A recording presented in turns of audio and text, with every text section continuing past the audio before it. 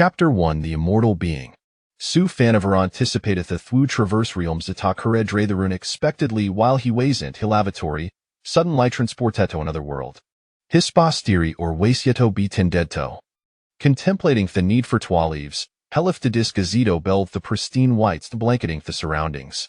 Barren and desolate, there were in a leaf stoba found, nor even a blade of grass. Su fan ponderet heintricacius ofexistens for a heil, his Satanchen shifting toe an ear by stick. Ding dong, congratulations to the host for unlocking the system. Thessadin voice startled Su fan, causing him to fumble. These ways on essentials is stem for an individual hohud crossedover. Su fan was not particular like taken aback you was for too familiar with thy soul trope. Nix twood like Clibian invincible journey, slaying God's sandy hosts alike. Ultimately, huge retreat from thworld, accompanied by Zaviraling haunting companion Salai Fethitwas both simply monotonous. Congratulations to the host for unlocking the mortal system. The immortal system can extend the host's lifespan. Engage in exercise or cultivation would prolong the host's life. For instance, when the host practices martial arts, energy is consumed, resulting in the acquisition of lifespan. When the hostrins, energy is expended, and lifespan is gained. Su fan scratched his shed, bewildered be the naturif the system. Wasit mir le forthine handsmin tof longevity? He temptedo throw a few punches. After a while, the system's voice akimidin, congratulating the host for gaining lifespan 4 hours. After some time spent experimenting, Su fan's most significant achievement was the extension of his life by Miraday. Sigh. This sigh stemmed true lysimedine effectual. Realizing he weighs atop a mountain, Su fan contemplated heading down to explore. Boom! A thunderous sound erupted from Thesky. Following this, he witnessed Twabim so flight collidemi dare, unleashing Ganonlister and toff brilliancy indeed. They meant shockwave radiate due toward like crashing waves. Soon, Theme Tyrari dedicated from Theground Dan began to ascend rapidly, causing Su fan to faint. When he regained consciousness, he had lost track of time. Theme Tyre town of Pered to have been severed from Thiril mortals. At both the northern and southern ends of the town stood powerful beings, seemingly engaged in a fierce battle-leaf magic. Not only was Su fan bewildered, but the towns, Focalsa gazed at Tony and other in confusion. If the Werado fight, Wydrig intoit, a re-wimmerless specters? Half a month passed in this manner. Unfortunate news was hat Thejuel between Tetwo formidable beings showed no signs of concluding. The good news was that the ordinary inhabitants remained confined within the town, with their lives otherwise unaffected. Thedon was self-sufficient, its climate favorable. 5 months elapsed. Su fan had levied in the forest for over 5 months, spending his days solely on rigorous Each day consisted of 1,200 push-ups, 200 sit-ups, running 5 kilometers, practicing kicks 1,200 times, and throwing punches 1,200 times. Of course, such feats are not achieved overnight but were rather result of gradual accumulation. Consequently, Su fang and Davira Hendra Irsof lifespan. Thiefers provide fruits, wild rabbits, wild chickens, edible greens, on dan abundancy of sustenance. He even constructed a wooden cabin and settled in Tathuil Durnus, living much like a primitive Aemon. A year later, Thebadal between Tetwa powerful being Shadieto conclude. Su fan finally transitioned from the forest to the village, realizing that if he did not converse with others soon, he would lose his grasp of human language. 5 years later, the village erupted into chaos. With Thebes and Seof legal consequences, humanity's nature became grotesquely distorted. Once individual obtained something, they began to plunder, their desires intensifying. In the scintillated town, a group overthrew the tyrannical really of the previous mayor, slaughtering his entire family. However, conditions did not improve. The newly appointed mayor ways even worse. Thus, the cycle repeated, plunging the entire town in outer disarray. In Thies of Inthier, fearing for his safety, Su fan retreated from the village back to the forest. He gazed at Thetwa powerful beings, silently contemplating. Ami notmeral Yasius and player, Thedig Hedidon? Let us see Hokan endure longer. Is Shallingerir, absorbing experience. How infuriating this must be for you. In Thethithir, the town was shrouded in darkness, seemingly enveloped by a colossal hand, resembling a pearl. Deprived of sunlight, life cowled not flourish. A vast number of plants and animals perished, leaving the town's folk devoid of sustenance. Thus, a brutal struggle commenced. By the interior, all the inhabitants soft the town had perished. Su Fan surveyed he ground strewn with bones and all to soft sigh. Thanks to the mortal system. Haraquai redna food, no sunlight, no water, and even breathed not here. Suddenly, Su Fan heard sobbing and followed the sound to discover a Girloff 17 or 18 in a 90 cellar. Fortunesmal dupener, Asha had survived, with a few pieces of bread beside her last morsel. Previously, Su Fan had stored a considerable amount of food, which had generously shared with the girl. In the 10th year, their provisions depleted, they la Timtet town covered secret behind Su Fan's ability to live without food or water. Under the cover of night, Asha lay asleep. Sheska meant to kill Su Fan and consume his flesh. In doing so, Shebelievid she could attain immortality. Unfortunately for her, Su Fan was always vigilant, and she was easily dispatched. Su Fan buried the girl.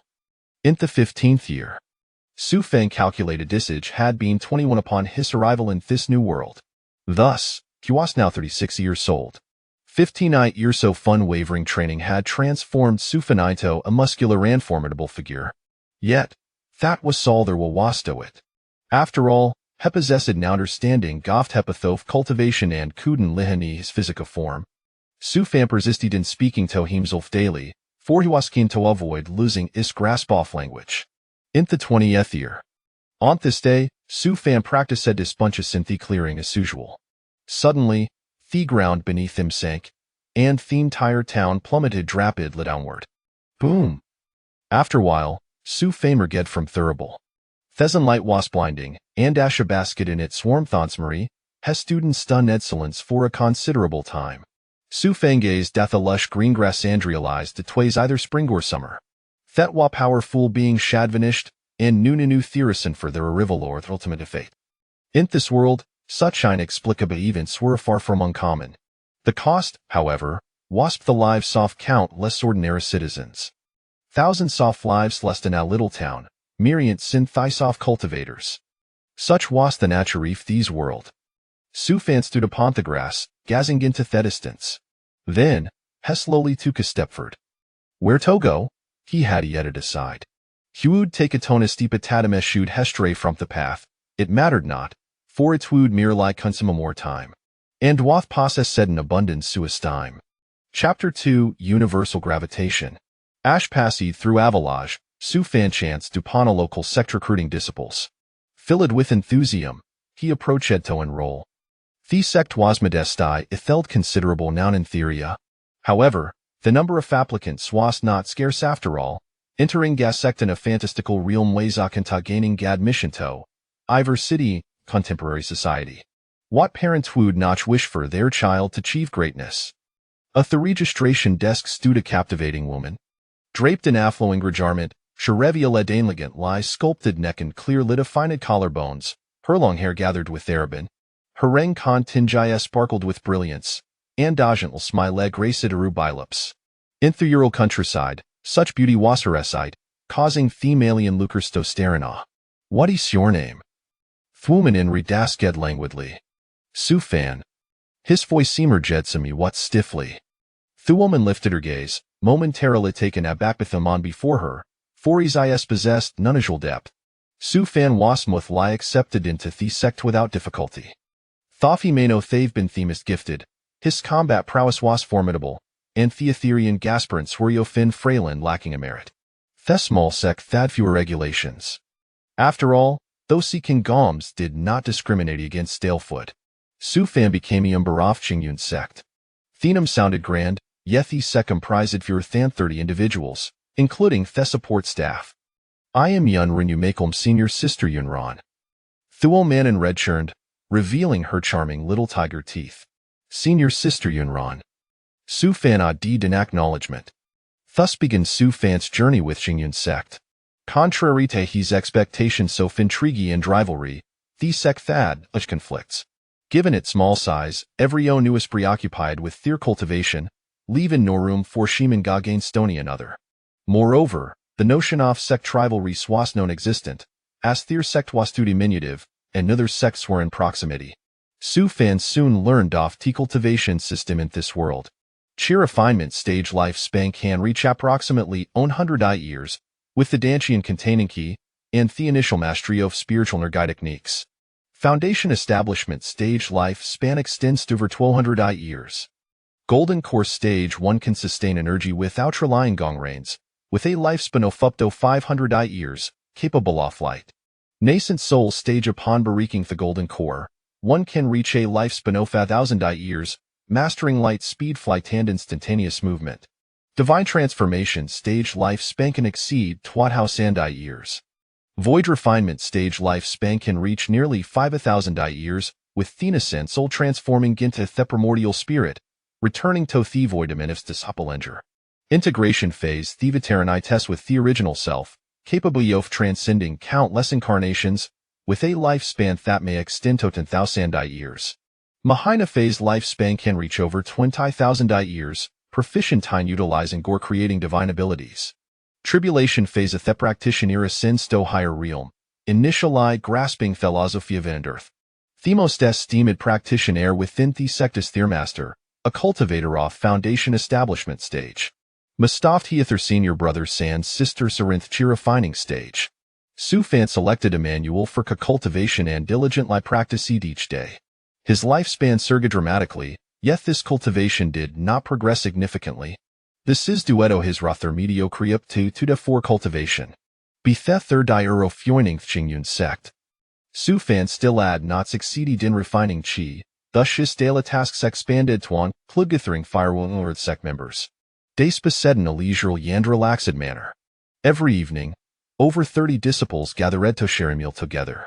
Dueteth a small number of people, the hierarchical distinction sworn to rely strict. Every own conversa Dan laughed, as close siblings. Onadi, he accompanied Thesini or brother and sister ran to them out on either firewood. Thesini or brother, a master of blending, sat beneath the shade of fat tree, secretly dozing off while Su Fan and Yun were chopping wood. At that moment, a gentle breeze stirred.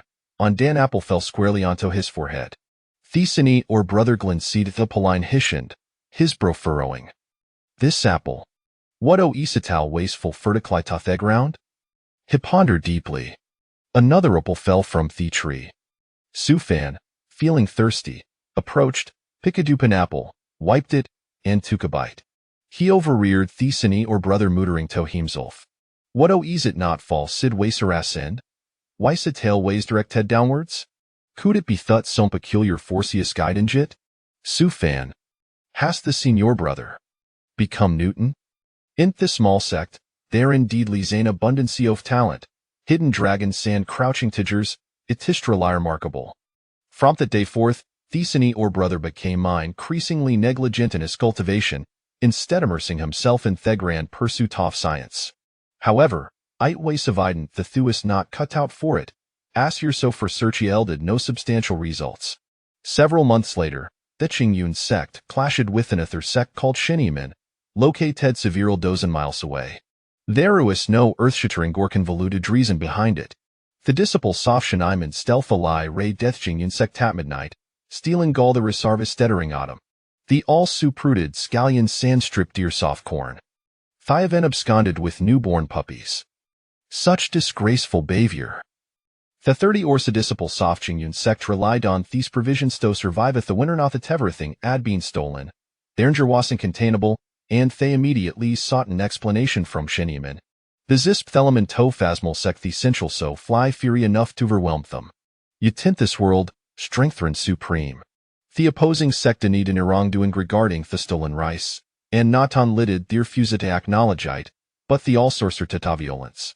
Thus, a fiery conflict erupted, resulting in Qingyun sect having to apologize. Thesini or brother sustains severe injuries during Theduel, with let him left to live. Themastral so suffered considerable wound sand innards to cultivate. In the aftermath of this battle, the Qingyun sect was gravely weakened.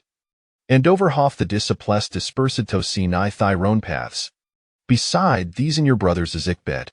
He grasped Su Fan Shan tightly, unwilling to accept this fate, and asked, Junior brother, why? Why? What os the paleel wasteful down? Su Fan sighed softly. "Anto fulfill his final wish," he explained. "Because of universal gravitation. There exists a gravitational attraction between two objects, differingly in magnitude. A steepla tree grouse in Earth, the high toft heapla relativita thescius evident, limit closer to the Earth, hence a the gravitational force between heapali and significantly greater. Itis precise libi kaushaf this gravitational force tal celestial bodies around the Earth are retracted to gravity." Thesiny or brother stared blankly at Su Fan, clearly struggling to digest the knowledge just received. Su Fan paused for a moment before continuing. "The gravitational force between two point like objects can be calculate using a formula. FGM1 M2 R2. That is, the gravitational force equals the gravitational constant multiplied with the product of tetwa masses, divided by the square of their distance." Thesiny or brother Zaius wouldn't, finally exclaiming, "That's so damn difficult." And then, Hepus said away.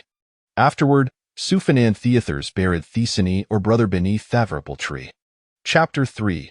Little Junior Brother, let us depart. The world is rife with turmoil. Recently, the nearby village has been plagued by mysterious deaths. The corpses bear an eerie countenance, as if their lifeblood has been entirely siphoned away. The village chief ascended the mountain seeking the aid of the Qingyun sect.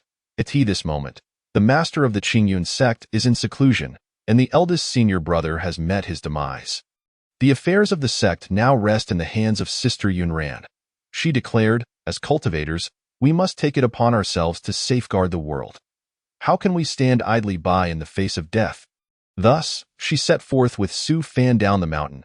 There were 4 corpses, all reduced to mere skin and bones, their faces pallid as death.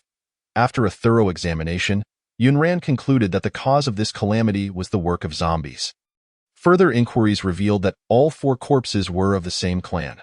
Once transformed into zombies, they lose their consciousness and can only feed upon those who share their bloodline. The closer the blood relation, the stronger the pull. Soon, they identified the identities of the transformed corpses. As night fell, Yunran set up an array, patiently awaiting the zombie's self-destruction. She cast a glance at her handsome junior brother beside her. "Junior brother, what are you doing?" she inquired. "Munching away," Su Fan replied, stuffing his mouth with garlic. "I see you're eating garlic, but why so much? And why only garlic? Are we so impoverished in the Qingyun sect? I still have a spring onion here. If you're hungry, have some." Su Fan responded. "I once saw a movie that said garlic can fend off zombies." "A movie?" Yunran furrowed her brows, intrigued. "What is that?" "And glutinous rice. It must be sticky rice, and it should be sun-dried." Su Fan had prepared a substantial amount. Though he was uncertain of its efficacy, he believed extra precautions could do no harm. At 2 o'clock in the dead of night, the relatives of the transformed corpses had long since fallen asleep, leaving only Su Fan and Yunran vigilant. Suddenly, a loud crash echoed through the air. "They're here." Yunran's eyes sparkled as she drew her sword. This sword had been passed to her by the matriarch before her demise, a tool for vanquishing demons. Bang, bang. The wooden door crashed down, and a dark, towering figure appeared at the entrance. Yunran's expression turned fierce as she lunged forward with her sword. The zombie retaliated with its claws, each finger glinting ominously. The clash of metal rang out as they engaged in battle. Yunran proved her mettle, forcing the zombie to retreat. Just as Yunran believed victory was within her grasp, another shadow lunged toward her. "Sister, be careful," Su Fan shouted. Caught off guard, Yunran was sent flying, her sword clattering to the ground. The zombie charged at her, its fingers poised to pierce her heart. Yunran, still a naive young girl focused solely on her cultivation, had never faced such peril. It was akin to a student who, having spent years preparing for exams, falters upon entering the examination hall. In a moment of desperation, Su Fan appeared at Yunran's side, delivering a powerful kick that sent the zombie sprawling. Bang! The force of the kick was unimaginable. Su Fan had not anticipated such strength. The zombie, as tough as steel, was propelled over 10 meters before it finally halted. As another zombie approached, Su Fan reached into his pocket. When it drew near, he swiftly flung out glutinous rice. Puff, puff. The sticky rice struck the zombie, akin to lime splattering into the eyes of a person. Su Fan's heart soared with joy as he continued to hurl the rice at the zombie. Uncle Ying's words do not deceive me. The zombie writhed on the ground, emitting pitiful whimpers. Soon, Su Fan had exhausted his supply of rice. The zombie raised its head, as if mocking him for having run out. With a slight smile, Su Fan activated his storage ring, revealing a large bag filled with glutinous rice. Here, this is for you. No need to be polite. With a flourish, he emptied the entire bag over the zombie. Yunran, having regained her footing, engaged in battle with another zombie. Su Fan drew forth a peachwood sword that he had prepared, swiftly dispatching the tortured creature. Suddenly, a gasp echoed from the other side. Although Yunran had defeated her zombie, she had inadvertently sustained a gash on her thigh. Su Fan rushed over, lifting the hem of her pants to reveal her fair thigh. He quickly tightened his belt around her leg to prevent the spread of the zombie poison, then leaned in to apply pressure. Puff! Puff! Yunran stared at Su Fan, her face flushing crimson. The inexperienced girl had never encountered such a situation. Su Fan spat out a few mouthfuls of blood, then smeared glutinous rice over the wound. He quickly urged Yunran to the backyard. Remove your clothing? Huh? Yunran clutched her chest. Junior brother, what do you intend to do? Enough chatter. Hurry. How fierce. I rather like this. Under some mysterious influence, Yunran began to unfasten her clothing. Get in. The bath was filled with glutinous rice water, intended for washing. As Yunran submerged herself, the water stung her wound, causing her to wince in pain. Only then did she realize that her junior brother was attempting to heal her. He then fed her several bowls of glutinous rice water, followed by some pig's blood or chicken blood. For 15 days, she would consume glutinous rice porridge for breakfast, lunch, and dinner, a mere 100 milliliters of blood, twice daily. For the same duration, it was best to tie red string around the wound to ward off evil and prevent the poison from spreading. P.S. This method is rudimentary. The author bears no legal responsibility for its efficacy. If a reader is truly bitten by a zombie, please seek medical attention immediately. If time is of the essence, please call your parents to inquire how many people typically share a table at village banquets. In the days that followed, Su Fan remained by Yunran's side, often taking her outdoors to bask in the sun. After being injured by the zombie, Yunran fell gravely ill. However, under Su Fan's meticulous care, she soon regained her vitality. From that point forward, Yunran's gaze toward her little junior brother softened, infused with a tenderness and emotions that she herself could not fully comprehend. Time flew by, and in the blink of an eye, several years had passed. The disciples of the Qingyun sect dwindled year by year, until only Yunran and Su Fan remained. Their master continued in seclusion, while Yunran felt her feelings for Su Fan blossoming with each passing day. It seemed she had developed affection for him. Whenever Su Fan went to chop firewood, she would follow closely behind. Junior brother, does that cloud resemble a lion? Junior brother, what do you think those advanced cultivators do on a daily basis? Junior brother, cultivation is so dull. Junior brother, it appears I may never break through to the foundation establishment stage in this lifetime. I truly cannot escape the cycle of life and death. One day, Yunran suddenly turned to Su Fan and said, let us depart. Chapter 4. The journey of immortality is long, and the path is ruthless. Depart? Where to? At that moment, Su Fan had just reached the Qi refinement stage. Years of rigorous training and cultivation, coupled with the system's rewards, had granted him a lifespan of several thousand years. He had just finished a set of push-ups and was lying on the ground when Yunran squatted down, gazing intently at his unchanging visage. Tio, descend the mountain, descend the mountain? Why? Do you not find this place exceedingly dull? Yunran murmured softly. Indeed, she felt a profound sense of ennui, perhaps even regret for having embarked on the path of cultivation. Time had become arduous. She was now 30 years old. Although her appearance had yet to show signs of aging, it was inevitably only a matter of time. Those who reached the Qi refinement stage typically lived no more than 100 years, and their physical condition would decline rapidly in later years. Given her aptitude, it was unlikely she would ever reach the foundation establishment stage. Should she merely wait here for death? She had entered the Qingyun sect at the tender age of 6. Spending nearly half her life within its confines, she was weary. She did not wish to die here. She longed to venture into the world beyond. Thus, like all her senior brothers and sisters who had departed before her, she resolved to leave. However, before parting, she wished to express her feelings one last time. "Will you accompany me?" the mature young woman, Yunran, asked softly, her voice tinged with shyness and trepidation. This was an invitation, a silent confession. Perhaps they could live as an ordinary couple, marrying and raising a family, leading a busy yet happy life. Yunran envisioned this future. Su Fan stared blankly, momentarily lost in thought. Suddenly, he recalled a saying: "The journey of immortality is long, and the path is ruthless." Having resolved to embark on the path of cultivation, one must sever all worldly ties to steadfastly maintain one's resolve and continue the pursuit of immortality. Yunran departed on a day marked by splendid weather. The atmosphere was tranquil, with no wind, and the pristine clouds floated in the sky like cotton candy. Su Fan sat alone atop the mountain, gazing at Yunran's silhouette for what felt like an eternity. Thus, Su Fan became the esteemed senior brother of Qingyun's sect, and its sole disciple. 2 decades passed in the blink of an eye, like fleeting shadows. The mountain remained unchanged, as ever. On this day, Su Fan found himself once again seated atop the mountain. His cultivation had reached the pinnacle of qi refinement, and it was anticipated that he would soon enter the foundation establishment stage. In the past, when reading novels, the protagonist would break through every 3 days, rapidly transforming into formidable beings within mere years. Yet, upon experiencing it firsthand, he realized that it was all a fabrication.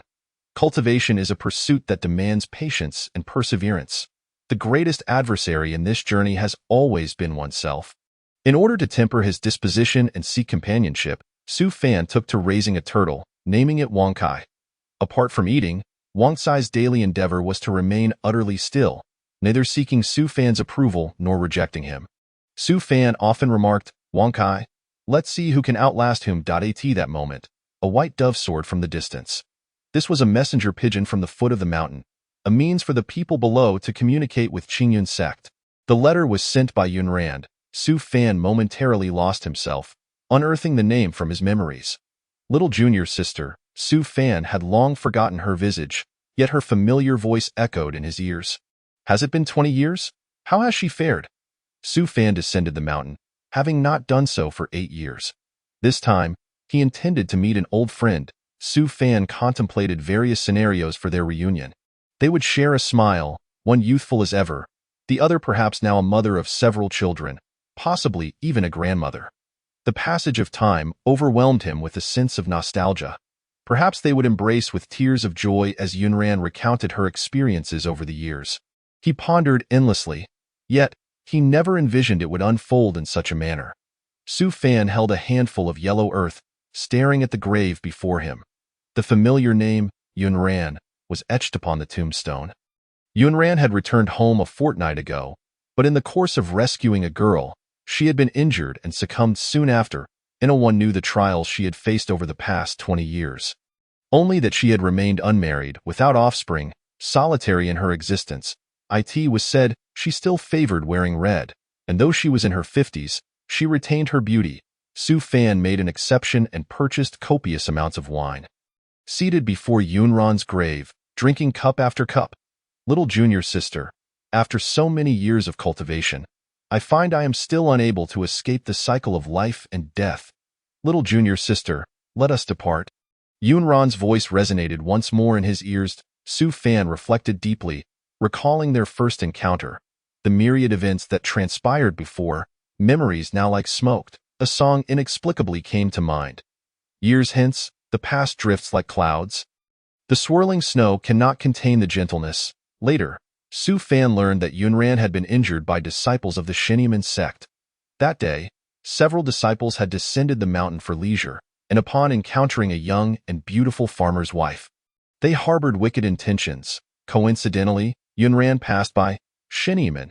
Su Fan remembered this sect, which had previously stolen their rice, pilfered their leeks, and even injured their senior brother.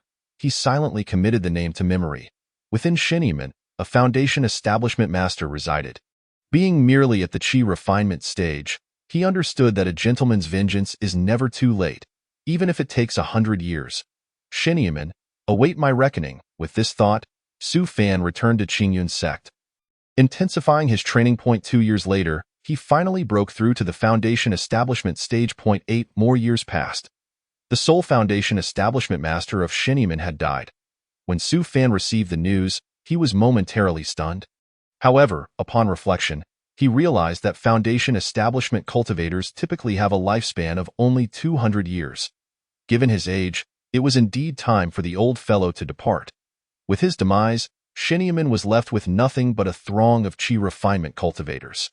Su Fan took a deep breath and set forth on the path to Shenyamen. Today, I, Su Fan, come to seek vengeance.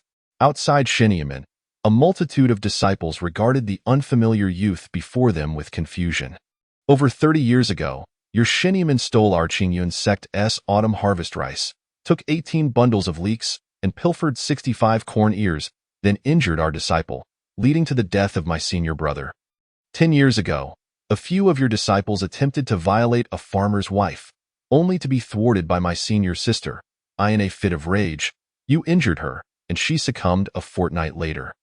Su Fan recounted the misdeeds of Shenyamen over the years, concluding, our Qingyun sect bears an irreconcilable grudge against your Shenyamen, and today I have come to exact my revenge. The gathered Shenyamen disciples looked on, bewildered.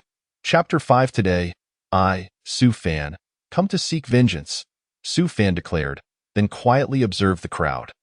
They scrutinized him in return, noting his youthful appearance, certainly no older than 23 or 24. Each disciple exchanged glances, and then a middle-aged man stepped forward. Sneering kid, I see you're like a mouse licking a cat's backside, unaware of the danger. You claim you come to seek revenge? Let me tell you, I'm the one who injured your senior sister.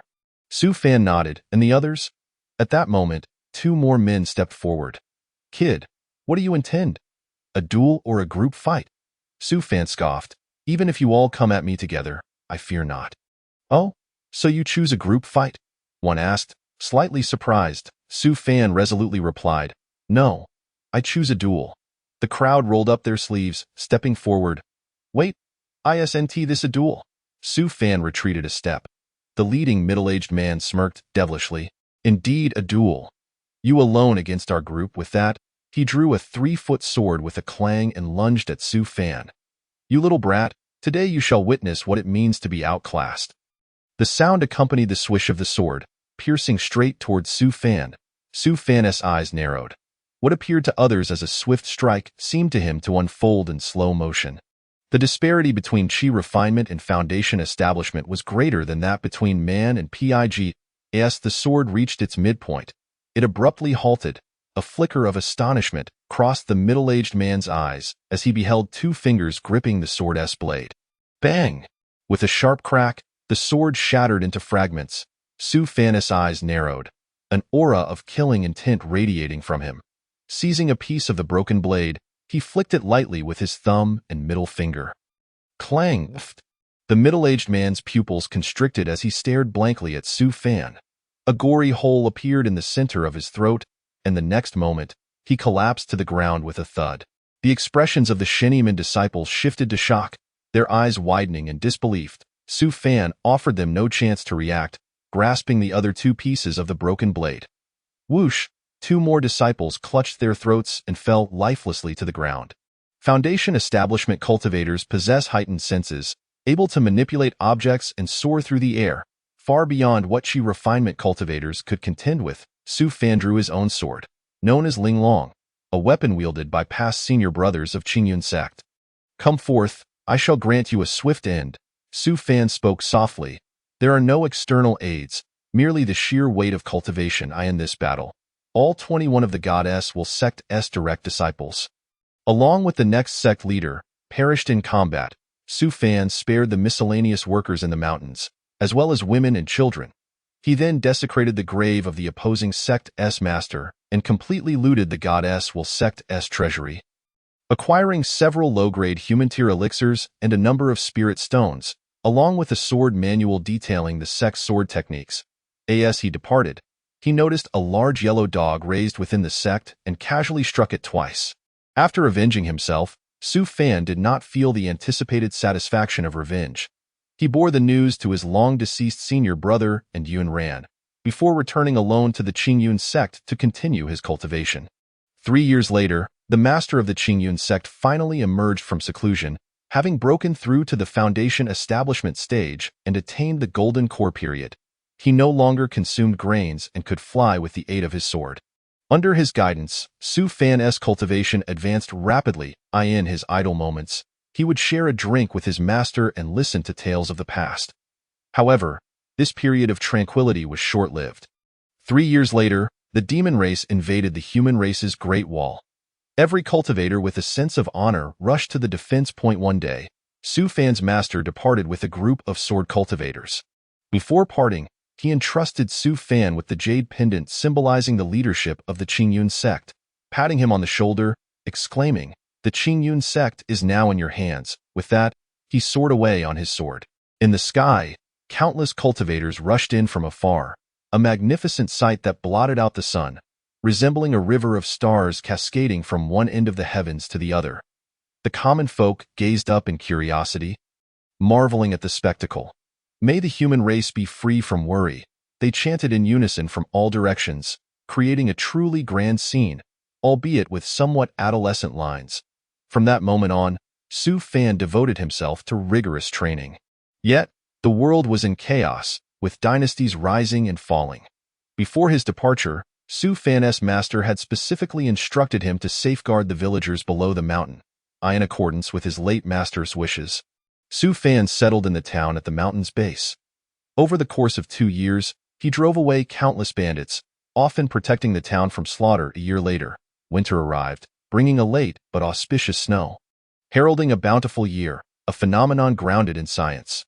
The snow layer insulated the winter crops, preventing heat loss from the soil, thus alleviating spring droughts and facilitating the planting season. Su Fan initially thought it would be a prosperous year. But on the first day of the Lunar New Year, he received word that his master had fallen in battle at the human race's Great Wall. Su Fan stood in silence for a long while. Before slowly drinking half a jug of wine, it was said that during an ambush, his usually timid master fought valiantly until the end. There were no remains, only a message left behind. His master had perished quietly, and he realized he did not even know his master's name, for he had always simply referred to him as master.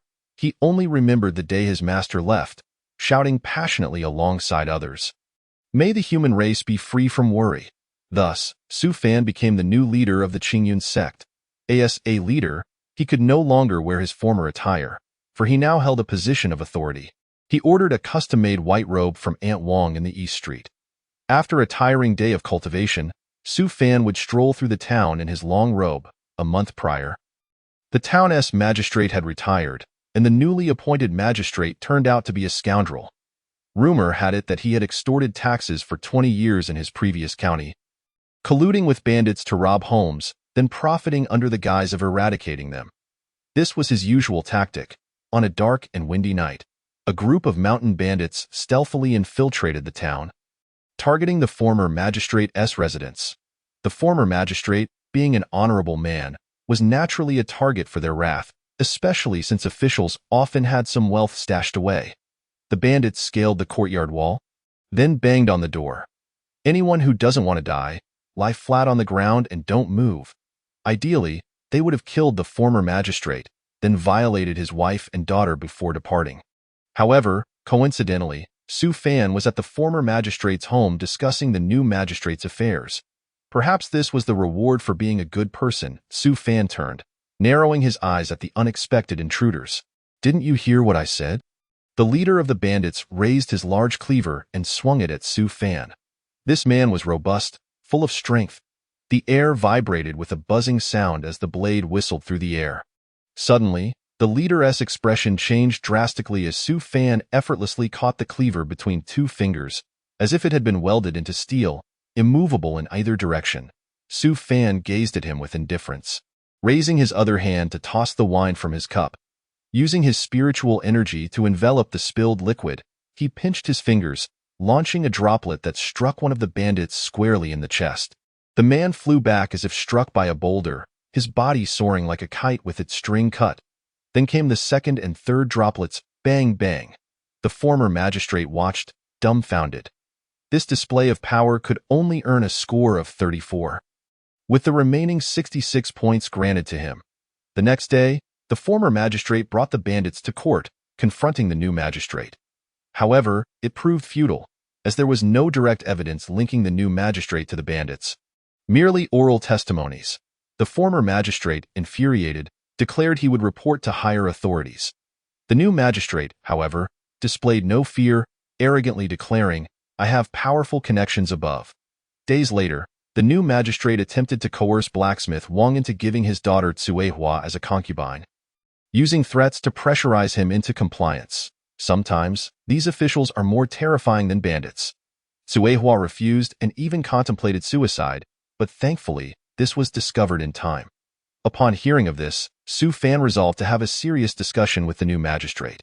The new magistrate regarded this legendary leader of the Qingyun sect with some respect, especially since he had subdued a group of bandits with his bare hands just days prior. "You should no longer serve as magistrate," Su Fan stated.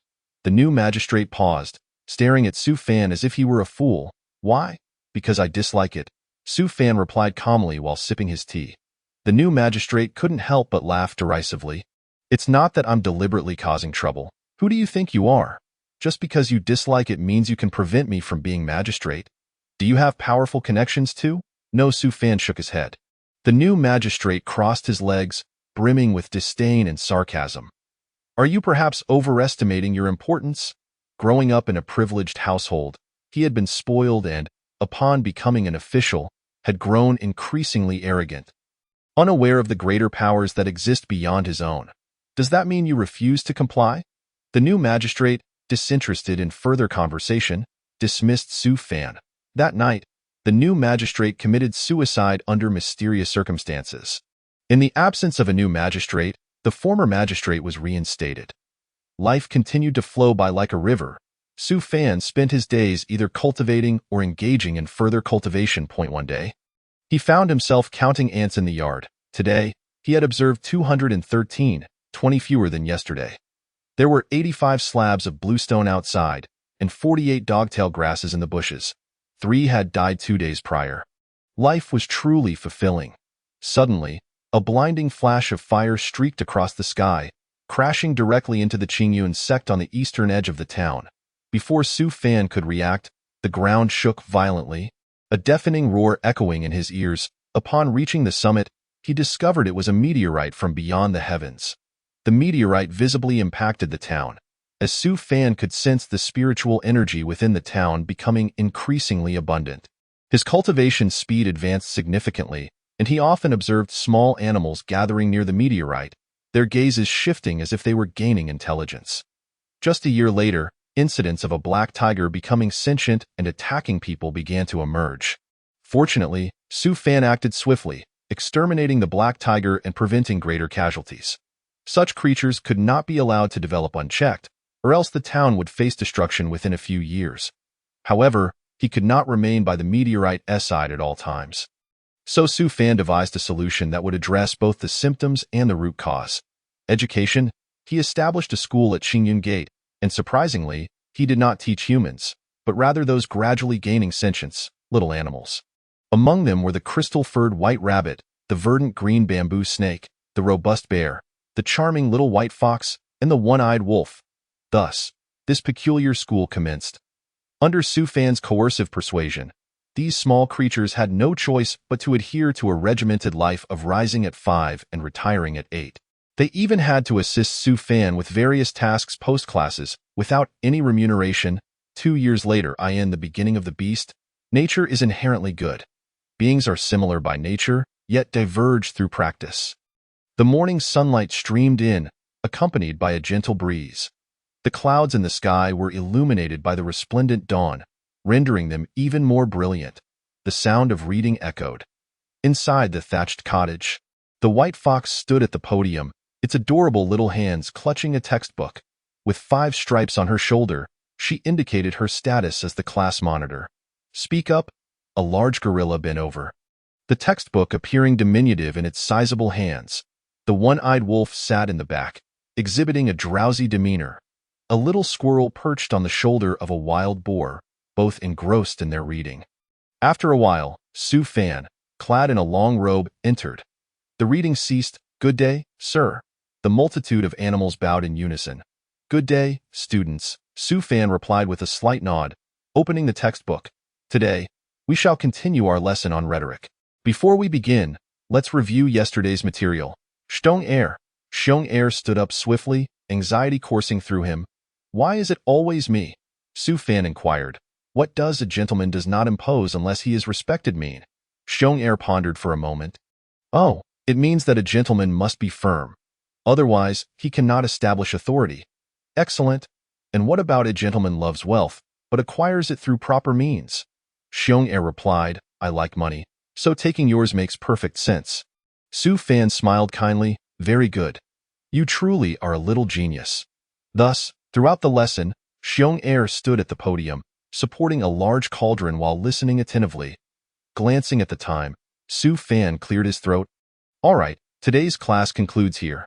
Class monitor, please lead them down the mountain to assist the townsfolk in gathering grain." "Understood," the little fox replied obediently. Chapter 7. Dragon Scales. Due to the meteorite, the town gradually attracted numerous cultivators, all drawn by a singular purpose, enhancing their practice. However, the sight that greeted these cultivators upon arrival was nothing short of astonishing. One day, a young monk, having heard the news, came to witness this spectacle. The town was nestled among towering mountains and dense forests, initially appearing quite narrow before opening up dramatically. The land was flat and the houses neatly arranged, leaving the young monk thoroughly satisfied. Believing that the hardships of his journey had been worthwhile, as he ventured further, he observed townsfolk walking dogs, fishing, and chopping wood, all seemingly normal. The young monk blinked in disbelief. The dog walker was not a human, but a dog, a sleek, ebony canine with a friendly expression, walking upright. The fisherman was a white-furred fox, donned in a hat, engaged in lively conversation with a local villager, who showed no signs of discomfort. The woodcutter was a black bear, its eyes dark and full of ferocity, its imposing figure reminiscent of a small mountain, politely greeting a passing woman while clutching a bundle of firewood under its armpit. The young monk was taken aback by this scene. As he ventured deeper, he suddenly saw two cultivators confronting each other in the street. One was a swordsman, the other a martial artist. The cause of their conflict was straightforward. During a meal, the owner had served the swordsman first, much to the martial artist's displeasure. Their verbal dispute quickly escalated into physical confrontation. It was a tradition among cultivators to resolve disagreements through combat. Moreover, these were not just any cultivators. The swordsman practiced an unyielding sword art, while the martial artist followed the path of martial arts, believing it better to shatter than to yield. Once combat commenced, it was a matter of life or death. Any sign of cowardice could lead to lingering demons that would hinder future cultivation. The young monk glanced at the crowd, realizing the danger. These onlookers, oblivious to the might of the swordsman and martial artist, were merely spectators. A brawl was imminent, and the bystanders were likely to suffer grave consequences. As the young monk prepared to disperse the crowd, the martial artist's eyes flashed with a hint of murderous intent, and his aura surged. "This is bad." The young monk's expression shifted. In the beginning, nature is inherently good. Beings are similar by nature, yet diverge through practice. The martial artist clapped his hands and rhythmically began to chant. The swordsman, undeterred, matched his tempo. If one does not teach, nature may change. The path of education is esteemed and specialized. If a child does not learn, what will he become in old age? A gem unpolished cannot become a tool. A person unlearned cannot comprehend righteousness. The two exchanged verses, the crowd erupting in cheers. The young monk gaped in astonishment. In mere minutes, his worldview almost crumbled. What is this? If those animals had indeed gained sentience, I could understand. But living in harmony with humans? Now, two hot-tempered cultivators are at odds, yet they do not resort to violence. Instead, they engage in this inexplicable exchange. I cannot comprehend. Since the discovery of the meteorite, the town has drawn numerous outsiders, wanderers and cultivators alike. It would be strange if conflicts did not arise among them. Su Fan's method of handling disputes was straightforward. Anyone causing trouble would be seen as disrespecting him. They would be expelled from the town at best, or buried in the back mountain at worst. Relying on the energy of the meteorite, Su Fan reached the golden core stage in a mere few years. He discovered that protecting the town allowed him to accumulate merit, significantly aiding his cultivation. Spending ample time in the town, he had even formed a unique domain. Within the town, his strength could rival that of the pinnacle golden core cultivators. Later, while perusing texts, he learned this phenomenon was known as the blessing of fortune. In this small realm, a golden core cultivator could walk with great authority. After all, this was not a novel. Powerful figures were abundant, and encounters were commonplace. The world is vast, and truly formidable individuals are rare. The majority of those drawn to the so-called meteorite were merely fledgling cultivators, naturally no match for Su Fan. Observing Su Fan's meticulous governance of the town, the young monk felt compelled to seek an audience with the master of Qingyun Gate. However, upon meeting the master, he was taken aback.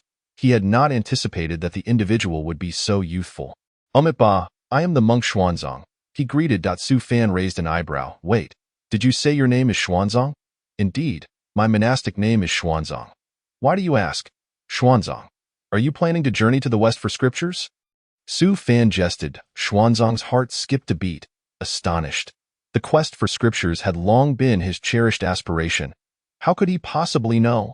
Observing Xuanzang's bewilderment, Su Fan inquired, "You aren't genuinely planning to embark on a journey to the west for scriptures, are you?" "To be honest, I have such intentions," Xuanzang confessed. Su Fan rubbed his temples, pondering the absurdity of this world, where mice served as cat bridesmaids. Is this not a fantasy realm? How could Tang Seng emerge?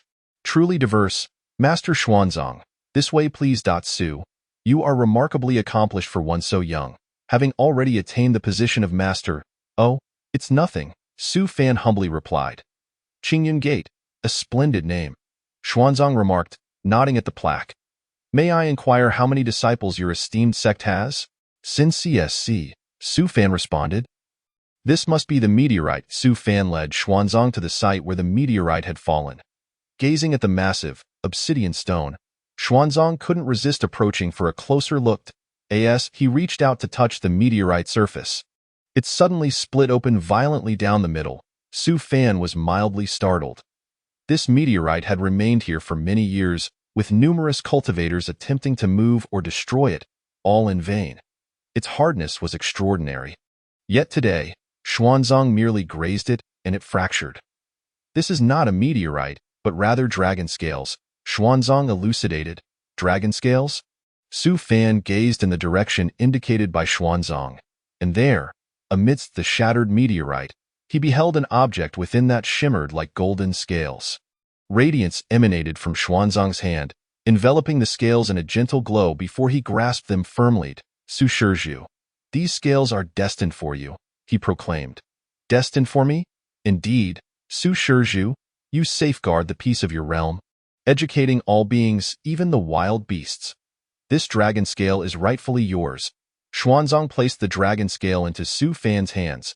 Instantly, a searing warmth coursed through his palms. Xuanzang explained, "This dragon scale possesses a natural repulsive force. You must tame it diligently for your own use.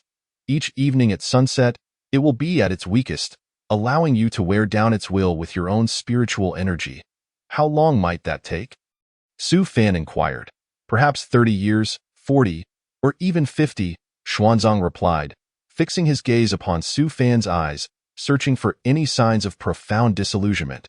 For most, the prospect of dedicating over 30 years to such an endeavor would be nearly intolerable.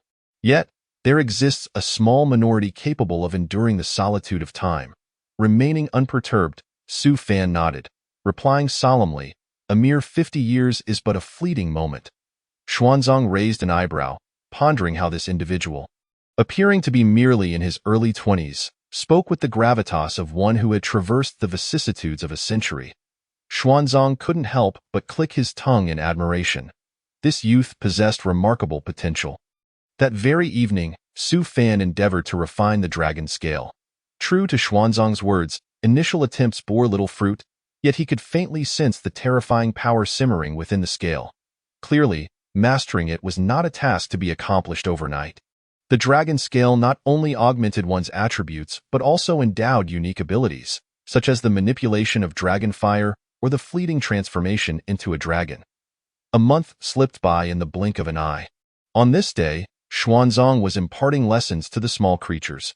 His teachings primarily revolved around Buddhist principles. The body is like the Bodhi tree, the heart like a bright mirror. One must diligently wipe it clean to avoid the dust of the world. The small creatures listened, growing increasingly drowsy.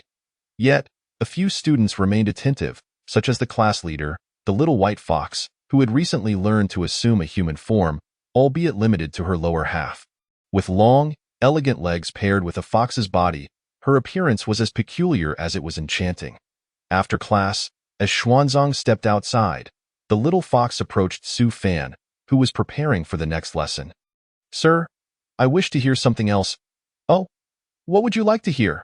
The little fox licked her lips. "I want to hear." "You speak, sir. If it pleases you, perhaps after nightfall." The little fox purred enticingly. Su Fan picked up a folding fan and gently tapped the top of her head 3 times. Thud, thud, thud. The little fox paused, quickly realizing her master's intent. He was suggesting she visit his room in the dead of night. In the dead of night, Su Fan's room echoed with plaintive wails. "Woo-woo, sir. I shall never dare again. No more nonsense. You shall not eat until you have completed your writing. But didn't you tap my head 3 times, instructing me to come at this hour? What I meant was, at midnight, recite the 3-character classic 300 times. Recently, the small town had been plagued by unrest, with people mysteriously disappearing. 6 individuals had already vanished, all of whom had ventured into the mountains to gather firewood, leaving the populace in a state of anxiety. Consequently, Su Fan dispatched all his students to investigate the matter. Ensure the task is completed. The many small creatures vowed earnestly to in the stillness of the night. Amidst the dense woods, a myriad of blood-red monstrosities unfurled their wings and soared toward a concealed cave. Within the cave, a figure clad in black robes sat, with 6 individuals hanging upside down before him. Already drained of life, the blood-red insects swarmed in, expelling the blood they had consumed, which gradually pooled into a crimson puddle. The figure in black eagerly drank from the blood, a look of satisfaction crossing his face. In the shadows, a mouse observed the scene intently. The figure in black suddenly sensed something amiss, his expression shifting as he waved his arm. The air compressed to its breaking point before erupting violently. Boom! A massive crater formed in the ground. However, just a second prior, the little mouse had already burrowed into a tunnel. The blood-red insect surged forth. The little mouse scurried along, the sound of the insect wings buzzing ominously behind it. Inside the tunnel, 2 adept weasels awaited its return, and upon seeing the little mouse in haste, they frantically began to dig. Before long, the passage was cleared. Water surged in, revealing that the tunnel connected to a river.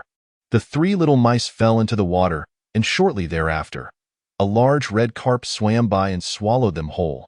The blood-red insects, unable to navigate water, were effortlessly evaded. They swam and swam until they reached the riverbank. The carp opened its mouth, and the 3 little mice emerged. Awaiting them was a white crane, upon which the little mice climbed onto its back. The white crane spread its wings and soared into the sky. Excellent! Upon receiving the news, Su Fan praised the small animals and promptly set off with Xuanzang toward the lair of their adversary at Su Shizhu. We must exercise caution. Our opponent's strength should not be underestimated. The 2 transformed into a beam of light, swiftly arriving at the entrance of the cave. Su Fan nodded, assuring, "Rest easy. I am aware." Xuanzang's face was etched with concern. At that moment, a chilling wind swept through the forest. Causing the foliage to bend aside, a shadowy figure materialized before them. The figure in black scoffed, "I presume you 2 are cultivators of the Golden Core stage. Why not focus on your own cultivation instead of meddling in the affairs of mortals? Spare me the platitudes. Today will be your last." The figure in black narrowed his eyes as countless blood insects gathered around him. "Let us see who shall prevail today." Xuanzang inhaled deeply. "Su Shizhu, this individual is tremendously formidable. We must join forces to overcome him." Su Fan nodded. "I understand. And no sooner had he spoken than the blood insects surged toward them. Xuanzang shouted in alarm, unleashing a flurry of punches. Bang, bang, bang. Boom. The world was at peace. Su Fan stared in astonishment as the mountains in the distance were flattened by the aftershocks of Xuanzang's strikes. The blood insects and the figure in black had been reduced to mere pulp. Su Fan. Ha, ha, ha. Xuanzang panted heavily, witnessing this spectacle, and felt a wave of relief wash over him. Turning to Su Fan, he remarked, "Our opponent was indeed powerful, yet we proved to be even more skilled." Su Fan. Oh, after the black-robed figure's demise, Su Fan scavenged some spoils of war, including various pills and techniques. Of particular note was a token bearing the insignia of the Blood Demon sect. According to Xuanzang, the Blood Demon sect was an ancient and nefarious cult in the Central Plains, having been besieged by righteous forces multiple times, yet never completely eradicated. Chapter 9. Should we meet again in the celestial realm? A simple greeting of fellow Taoists shall suffice. Xuanzang prepared to depart on a blustery autumn day. Calculating the time, it had been 2 springs and autumns since his arrival. Xuanzang himself had not anticipated staying for so long. He and Su Fan shared a deep camaraderie. Both relished the art of fishing. Xuanzang preferred to release his catch back into the waters, while Su Fan enjoyed liberally seasoning his fish with cumin. Xuanzang found joy in reciting scriptures for others, while Su Fan delighted in falling asleep to the sound of those recitations. The two were truly a harmonious pair, yet alas, all gatherings must eventually come to an end. Su Shizhu, this is where I shall bid you farewell. Xuanzang turned his back to the myriad mountains and waters, palms pressed together in prayer, and bowed slightly. There is no need for further words. To have made a friend like you is a true blessing. Su Fan smiled bittersweetly, pondering when they might meet again. The Buddha said, "A moment may be eternity, since the ebb and flow of life is dictated by fate. Let us each follow our destined paths. Friends who are meant to reunite will inevitably cross paths once more in the tapestry of fate, while those who are not destined to meet should part with well wishes." Refraining from forced farewells or sorrow, Xuanzang departed with the September wind, his destination set for the west. Along his journey, he would encounter numerous individuals and witness the blooming and withering of countless flowers. For him and Su Fan, this was merely a brief segment of life, a path they traversed together. Yet, the next chapter could only be met with mutual well wishes. Perhaps, should they meet again in the celestial realm, they would greet each other as comrades, having endured the vicissitudes of existence. Ding dong. Congratulations, host.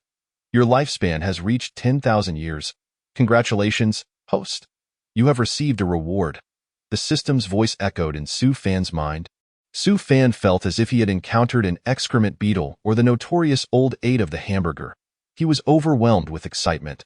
For the first time, reward had come his way. Su Fan eagerly opened the reward. Congratulations, host. You have obtained a top-tier celestial technique, the invincible retreating turtle formation. Heavenly treasures and earthly gems are categorized into 4 levels: heaven, earth, mysterious, and human. After living for so many years, the highest technique Su Fan had ever seen was merely the mysterious level. His master had told him that earth-level techniques were exceedingly rare, available only in prestigious sects or top national academies. Let alone celestial techniques, even immortals might not possess them. The system had directly rewarded him with a celestial technique. What a remarkable name! The system had finally exhibited some humanity. After enduring for so long, he had finally emerged victorious. Streams of golden energy surged into Su Fan's body. Simultaneously, all the mental techniques and knowledge regarding the invincible retreating turtle formation merged seamlessly with Su Fan. After a moment of contemplation, Su Fan understood why this technique was called the invincible retreating turtle formation. Its sole purpose was self-protection, enveloping oneself or the surroundings within its formation. In its early stages, it could withstand full-force attacks from ascendant cultivators. If cultivated to later stages, Su Fan was left utterly speechless. One might argue it was useless, yet it could still protect oneself. Conversely, one might argue it was useful, but its utility was rather limited. In the ensuing years, Su Fan diligently refined dragon scales while practicing the invincible retreating turtle formation. From initially being able to protect only himself, he had now mastered enveloping the entire town.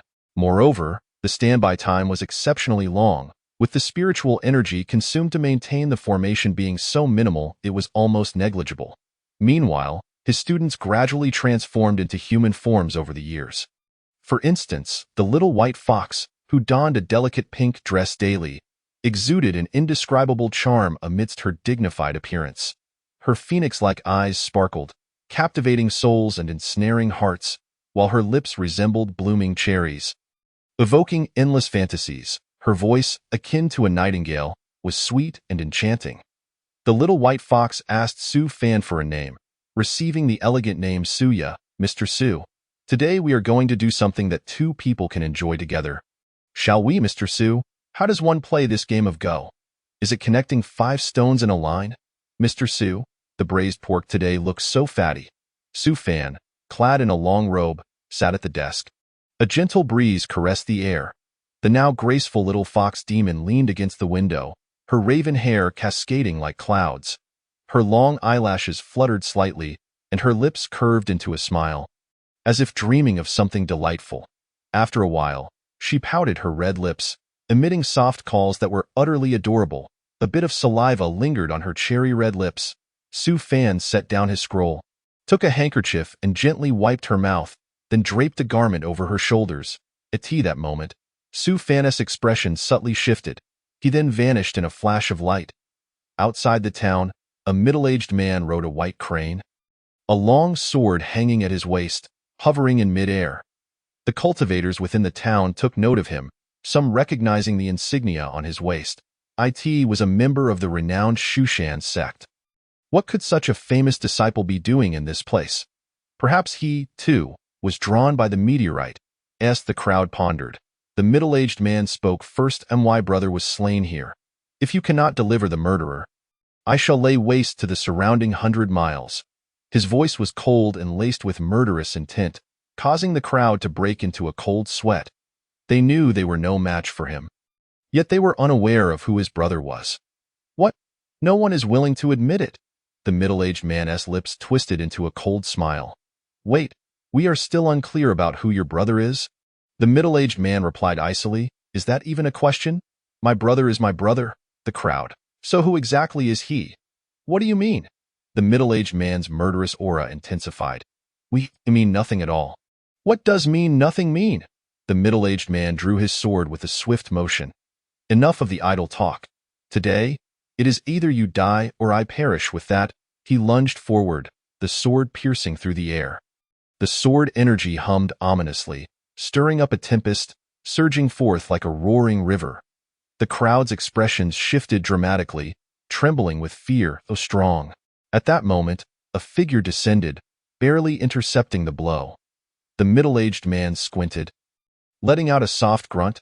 Golden Core Realm? I never expected to encounter a Golden Core cultivator in such a place. Su Fan glanced at him nonchalantly. Who are you? Why do you attack without cause? So you say my brother was killed by you? And who is your brother? In these years, Su Fan had killed only one person, the wicked cultivator of the Blood Demon sect. Could it be that the Blood Demon sect had come seeking revenge? The middle-aged man declared, My brother and I are as close as kin. Today, I shall avenge him. Su Fan? Is this person a bit unhinged? Yet he dared not underestimate the opponent. From afar, he sensed a powerful presence approaching, one whose strength was certainly on par with his own. The middle-aged man's sword vibrated ominously. You managed to block my first strike. Let us see if you can withstand my second. I can certainly give it a try. Su Fan drew his exquisite sword. Linglong, Chapter 10. Fated Opponent's Clang. The sound of metal ringing echoed as the Linglong sword was unsheathed. A gust of sword wind surged around him, his eyes blazing with intensity. The middle-aged man wasted no time, his aura swelling several-fold. Both stared intently at one another, a fierce battle on the verge of igniting. The middle-aged man struck first. The resounding clash of swords erupted, a ferocious sword aura sweeping through. The ground beneath them caved in, stones flying, and a cloud of dust rose high.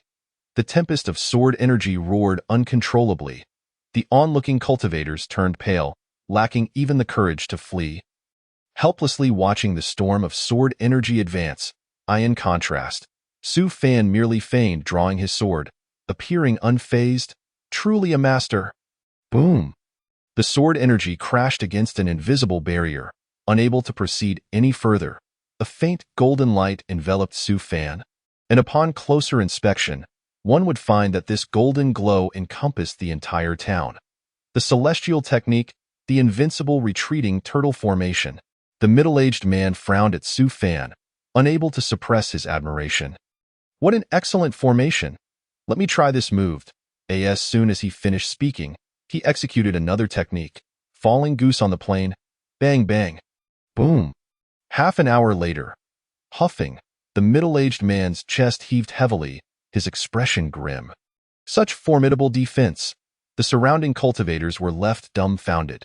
The earlier attacks would have killed them multiple times over, yet Su Fan had effortlessly withstood them. This is astonishingly powerful. The onlookers' gazes towards Su Fan were now tinged with fear. Relieved they had not stirred up trouble in the town.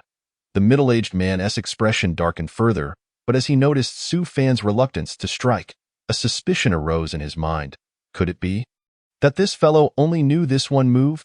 You brat, if you're capable, come out and face me. Su Fan replied indifferently. Come out? That would be foolish. I know I cannot defeat you. The middle-aged man smirked disdainfully.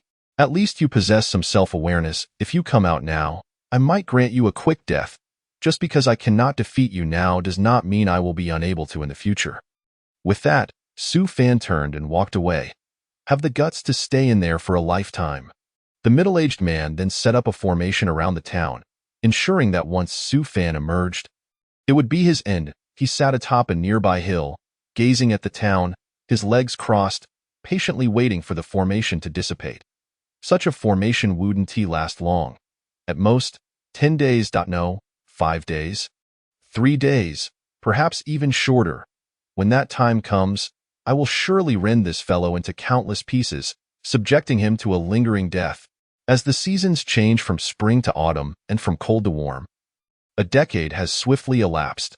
For 10 years, Su Fan has been in seclusion, diligently honing his skills. The small town, with its gates firmly shut, has seen few brave souls venture beyond its borders. Outside lurks a formidable figure, mercilessly slaying anyone who dares to approach, thus giving rise to the ominous legend of a malevolent overlord who forbids the townsfolk from leaving. In these tumultuous times, life is as fragile as a blade of grass. Yet, within the town, life continues in a pastoral harmony, a blessing amidst chaos. The cultivator who once arrived to investigate a meteorite has settled here unexpectedly, unable to depart, and has built a life in the town. In the first year, there were still enthusiastic practitioners striving to defeat the ominous middle-aged man outside. By the second year, the number of cultivators had dwindled significantly. In the third year, many practitioners married and began families. By the fourth year, their discussions had shifted from the path of cultivation to mundane matters of family life. Just the other day, did you hear about the marriage of the second daughter from that family? The groom was none other than the son of Widow Wong from the village's edge. Indeed. How old is Widow Wong now? She must be over 40. Yet she retains her charm. Meanwhile, Su Fan's animal students gradually transformed into humanoid forms. Astonishingly, after 8 years, some even fell in love with humans. Su Fan's turtle, Wong Kai, has grown into a large creature, lazily basking in the sun in the courtyard. The little fox, Suya, incessantly queries, Sir, when will you emerge from seclusion? Will you ever come out? Hurry, hurry. Wong Kai speaks slowly. Do not disturb my sunbathing. Frustrated, Suya flips Wong Kai over. In a panic, Wong Kai flails its legs, struggling to right itself. Outside the town, beneath a gnarled tree, the middle-aged man, now tattered and worn, glares resentfully in the direction of the town. 10 years. Very well, young one. You have proven to be resilient. Let us see who can endure longer. I am a 9th-level Golden Core practitioner, with a lifespan of 600 years. I refuse to believe you can outlast me. Let us see who meets their demise first. 50 years later, beneath the gnarled tree, the middle-aged man has transformed into a frail old man. He should have had over 300 years of life remaining. Yet the torment of endless waiting has birthed a heart demon within him. To leave would invite the heart demon's wrath, causing his cultivation to plummet. However, remaining ensnared only deepens the demon's hold. Creating a vicious cycle that in just 50 short years, he has become this frail. Now, killing Su Fan is no longer an act of vengeance. It is the heart demon that has truly consumed him. While it simultaneously sustains him, cough, cough, cough. 50 years is ample time to alter the course of everything. Dynasties have risen and fallen. The Great Sui has perished, replaced by the Great Zhou.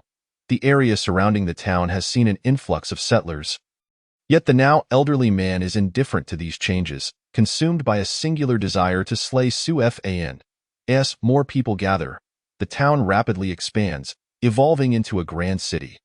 The mysterious legends surrounding the town have been retold countless times, sustaining many a storyteller.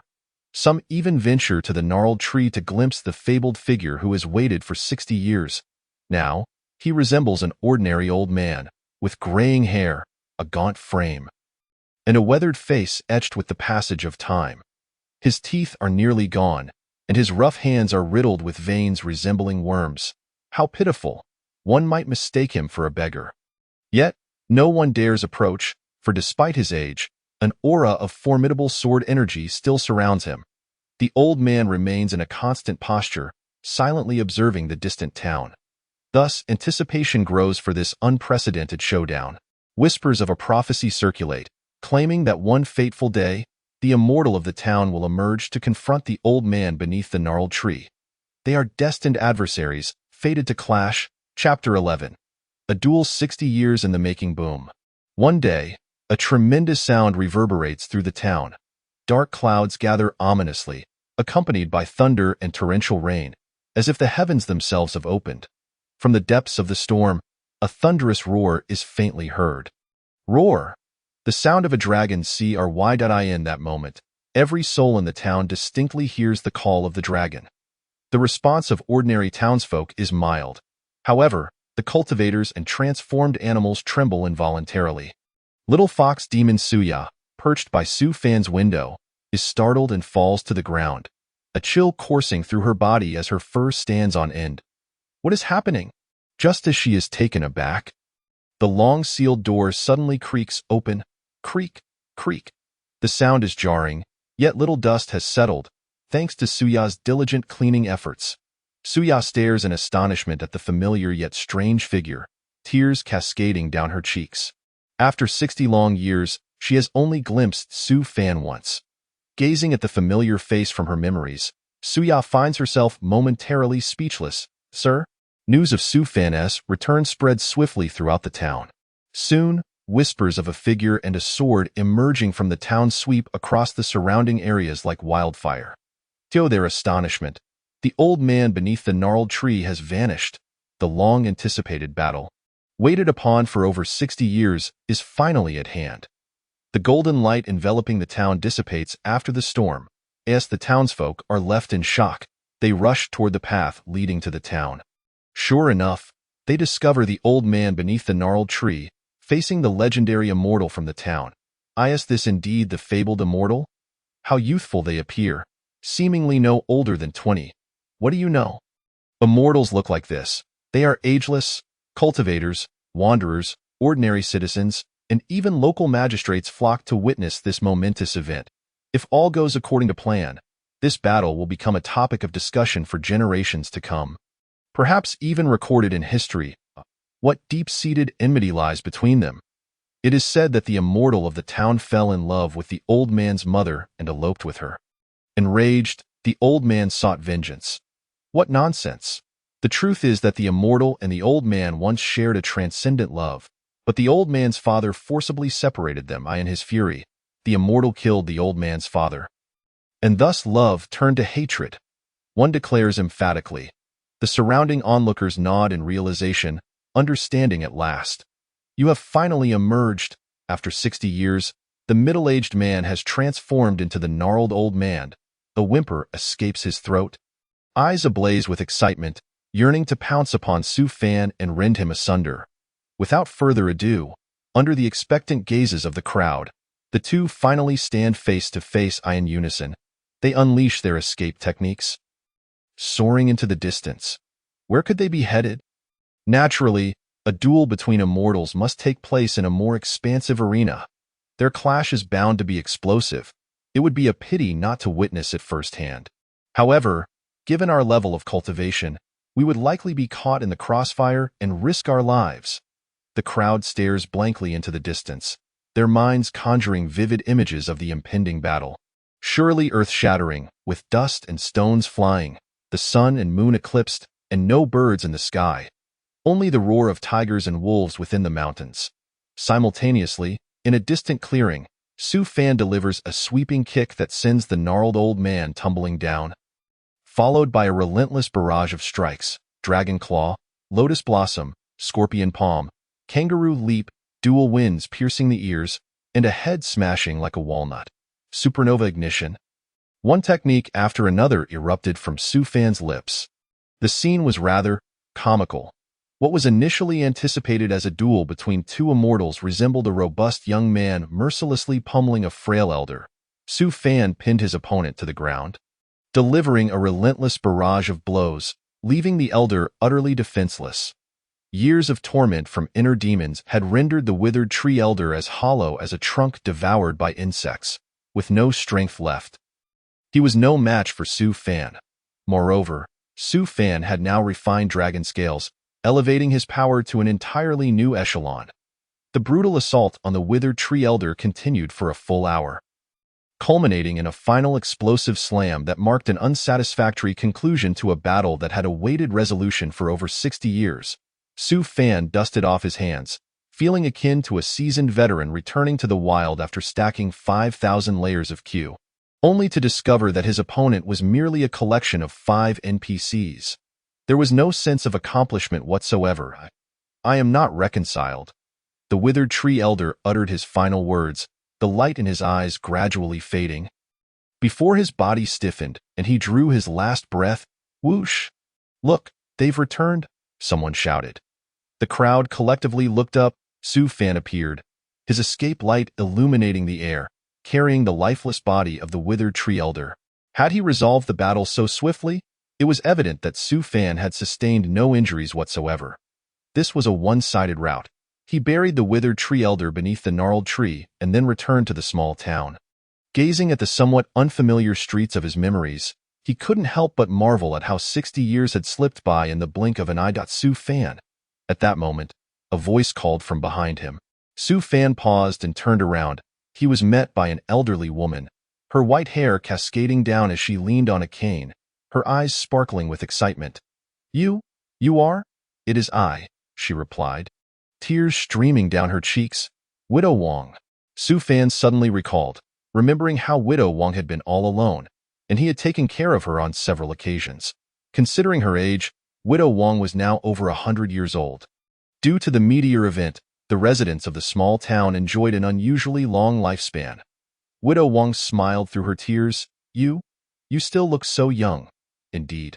Looking at Widow Wong's aged face, a wave of nostalgia washed over him. 60 years felt fleeting to Su Fan, yet for an ordinary person, it was a lifetime. People change, and the cicadas sing as they did last year. "All these years, have you been well?" Su Fan asked with a gentle smile. Chapter 12. The Prodigy, Sir. The little fox Suya bounded forward, her joy evident at Su Fan. Hands clasped behind his back, gazed at the now expansive school, reflecting on the humble thatched cottage of yore. He marveled at the transformation. "Greetings, teacher." A host of animals, now fully anthropomorphized, bowed in unison. Su Fan recognized many familiar faces among them. The one-eyed wolf, Bear Air, many others had not successfully transformed and had perished early. Some had even started families. Bear Air embraced his wife, cradling 2 children while grinning foolishly.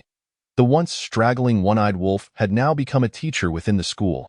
Exuding refinement, Su Fan felt a momentary disorientation. I, Su Fan, have returned. The small town bustled with life. Ever since Su Fan dispelled the invincible retreating turtle formation, travelers from all directions passed through the town. The town grew increasingly prosperous, particularly due to Su Fan's renown, attracting many who sought to join the Qingyun sect. Yet, for reasons unknown, Su Fan chose not to accept disciples. He resumed his role as a teacher at the school, just as before in times of chaos. Prosperity arises. The era was one of flourishing, with citizens living in peace and contentment. As the cold season approached, nearing the new year, the school closed for vacation. Su Fan returned to the Qingyun sect. Accompanied by Wang Kai, who had transformed from a little turtle into an elderly one, and the playful little fox Su Ya. Sir, I heard from Tai Dan that an ancient tomb has been discovered on Tuiwei Mountain. Rumored to contain many treasures, Tai Dan, the tiger from Tuiwei Mountain, had reported this, sir. Shall we go take a look? It's quite hot lately. We could cool off at Toa Mountain. Su Fan paid little heed to this. But 2 days later, Su Ya hurried to find him, stating that Tai Dan had reported an influx of strangers at Tuiwei Mountain. All were cultivators, likely from formidable sections. Oh, Su Fan raised an eyebrow. Finally intrigued, Su Ya nodded vigorously. Tai Dan said they seemed to be searching for something. Could it be that treasures truly existed on Tuiwei Mountain? Su Fan rolled over, preparing to change his sleeping position. Treasures? What concern was that of his? It was certain to be perilous. A moment's negligence could lead to disaster. He had lived long enough to know better, adopting a cautious approach. As a seasoned player, this was an essential quality. What heavenly materials or earthly treasures were mere nonsense. To be safe, Su Fan once again set up the invincible retreating turtle formation in the small town. He then glanced at his plan for the day. Cultivate, sleep, and visit Aunt Wang to buy some sweet potato chips. He also needed to stock up on pig's head meat, as the new year was soon approaching. Firecrackers were a must. After all, the sense of ritual was significant. Speaking of which, yesterday, Aunt Zhang and Aunt Li from the east of the village had quarreled over garlic harvesting. They had agreed to continue their bickering today. Such excitement must be witnessed. Ah, what a fulfilling day. Little did he expect that merely a day later, the two towns surrounding the small town would be obliterated. No one knew what had transpired, only that a deafening roar echoed through the night, followed by violent tremors akin to an earthquake.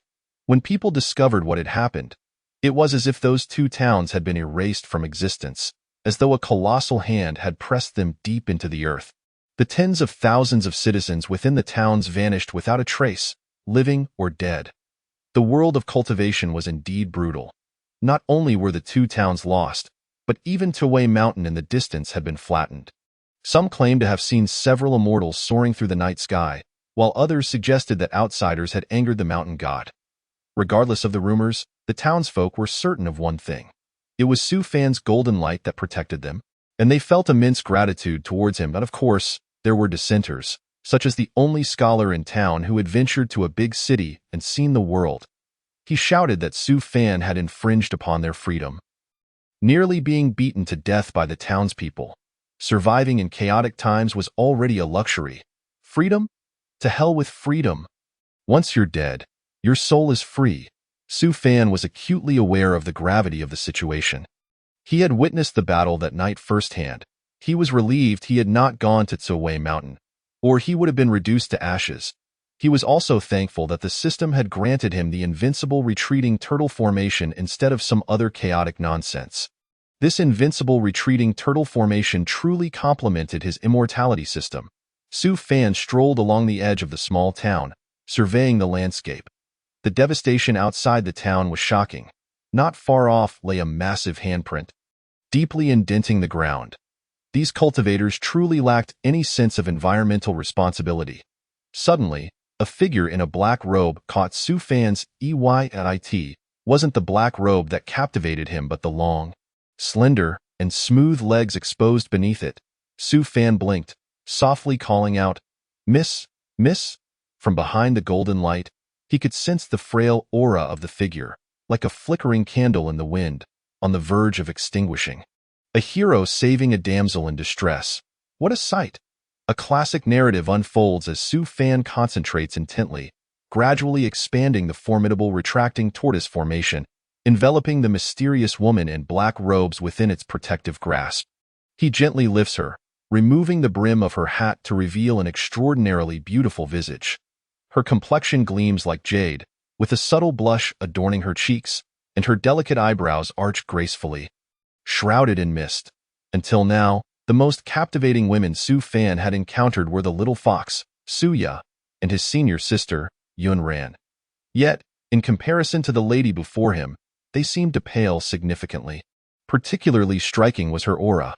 As Su Fan cradled her in his arms, he made his way swiftly to his study. His hand encircled her slender calf, savoring the warmth and smoothness akin to fine jade. Upon reaching his quarters, he gently set her down and infused her with spiritual energy to safeguard her heart meridian.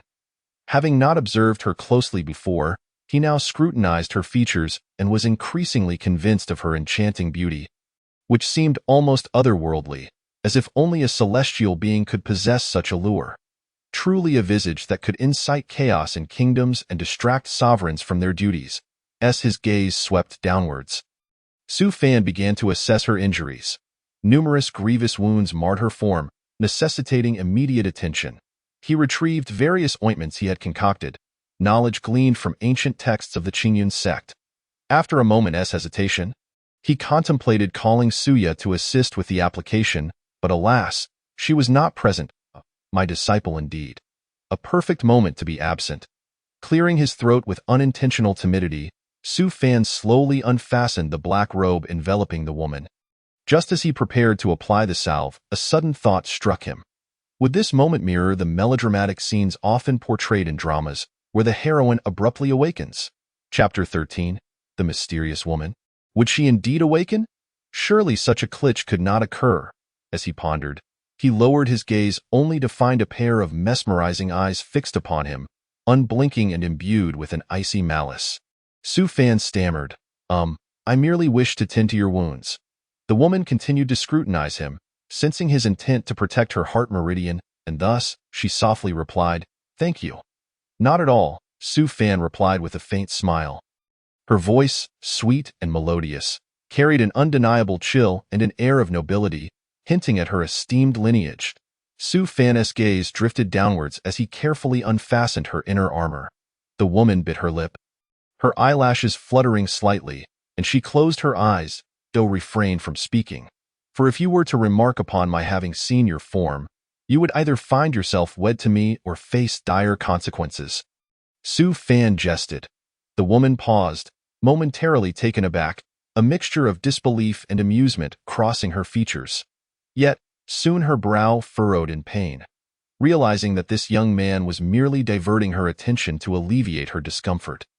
A warmth blossomed within her, as Su Fan meticulously cleaned her wounds. Each motion seemed to tug at the nerves of the enigmatic woman. Have you ever heard the tale of the wise who assert the existence of something, while the foolish deny it? Su Fan's voice broke the silence once more, and no, she stuttered, momentarily caught off guard, and then she couldn't help but chuckle, her body trembling slightly. Stay still, came his admonition. The woman was momentarily stunned. How dare this youth speak to her in such a manner? Yet, she quickly reminded herself that they were not in the Tang dynasty. Time slipped by, and beads of sweat began to form on Su Fan's forehead. The woman gradually acclimated to her initial shyness, her gratitude swelling as she observed the young man laboring diligently. Thank you, she reiterated. This time, Su Fan remained silent, focusing intently on her wounds. After a while, he wrapped the last of her injuries in gauze and exhaled softly. All done. The woman gazed at the bandages, which he had even tied into a delicate bow. Momentarily dazed, a smile graced her lips, reminiscent of a gentle spring breeze, utterly enchanting. This smile was not merely captivating. It could compel a man to lay bare his heart and soul for her. Thank you. Not at all. I excel in the art of heroically rescuing the fair. Su Fan replied, but I have merely tended to your external injuries. The rest is up to you. The woman nodded slightly. Very well, you should rest now. Su Fan tidied his belongings and turned to leave. By the way, I haven't yet asked your name. After a moment's hesitation, she replied, Lu Xian, and you? Su Fan. You've lost again? Lu Xian beamed, her eyes sparkling with mirth. Su Fan glanced at the disheveled chessboard, his expression one of feigned resentment. Instead of gazing at me like that, you should return and practice your chess skills. Lu Xian gathered the black pieces into the container. Suddenly, a A peculiar sound echoed around them. Lu Xin's cheeks flushed as she lowered her gaze, cradling her stomach. Su Fan raised an eyebrow and chuckled. "What would you like for lunch?"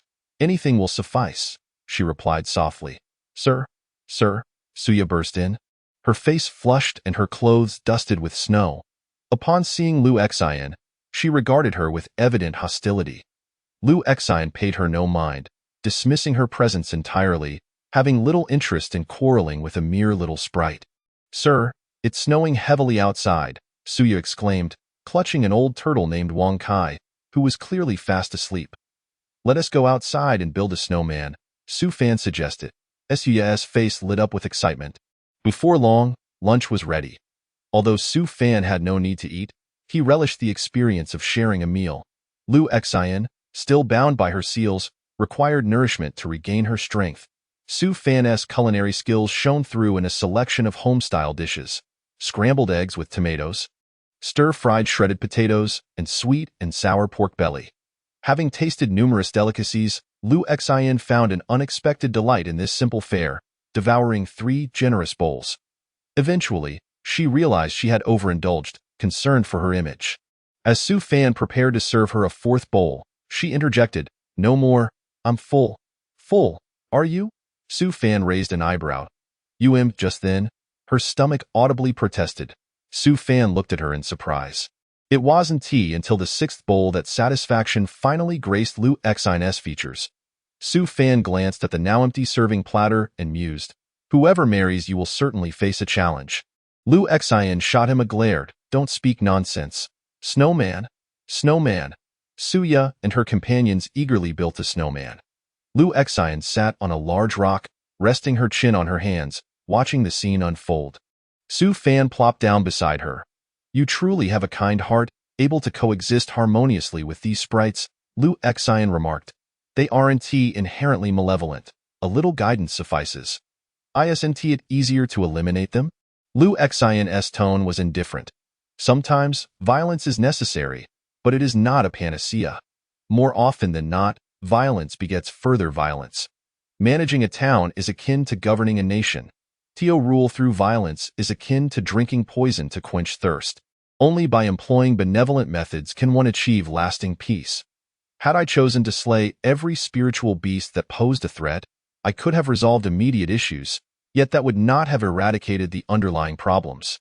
In contrast, if I opted for education, though initial efforts may seem cumbersome, over time, a sustainable system emerges, allowing me leisure to engage in snowball fights rather than scouring the town for transformed beasts." Lu Xin stared blankly at Su Fan, taken aback by his words. Her gaze bore a mix of astonishment and admiration. After a pause, she finally spoke. "I never expected someone so young to possess such insight." Young? Chapter 14. The Path to Obsession. "I am not as young as you think," Su Fan replied. "Tiomi, you still seem like a child." Su Fan fell silent. "Have you ever considered visiting the Tang Dynasty?" Lu Xin suddenly inquired. Su Fan raised an eyebrow, countering, "Are you from the Tang Dynasty?" The Tang Dynasty was a formidable power in the northern part of the Great Zhou, ranking among the foremost empires in the Central Plains. Lu Xin brushed a strand of hair behind her ear, saying, "Once I recover, I can take you to the Tang Dynasty, where you shall receive the finest education and the best alchemists at your service." She harbored a dislike for owing favors to others, yet Su Fan had saved her, and naturally, she felt compelled to repay that kindness. "Thank you for your goodwill, but I must decline," she stated. "Oh?" Lu Xin was momentarily taken aback. Not expecting such a rejection, she quickly added, "My family is quite influential in the Tang Dynasty." Su Fan replied nonchalantly, "Let it be. I truly lack the interest." Lu Xin slowly nodded. "Very well then, speaking of which, what do you intend to do once you have recovered?" Her beautiful eyes flickered slightly as she hesitated before confessing, "I seek a particular item. My journey here was solely to find it, but I ended up being schemed against." After a pause, she turned her gaze towards Su Fan. "Fortunately, I encountered you." Su Fan smiled faintly, offering no further words. The two fell into a comfortable silence. Lu Xin, lost in thought, furrowed her brow and bit her lip. Suddenly, a chill coursed through her. She jolted. turning to find Su Fan standing behind her with a radiant smile. Lu Exine froze for a moment before raising her hand as if to strike him. Her wounds had long since healed, save for the lingering seals within her. Su Fan swiftly leaped back, maintaining a distance while watching her with a smile in his eyes. Lu Exine's hand remained suspended in the air.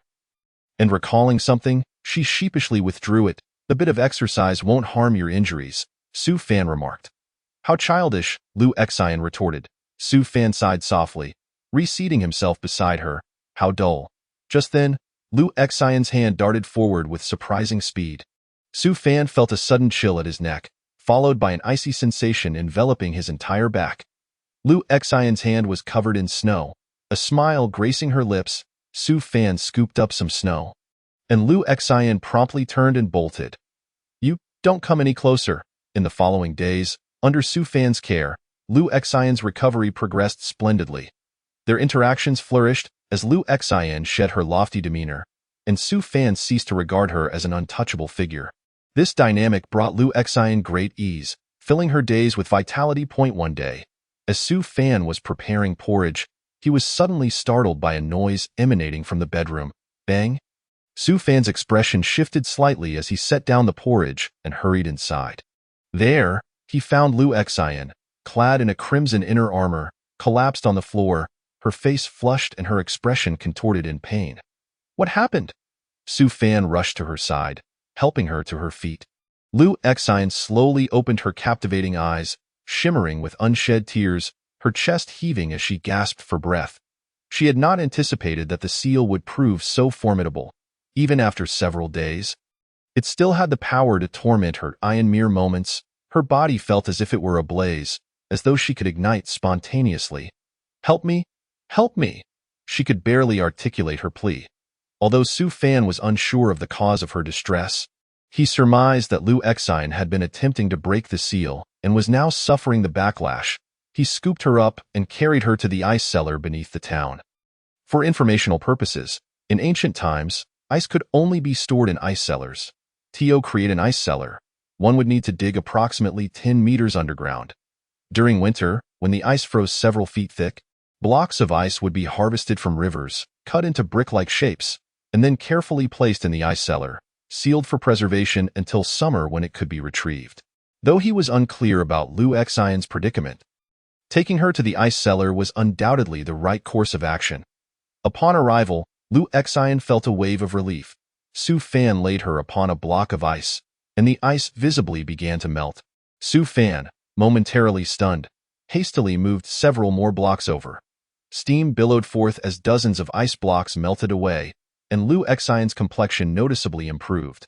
Yet, the intense heat surged once more. "It seems this physical treatment is merely a temporary fix," he mused. "I could practically fry an egg with this heat." It was not the time for such thoughts, especially since he had forgotten to bring any eggs. Suddenly, Lu Exine wrapped her arms around Su Fan. He couldn't help but grimace. "What the? A basketball girl?" In a flash, Su Fan recalled something. With a slight mental shift, scales appeared on his forehead, scales he had refined over 50 years. Gently, he pressed his hand against her smooth, delicate back, attempting to harness the dragon fire to absorb the heat from within her. Initially, he intended it as mere experimentation, yet to his astonishment, it worked. Waves of energy surged into him, and Su Fan's expression shifted dramatically. The strength he absorbed had been refined through the dragon scales. He could scarcely fathom how Lu Exine had endured such torment. The ice cellar filled with steam, gradually enveloping the two, creating an ethereal atmosphere. Lu Exine felt the heat within her dissipate, and she comfortably nestled closer to Su Fan, akin to basking in sunlight on a beach or soaking in a hot spring on a winter's day, utterly blissful. Su Fan fought against the heat within him, losing track of time. His consciousness blurred, leaving him with the last memory of warm, tender embrace. Gradually, Lu Exine opened her eyes and quickly sensed something amiss, glancing down to find her expression shifting in alarm. Yet, recollecting the events that had just transpired, she hurriedly helped Su Fan to sit up. Su Fan rubbed his head, drowsily blinking awake. "I broke through," he exclaimed, feeling the newfound power coursing through him, slightly dazed. "The nascent soul stage?" Originally at the pinnacle of the Golden Core stage, he had estimated it would take another 200 years to achieve the nascent soul stage. To his surprise, he had inadvertently crossed that threshold now. As his meridians opened, the 3 flowers gathered above, the elixir formed, and 3 fields nurtured the infant. Although it was merely a half step into the nascent soul stage, it represented a significant leap from the Golden Core stage. Should a cultivator's physical body perish, their path of cultivation would be irrevocably severed. However, for those who reached the nascent soul stage, even if their physical form was destroyed, they could still transform and cultivate as a loose immortal. The true essence of the Golden Core stage was derived from the Golden Core itself, which could eventually deplete. In contrast, the nascent soul stage was akin to harboring a perpetual motion machine within. The true essence could be endlessly drawn upon without exhaustion. Moreover, Su Fan could distinctly sense that the power of the dragon scales had also amplified significantly. At that moment, Lu Exine entered the room, her eyes lighting up with joy upon seeing Su Fan awake. "You're awake." Chapter 15. Beautiful days. She wore an apron, carrying a bowl of porridge as she approached. "Here, drink this soup first." She intended to feed him. "I can manage myself," he replied. "You are the injured one." Lu Exine's gentle arm encircled his waist, prompting her to gesture for him to open his mouth. Reluctantly, Su Fan complied. Coughing, he spluttered the entire bowl of soup. "This tastes too hot." Lu Exine frowned. Su Fan gazed at her with a somber expression. "Are you trying to poison me?" Lu Exine's cheeks puffed up in indignation. "This is the soup I painstakingly brewed. How could you say such a thing? Have you tasted it yourself?" Su Fan challenged. Lu Exine carefully lifted the bowl and took a sip. "Pfft," she spat it out, her beautiful eyes lowering in embarrassment. "I'm sorry. I'm not very good at cooking." That much was evident. "One might think you were repaying kindness with malice, attempting to harm me," Su Fan remarked without mercy. Lu Exine fidgeted with her fingers, resembling a child caught in wrongdoing. Anyone familiar with her would surely be astonished by this scene. "Thank you for saving me once more," Lu Exine finally said after a moment of silence. "It's nothing." Su Fan continued. "By the way, I've noticed you've been practicing some low-level techniques these past few days. Since we left in a hurry, I didn't bring anything with me, but I've transcribed the techniques I've learned in the past. There shouldn't be more than a few discrepancies, so feel free to ask me if you have any questions." Lu Exine handed him the neatly written techniques. Su Fan took a glance. The handwriting was tidy and beautiful, each character appearing as if printed. "Thank you," he said, not refusing her kindness. "Rest for now. I'll fetch you some water." Su Fan reclined upon his bed, gazing at the enchanting silhouette of Lu Exine, her alluring curves captivating his attention, a gentle smile gracing his lips. Such a life is indeed quite pleasant. Su Fan cherished the tranquility of existence, particularly in a chaotic world where a small town could accommodate his modest soul. Far removed from the clamor and conflict, his eyes were greeted by breathtaking scenery. The tumult of violence was ill-suited to him. He preferred the serene shade of an old locust tree, with a gentle breeze caressing him. He would watch the moonlight cascade softly from the heavens, swaying a folding fan in hand, savoring an exquisite beauty, occasionally indulging in the pretense of reciting poetry. After the rain in the empty mountains, the autumn comes late. The bright moon shines among the pines, and clear springs flow over the stones. Alternatively, he would draw the neighborhood children closer, delighting in their innocent laughter. He would recount tales of Lin Daiyu pulling up willows, Lu Zhishan burying flowers, Lu Lao Lao ascending Liangshan, and the escapades involving Shimin Qing, and so forth. The children, enraptured, would linger even as darkness fell. In these moments, Lu Exine would bring a small stool and sit among the children, listening to Su Fan's stories, which he had never encountered before, filled with dramatic twists that left listeners captivated. Yet, at crucial moments, Su Fan would produce a wooden block and, with mock gravity, declare, "To hear what happens next, please await the next installment." Seizing this opportunity, he would solicit fruits and snacks from the children. Lu Exine, hands full of Su Fan's bounty, followed closely behind him. Without glancing back, Su Fan would say, "Work hard. And when we return home, I shall reward you with half a pound of sweet potato jerky." Lu Exine would respond with a playful smile, Thank you, esteemed sir. Suddenly, she stumbled over a stone beneath her feet. Be careful, a sturdy arm reached out to steady her. Liu Exine bit her lip, raising her gaze to meet the boy's face, illuminated by the moonlight, his eyes reminiscent of warm snow yet to melt in the spring sun. Her heart inexplicably skipped a beat, but she quickly withdrew her hand, her expression somewhat awkward. Upon returning home, Liu Exine washed her hands and began to prepare a meal. Recently, she had acquired numerous culinary tips. Though her cooking was not yet exceptional, it had improved tremendously. Moreover, the taste of her own cooking was uniquely satisfying. As she gazed out the window, snow began to fall again. The town experienced frequent snowfall, and laughter echoed from outside. Su Fan was busily chopping radishes, the blade striking with a rhythmic thud.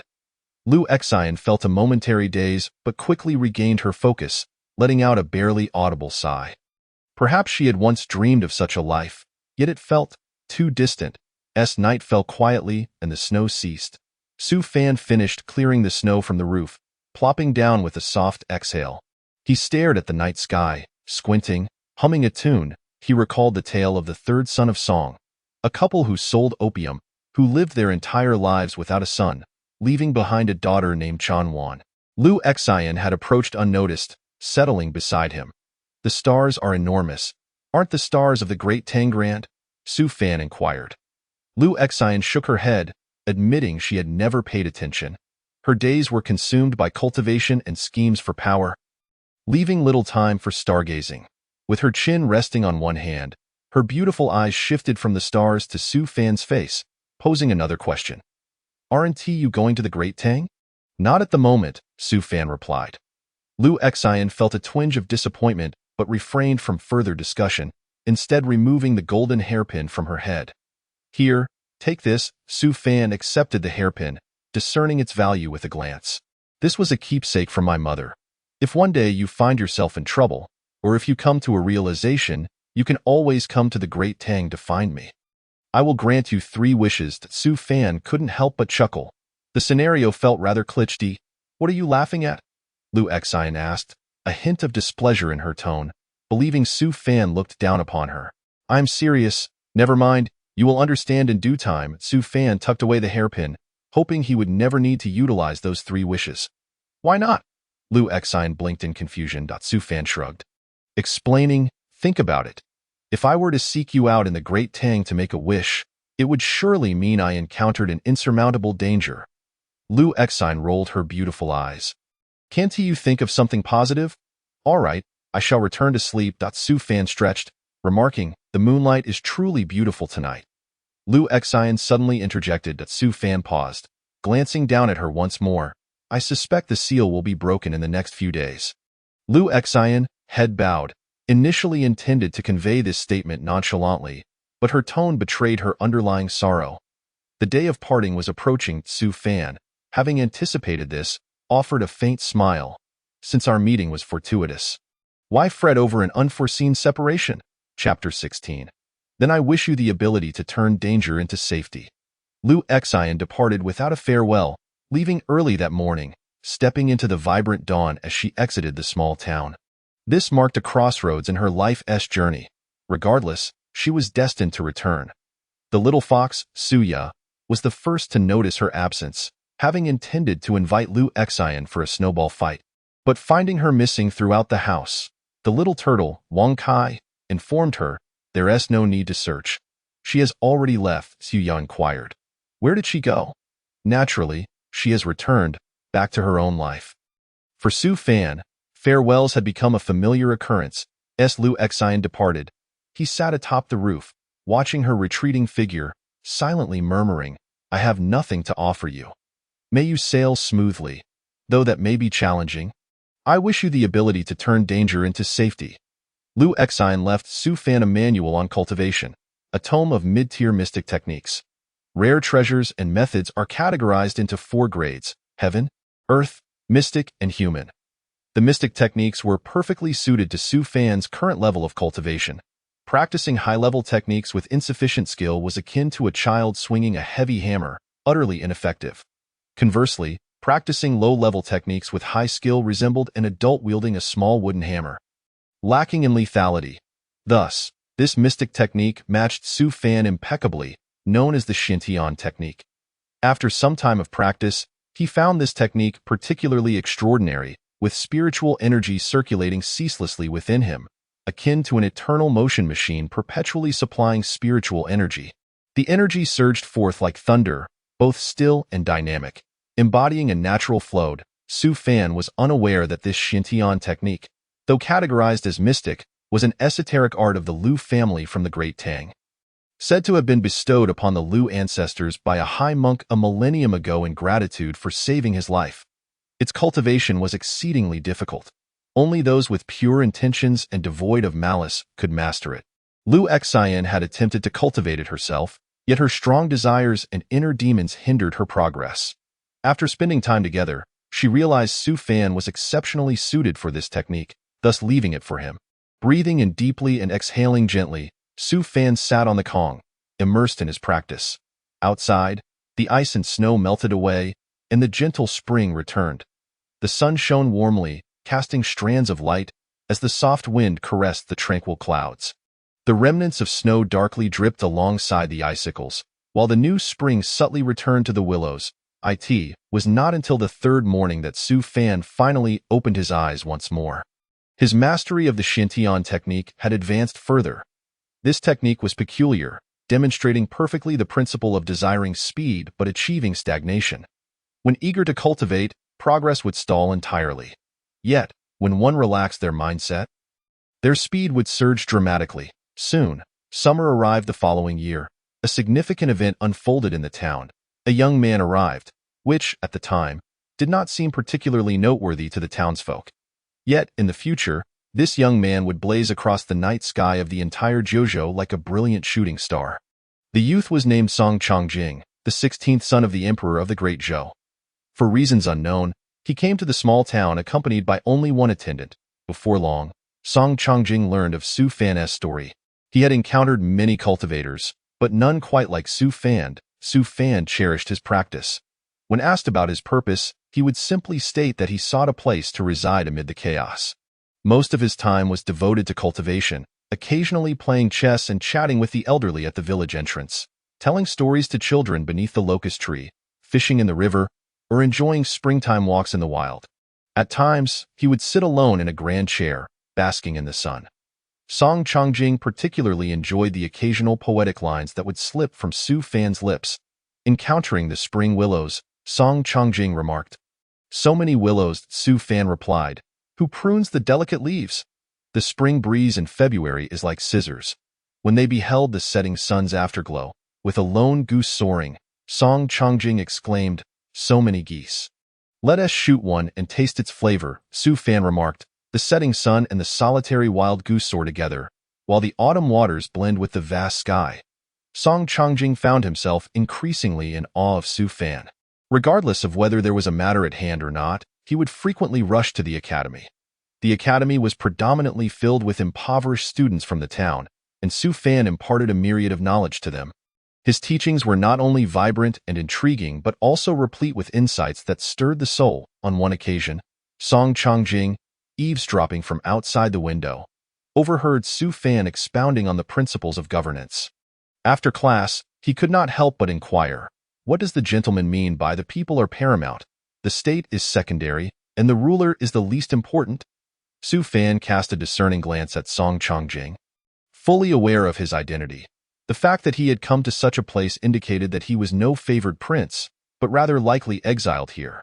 Nevertheless, should he ever have even the slightest chance of becoming an emperor, understanding these principles would certainly serve him well. Su Fan cleared his throat and replied, "Throughout history, those who achieve great things regard the people as the most important, basing their rule on the populace, and valuing the common folk above all else. This is the most constructive approach to establishing a benevolent rule. After years of conflict, populations are lost amid war, and those who possess the people possess the world. Thus, the ultimate strategy is to nurture the populace and strengthen the nation, concealing wealth among the people. In this era of dynastic change, the common folk's sentiment towards the state is considerably subdued. What they truly care about is their own land. We must avoid land monopolization and the rule of the nobility. The best method is to allow the common folk to coalesce under a relatively lenient policy. Song Changjing gazed at him in a daze, as if he had stumbled upon a new continent. That night, the two engaged in a deep conversation, remaining awake until dawn. "All right, enough chatting, or your voice will soon be hoarse," interrupted the little fox, Suya, as she urged them to breakfast. Later that evening, on the rooftop, Song Changjing voluntarily revealed his identity to Su Fan. Su Fan smiled quietly, offering no words. Puzzled by the lack of surprise from Su Fan, Song Changjing paused before saying, "I implore you to assist me." Su Fan raised an eyebrow slightly, intrigued. "You seek my assistance? In this land of Zhongzhou, where 6 kingdoms vie for dominance and Dezhou is in a state of weakness, I ask of you to re-enter the fray. I lack such great capability," Su Fan replied modestly. "There is no need for you to be humble, with your talents hidden away in these mountains. It would indeed be a pity. Why not join me in creating a prosperous era and restore peace to the world?" Observing the clarity and hopeful anticipation in Song Changjing's eyes, Su Fan merely smiled faintly, shaking his head as if he had heard a jest, before turning to leave. Song Changjing yearned to stop him, yet his hand remained still, letting out a barely audible sigh. "I cannot abide ephemeral notions. If one day you become emperor and come to fetch me in a jade carriage, perhaps then I would consider." Su Fan's voice lingered, echoing softly. Song Changjing's eyes sparkled with realization, but when he turned around, Su Fan's figure had already vanished. The youth clenched his fists tightly, gazing at the luminous moonlit sky, a certain light flickering in his eyes. 3 years later, Song Changjing departed from the town. He bowed to Su Fan, shouldering a simple travel bag as he left without looking back. Outside the town, a middle-aged man clad in white awaited him. The man's stature was tall and imposing, clearly a figure of military background. "Xiao Changjing, do tread carefully. The mountain paths are treacherous," called out the little fox, Suya, from behind. Song Changjing waved his hand without turning. "The mountains are high and the roads long. Take care, Wu-Wu." Little Suya wiped her tears, lamenting, how could they just leave without a word? "Why does everyone do this?" Su Fan offered a gentle smile, reassuringly patting her head. Those destined to meet will surely cross paths again. Yet, she felt a void in her heart. "It is truly distressing," Suya pouted, her voice tinged with grievance. "Sir, you cannot leave me?" Su Fan chuckled softly, remaining silent. Eye in the forest, several figures swiftly darted through the trees. The leader, clad in black robes that concealed her form, revealed a pair of alluringly beautiful legs, her face masked, yet her enchanting eyes betrayed her beauty. Suddenly, the black-clad figures halted, and the few behind her knelt, bowing their heads in submission. She cannot have gone far. Split up and pursue? Yes. The black-clad woman surveyed her surroundings before gracefully leaping into action. On a sun-drenched hillside, Su Fan reclined upon a hammock, cradling a large watermelon while humming a tune. Speaking of that song Lao San, the couple sold opium. They lived their lives without a child, only to have a daughter named Chanwan. Sunlight filtered through the dense foliage above, casting soft, circular glimmers upon him. The dog nestled in his arms had drifted into a deep slumber, while the incessant chirping of cicadas filled the air. The mountains are as tranquil as the primordial world, and the day stretches like a small year. The remaining flowers still intoxicate, and the delightful birds may as well rest. Su Fan, half closing his eyes, felt drowsied. Today's scenery was simply too delightful. He decided to set aside his cultivation for the moment, for time was the one thing he possessed in abundance. Tasks left unfinished today could wait until tomorrow. As he was not one to fret over such matters, at that moment, a small figure dashed toward him from afar. Su Fan heard the commotion and glanced over, spotting a small round creature racing toward him. What on earth? It appeared somewhat adorable. Seemingly in a hurry, the little creature paid no heed to its surroundings. Bang! It collided with a nearby tree, landing squarely on its rear, rubbing its head with a pitiful expression.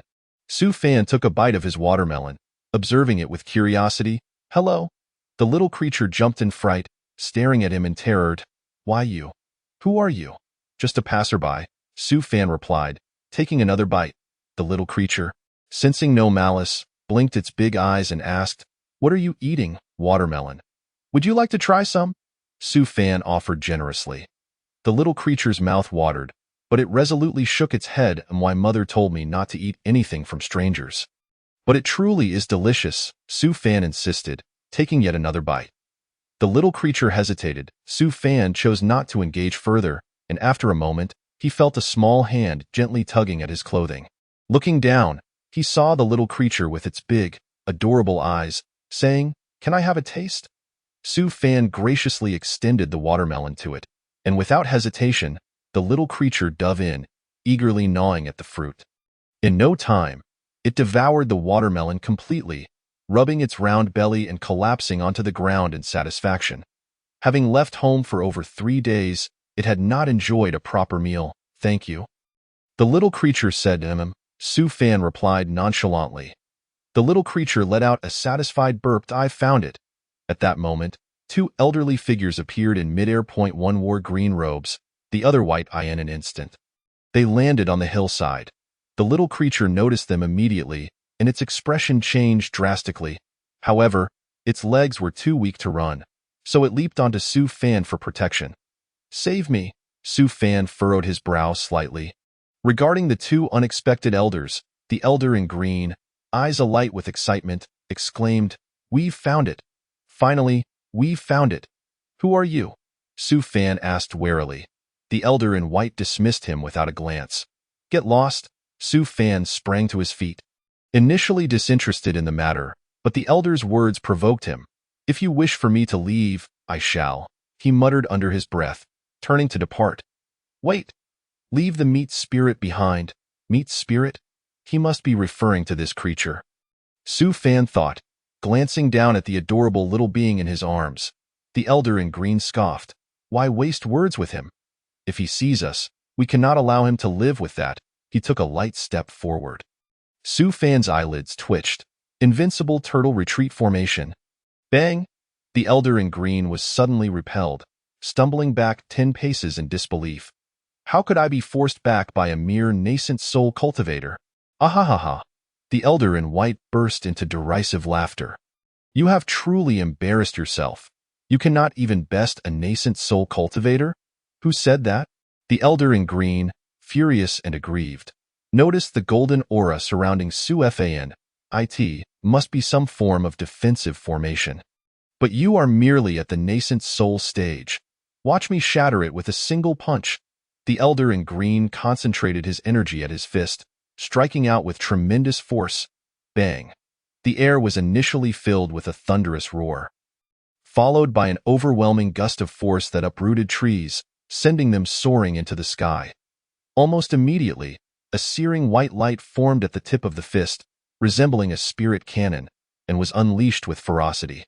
"Be careful, do not harm the meat spirit fungus," the elderly man in white bellowed.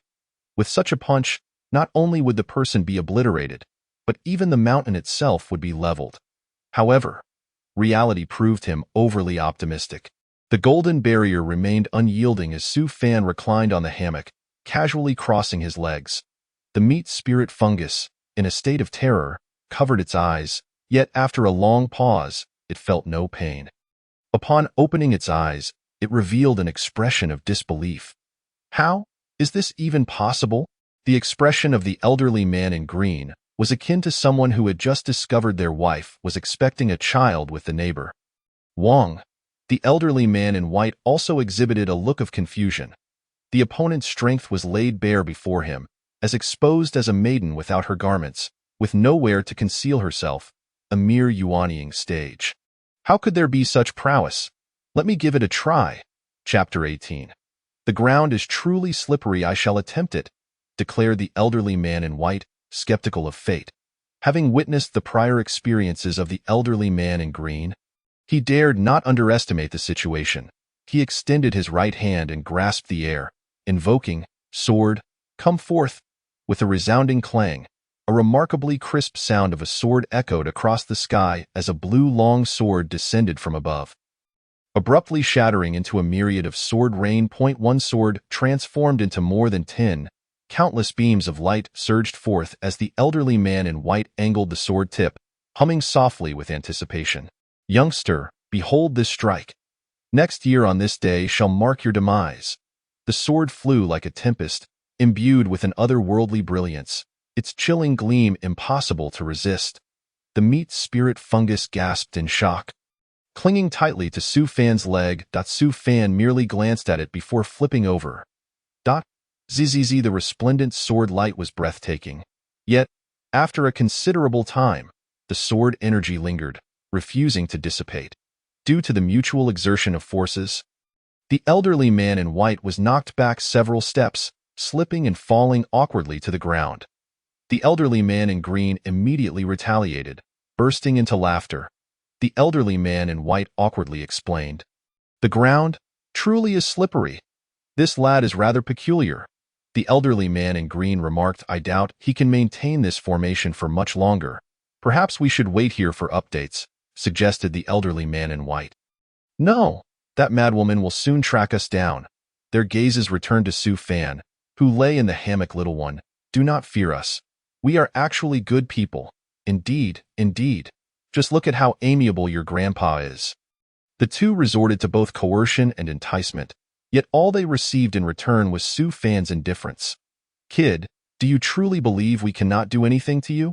The elderly man in green, now enraged, pounded and kicked at the golden barrier. Bang, bang.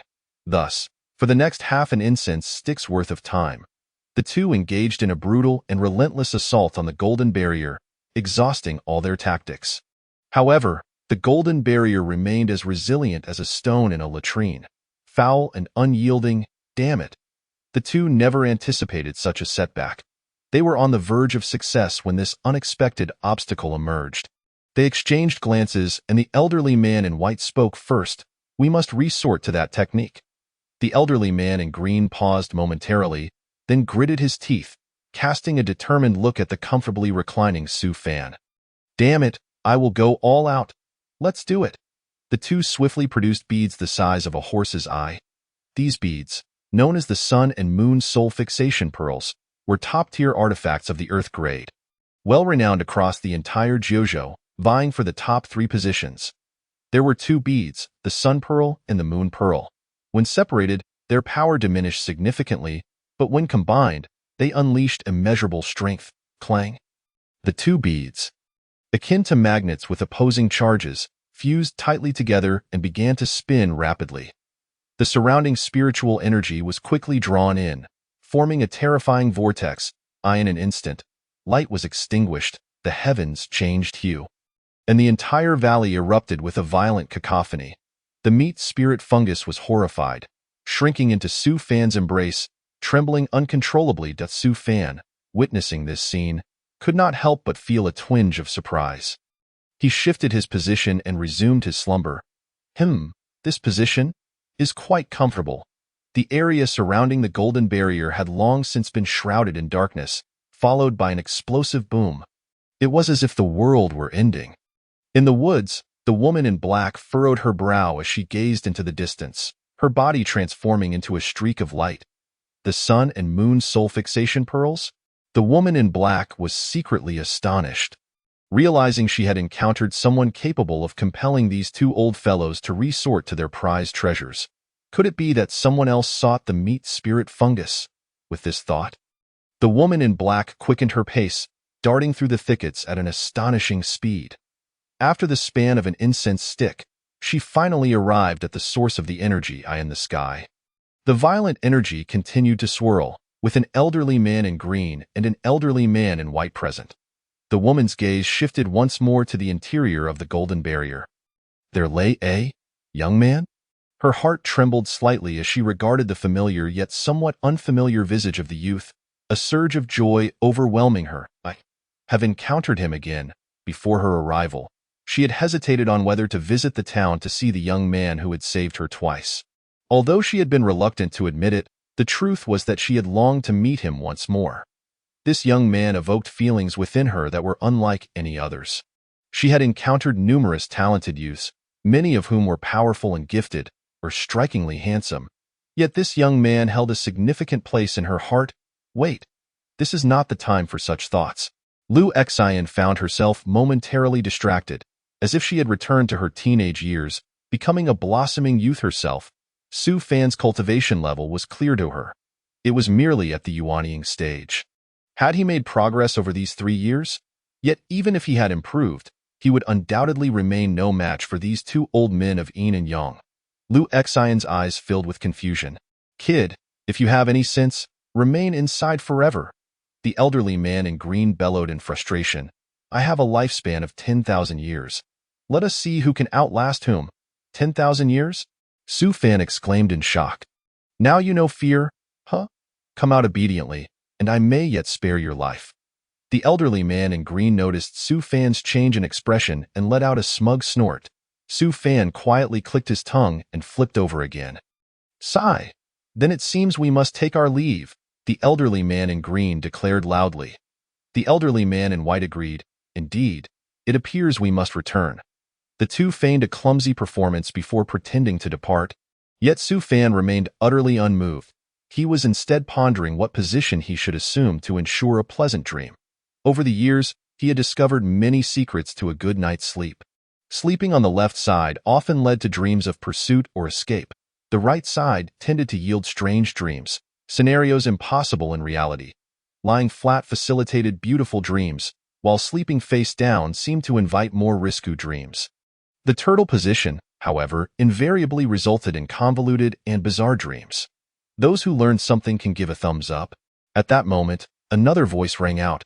Finally found you. The elderly man in green and the elderly man in white looked up, their expressions shifting dramatically. Damn it, they've caught up. Lu Xian glared down at the two, icy resolve in her voice. Hand over the meat spirit fungus.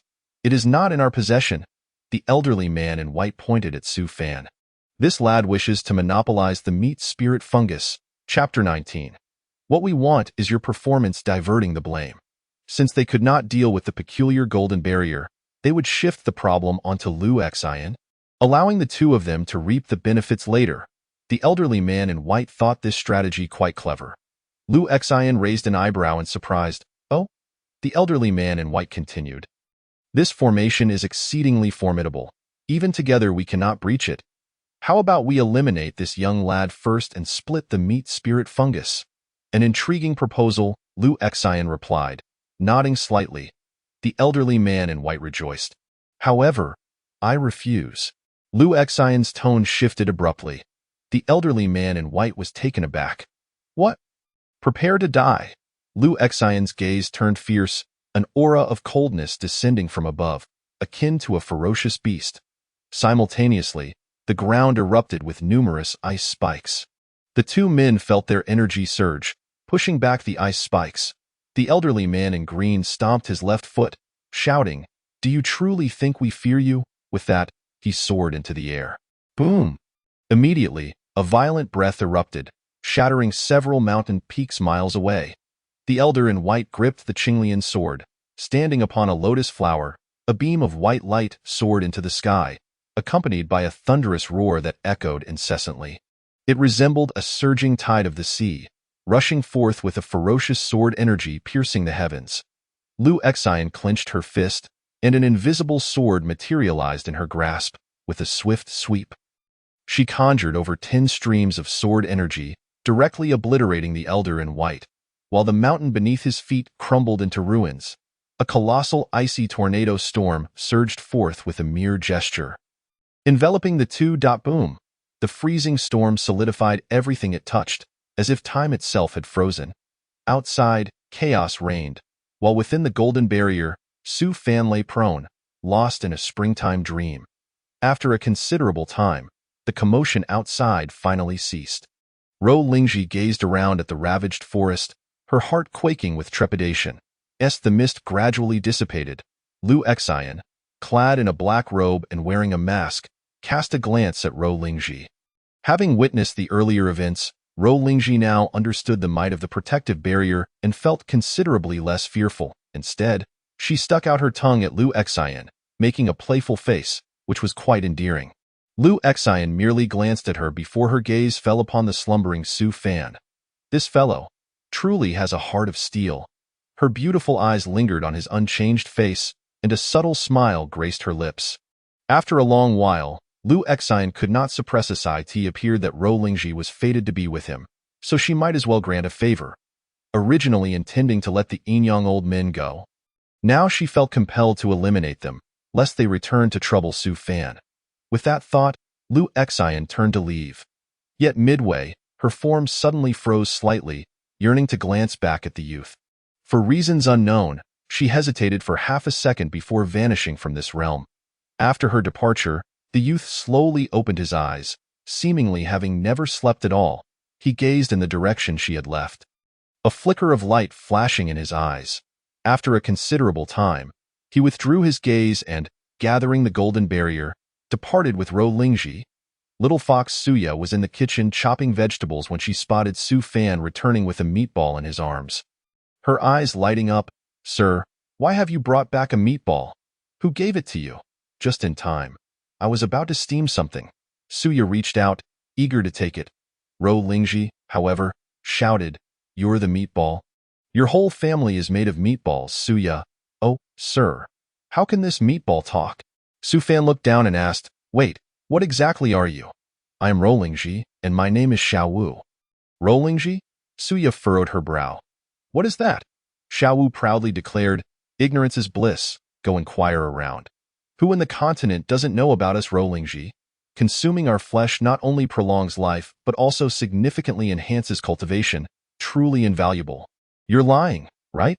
Lying to you is like a puppy's trick. Then why hasn't anyone captured you to eat you by now? How can you still be alive?"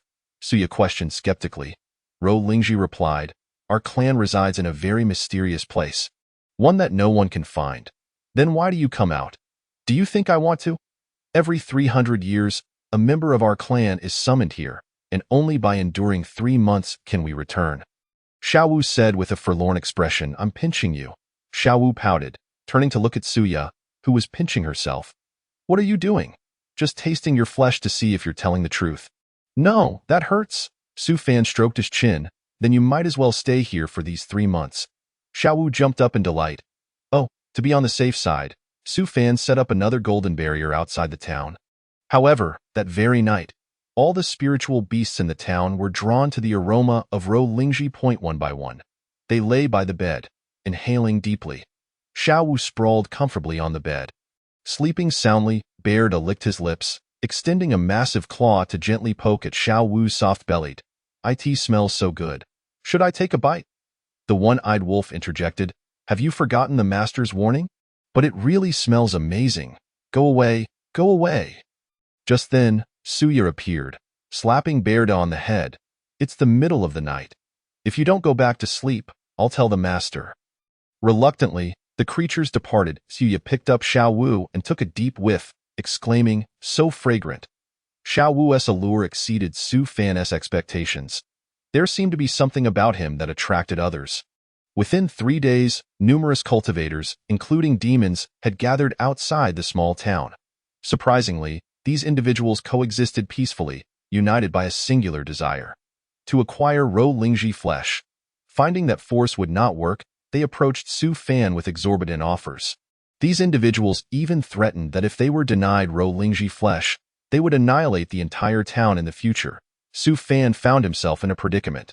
It is often said that the king of hell is easy to meet, but the little ghosts are troublesome, and these individuals were all formidable figures.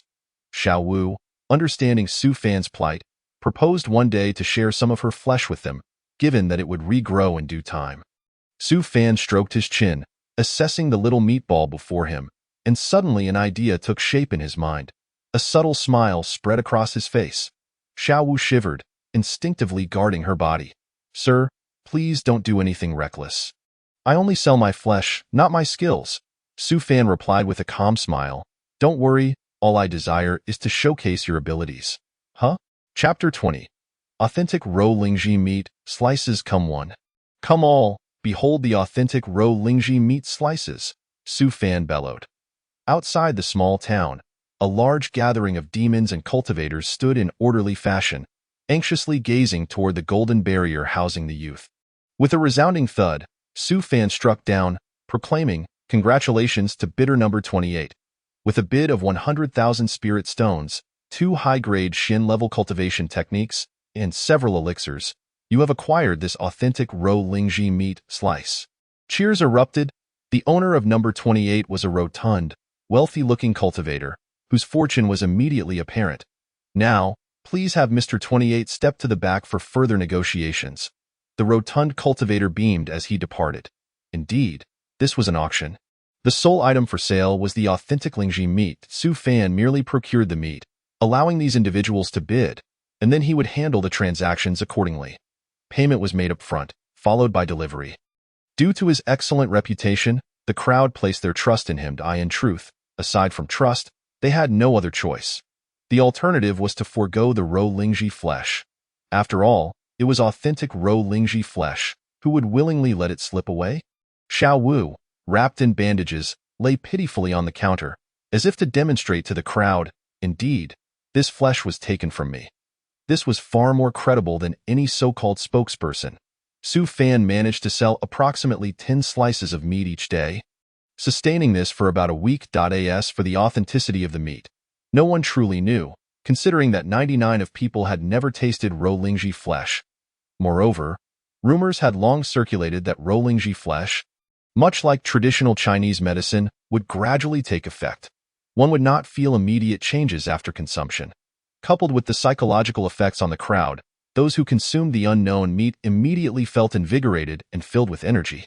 Additionally, everyone was aware that Ro Lingji could naturally heal the body, so Su Fan's daily sales of 10 or more slices raised little suspicion. Furthermore, every time Su Fan prepared the meat, he marinated it with Xiao Wu first, enhancing its flavor and further eliminating doubts. Wow, sir, we've struck gold. Little Fox Suya exclaimed as she reveled in the bountiful harvest of recent days, unable to resist lounging amidst the spirit stones. Savoring the taste of wealth.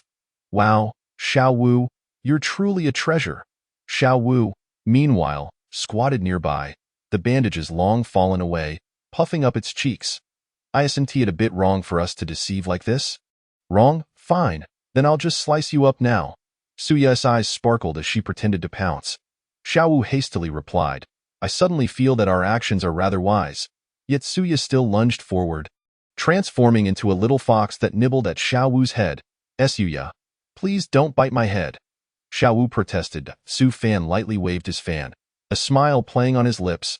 With the resources before him, given a little more time, a breakthrough into the nascent soul realm seemed promising. Do not misunderstand. By a little more time, he meant several decades or even hundreds of years. One day, while munching on watermelon, Xiao Wu suddenly said to Su Fan, Sir, would you like to try a slice of my meat? What? Doesn't it hurt? Su Fan raised an eyebrow slightly, fearful, yet if it meant feeding the master, then the young man would no longer be afraid, Xiao Wu declared. Why? Su Fan inquired. Because the master is a good person, and he saved me, Xiao Wu replied. Without Su Fan's intervention, Xiao Wu might have already been captured and sliced apart, only to endure the agonizing cycle of recovery and further dismemberment. Death would be a kinder fate. Su Fan shook his head, deciding instead, you should keep it for yourself. Although Xiao Wu was a flesh spirit, he spoke, offering Su Fan a piece of his own meat. Su Fan found it difficult to reconcile his conscience with such a proposition. Moreover, he had no need for the flesh spirit. While the flesh spirit could enhance one's lifespan and cultivation, Su Fan was already an immortal. As for cultivation, he felt no urgency. After all, with his current low level of cultivation, there was still a glimmer of hope. Practice itself. Should he take a shortcut to success? How would he navigate the endless expanse of time that awaited him? Su Fan wished to avoid such contemplations. Thus he regarded slow cultivation as a boon for his immortal self. Master, you are truly a good person, Xiao Wu said earnestly. At that moment, a small white fox pounced forward. Xiao Wu was instantly knocked down into the grass, with Su Ye's paw pinning him down. If the master doesn't eat, then I will, Xiao Wu. Look how generous I've been, giving you all the delicious treats. Shouldn't you give me a piece of meat? She said, eyeing him eagerly. Just this piece will do. Suya poked Xiao Wu's cheek and opened her adorable little mouth to take a bite. Xiao Wu, terrified, began to wail. However, Suya did not actually bite down. She merely wanted to sample what the flesh spirit tasted like. As the essence flowed down her throat, she felt a surge of vitality coursing through her limbs. Invigorating her spirit, it was as if a mysterious power was swirling within her. Suya's eyes widened in astonishment. This was merely a taste, yet if she were to consume a full bite. In the evening, in the kitchen, Suya looked at Xiao Wu with a grin. Xiao Wu, feeling somewhat apprehensive, glanced up at her, but nonetheless stated, "I am ready," Suya replied with a cheerful smile. "Actually, I was just joking earlier." Xiao Wu shook his head. "You and the master have both been very kind to me, and I am willing to offer you a piece of my flesh." Suya licked her lips, reminiscing about the flavor from earlier, her eyes glimmering with anticipation. Xiao Wu hopped onto the chopping board, transforming into a plump white meatball. Suya gently poked him. The surface was soft and elastic. After a moment's hesitation, she picked up a nearby knife and carefully sliced off a piece. Xiao Wu seemed to feel the pain, his little meatball form shrinking slightly. With a swift motion, a small piece of meat appeared in Suya's hand. Done! Xiao Wu reverted to his original shape, tears welling in his eyes. "It really hurts. Sob sob, don't cry. We will summon the master soon." Suya gestured for silence. Xiao Wu pouted, feeling utterly wronged. It hurts so much. "I have some pastries in my room. Shall I take you there to enjoy them?" Upon hearing about the pastries, Xiao Wu's expression softened slightly. "I want a large portion. We'll go to the market tomorrow, and I will buy out the entire street's worth of pastries for you." "It hurts so much." "Xiao Wu, that piece of meat. I didn't get to taste it. Could you give me another piece? Please, help." "Xiao Wu, don't run away." Chapter 21. Inviting the master to come forth 3 months later, it was time for Xiao Wu to depart. Due to his unique status, only Su Fan, Suya, and the old tortoise Wang Kai saw him off. Xiao Wu clung to Su Fan's leg, crying uncontrollably. He then went to embrace Suya, who gently stroked his head and said, "Since you are leaving, why not leave a memento behind?" As she spoke, she greedily gazed at Xiao Wu. His cries grew even louder, largely out of fear. Xiao Wu then rushed to Wang Kai. The old tortoise said, "One." After a long pause, he managed to squeeze out the next word. "Journey." Su Fan smiled faintly, pondering how long it would be until they met again.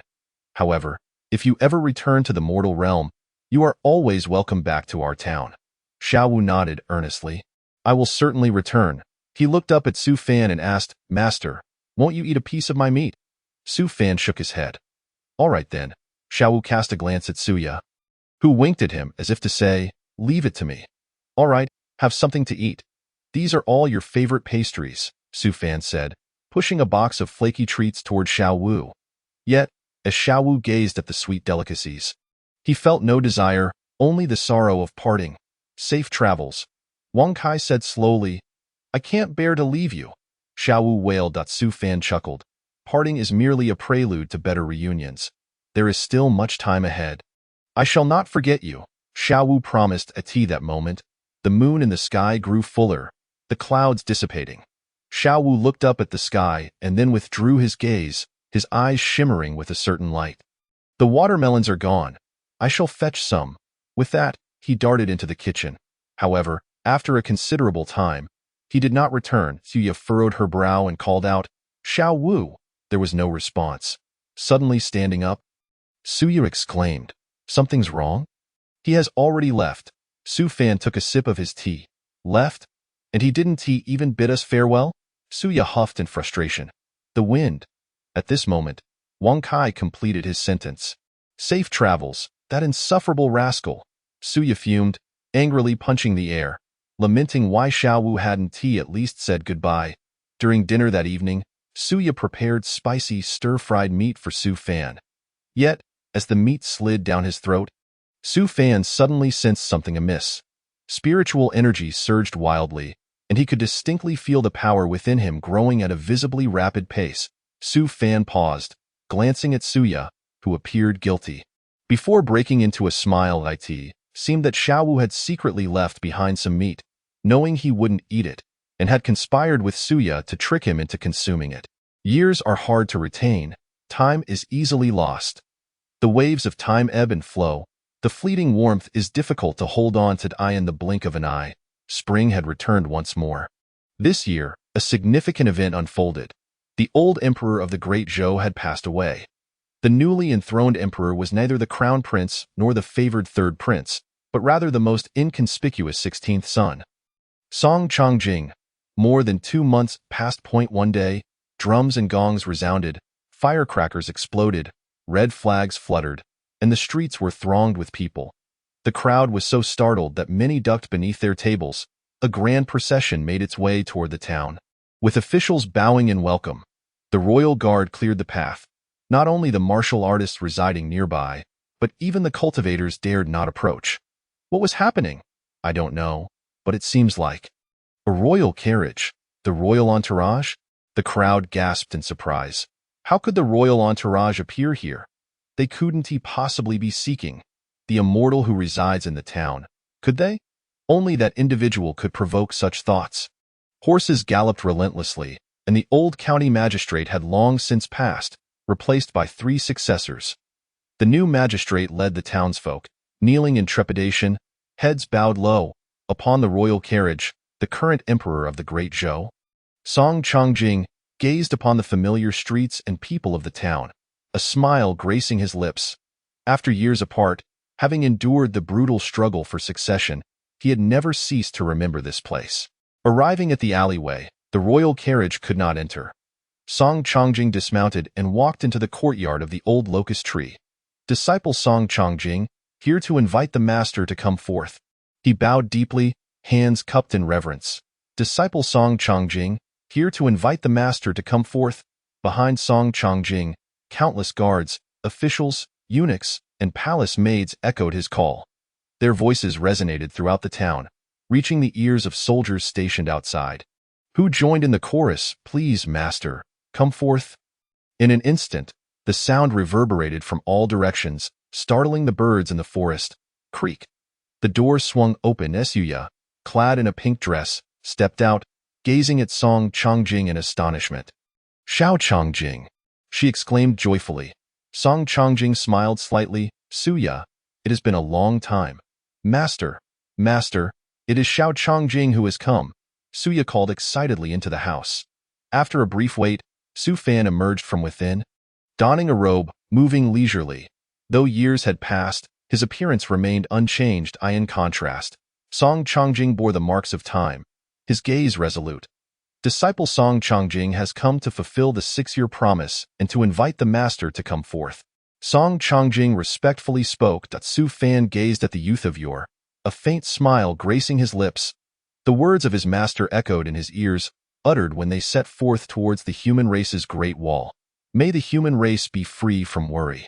6 years prior, Su Fan had inexplicably acquiesced to Song Changjing's request to enter the world. It was not so much an agreement as a query into the will of heaven, after all. At that time, Song Changjing was still far from inheriting the throne, and Su Fan had no intention of intervening in such matters.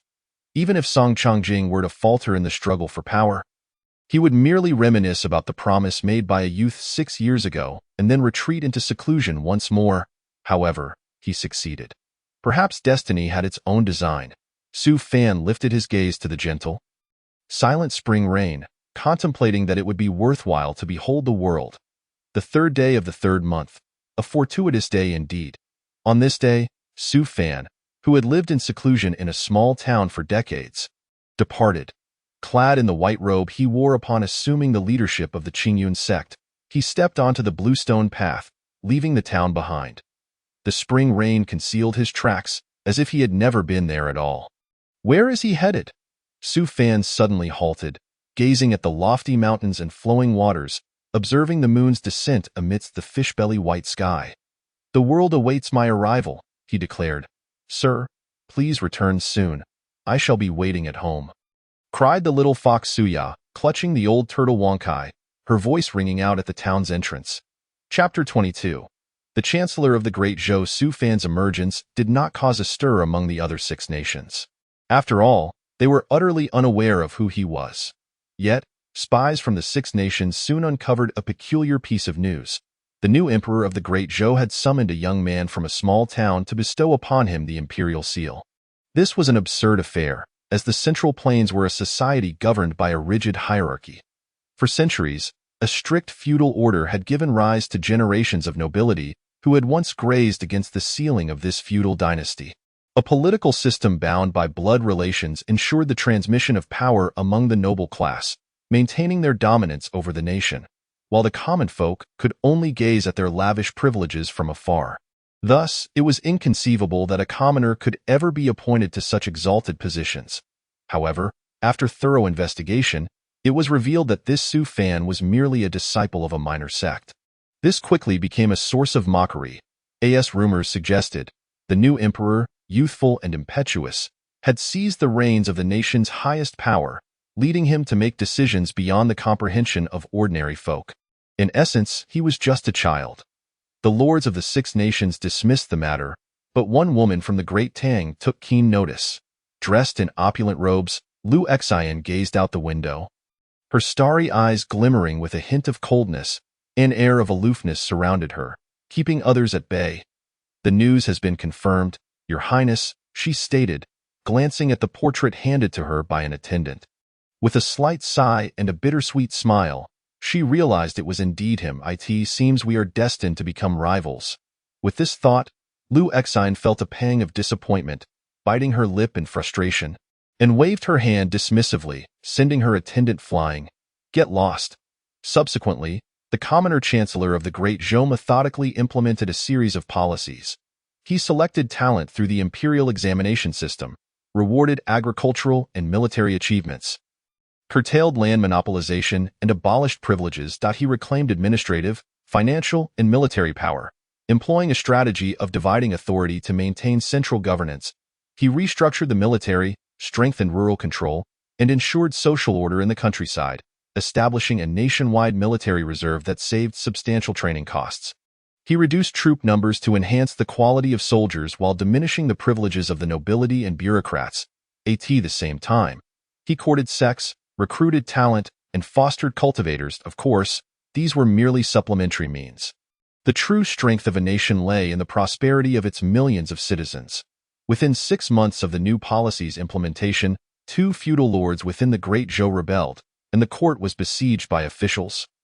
Yet all ended in failure. Reform is never an overnight affair.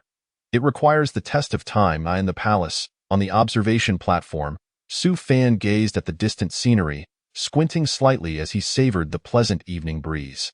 The youth beside him had already changed remarkably, appearing somewhat aged, yet his gaze remained resolute. "According to what my master said, I fear I shall not witness the unification of the Six Nations under the Great Zhou." He mused. Su Fan merely smiled faintly, offering no response.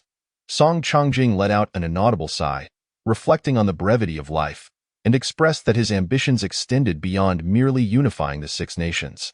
The founders of the 3 teachings had once established a rule: mortal emperors should not cultivate for immortality. Thus, Song Changjing's lifespan was destined to be no different from that of an ordinary person. "I estimate it might not take that long," Su Fan remarked. "May I entrust you with a request, sir?" "Please, speak." "Your Majesty, if I do not witness the unification of the Six Nations, I ask that you bury my ashes at the highest point in the Central Plains." "May I inquire why?" "Because I cannot bear to part with this beautiful land." Su Fan nodded in agreement. The developments far surpassed Song Changjing's expectations. In just a decade, the national strength of the Great Zhou surged at a visible rate. Economic, political, and military reforms propelled societal progress, bolstering national power and enriching the military. During this decade, while natural disasters were inevitable across the Great Zhou, their scale paled in comparison to those in the other 6 nations. Almost negligible, a saying began to circulate among the 6 nations. That commoner chancellor had brought fortune to the Great Zhou. The examination system and military meritocracy attracted talent from not only within the country but abroad as well. The influx of talent stimulated societal advancement, creating a virtuous cycle that would draw in even more individuals. By the time the other 6 nations realized what was happening, they had already been left far behind by the Great Zhou. The mocking voices that once echoed were silenced by the undeniable truth. The first to take action was the Great Tang. Rather than resorting to direct assassination or attempting to lure away the core advisors of the other 5 nations, They dispatched an envoy to observe and learn from the Great Zhou systems, led by none other than the Great Tang's princess Lu Exayan. Lu Exayan donned a vibrant crimson robe, its brilliance overshadowed only by her radiant presence. Her complexion was as flawless as white jade, her features exquisite, with eyebrows elegantly arched and eyes sparkling like stars, devoid of any trace of earthly mundanity. It was said that such beauty was rare even in the northern regions, let alone in the southern lands. This was the Great Tang's princess Lu Exayan, hailed as the most beautiful woman under heaven. Not only the courtiers but even the lofty monarch Song Chongjing was left spellbound. In the court, she exhibited impeccable manners, moving with grace, showcasing the grandeur of a great nation. After the court session concluded, the princess made her way directly to Su Fan's residence, Su Fan's abode, adjacent to the royal palace and protected by the imperial guards. Also housed 2 cultivators at the fusion stage. Lu Exayan approached with light steps, observing the somewhat modest dwelling, and couldn't help but smile. It truly reflected his character. All attendants were kept at bay as Lu Exayan entered alone. "Hey, you old rascal, how can you break your promise? Hurry up and give me the leeks." Su Fan's voice rang out. An elderly man across from him displayed a pained expression. "These are freshly picked leeks. I was planning to make dumplings. Now they belong to me," Su Fan exclaimed, snatching the leeks away. The other elder chimed in, "Indeed. Abets abet. By the way, may I have a dumpling when you make them?" These 2 elders were the fusion stage cultivators assigned to protect Su Fan and also served as the Great Zhou's national masters. Hearing the door open, Su Fan turned to see a woman in red standing at the entrance, smiling brightly at him. For a moment, he was transported back over a decade. Su Fan paused. Then a smile crept across his face. "Ah, your timing is impeccable. We were just about to make dumplings with leek filling tonight. Care to join?" Lu Exayan's lips curled into a smile, radiant and captivating, making one forget the passage of time. "Of course." Chapter 23. I will outlast you. Dumplings filled with leeks, dipped in soy sauce with a hint of chili and a splash of vinegar. As the ancient said, nothing is tastier than dumplings. Nothing is more enjoyable than continuing to eat dumplings. Lu Exayan devoured 30 or so dumplings before she finally paused. After sipping the dumpling broth Su Fan offered her, she reclined contentedly in her chair. Su Fan inquired, "Have you ever visited the capital of the Great Zhou?" Lu Exayan shook her head. "I have been here once before. Then I shall take you around." There have been quite a few changes. Seeing the youth's cheerful demeanor warmed Lu Exayan's heart, and she replied, "All right."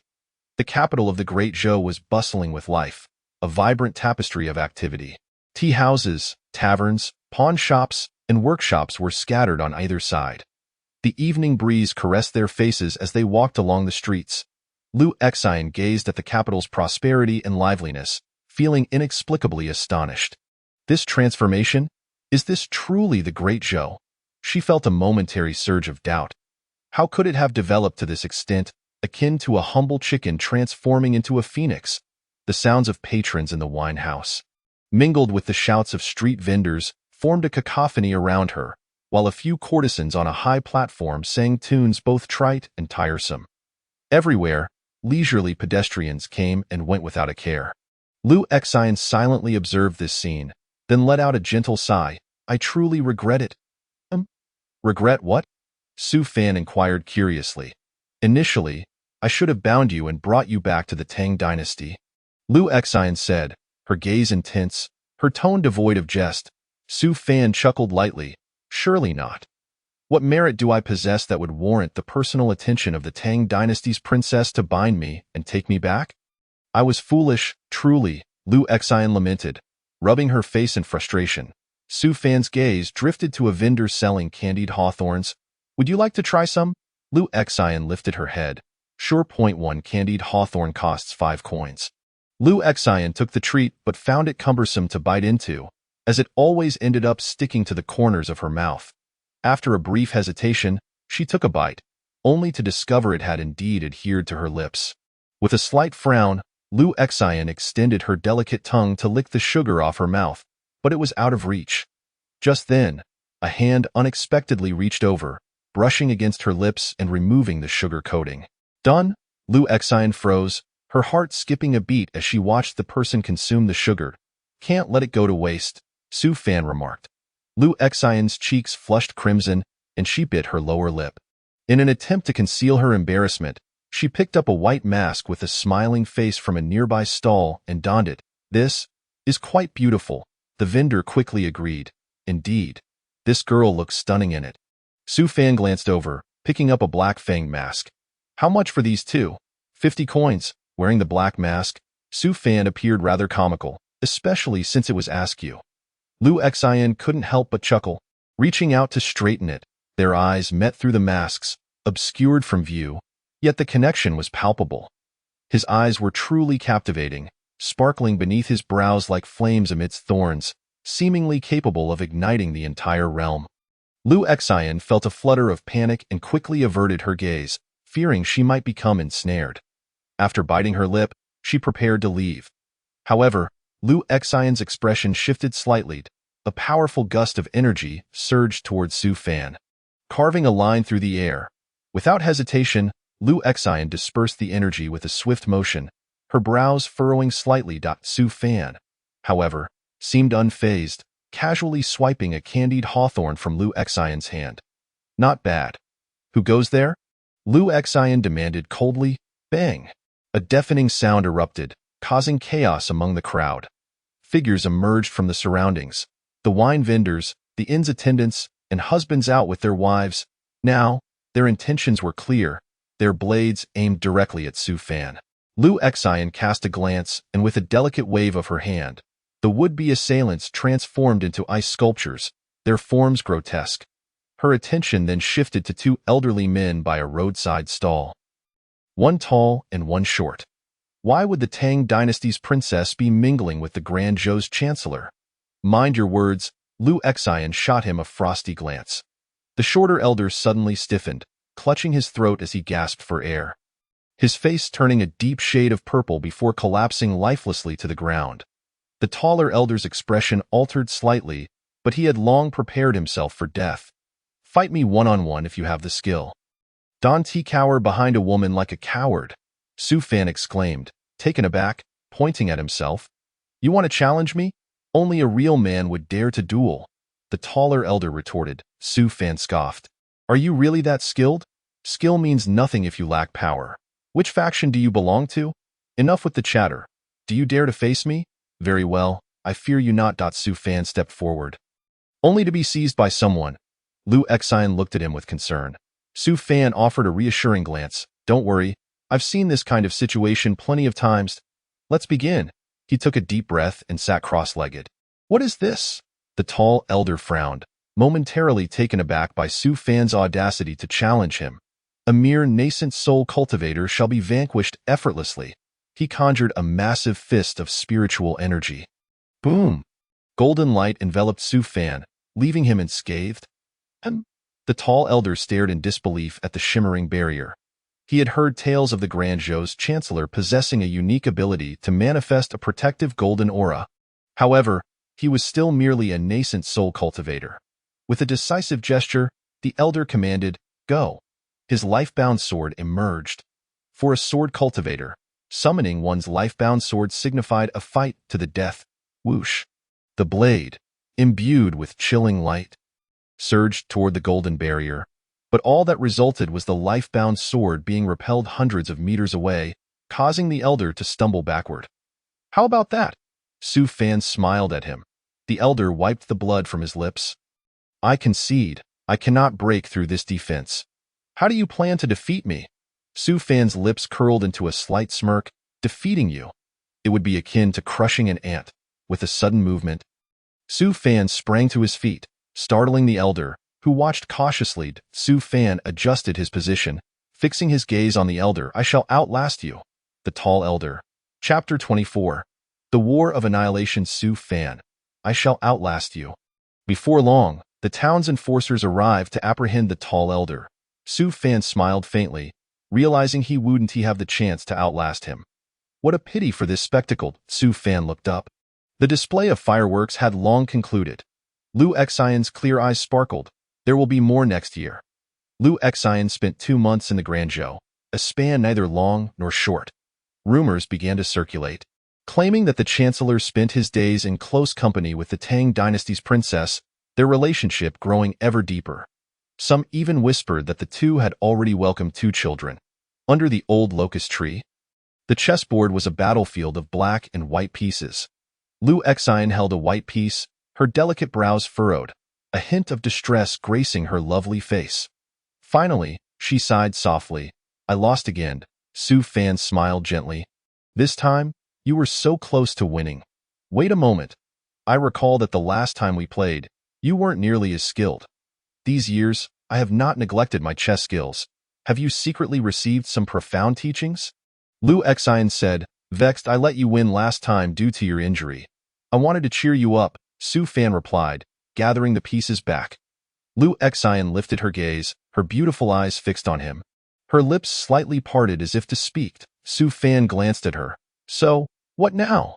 Care to continue? Not anymore. I cannot compete with you. Lu Exine rested her chin on her hand, puffing her cheeks in a pout, gazing at him with a hint of melancholy. Noticing her gaze, Su Fan chuckled.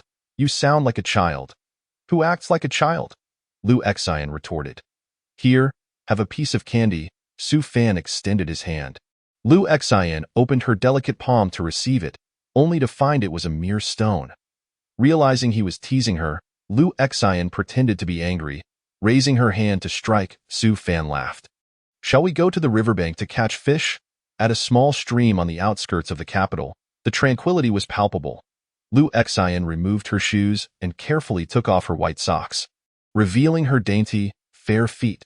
Dressed in a red garment, the wind blew, exposing her delicate legs. In the Central Plains, societal norms were quite liberal.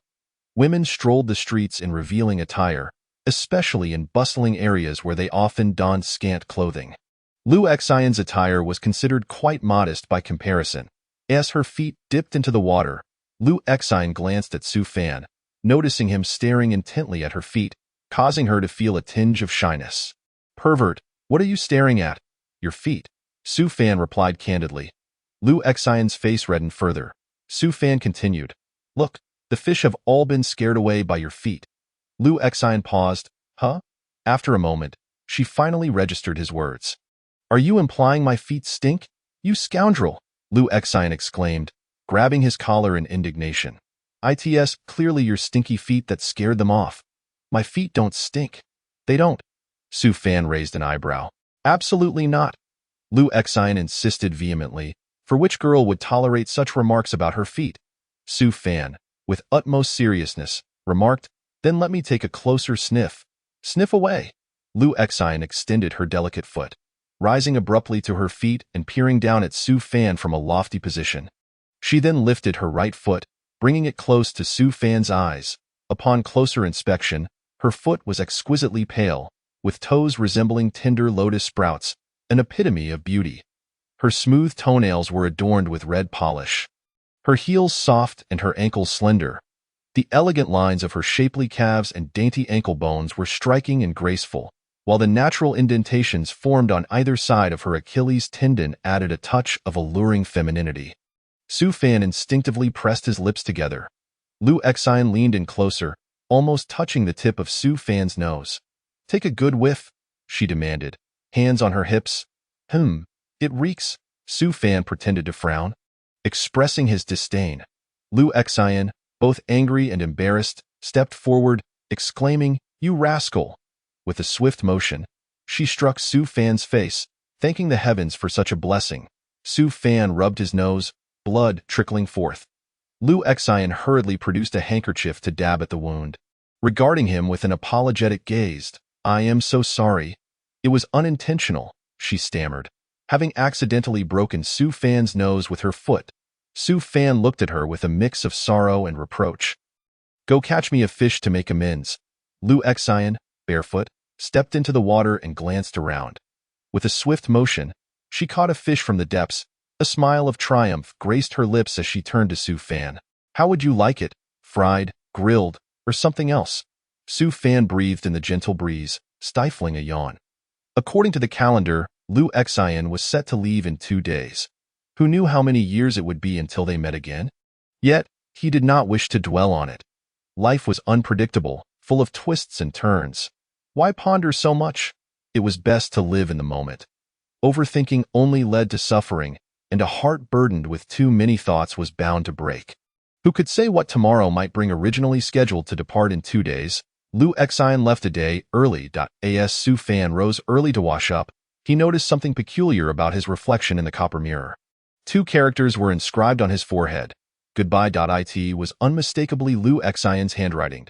Su Fan couldn't help but chuckle, reaching up to rub his forehead, easily erasing the 2 characters. 15 years later, the Great Zhou launched an attack against the neighboring Yu Kingdom, a region already rife with border skirmishes.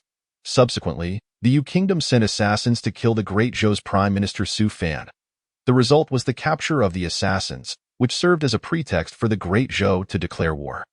The conflict stretched on for 5 years. Ultimately, the Yu Kingdom was vanquished, and a military force known as the Tiger Bin came into the public eye, led by General Li Muji, a common foot soldier who had been promoted by Su Fan to become a commanding general in just 10 short years.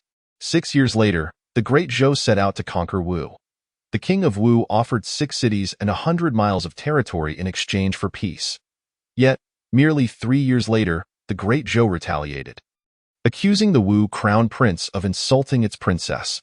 Under the banner of the Great Zhou princess, the armies marched forth. In this battle, Li Muji led the Tiger Bin army to a resounding victory against Wu, culminating in Wu's demise 2 years later. The Great Zhou had now conquered 2 kingdoms and set its sights on the neighboring Wei Kingdom. 3 years later, a coalition of 3 kingdoms attacked the Great Zhou, forcing Zhou to return lost territories to Wei and seek peace through territorial concessions. Yet behind this plea for peace lay Su Fan's cunning scheme of 2 peaches killing 3 warriors. As expected, disputes over land distribution ignited fierce arguments among the 3 kingdoms. The following year, the Great Zhou allied with the Song Kingdom, launching a pincer attack that resulted in the loss of vast territories for the Yin Kingdom. A mere 6 months later, the capital of Yin was breached. Under Su Fan's direction, the Great Zhou willingly ceded large swathes of Yan's territory to the Song Kingdom, thus forming a 2-nation alliance. Chapter 25. The story began with great beauty. The Song Kingdom acquired most of Yan's territory. However, as Su Fan had predicted, the Song Kingdom did not adopt the benevolent and gentle measures taken by the Great Zhou to soothe the war-weary populace and solidify its rule. Instead, it imposed heavy taxes and enforced a militaristic regime, exploiting the citizens of Yin. The land of Yin, filled with passionate and sorrowful souls, saw constant internal resistance, resulting in no less than 100 uprisings within 3 years. Ultimately, 4 years later, the Yin Kingdom was restored, forcing the Song Kingdom to withdraw. After this tumult, both the Song and Yin kingdoms were severely weakened. Yin, in particular, found itself reliant on the Great Zhou, which then set its sights on the eastern Deng Kingdom. Located in the east, Deng boasted the most fertile lands and a progressive ruler, accompanied by renowned generals and strategists. Thus began a protracted 15-year standoff between Deng and Zhou. 3 years later, the white-clad Prime Minister Su Fan personally led the front line. With 3 armies totaling 300,000 troops advancing via waterways, Li Muji commanded the Tiger Bin army, attacking the strategically significant Langbin of Deng. They swiftly breached this so-called impregnable stronghold, opening the gates of Deng. The 2 armies were locked in a standoff for 2 years. Su Fan then executed a cunning strategy, luring the 25,000 main forces into a trap at Bema. Just as Su Fan was poised to annihilate Deng's main army, the Tang Kingdom dispatched 100,000 elite troops to lift the siege at Bema. The commander was none other than the Tang princess Liu Xian, prompting a hasty retreat by the Deng forces. At Bema Mountain, Su Fan stood at one end, gazing into the distance. The mountain winds swept across the wilderness. The day was waning. The rivers and mountains were cloaked in autumn hues. The 2 gazed at each other from afar, having not met in decades, yet remaining unchanged. The sun rose in the east and set in the west. Familiar faces drifted apart in the sea of humanity. The crimson clouds scattered beyond the horizon, veiling the setting sun. 3 years later, the Zhou monarch Song Changjing's ascetic practices were discovered by the patriarchs of the 3 teachings. On that day, a visitor from beyond the skies severed Song Changjing's bridge to immortality before the eyes of many. From that moment on, Song Changjing's health deteriorated, and merely half a year later, Su Fan was urgently summoned back from the front line. Within the palace, deep in the inner chambers, a violent cough echoed, as if attempting to expel his lungs. The palace maids and eunuchs trembled outside the door, while ministers had long since knelt in rows within the hall. A figure rushed through, as if in a realm devoid of people, with no guard daring to impede him. Without the need for an announcement, he strode through the grand hall into the emperor's chambers. Sir, upon the dragon bed lay an aged man, transformed beyond recognition, leaving Su Fan momentarily stunned. Song Changjing's once dark hair was now a crown of white. His eyes sunken and dim, the light within them all but extinguished. His hands were covered with serpentine veins, suggesting he was nearing death. Sir, I can accompany you only this far. He slowly extended his hand. Su Fan hesitated for a moment before reaching out. However, in the next instant, Song Changjing's hand fell limply, the last glimmer of light in his eyes fading away. In the present day, aside from the Great Zhou, 6 kingdoms occupied the Central Plains. Years of continuous warfare had plunged the populace into dire straits. To the north lay the demon tribes, and to the south, the barbaric wilderness. The human race was on the brink of collapse. I wish to unify the 6 kingdoms under the Great Zhou. A familiar voice echoed in Su Fan's ears, reminiscent of a rotating lantern. Under the vast starry sky, the youth recounted his dreams to Su Fan. The story began with great beauty, yet its conclusion scarcely matched the splendid beginning. Where in the world could one find so many flawless tales? Su Fan was momentarily taken aback, then firmly grasped the still warm hand of the youth, solemnly declaring, "Leave the matters ahead to me." The 7th emperor of the Great Zhou, Song Changjing, passed away that winter. His life was filled with grand waves, yet history recorded only a few scant lines about him. Subsequently, the crown prince Song Yu ascended to the throne. 6 years later, Su Fan once again waged war against Deng. The entire nation of Deng mobilized 600,000 troops to engage in battle with the Great Zhou at Pyongyang.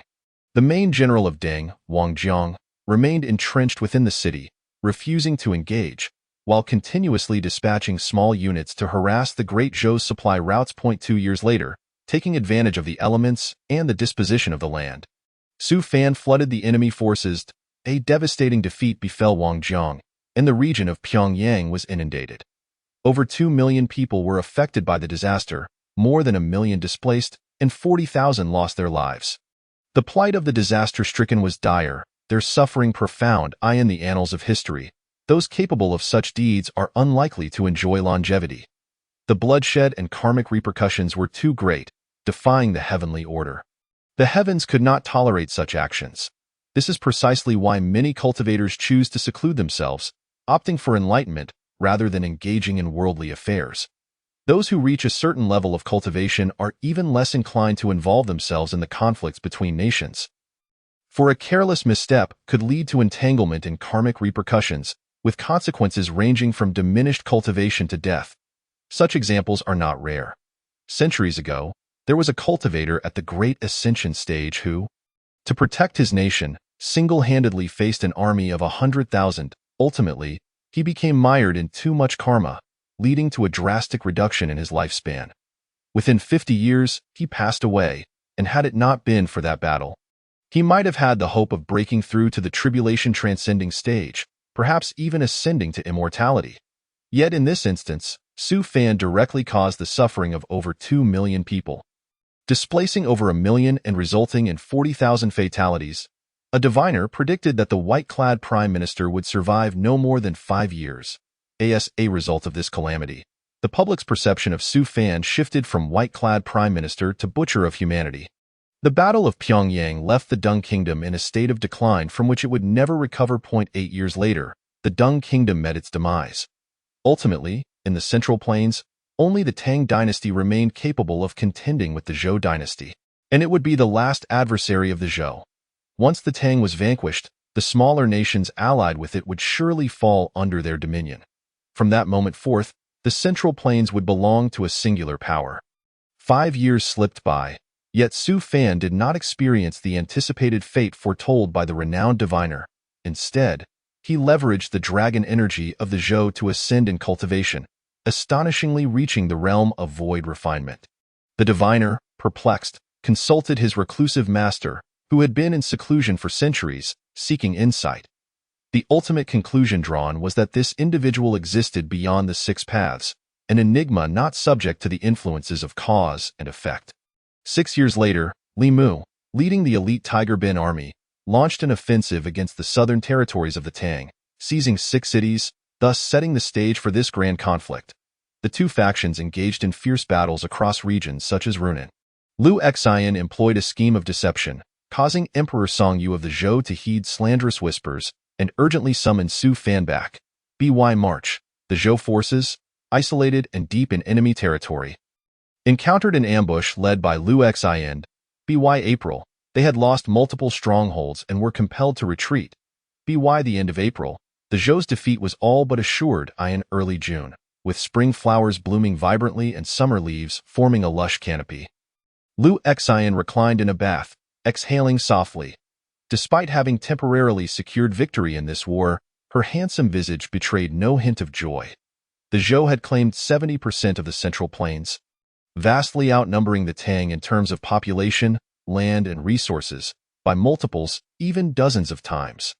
The Zhou could afford countless missteps, yet the Tang could not permit even a single error. Report. A critical missive from the Grand Princess. A maid's voice rang out from outside. Bring it in, Liu Xian replied, extending her delicate, fair arm to receive the letter, casting a hurried glance at its contents. Her expression shifted dramatically. Su Fan had been dismissed from his official post. Chapter 26. Dismissal. The white-clad chancellor, the butcher Su Fan, the man who had directly altered the fate of the Zhou dynasty, had been removed from office. Upon the announcement of this news, the people of the former 6 kingdoms rejoiced. Su Fan had been elevated to the position of Taifu, a promotion in name only, as he was effectively imprisoned within his residence.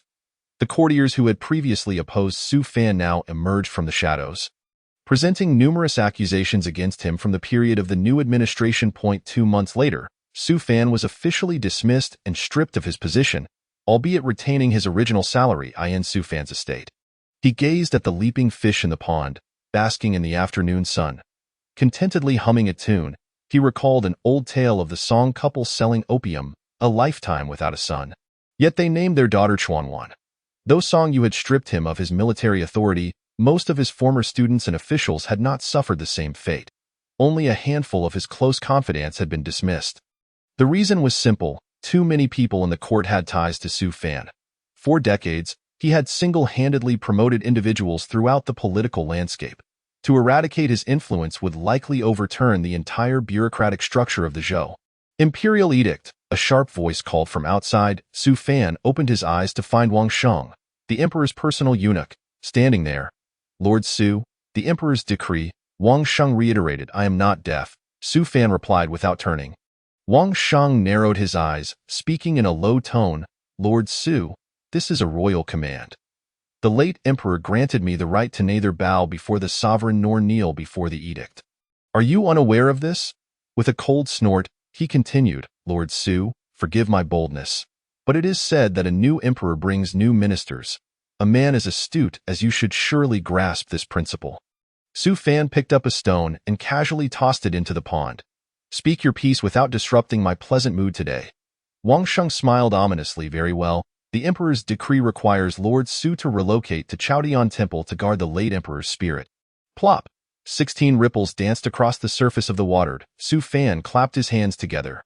Lord Su, pleased, Su Fan looked toward the distant horizon, contemplating Chaodian Temple. A fine place. Wang Sheng added, Lord Su, these 2 are elite guards specially assigned by the emperor to protect you. 2 martial men stepped forward, bowing to Su Fan. We greet you, my lord. Su Fan scoffed disdainfully, shaking his head. I in the imperial study. Song Yu listened as Wang Sheng recounted the earlier events. He did not react excessively. Did he? After receiving a negative reply, Song Yu let out a heavy sigh of relief. His feelings toward Su Fan were exceedingly complex. In his youth, his father had insisted that he and his younger brother study statecraft under Su Fan's tutelage. He held a profound respect for his teacher's knowledge and abilities, yet he was equally fearful of his influence. The imperial examination system had rendered Su Fan a quasi-saint in the eyes of scholars throughout the realm. Over the years, 80% of Zhou officials had benefited from his educational reforms, naturally holding him in the highest regard. He established inspectors to oversee officials while simultaneously creating the Genie Way to firmly consolidate power. He nurtured military leaders and founded academies to attract scholars from across the land. From the day he became crown prince, Song Yu had contemplated that, should Su Fan ever aspire to the throne, he would likely seize the Song family's empire without spilling a drop of blood. Your Majesty, decisive action is required. Wang Sheng urged again. Su Fan has numerous loyalists within the court, and his roots run deep. Even if you dismiss him and confine him to the capital, he may still harbor ulterior motives. Do you think I do not wish for this? Song Yu sighed softly, gesturing to a towering stack of memorials on the imperial desk. Do you see? The censors, the ministers, governors from all corners are submitting petitions on his behalf, crying injustice. Do you wish for me to defy the will of the realm? Not to mention, these scholars could pierce your spine with their quills. After a moment's hesitation, Wang Sheng replied, Your Majesty, forgive my impudence, but a shattered spine is preferable to handing over the ancestral empire. I deserve to die. I deserve to die. Wang Sheng slapped his own face. Turning his cheeks crimson, Song Yu, unable to bear it any longer, said, Enough. You may leave. Let me ponder this matter further. Your Majesty, allow this old servant one final word, after which I shall go to the Ministry of Justice to accept punishment. Speak, Song Yu said, exasperated. Your Majesty, since ancient times, mercy has never ruled over soldiers, and righteousness has never governed wealth.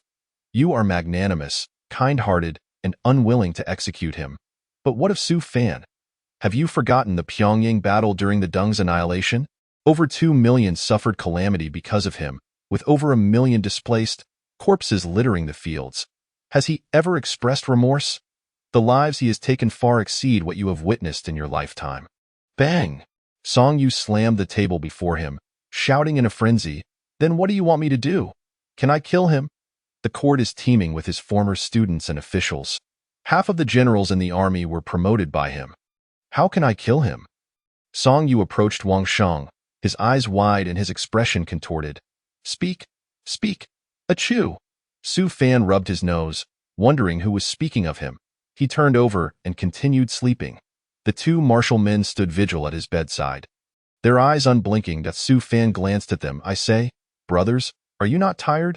Not at all, they replied in unison. Su Fan yawned. Brothers, with you staring at me like this, I cannot fall asleep. Protecting you is our duty. Sighing, Su Fan rolled his eyes. Initially, he had considered engaging in some craftsmanship, but now he deemed it best to forego that notion. Just then, a figure appeared suddenly. The 2 warriors jolted, swiftly preparing for battle. I wish to speak with an old friend. Please step outside, a cold voice resonated. Su Fan turned to see the familiar red-clad figure and smiled faintly. You are the Grand Princess of the Tang? One of the warriors recognized Lu Xian. Leave, one commanded. This is Chaotian Temple. The capital of the Zhou is not the Tang. Lu Xian, uninterested in their banter, swiftly rendered the 2 men immobile, akin to ice sculptures. There is wine nearby. Pour yourself some. Su Fan yawned again, propping his legs up. I did not come here to drink with you. Lu Xian sat beside him, tilting her head to look down at him. Su Fan met her gaze, and the 2 shared a prolonged moment of silent understanding. Ultimately, Lu Xian was the first to relent, playfully chiding, Do I have flowers on my face? Why do you keep staring? Chapter 27. Rebellion? I have no flowers on my face either, yet you continue to gaze at me, Su Fan retorted. Lu Xian rolled her eyes at him. With the time for idle chatter, perhaps consider your current predicament. What predicament? I am doing quite well, enjoying this little drink and reclining on this cozy bed. I have heard that someone has been dismissed from office and stripped of his position. Su Fan patted her shoulder. Speaking with heartfelt sincerity, you have played no small part in this, and no need to thank me, Lu Xian replied. Hey, did you really think I was offering you compliments? Isn't it so? Lu Xian blinked her watery eyes. I'm quite dull and cannot comprehend what you are saying, that Su Fan scoffed. If you are dull, then there are no clever individuals left in this world. After exchanging a few more words, Lu Xian finally stated, I have come to discuss serious matters with you. Indeed, without any serious matters, you wouldn't have sought me out, she continued. Come with me to the Tang dynasty, Lu Exine urged. I am on the verge of unifying the Six Kingdoms and have no intention of giving up at this critical juncture. Su Fan resolutely declined. After a brief pause, he added, moreover, I have made a promise to someone else. Hemph, do you truly believe you can prevail? Lu Exine retorted. Isn't it so? Your Tang dynasty is now like a turtle trapped in a jar, a cornered beast still fighting, akin to a year that gets worse for Wang Shower. The grasshoppers after autumn can barely hop for a few more days. Lu Exine frowned slightly. Where do you acquire such expressions? It's all the same meaning, Su Fan replied. Lu Exine's beautiful eyes narrowed slightly as she leaned closer, her delicate lips mere centimeters from Su Fan's cheek, allowing him to distinctly feel her breath on his nose. Su Fan was momentarily taken aback. Beauty? A seduction tactic? You should have employed this strategy earlier. What if I were to eliminate you right here? She teased. Su Fan feigned shock, clutching his chest. If you come any closer, I shall scream. Lu Exine gazed at him with utmost seriousness.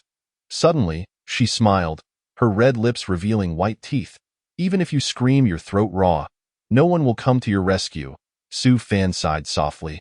Then I suppose I must yield to you. Lu Exine covered her mouth, her eyes sparkling with laughter as she pressed her lips together. In that case, I shall take my leave. We may not meet again until the battlefield. Su Fan feigned nonchalance. I have heard that Song Yu intends to take action against you. I hope our next meeting is not before your grave. Let us take that as a good omen.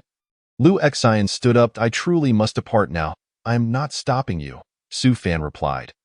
You? Lu Exine bit her lip, glaring fiercely at him, her chest rising and falling slightly.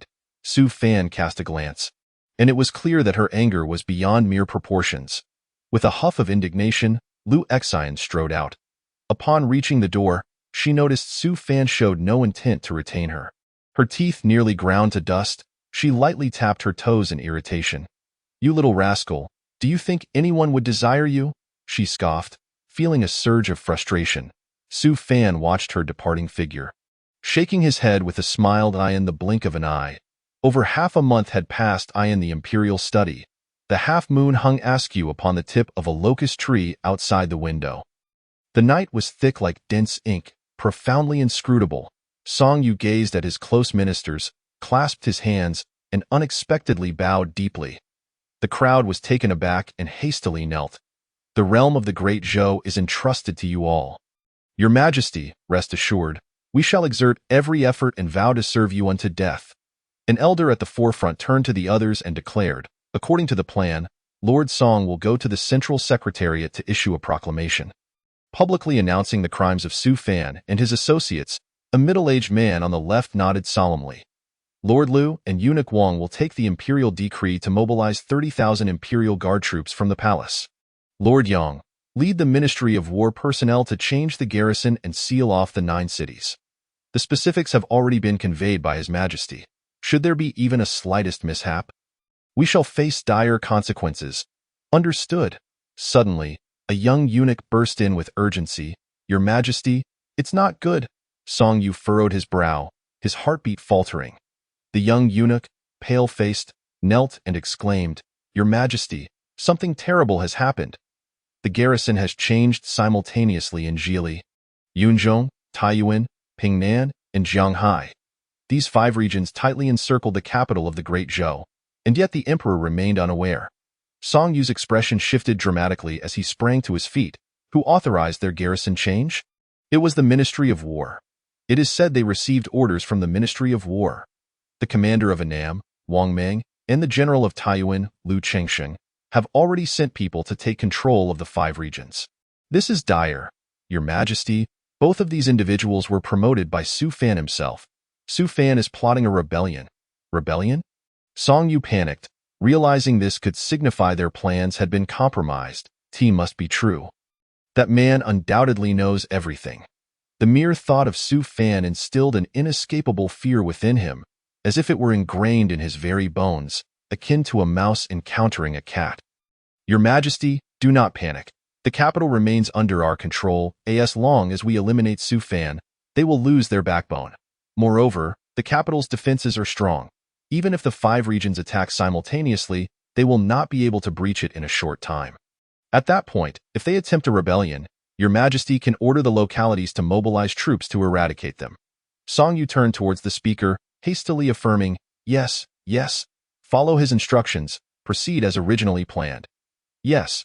Wang Sheng and Lord Lu hurriedly rushed to the barracks of the Imperial Guard at Yuntai Camp.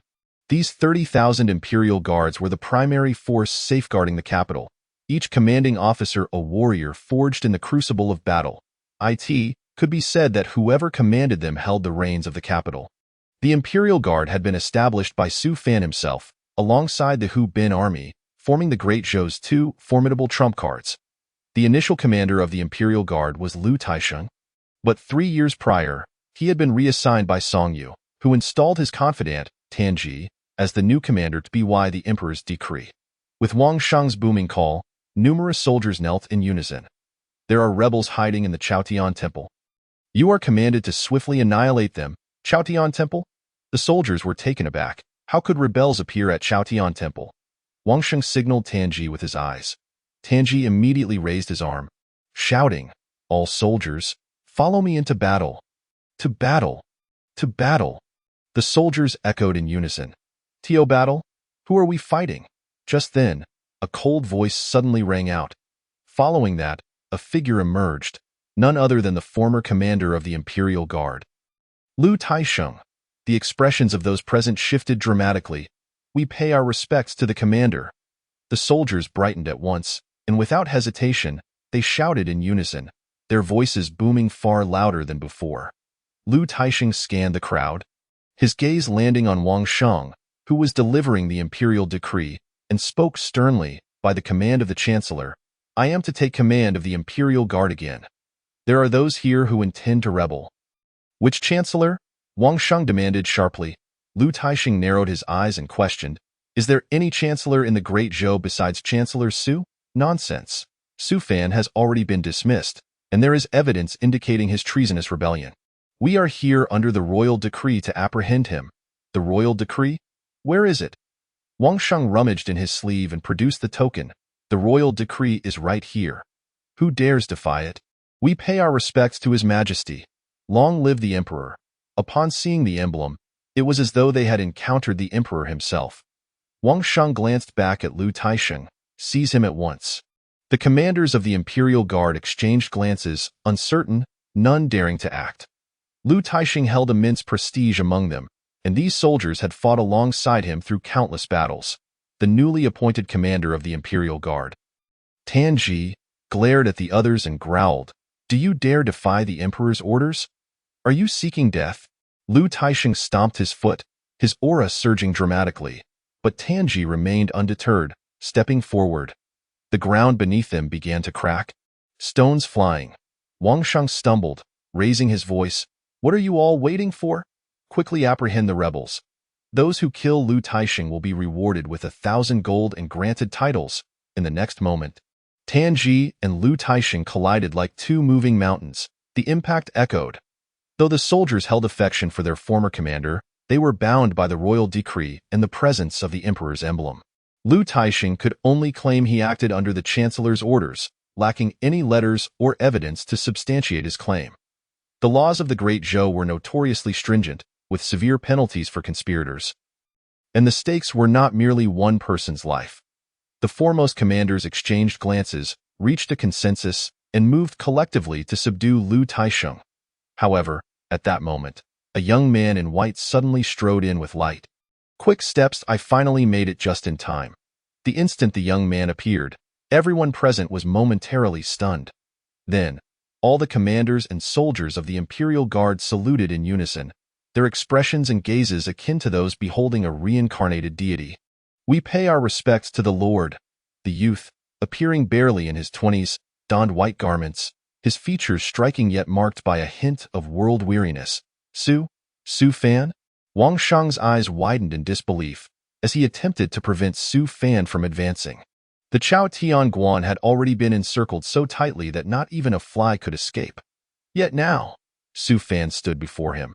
Upon catching sight of Su Fan, Tanji instinctively swallowed hard and took a step back. Overwhelmed by trepidation, he had been nurtured by Su Fan from a mere foot soldier, and a deep-seated fear of this former superior coursed through him. This was not merely a matter of power dynamics. It stemmed from having witnessed Su Fan strategizing in the midst of countless battles, commanding armies with finesse, and executing his foes with an unseen hand, employing psychological warfare to devastating effect. He had felt the terror of Su Fan's prowess firsthand. How does that saying go? Even the mightiest of mice, once they become celestial beings, tremble at the sight of an old cat. There's no moon tonight, Su Fan remarked casually, his words devoid of significance. A night of darkness for murder, a time of high winds for arson. Wang Sheng steadied himself and spoke. Lord Su, has His Majesty issued any decree? You are not permitted to leave Chao Tianguan without the imperial edict. Should you abscond now, what punishment do you deserve? Yet Su Fan couldn't be bothered to cast even a glance in his direction. His gaze was fixed upon several commanders ahead. Mu Guixin, Zhang Yuanying, Shi Jia, and Zhang Jun. He called out their names in succession. The four responded in unison, "We are here. After all these years, how is it that you four still hold the title of deputy commander? With your military achievements during my absence, you should have been promoted long ago." "Reporting to you, my lord, we lack such fortune," Zhang Yuanying replied. "Well, now you have that fortune. Starting today, you four are promoted to left and right deputy commanders. Take your troops and go to Lu Taixing's aid in the defense of the throne," they shouted in unison.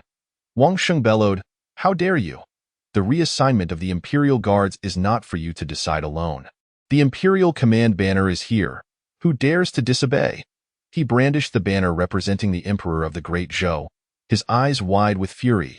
Su Fan approached, effortlessly seized the banner from his grasp, and tossed it onto a nearby pyre, allowing the flames to consume it. Fearful glances were exchanged among the onlookers as they regarded the man in white, the Chancellor. Wang Sheng, in disbelief, gaped at Su Fan, momentarily at a loss for words. Who just saw the Imperial Command banner? Su Fan surveyed the crowd, noticing the silence, and his gaze fell upon his former subordinate, the current commander of the Imperial Guards. Tanji, what say you?" Tanji shivered involuntarily, his heartbeat faltering. It felt akin to a student caught daydreaming, suddenly called upon by the teacher. Did you see the Imperial Command banner?" Tanji's throat constricted under Su Fan's calm gaze, as if a venomous serpent were coiling around his neck. "I did not see it." Wang Sheng turned his head, gazing at Tanji with an expression of despair. Tanji kept his head bowed, not daring to utter a word more. From the moment Su Fan had appeared, he understood that this coup was destined for failure. "Tanji, how many years have you followed me?" Tanji hesitated before replying. 28 years and 5 months. I have heard that your daughter-in-law recently blessed you with a robust grandson. Thank you for your concern, my lord." Cold sweat drenched Tanji's back, and he felt himself bending further under the weight of the moment. Nearly collapsing to his knees, Su Fan produced a handful of roasted soybeans from his pocket and gestured for him to come closer. Tanji's eyelids twitched as he stiffly took a step forward. Beads of sweat, as large as soybeans, streamed down his skin, splattering onto the ground. In that final step, he was merely half a meter away from Su Fan. Yet, as he lost his footing, this once great warrior, commander of the Imperial Guards, nearly fell. However, a hand swiftly caught him. Tanji lifted his gaze cautiously to Su Fan. "It matters not if you stray from the path. Having followed me, I can lend you a hand. But do not err further." Su Fan's voice echoed softly in his ear. Tanji was taken aback, then nodded emphatically. Su Fan withdrew his hand nonchalantly and sighed. "Go back and see your grandson." With a resounding thud, "I have betrayed your nurturing, my lord." Tanji, tears streaming down his face, bowed deeply, shattering the stone slab beneath him. He then cast a glance at Wang Sheng and departed without looking back. Chapter 29. Protecting the throne in the capital city. At the Xuanhe Gate, Yang Sun, armed with a decree, hurriedly led a contingent of troops towards the city gate. His task was to seal off the 9 cities, preventing treacherous ministers and rebels from escaping amidst the chaos, or any disturbances from the general station near the capital. Young Darren, do hurry, he was urged. Just then, a group suddenly surged forth from the darkness. Led by the capital's foremost swordsman, known as the Sword Saint, Gu Yifan. Behind him were over 400 disciples of the Gu family, trained in swordsmanship. Should the Xuanhe Gate fall into turmoil, Gu Yifan would not hesitate to suppress it by force. Yang Sun wiped the fine beads of sweat from his brow, gazing at the wall shrouded in darkness, like a beast poised to pounce. Exhaling heavily, he declared, "We have arrived. We have arrived," clearing his throat. He proclaimed, "The imperial decree is here. The commander of Xuanhe Gate, receive the decree." He called out twice, but received no response. Yang Sun furrowed his brow, puzzled by the silence. "Young Darren, why not simply charge in?" Gu Yifan suggested. With over 400 disciples at his back, they could easily withstand thousands of well-trained and well-equipped soldiers. Yang Sun raised his voice once more. "The commander of Xuanhe Gate, receive the decree." Suddenly, a flurry of arrows shot forth from the darkness. Gu Yifan had anticipated this, shouting, "Protect young Darren."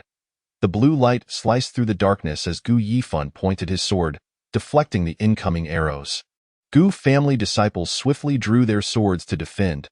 Kill! In the shadows, chaos erupted as soldiers poured forth. Gu Yifan's cold gaze fell upon them, a disdainful hum escaping his lips, fools who overestimated their abilities. Each disciple of the Gu family wielded exceptional swordsmanship. Though their coordination was lacking, these ordinary guards could hardly pose a challenge to them. The gateway teemed with flickering blades and the cries of the wounded. Before long, those who could flee did so, while others surrendered. Yang Sun observed this scene with a sense of relief. He was fortunate to have Gu Yifan on his side. Otherwise, he would have been at a loss for how to handle the situation. Now, seizing the Xuanhe Gate and subsequently taking the other gates would place the entire capital in their hands. At that moment, a heavy sound echoed from the darkness, akin to a beast baring its fangs.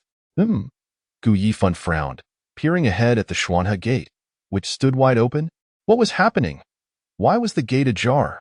The ground seemed to tremble beneath him, and Gu Yifan keenly sensed that something was amiss.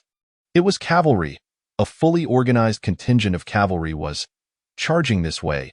Gu Yifan's expression shifted dramatically as he bellowed, "Quick, close the city gate." Realizing it might be too late, he commanded, "Form ranks, he shouted. Retreating to the sides, preparing for battle. The sound of hooves thundered closer, a relentless force akin to rolling thunder, sweeping toward them. The black-clad horses and armored riders burst into view, brandishing long spears, Tiger Bin army. The onlookers recognized this legendary cavalry. With a resounding crash, several Gu family disciples were hurled aside upon contact. The black cavalry surged forward like a torrential flood. The Gu family disciples had no time to mount an effective defense. As soon as one drew his sword to fell an enemy, he was trampled beneath the hooves of the advancing cavalry. Clop, clop, clop. Faced with this fearsome cavalry, the Gu family disciples found their swordsmanship utterly ineffective.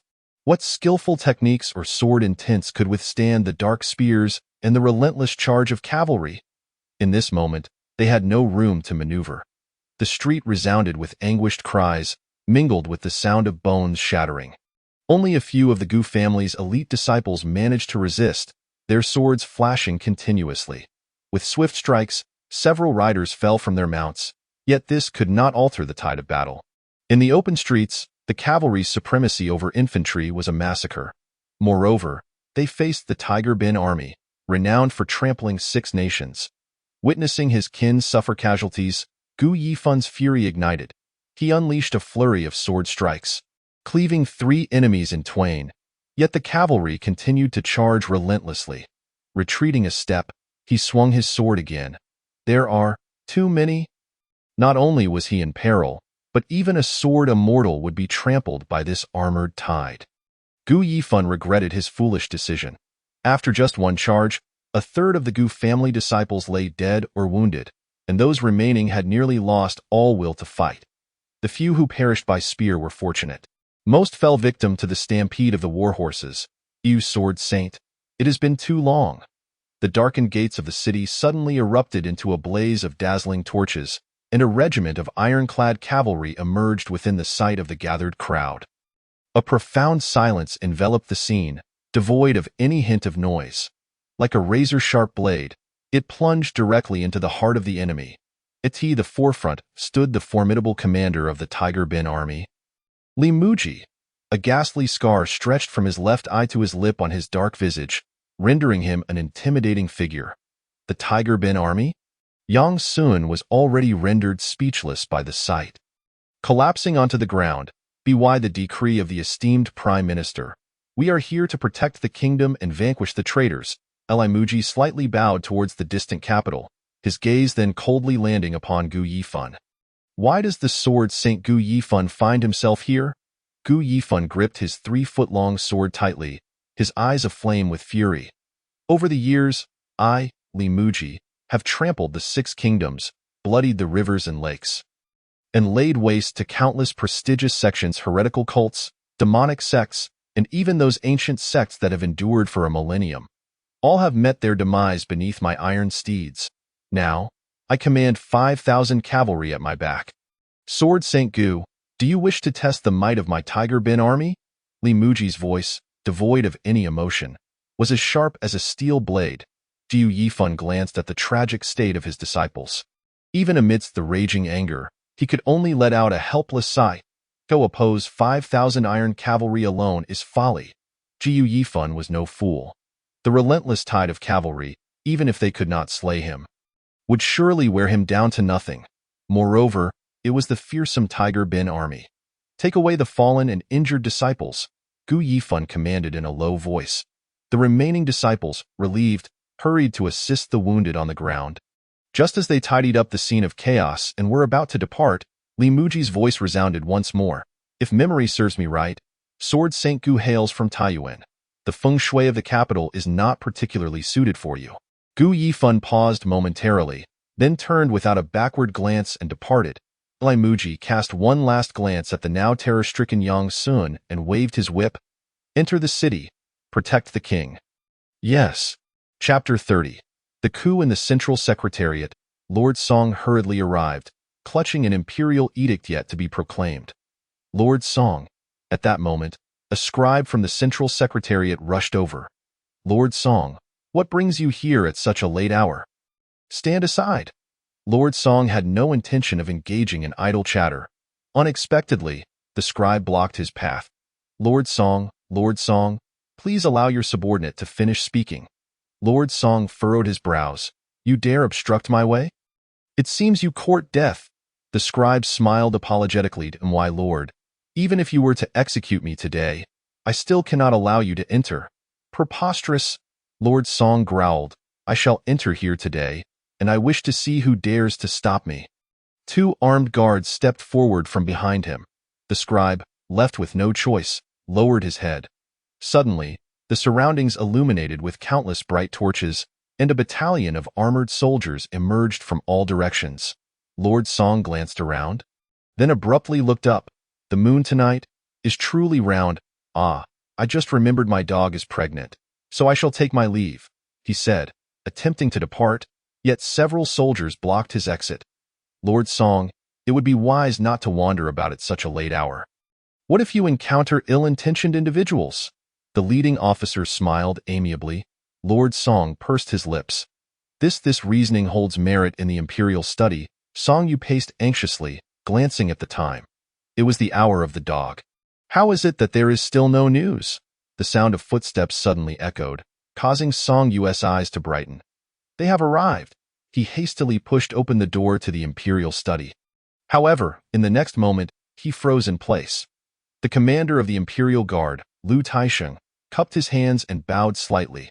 Your Majesty, I beseech your forgiveness for my tardiness in rescuing you. The traitors, Wang Sheng and Yang Sun, have been apprehended and await your command. Boom! A thunderclap resounded out of nowhere. Song Yu's expression changed drastically, nearly causing him to collapse. He closed his eyes and took a deep breath, exhaling slowly. Lu Taisheng cast a casual glance at him. Your Majesty, there remain several traitorous elements within the palace.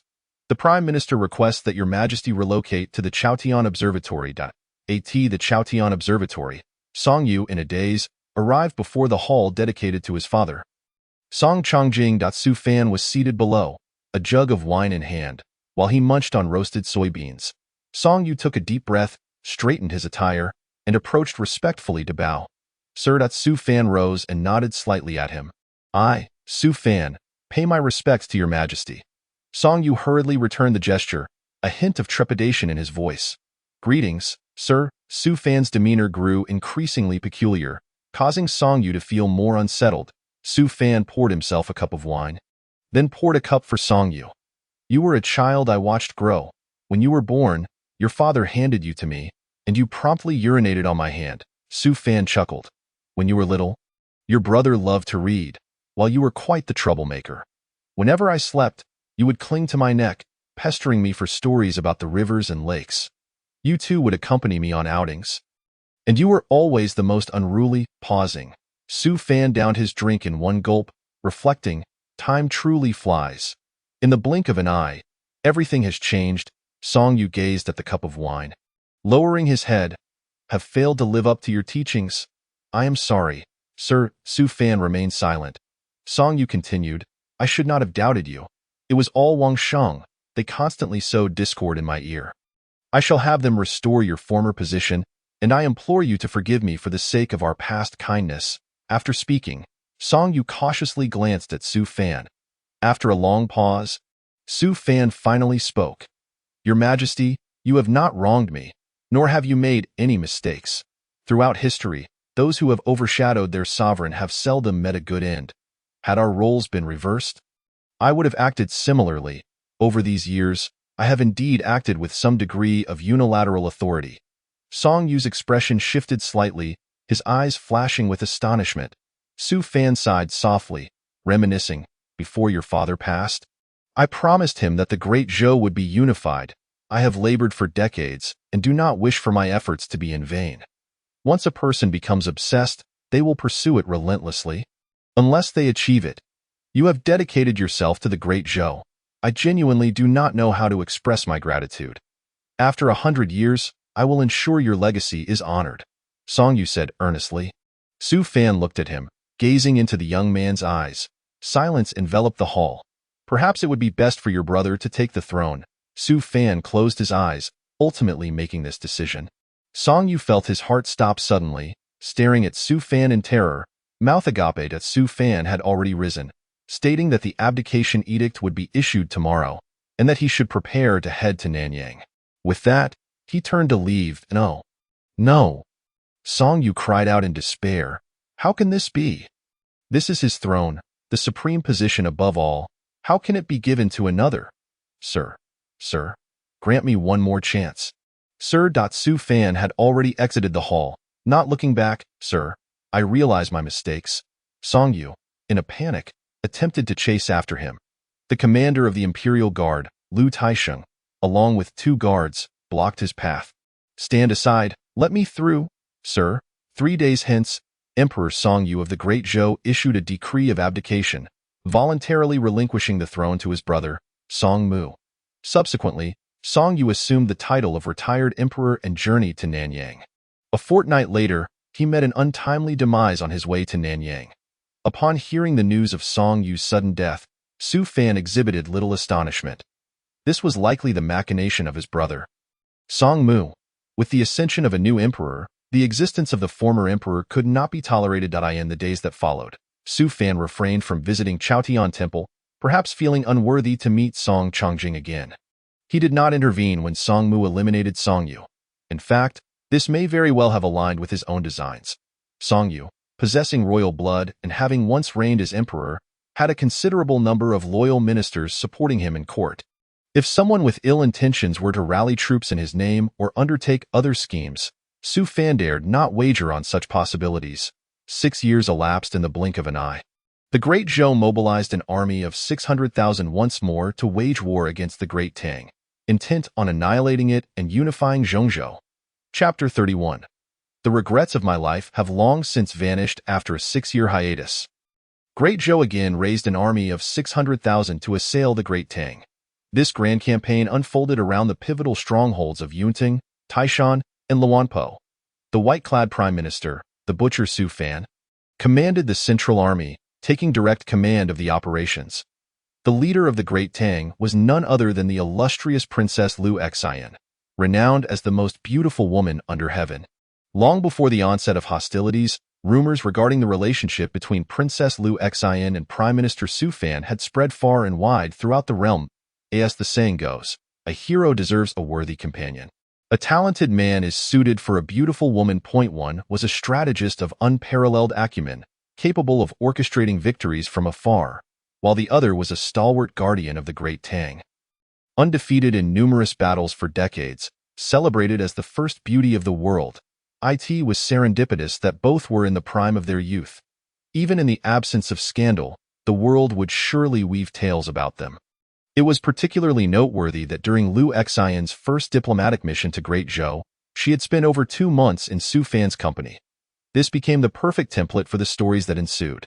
In no time, storytellers emerged, eagerly recounting the tales of the white-clad prime minister and the Great Tang's princess.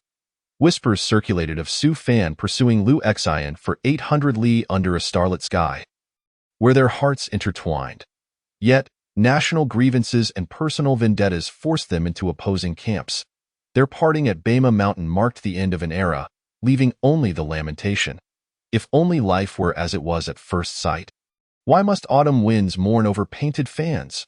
Many sympathized with this unfulfilled romance, some women weeping uncontrollably, wishing to embody the heroine of such tales. Others sighed, recognizing that such stories were fated to occur only to others.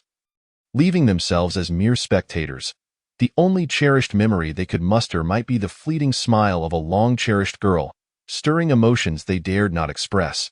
Perhaps it was the moment of rapture while listening to the spirited recitation in the classroom, or a sweet dream on an unknown night. At Yunting, Taishan, and Luanpo, the gateways of the Great Tang, citizens fled in droves. Over 1 million combatants clashed, transforming the landscape into a battlefield where the tally of vibrant lives dwindled to mere statistics of casualties. Su Fan dispatched General Zhang Tianxi to encircle Taishan with his forces. Liu Xian personally led her troops southward to relieve the siege of Taishan, employing feigned maneuvers to distract Zhang Tianxi and feigning a river crossing. Indeed, this tactic drew Zhang Tianxi to divide his forces, allowing her cavalry to launch a surprise attack on his main camp. To end this encounter, Zhang Tianxi fled in disarray but was tragically captured. Unwilling to betray the trust Su Fan had bestowed upon him, he ultimately took his own life at Taishan. Despite this initial setback, Su Fan remained undeterred. Great Zhou possessed the advantages of time, geography, and manpower, with resources and military strength far surpassing that of the Great Tang. The Great Tang was a tough nut to crack. Patience was essential for complete conquest. Thus, the armies remained locked in a stalemate for several months. During this period, both sides dispatched small cavalry units to harass each other's supply lines, engaging in covert operations behind enemy lines. Adjacent to the Great Tang was the Kingdom of Ding, and Su Fan established his base there. Facing off against the Great Tang, the people of Ding harbored deep-seated animosity toward the white-clad prime minister due to the devastating Battle of Pyongyang, where 3 armies were drowned, resulting in over 200,000 casualties and a further 40,000 dead. In the year that followed, Deng saw a series of rebellions. Su Fan found himself in a precarious situation with an unstable rear. Coupled with prolonged warfare, his soldiers grew weary and increasingly nostalgic for their homeland. Reluctantly, Su Fan was compelled to retreat temporarily to the Kingdom of Ding. This served the dual purpose of stabilizing the situation in Ding while leveraging its resources and wealth. He rotated troops from various regions to the front lines for consecutive engagements. Intending to wear down the Great Tang, during this time, Su Fan published a renowned treatise on prolonged warfare, asserting that the Great Tang could scarcely endure such attrition. Years of conflict had rendered its treasury nearly empty, while the common people endured untold suffering. Yet, the wealthy merchants flourished, their fortunes swelling, entwined in a web of corruption that gnawed at the heart of the Great Tang. The funds allocated for frontline soldiers often dwindled to less than a third by the time they reached their hands. Moreover, rampant corruption exacerbated societal tensions. Within the court, calls for peace negotiations with Great Zhou grew increasingly fervent, with some even proposing a marriage alliance between the princess and Great Zhou. Unsurprisingly, the official who suggested this notion met a gruesome fate. Suffering 8 stab wounds, ultimately ruled a suicide by the coroner. Within the palace, Su Fan diligently practiced the Xintian technique, a unique cultivation method bestowed upon him by Liu Xian. This practice required an untainted mind and a righteous disposition. Only those without ulterior motives could forge a connection. Yet, in recent days, Su Fan found himself unable to progress further, fully aware of the reasons behind his stagnation. At that moment, the distant darkness erupted with the sounds of battle cries. Su Fan opened his eyes. His personal guard rushed in, exclaiming, "My lord, a crisis! There are assassins. Allow me to escort you to safety." Su Fan waved his hand dismissively. "No need, let us remain here. They cannot breach this place." After half an hour, the commander of the Tiger Bin army, Li Muji, strode in and knelt on one knee. Reporting to the prime minister, "The rebels have been dealt with. Lu Taiwei has been captured and awaits your orders." "Bring him in," Su Fan commanded. At once. Before long, Lu Taiwei was brought before him. "Bah, Su the traitor, even as a ghost, I shall not spare you." Lu Taiwei spat. "Though not harbor such delusions, Lu Taiwei, even as a specter." "You would not be my match," Su Fan retorted mercilessly. "Su the traitor, you shall come to regret this. You are destined for the depths of hell." Lu Taiwei's eyes widened in fury as he yelled. "Su Fan, from the moment you stepped onto the stage until now, how many have suffered estrangement due to you? How many innocent lives have been lost at your hands? In the Battle of Pyongyang, you drowned 3 armies, causing over 200,000 innocent souls to suffer. You bloodied the royal capital of the Wei Kingdom, and in the Battle of Jiangnan, you sacrificed 100,000 soldiers.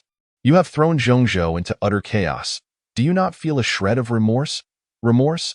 Su Fan replied with a faint smile. "My life has long been devoid of the concept of regret. I do not regret my seclusion from the world, nor my emergence into it. Galloping across Zhongzhou, sweeping away the other 5 nations, I have no regrets. Since ancient times, compassion does not command armies, emotions do not dictate affairs. Righteousness does not govern wealth, and virtue does not govern officials. Zhongzhou has been in turmoil for far too long. Power has oscillated endlessly. With one day you strike me, and the next I strike you. When has the fire of war ever been quelled? You claim I have thrown Zhongzhou into disarray. I ask you, when has Zhongzhou known peace in these years?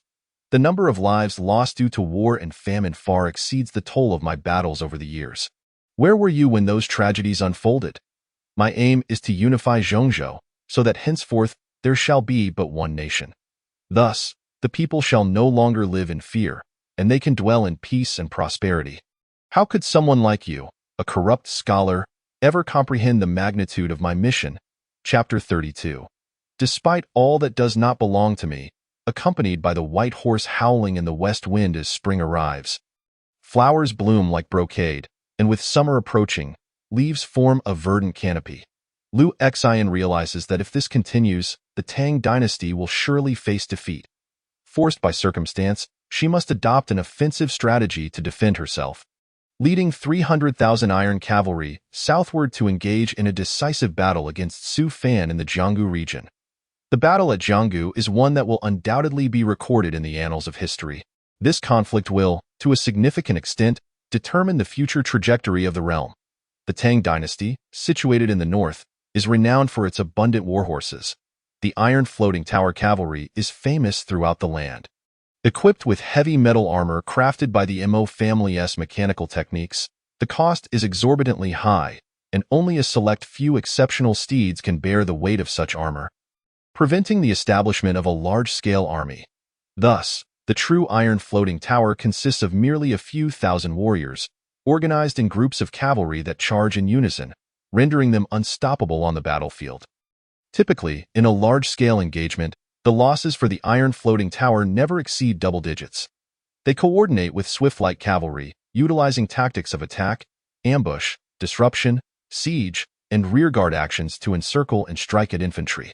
Other nations confronting the iron floating tower can only resort to deploying heavily armored infantry in conjunction with archers and crossbowmen, as no other country can muster a cavalry force capable of contending with the iron floating tower. However, despite occasional defeats, the Tang dynasty often suffers minimal losses. Foreign forces are unable to inflict significant damage on the Iron Floating Tower's effective combat strength, primarily due to the cavalry's remarkable mobility. In the era of cold weapons, it can be said that they are nearly invincible. Once, the Deng Kingdom attempted to form an army composed entirely of cultivators to counter the Iron Floating Tower. Yet, the cost of such a force far exceeded that of the Iron Floating Tower. In fact, the funds required to sustain a single cultivator army could easily equip 2 iron floating towers.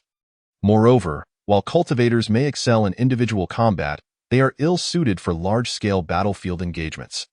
Most crucially, the devastating skills they wield, though threatening to foes, often inflict greater harm upon their own comrades. Ultimately, this plan came to naught. In the era of cold weapons, the combination of the iron floating tower and light cavalry proved to be an incredibly effective strategy. The Jianggu region, in particular, serves as an ideal battleground for the iron floating tower. The army of the Great Zhou excels in siege warfare, primarily relying on infantry.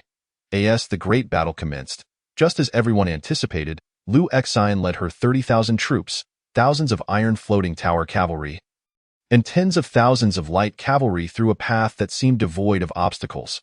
Victorious at every turn, they faced no insurmountable challenges.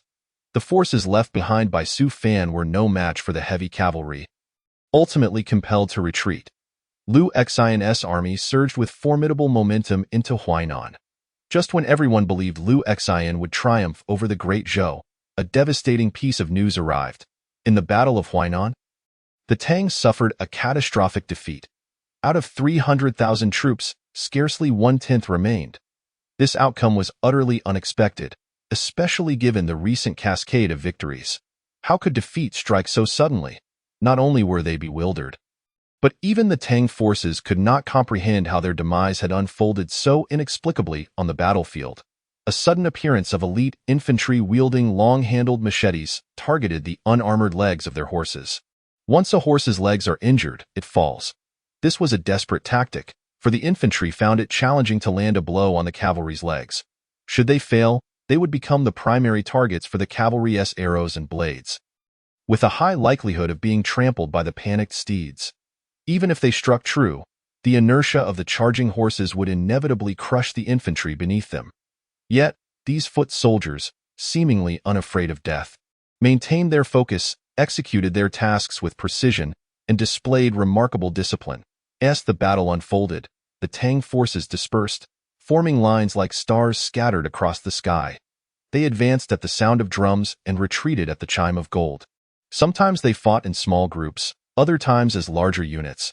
When the Tang cavalry charged in, they found themselves ensnared within the encirclement of the Great Zhou forces, who then targeted their horses' legs with machetes before dispatching the fallen heavily armored cavalrymen. The Tang troops soon found themselves embroiled in close-quarters combat. The Great Zhou forces, being numerous and far superior in infantry combat, gained the upper hand. The battle raged from daylight into the night, and from night until dawn. The heavily battered Tang forces aimed to retreat. However, having ventured too deeply, they were effectively mired in a quagmire. There was no time left to withdraw. Li Mu led the Tiger Bin army straight toward Yunting, Taishan, and Luanpo, effortlessly capturing these locations and severing the retreat route for the Tang cavalry. Subsequently, Su Fan encircled the Tang forces, and in the end, only a mere 100, led by Lu Xun, managed to escape the once mighty Tang cavalry. Following this battle, the Tang dynasty would no longer possess the iron floating tower. The costs of equipping such heavily armored forces were already exorbitant, coupled with the elevated standards required of the soldiers. Humans are precious assets, and so are horses. Neither can be nurtured overnight. In the wake of this conflict, the Tang dynasty ceased to engage in large-scale military campaigns, effectively losing its capacity to contend with the Great Zhou. 3 years later, the Great Zhou systematically consumed the Tang territories, leaving only the capital remaining. Su Fan mobilized 400,000 troops to besiege the city, ultimately forcing the 16th ruler of the Tang dynasty to surrender alongside officials and civilians. The Tang dynasty, no longer a realm of glory, a crimson figure stood atop the mountain, gazing into the distance, lost in thought, until a voice echoed from behind. "What do you see?" Lu Xun withdrew her gaze and replied softly, I behold the unification of Zhongzhou, a feat never before accomplished in a millennium. You may indeed be the first of your kind, and likely the last. Your words seem to carry a hint of mockery. Su Fan took a seat beside her. Lu Exine glanced at him, then suddenly placed her hand against his chest, saying, I truly wish to push you off. Even if you did, I would not perish. Su Fan chuckled. Then I shall render your powers useless before doing so, Lu Exine declared with mock seriousness. Such a venomous heart you possess. Su Fan shook his head. Even the most venomous cannot compare to yours. Lu Exine's tone hinted at deeper emotions. Su Fan broke an orange in half, offering one half to her. What are your plans henceforth? Lu Exine slightly parted her lips, taking the piece of orange.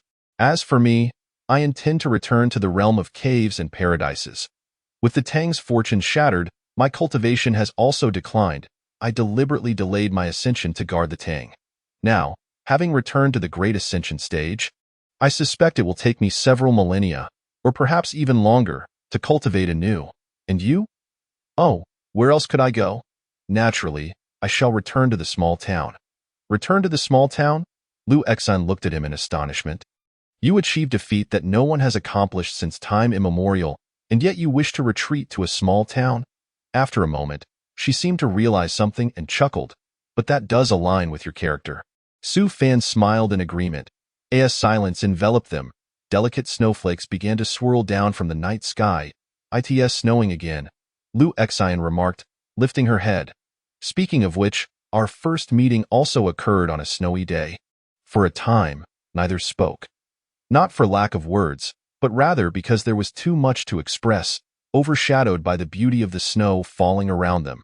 After what felt like an eternity, she turned, offering him a gentle smile. I must take my leave. Su Fan opened his mouth, but no words emerged. He thought perhaps this would be their final encounter. The mountains are high and the roads long. Today's parting may well mean never meeting again in this lifetime. Despite possessing all that does not belong to him, accompanied by the white horse howling in the west wind, he could not utter a farewell. Nor could he find a single flower to offer blessings, and tomorrow, as dawn breaks, it shall be another day apart. For in the winds, the ebb and flow of life are beyond our control. He watched Lu Exine's figure gradually fade into the horizon, silently wishing, in this vast world, may you find peace and joy. The once speeding Lu Exine seemed to have heard something, pausing momentarily but soon quickening her pace again. Chapter 33. I float away with the gentle breeze after the surrender of the Tang. The Great Zhou spent over a year sweeping through the surrounding small nations. The newspapers of these small nations reported on Su Fan's army as follows. Day 1. The monster of the Great Zhou is landing. Day 2. The man-eating devil advances toward Yangdu. Day 3. Yangdu falls into the hands of the despicable enemy. Day 4. Most regions have already succumbed. Day 5. The murderous fiend Su Fan is approaching the capital. Day 6. The most illustrious prime minister in history, the founder of the Great Zhou, the sage of the world, Lord Su Fan, will arrive today at the loyal capital of Yang.in this year. The capital is blanketed in snow. Fireworks continuously crackle in the air, celebrating the arrival of the new year with wishes for clear winds and sunny days. Su Fan sits on the steps outside his courtyard, gazing upwards for a long while.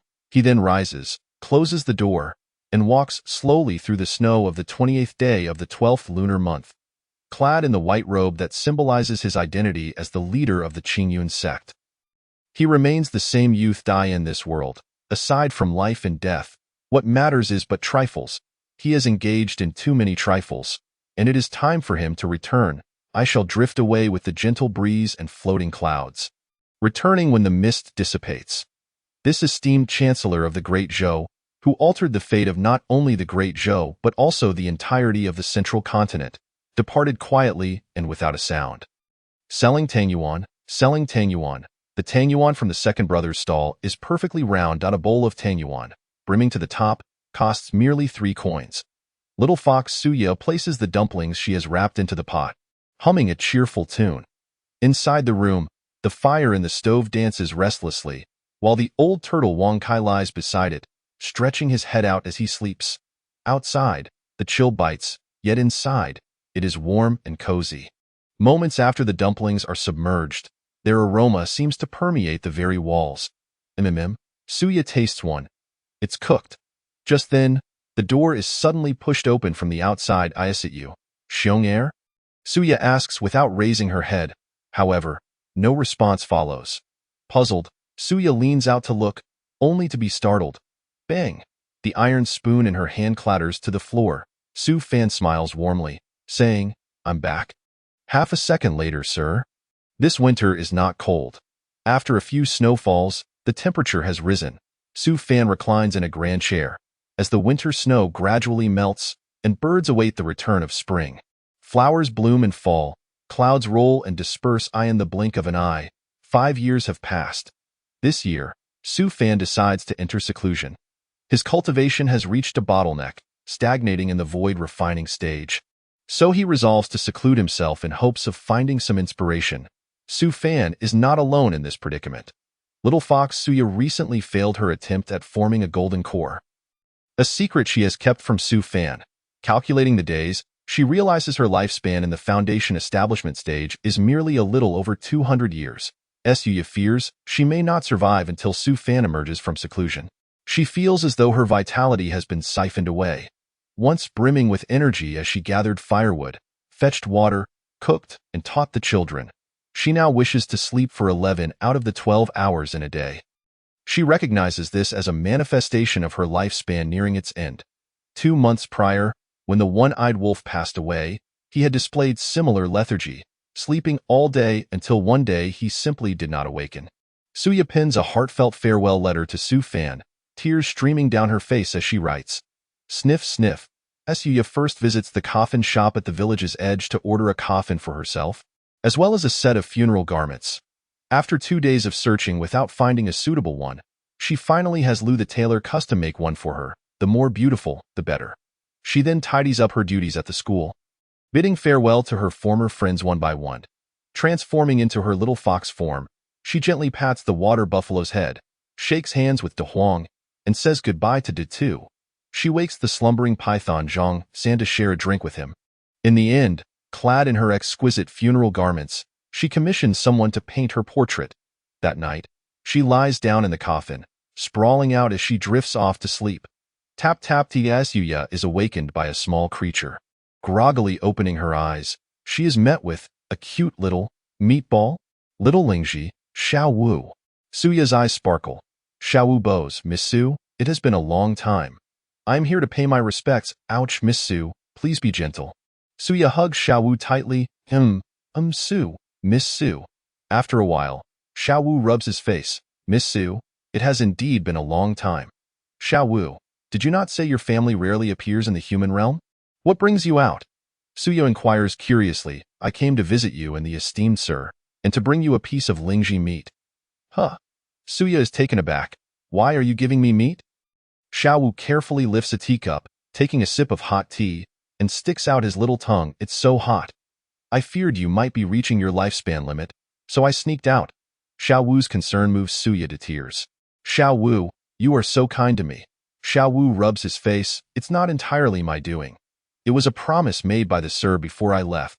Suya wipes her tears. Sir, how could he have known so soon that I wouldn't succeed in forming a golden core?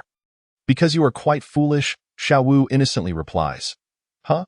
Suya's expression shifts slightly. Xiao Wu continues, it is a well-known fact that Miss Su is rather foolish. The sir is so clever he must have figured it out long ago. I am foolish, Suya protests. Not only foolish, but also capricious and greedy, unreasonable and fond of violence. Sometimes I wonder if the left half of your brain is flour and the right half is water. Shake it, and it becomes paste. Xiao Wu counts Suya's flaws on his fingers, completely oblivious to the murderous glare she casts upon him. Oh! Suya, transformed into a little fox, pounces at him. Soon, cries of agony from Xiao Wu fill the room. Ouch, Miss Su, please don't bite my head. It truly hurts. Xiao Wu initially intended to deliver the Lingji meat and return home, but overslept for a whole day. He would have to wait another 300 years for the family gates to open again. Xiao Wu sits on the ground, overwhelmed, and begins to wail. Suya comforts him. It's all right. When you return next time, you might just catch your fiancée's wedding to someone else. Xiao Wu glances at her, crying even harder. Xiao Wu, here, have a piece of watermelon. Stop crying. Xiao Wu takes a few bites of the watermelon, pouting, when suddenly he catches a whiff of a familiar scent. Miss Su, what did you use to cut this watermelon? Of course, it was the knife I used to cut your meat yesterday, Xiao Wu.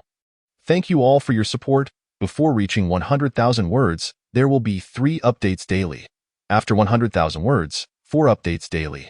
Chapter 34. The bad guys' days are not easy either. The small town remains as tranquil and harmonious as ever. One day, a robust young man sways as he approaches the town. His name is Atai, a disciple of the mountain-moving ape sect. 50 years ago, he was injured by fellow disciples during a sect competition and has been in seclusion ever since. Upon entering the town, Atai feels as though he has returned from another world when he first sees people again. His gaze soon falls upon a passing woman, and he swallows hard. It has been 50 years since he last indulged with a maiden. Now, even a sow appears alluring to him, igniting an inexplicable impulse. Oh dear, Suya, did you not say you were going to die? When shall the feast commence? Have you prepared tables for several people? Suya, with a basket of vegetables, pats her chest and suddenly no longer feels like dying.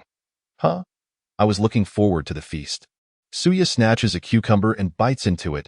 You can forget about eating my feast, but if you give me a discount, I could dance on your grave after you die. Why would I want you dancing on my grave? It would bring me great prestige. I could boast to the other ghosts in the underworld. Go away, Suya.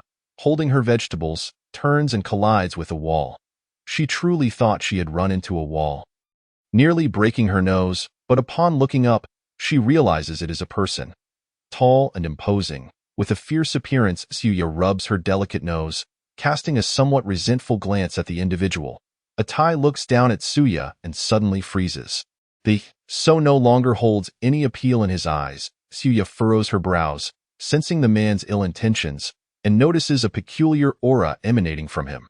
Atai opens his mouth, wanting to inquire about Suya's name.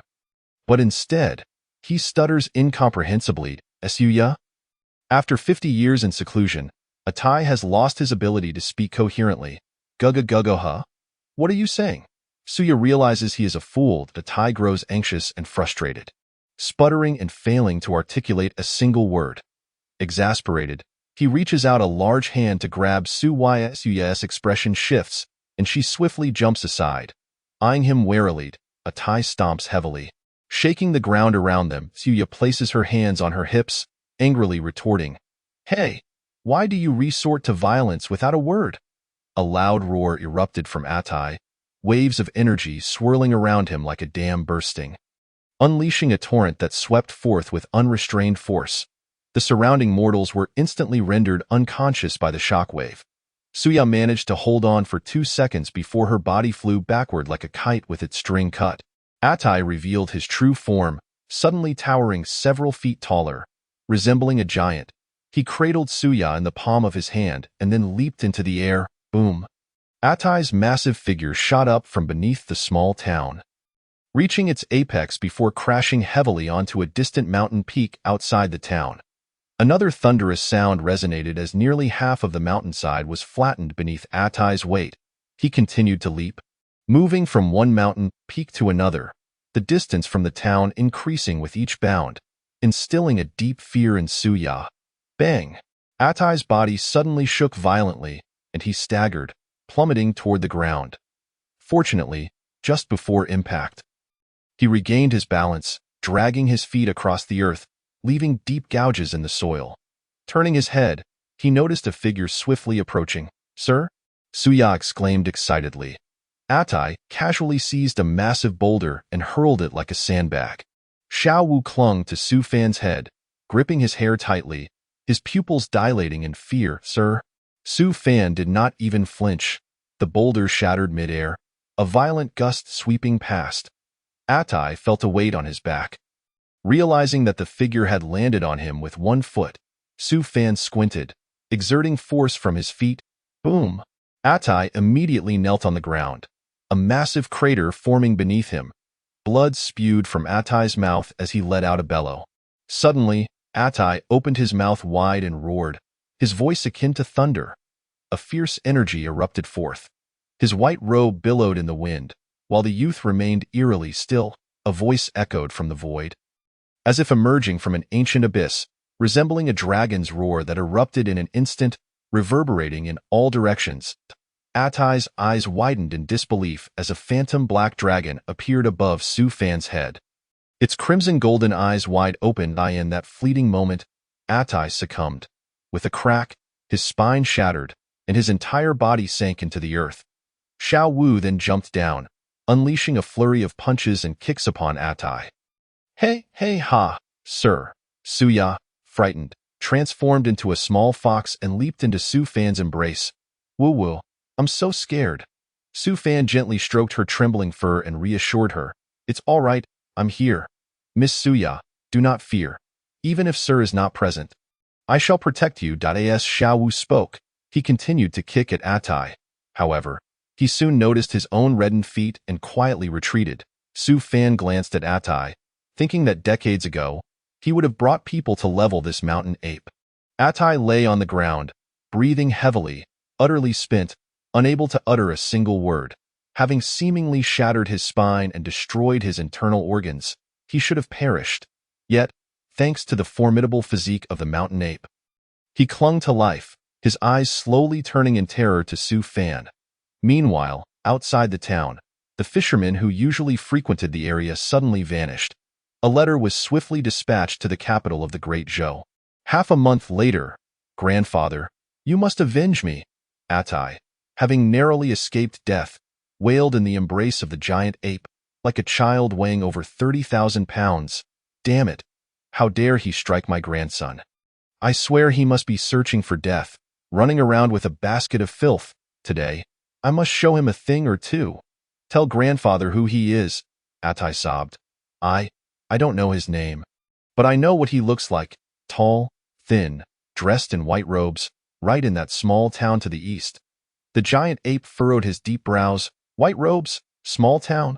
The mere mention of those words made him instantly think of that man. It wasn't that his imagination was particularly vivid, but that man was simply too renowned. Surely, it couldn't be a coincidence. However, just to be safe, he needed to investigate thoroughly. He was not one to act recklessly. One must avoid provoking those who should not be provoked, for it is crucial to ascertain the identity of others before confrontation. A few years back, the powerful Nalan family had offended a certain Xia who was deemed useless after breaking off an engagement. And now that so-called useless person had become a formidable figure. Indeed, life as a villain was not easy these days. The giant ape casually picked up an illustrated book, within which was a portrait of Su Fan. Grandson, is this the person? Atai leaned in to take a look. Chapter 35. The sword opens the heavenly gate. Atai leaned closer to examine the portrait and then affirmed with certainty, indeed, it is him. Oh, grandfather! Boom! Like a thunderclap, the giant ape fell from the stone bench, his expression drastically changing. Grandfather, grandfather. What's wrong? Atai hurried to assist the giant ape. The giant ape gasped for breath, his chest heaving, struggling to utter a coherent word. After a while, he finally managed to steady his tongue. Why you? You haven't done anything to him, have you? Atai replied. No, not at all. The giant ape swallowed hard. Speak the truth. How did you offend him? Seeing his grandfather's expression, Atai dared not lie and recounted the events as they had transpired. The giant ape closed his eyes in despair. You truly are a grandson of misfortune. Grandfather, who exactly is he? Atai asked, perplexed, for he had never seen his grandfather like this before. Who is he? Su Fan, the former prime minister of the Great Zhou. Isn't he just a mere prime minister of a small nation? Retired at that. Why should we fear him? Atai's confusion deepened. Great Zhou? I don't think I've ever heard of it. The giant ape was nearly enraged to the point of madness. You think I fear him? Who else would I fear? He trampled 6 kingdoms and unified the Central Plains. Is he someone we can provoke? You've really brought me trouble. You've caused such a huge mess upon leaving the mountain, grandfather. The giant ape, helpless, said, don't call me grandfather anymore. From now on, you are my grandfather, my true grandfather. At this moment, a servant rushed in. "Master, it's bad. Someone has breached the mountain gate." Li Muji, the commander of the Tiger Bin army, sat outside the mountain ape's gate. A tiger-headed spear planted beside him, with several bodies of mountain apes lying on the ground. The old giant ape stepped out of the mountain gate, and upon seeing Li Muji, his eyelids uncontrollably twitched. "You dare to kill my kin?" Atai, in a fit of rage, made to charge forward but was forcefully held back by the giant ape, who shot him a fierce glare. "I did not know General Li had arrived. I apologize for not welcoming you." The old giant ape spoke respectfully. "You know me?" Li Muji slightly raised his gaze. "Who doesn't he know the renowned Tiger Bin army?" Li Muji nodded. "Then I'll be direct. I'm here to stir trouble. Half a month ago, who was the one causing chaos in the small town? It was my foolish grandson. He just left the mountain and unintentionally offended the Prime Minister. I have already punished him and will surely visit the Prime Minister to apologize." Upon witnessing his grandfather's demeanor, Atai clenched his fists in discontent, feeling utterly unsatisfied. It was just a woman he stole. He had done it before. He even stole a princess from a small nation. And so what? In the end, it all came to nothing. Li Muji narrowed his eyes, and in the next moment, a tremendous pressure descended upon Atai like a torrential storm. Boom! The giant ape's expression shifted suddenly. "General, you're not satisfied?" Li Muji gazed at Atai. Atai nearly ground his teeth to dust, struggling to utter, "No." Just as he managed to say a word, his entire being was sent flying. Crashing forcefully into the wall, blood poured from his 7 orifices, and soon, he ceased to breathe. Li Muji remarked coldly, "Sending him to the afterlife. Let him leave with a fragrant scent." With that, he turned and walked away. Below the mountain, the Tiger Bin army awaited his command, ready to march toward the human race's great wall as per orders. "Master, master." After a long while, someone cautiously spoke. The old giant ape's expression was grim as he slowly commanded, "Collect the bodies and tell the outside world that he died during training due to an unfortunate accident." "Understood. Congratulations, host. Your lifespan has reached 100,000 years. Congratulations on acquiring a supreme technique of the celestial tier, the invincible sleeping auto-cultivation method." The long-awaited system voice resounded. Su Fan furrowed his brow.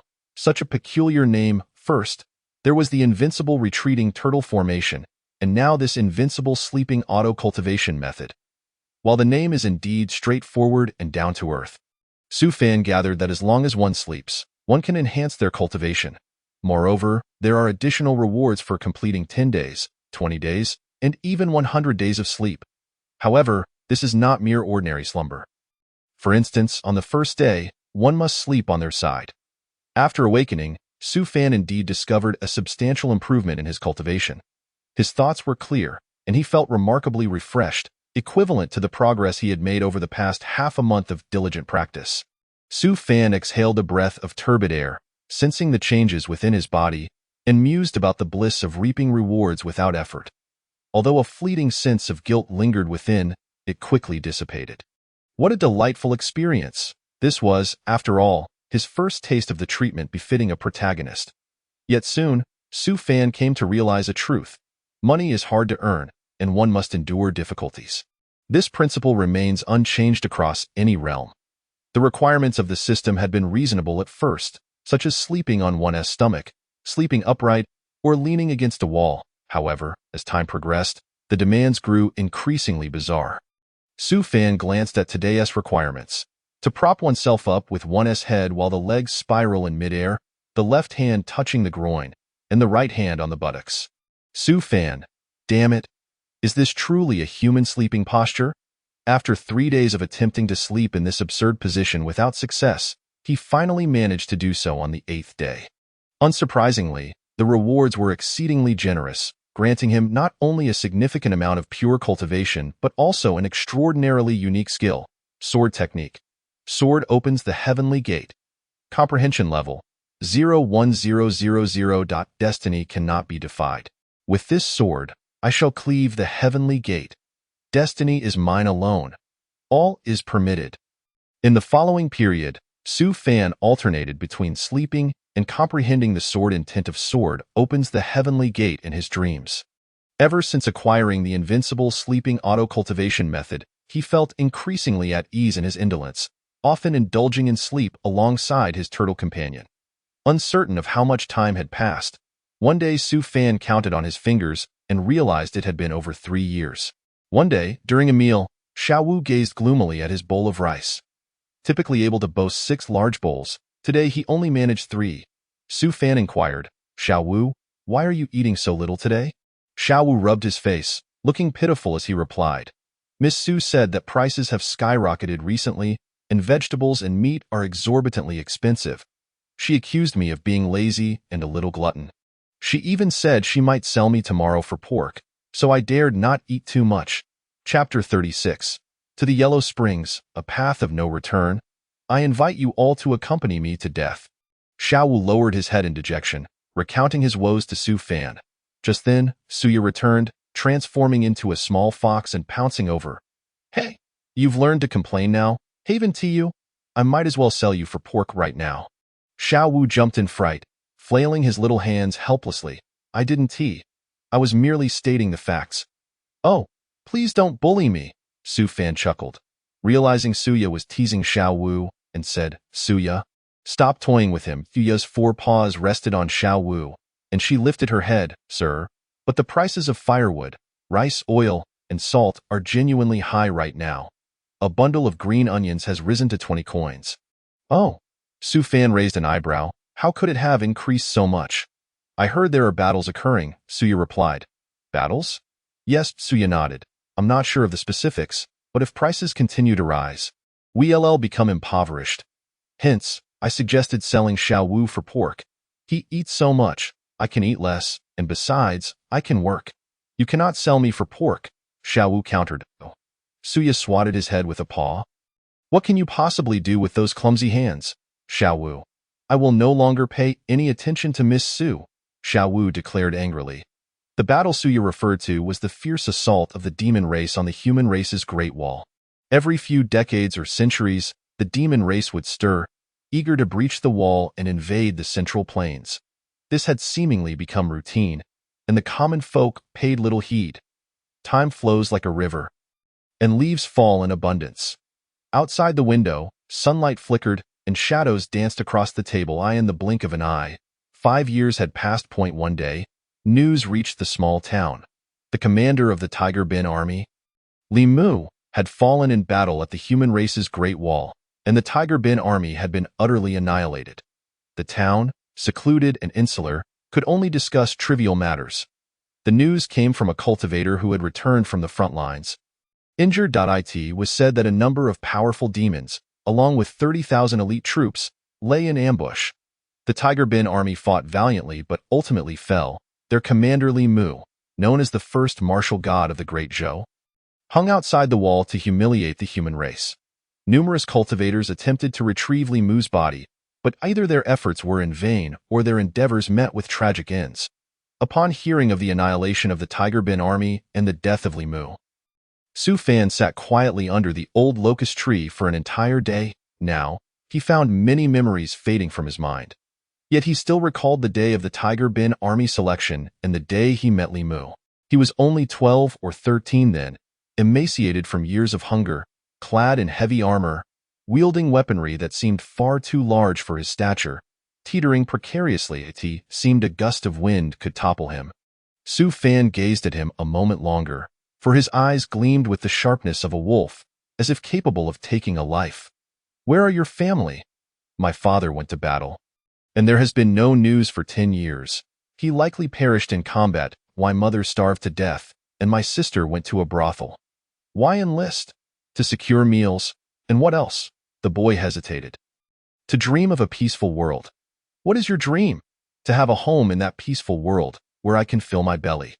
After a day of contemplation, Su Fan resolved to journey to the human race's Great Wall and bring back Li Mu's body. The human race's Great Wall. The Grand Wall seemed to stretch endlessly, lying there like a slumbering beast. This is the Great Wall of the human race, which has stood for tens of thousands of years. As for how the Sword Chi Great Wall was originally constructed, most have forgotten, and numerous versions have circulated. The most credible one suggests that the three ancestral masters collaborated to forge it to prevent the invasion of the demon race. At this moment, the demon army lay encamped outside the wall, their numbers countless, like fish crossing a river. This was the most ferocious assault the demon race had ever launched. Dozens of formidable demons and 1,000,000 demon soldiers were involved in this battle. The intensity of the conflict far exceeded the expectations of both sides, with one side fighting desperately while the other defended with equal fervor. However, once the war commenced, it would not cease easily. Countless lives turned to ash, souls drifting in the void, and the heavens were drenched in crimson. The wails of the fallen echoed everywhere, as Confucian sword cultivators wielded their life swords to slay 8 mighty demons, only to perish themselves when their life swords shattered. Taoist cultivators invoked heavenly thunder to perish in unison with the demons. Buddhist disciples summoned torrential rains, while martial cultivators struck down hundreds of demons. With the annihilation of the Tiger Bin army, a grand battle for the defense of the Great Wall slowly unfolded. Tens of thousands of demon soldiers surged toward the wall like a tide, launching a full-scale assault on the Great Wall. Gazing at the overwhelming demon forces, only the phrase to face death without fear resonated. The venerable sword Immortal Gu Xiu raised his arm high, proclaiming, "This path leads to the Yellow Springs. A road of no return. I invite you all to accompany me to death." Alas, the fate of heroes is often brief, yet it is a solace to know that there are successors to carry on their legacy.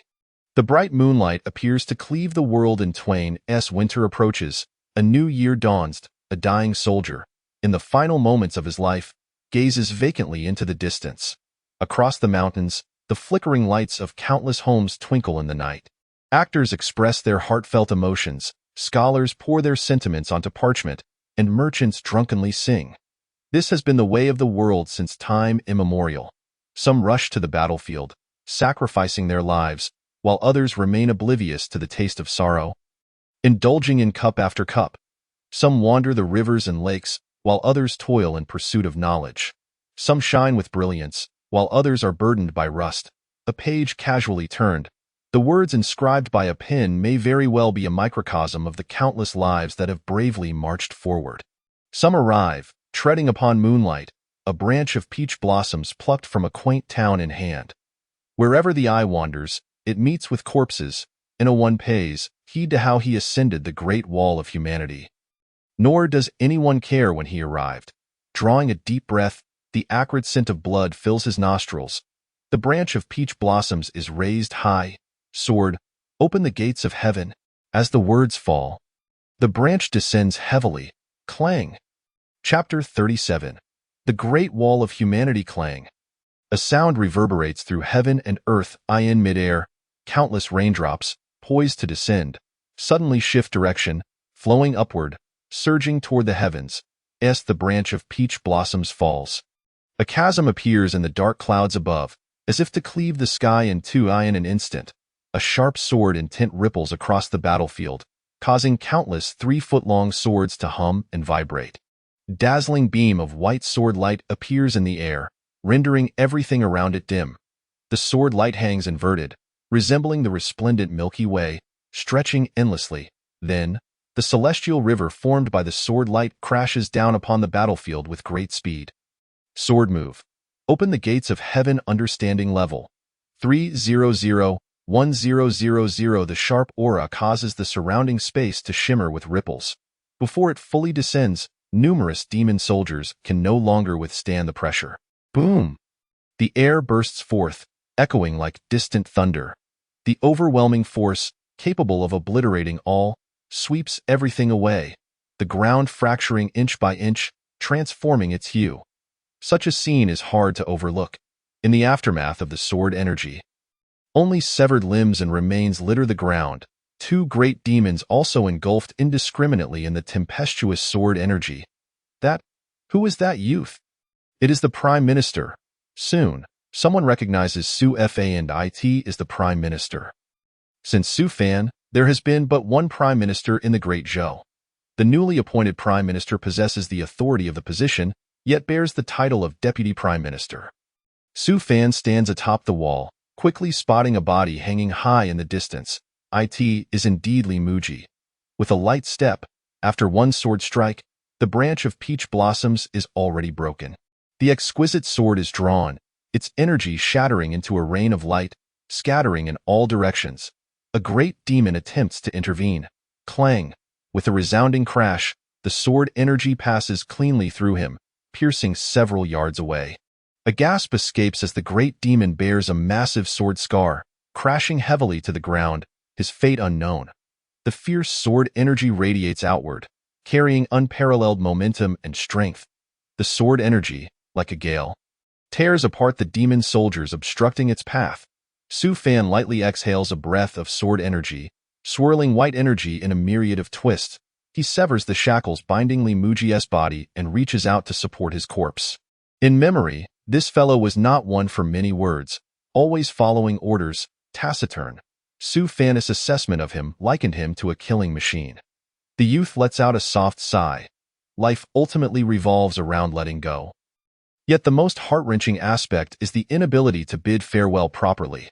There are no ancient pavilions or winding paths, no sunset painting the sky. Some depart hastily, and you can never tell which words may become your last with them, nor which moment may serve as your final encounter. On the battlefield, Su Fan's sudden appearance leaves both sides momentarily stunned. His masterful sword techniques and the sheer lethality of his sword energy are indeed terrifying. The demon soldiers gaze at him with fear, wary of his next move. Ultimately, under Su Fan's intimidation and the desperate valor of numerous guards atop the wall, at sunset, the demon forces abandon their assault. The Great Wall of Humanity holds a simple funeral for the fallen soldiers, including Li Mujie. There is no time for grief, nor for complaints. For the next battle is imminent. Su Fan sits before Li Mujie's grave, a jug of wine in hand, relishing a drink. Suddenly, a figure approaches. It is a middle-aged man clad in armor, face unfamiliar. Yet Su Fan keenly senses his aura. Sir. The man clasps his hands together and bows. Su Fan pauses for a moment, then smiles lightly. Song Yu? So you still live. The son of Song Chongjing, the 8th emperor of the Great Zhou. Due to various reasons, he was deposed by Su Fan, and his brother Song Mu was installed as the ruler. Su Fan had received news that upon Song Mu's ascension, he had ordered the death of Song Yu. Yet now, seeing the altered visage of Song Yu, Su Fan instantly comprehends. He had previously wondered why Song Mu, known for his kindness since childhood, would suddenly turn on his brother. It turns out he had played a clever ruse. Years have passed, and the truth of the matter is shrouded in ambiguity. Song Yu recounts that he spent these years in the south, married, and fathered children. It was only last year, upon hearing of the demon assault on the Great Wall of Humanity, that he set forth to this place. Su Fan gazes at him in astonishment. Song Yu scratches his head, feeling somewhat embarrassed as he says, "After all, I am a scion of the Song family. Since ascending the throne, I've only caused trouble for you and the nation, and have done little to help that if I die, my father will surely punish me severely. Thus, I thought, if I could lend a hand, it would be a good excuse." Su Fan smiles. That well said. Your father would surely be pleased to know. Song Yu continues, I'm currently assisting in logistics, helping with transport. Previously, they all said the human race was doomed. But thankfully, you have arrived, sir. The white-clad prime minister, who has trodden upon 6 nations, unified the central plain, the slayer of humanity, adorned with countless accolades, now bears yet another title, the Peach Blossom Sword God. It is rumored that on the day of the demon's grand assault on the Great Wall, myriad cultivators fought valiantly.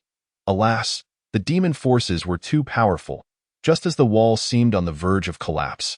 And the demons prepared to invade the central plain. A deluge of blood and corpses awaited. Yet, in that critical hour, the white-clad prime minister, the founder of the Great Zhou, the slayer of humanity, the foremost strategist of the realm, the Peach Blossom Sword God Su Fan, grasped a peach blossom and descended from the heavens. As the blossoms fell, a crisp sword cry echoed through the skies. The sword opened the gates of heaven, vanquishing the demons. There are also whispers that Su Fan only incarnates twice in his lifetime. The first incarnation subdued the 6 nations, swept through the central plain, and unified the realm. The second incarnation opened the gates of heaven with his sword, repelling 1,000,000 demons, safeguarding the Great Wall. However, Rumors remain just that.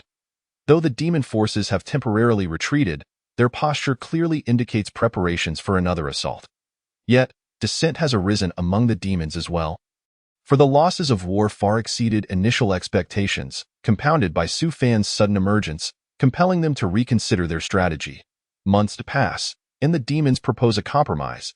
To avert further devastating casualties, they suggest that both sides dispatch their strongest warriors for a duel. The rules are simple, 5 against 5, engaging in single combat to determine a winner. The victor then faces the next opponent from the opposing side until one side's 5 warriors are defeated. Should the demons prevail, they would gain half of the Great Wall of Humanity. Should the humans win, the demons must retreat 1,000 miles from the Great Wall and refrain from incursions for 500 years. This suggestion bears no small merit, yet it is met with mixed sentiments among the human ranks. Some oppose it, others support it, while some remain neutral. Chapter 38. Destiny is mine. All things obey fight. We of the human race do not fear them. This is not a child's game. We cannot simply agree without assurance, and my opinion is to proceed with caution. This duel will stake the fate of the world and requires celestial witnesses. This is no trivial matter. If we lose, we may find ourselves unable to retract our stance. Look here, if we are to take your approach, perhaps we should forego this battle altogether. In the midst of the conference, the crowd was embroiled in a cacophony of disputes.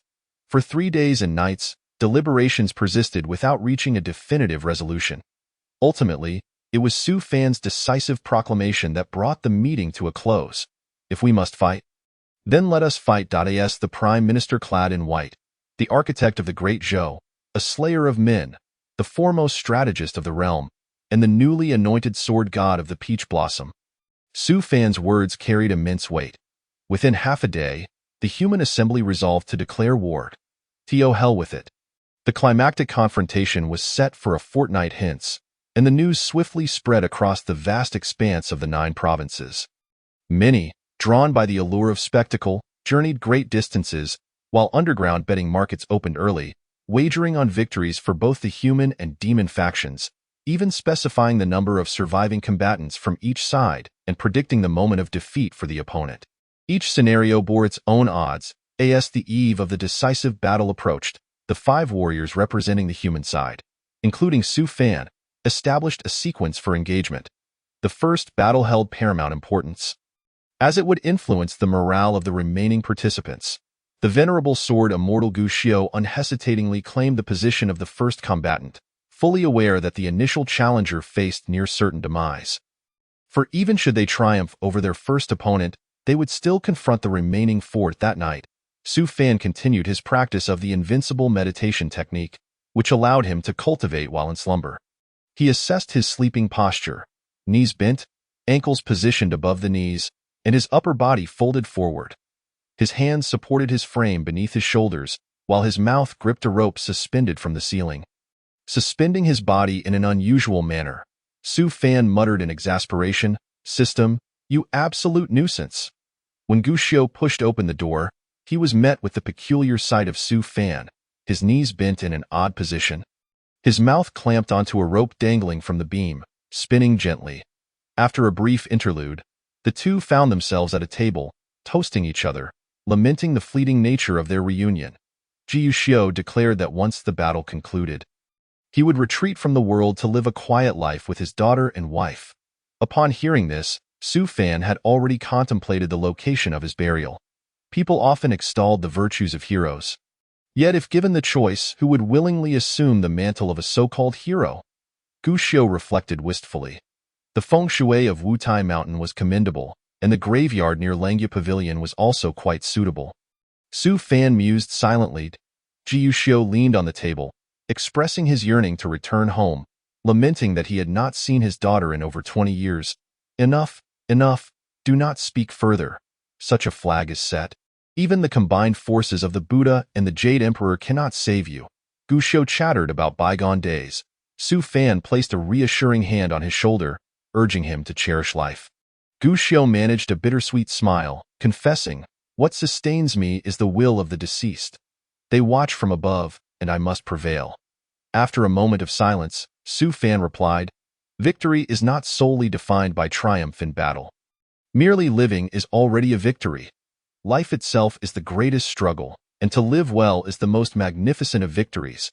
On the following day, atop the great wall of the human realm, a throng had gathered. Beyond 100 miles lay an innumerable host of demons. The remaining space was occupied by cultivators who had traveled from all corners of the realm to witness the spectacle, each a formidable presence in their own right. Among them, the most striking was a true immortal descending from the heavens, a venerable old man donning a bamboo hat, exuding no trace of spiritual energy. Appearing as an ordinary elder, yet none dared to underestimate him. Accompanying him was the master of the endless sea, a dragon poised to transform into its true form. These two were to witness the duel. Entrusted with ensuring that both sides honored their commitments, both factions submitted their lists of combatants. The first challenger from the demon side was a newly crowned king, recently having endured the tribulations of lightning, his strength magnified and recognized as possessing unparalleled lethality among sword cultivators. On the human side, the old man in the bamboo hat drew a token, squinting slightly. The sword immortal Gu Xiu gripped his broken sword. Preparing to step forth, Su Fan, the old man announced, reading from the token. Gu Xiu had one foot out the door, only to realize the name called was not his own. Not only Gu Xiu, but the others were also taken aback. What was happening? This was not as agreed upon.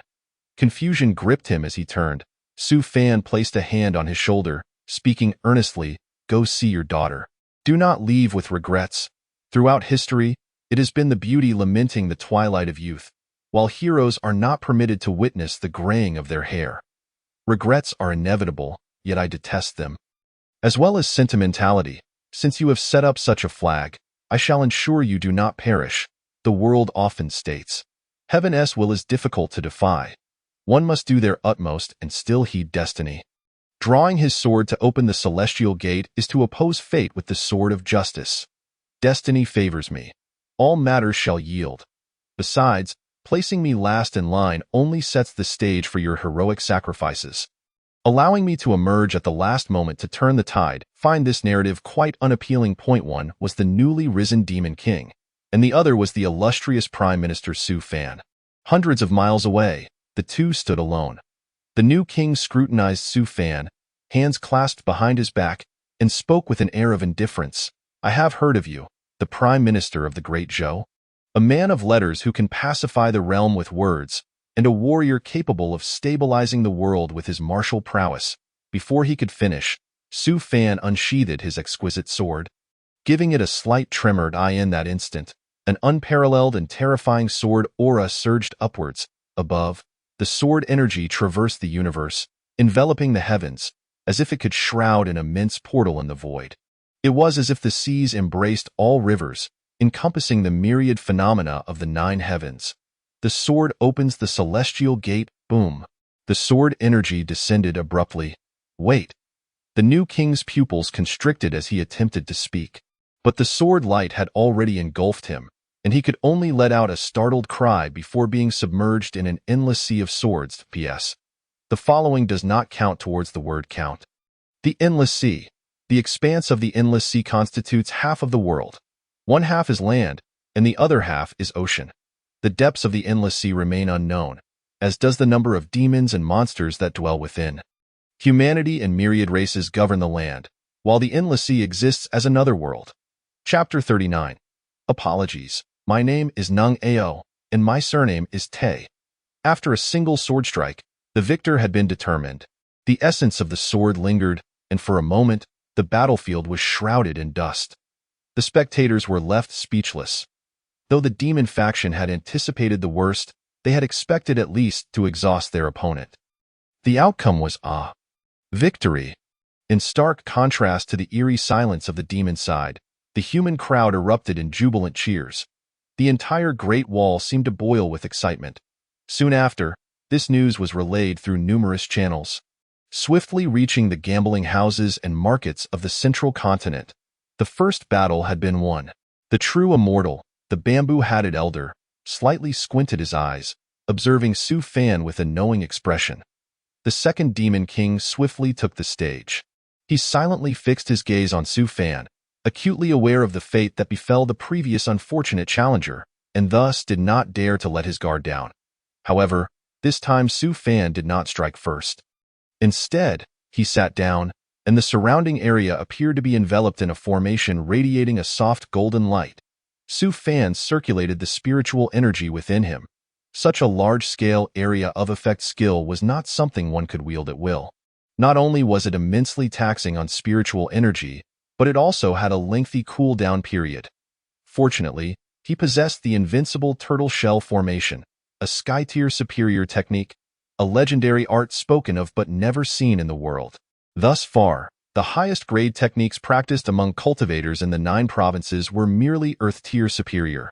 Coupled with the sky-tier superior technique, the sword opens the celestial gate. This combination was nothing short of divine.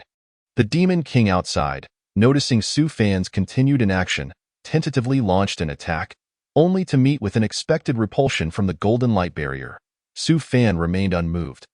Over the course of the next half-day, the Demon King transitioned from cautiousness to a more aggressive approach. Bang! Boom! Yet, despite his efforts, the barrier proved as impenetrable as a turtle's shell, leaving him with shattered teeth. Su Fan still refrained from striking. And thus, 3 days elapsed. As the Demon King found his brute force ineffective against the opponent's defenses, he resorted to verbal insults, his tongue as sweet as honey, directing his ire towards Su Fan's mother and relatives in an expansive tirade. Yet, in the face of such provocations, Su Fan remained unfazed, delivering a profoundly philosophical response. When faced with slander, deception, insult, derision, contempt, or malice from others, how should one respond? The answer is, simply endure, allow, disregard, evade, tolerate, respect, and ignore them. After a few years, decades, centuries, or even millennia, just observe them. The disciples of Buddhism, upon hearing this, exclaimed in admiration. The rules of the duel imposed no time constraints, and such a defensive formation should not hold indefinitely. Well, it should not. One would think. Half a month later, just as the Demon King's patience was waning, Su Fan finally made his move. The sword opens the celestial gate. Immediately followed a violent onslaught. Thus, the second Demon King fell. When it came to the third, observing Su Fan once again setting up the formation, the Demon Clan lodged a serious protest, which was subsequently dismissed. The justification being that Su Fan had not breached any regulations. Both parties swore oaths upon their respective paths of fortune. Such oaths hold little weight for ordinary individuals, yet for those who cultivate, particularly for the highly advanced practitioners, they are of utmost significance. To swear an oath is to establish a cause, and should one fail to fulfill the resulting obligation, one must bear the corresponding consequences. Moreover, with the celestial beings and the master of the endless sea as witnesses, the third Demon King, followed by the fourth, was successively defeated by Su Fan using this tactic. In the blink of an eye, winter had transitioned into summer. On this day, Su Fan was finally to confront the fifth Demon King. The Demon Clan had never anticipated that events would unfold in this manner. They could accept defeat, but this particular kind of defeat was utterly intolerable. Only one Demon King remained, who was indeed the most formidable of them all. However, he could not possibly take on 5 opponents alone. This wager would undoubtedly result in the Demon Clan's downfall. Despite knowing the outcome, the Demon Clan could not swallow their pride. Even in defeat, they vowed to flay Su Fan alive and turn his bones to dust. The last Demon King was hailed as the foremost swordsman of the Demon Clan. He had slain several powerful human beings and nearly single-handedly challenged half of the Confucian sect. Time and time again, he had breached the human stronghold, and each encounter had cost the humans dearly to repel him. The human cultivators secretly felt anxious for Su Fan. As Su Fan retreated into the formation, the Demon King coldly chuckled, "Do you know what technique I practice?" Su Fan raised an eyebrow. This opponent's aura was stronger than the combined might of the previous 4. This would not be easy to handle. The Demon King declared, "Great Tortoise Breathing Technique." The name alone, with its mention of a turtle, suggested it was no ordinary skill. Very well, let us see who can outlast the other. The two immediately engaged in a silent battle of wills. Their gazes locked. The Demon King's Great Tortoise Breathing Technique was indeed remarkable, capable of significantly extending a practitioner's lifespan and even quietly enhancing one's cultivation. With great confidence, the Demon King settled into meditation. I shall outlast you. And so, 3 years passed in the blink of an eye. Daily reports chronicled the details of this great battle. Every 3 days a minor report, and every 5 days a major one. The primary focus remained on Su Fan's sleeping posture, which became a topic of conversation among the masses. Today's sleeping position. Legs curled around his neck, left thumb propping up his body, while his neck was bent so that his nose touched his back. Su Fan had long grown accustomed to this peculiar sleeping posture, which had once required considerable practice. Now, regardless of the position he adopted, he could effortlessly fall asleep and awaken without altering his pose. A trend to emulate Su Fan erupted throughout the central continent, claiming that such a posture could cure all ailments, grant immortality, and even lead to transcendence. Classes dedicated to teaching this technique sprang up in various locales and became exceedingly popular. Ding dong, congratulations to the host for acquiring a substantial amount of pure cultivation. The system's voice echoed once more. Ding dong, congratulations to the host for achieving the milestone of sleeping for 3 years. Congratulations to the host for receiving the supreme reward, an ancient divine weapon, the Zhujian Sword Embryo, 1/3. The Zhujian Sword Embryo. During these days of slumber, Su Fan had amassed not only the Howran sword body but also a wealth of pure cultivation and sword intent. He had even acquired various martial arts techniques, as well as a divine body specifically designed for martial cultivators. The sword opens the heavenly gates with an understanding level of 500 out of 1,000.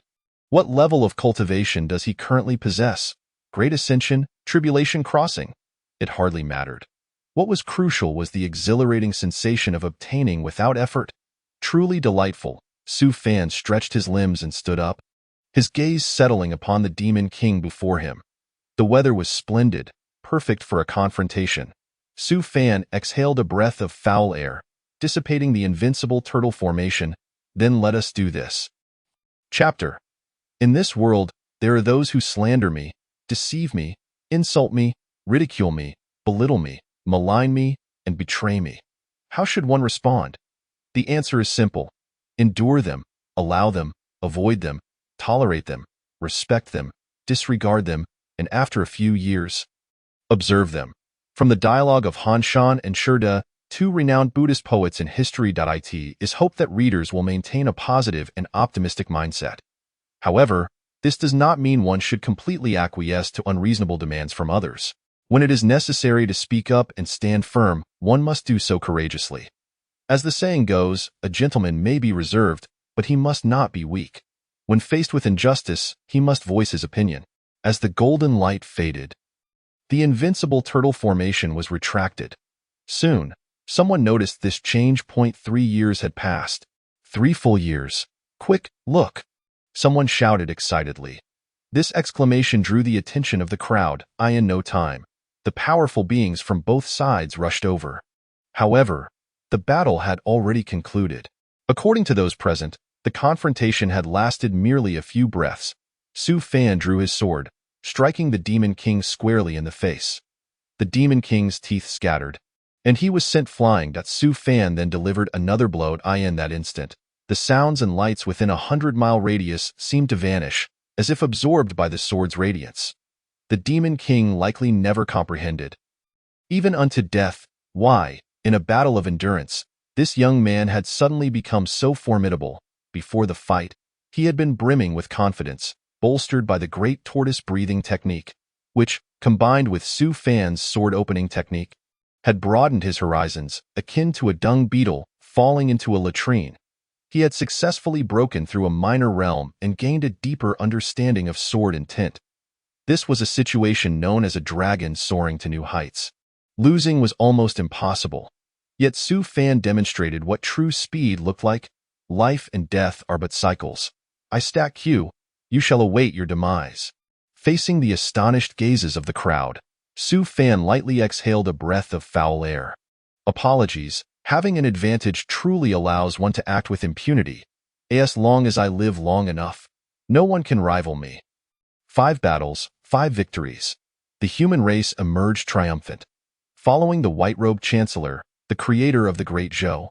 The butcher of humanity, the world's foremost strategist, and the peach blossom sword deity, Su Fan acquired yet another title, the unbeaten war god.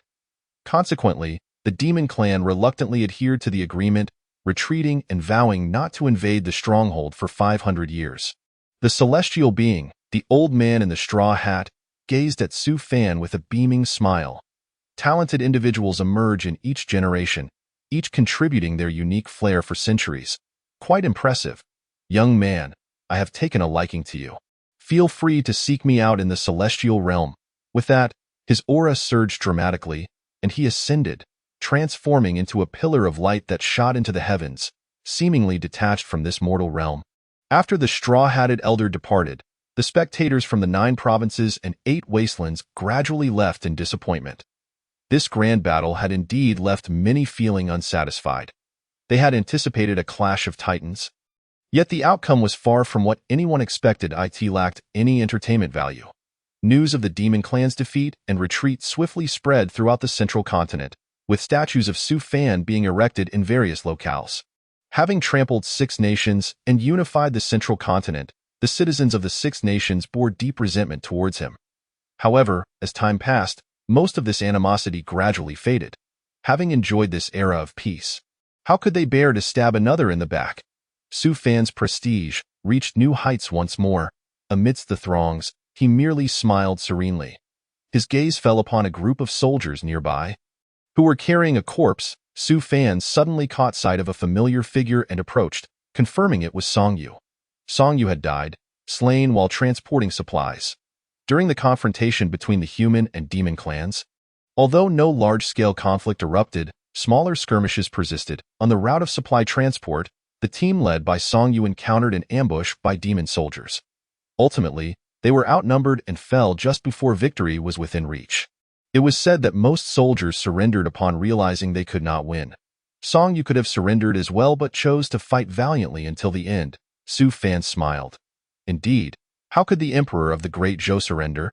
Even in death, one must perish on the path of charge. Beside him, the people cheered for their hard-won victory. The flames of triumph flickered brightly against the clear night sky.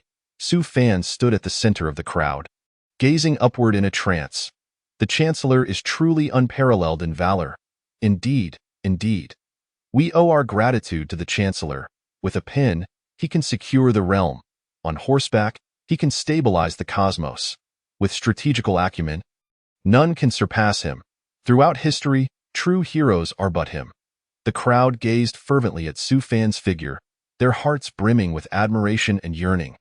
Amidst the cacophony of voices surrounding him, Su Fan, at that moment, seemed to hear nothing at all. The moon hung high in the sky, devoid of the warmth of June. Instead, it brought only coldness, desolation, and silence. Life is but a fleeting journey, a mere spring for the grass. It arrives like a tempest and departs like fine dust. Life is invariably laden with farewells, which can be quite irksome. 5 years have elapsed since the battle at the Great Wall. The small town bustled with activity. And strictly speaking, it could no longer be deemed a small town. Whispers spread among the townsfolk that residing in the vicinity of an immortal could grant longevity. Indeed, due to the fallen dragon scales, the residents enjoyed a remarkable lifespan. Thus, people from all corners flocked to the town, and affluent merchants relocated their enterprises, leveraging Su Fan's name to boost their sales of health products, longevity pills, and cultivation elixirs. Then, on a certain day, Su Fan, with his entire fortune in tow, prepared to embark for Chang'an.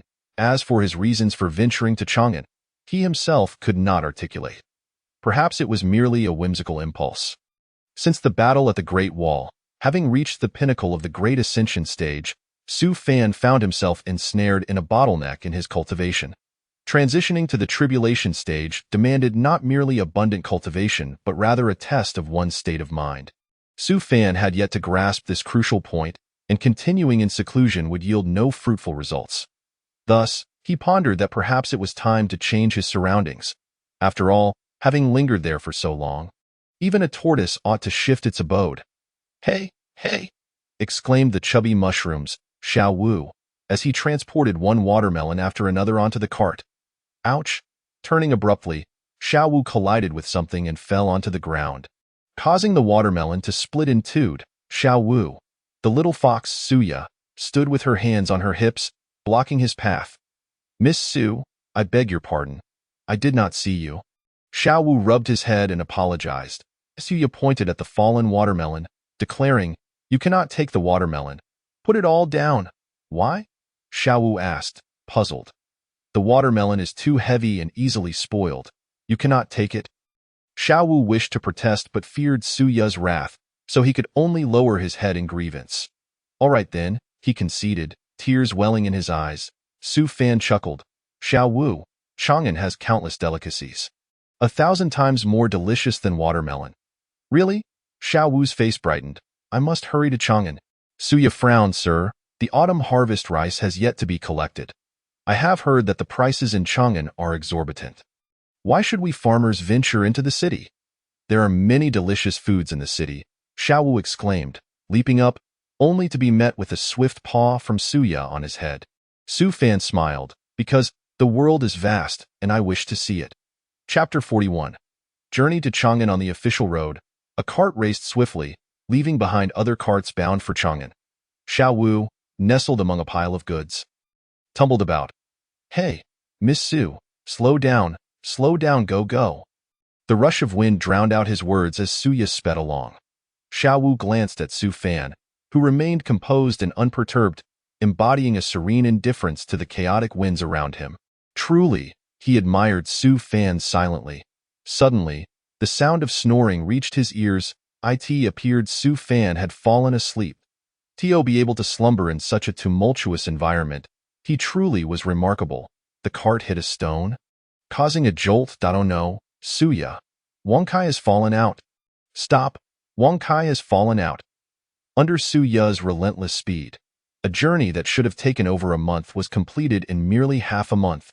Arriving in the city of Chang'an. Unlike smaller towns, Chang'an was one of the largest cities in the Central Plains, bustling with activity, filled with merchants and performers, the streets teeming with life, vibrant and dazzling, overwhelming the senses. Residential houses and shops lined the streets, a myriad of homes resembling a game of Go, while the 12 streets appeared like rows of vegetable plots. The sheer number of people rendered the dust raised by their movements nearly invisible. Wow! Xiao Wu and Suya gaped in awe, appearing as naive bumpkins who had never seen such sights. Xiao Wu held up Wang Kai, the turtle. Wang Kai?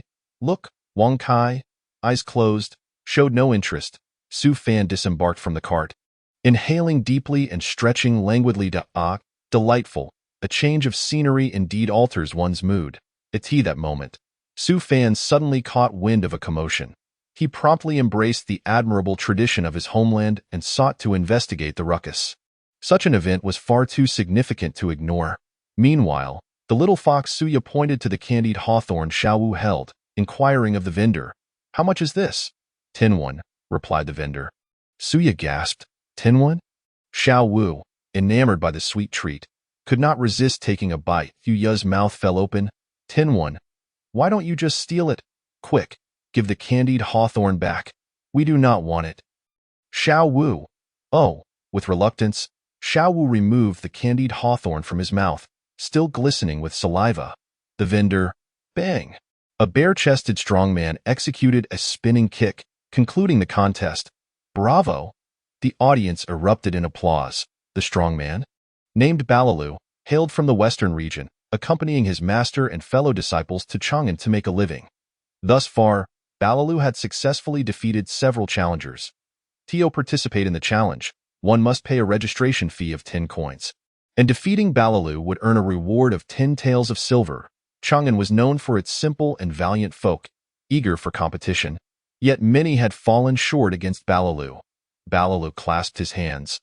Everyone, I humbly thank you. Is there any brave soul willing to challenge me?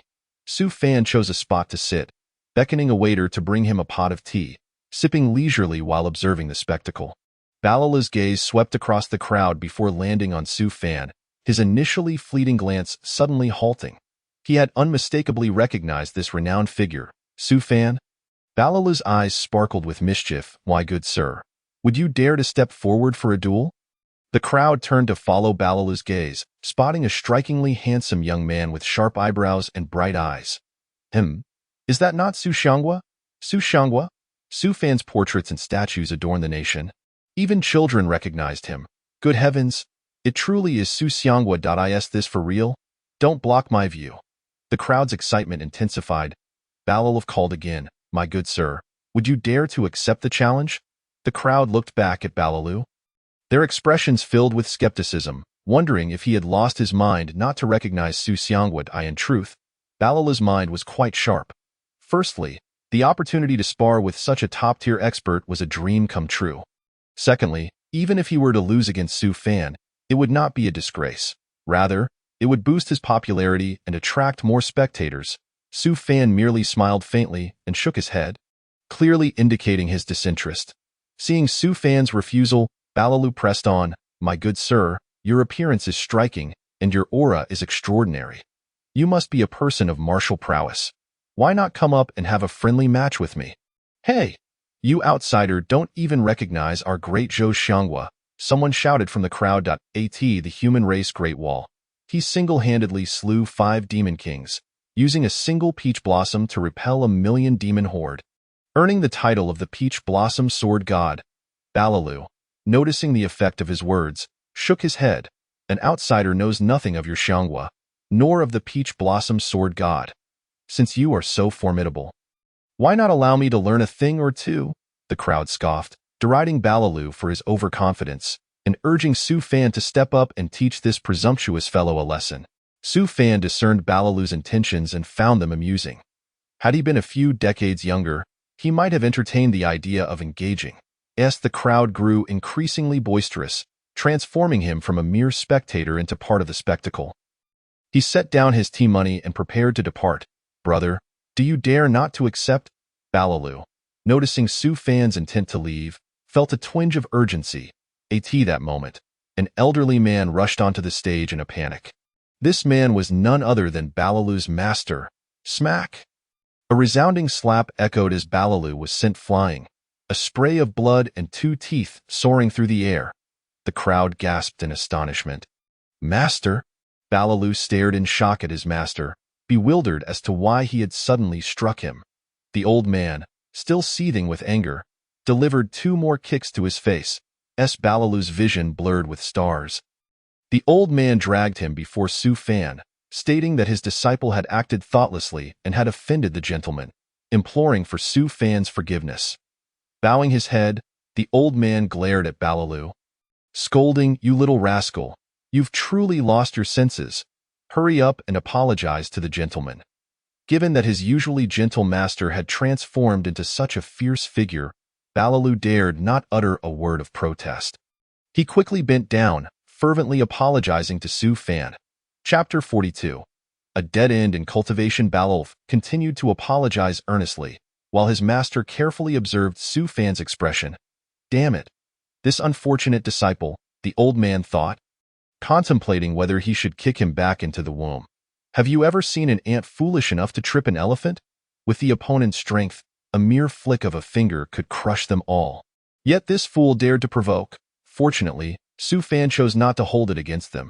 He was not a petty man, and there was truly no need to quibble with a child. Su Fan glanced at Balalu, whose mouth was bloodied, his head bruised from his master's foot.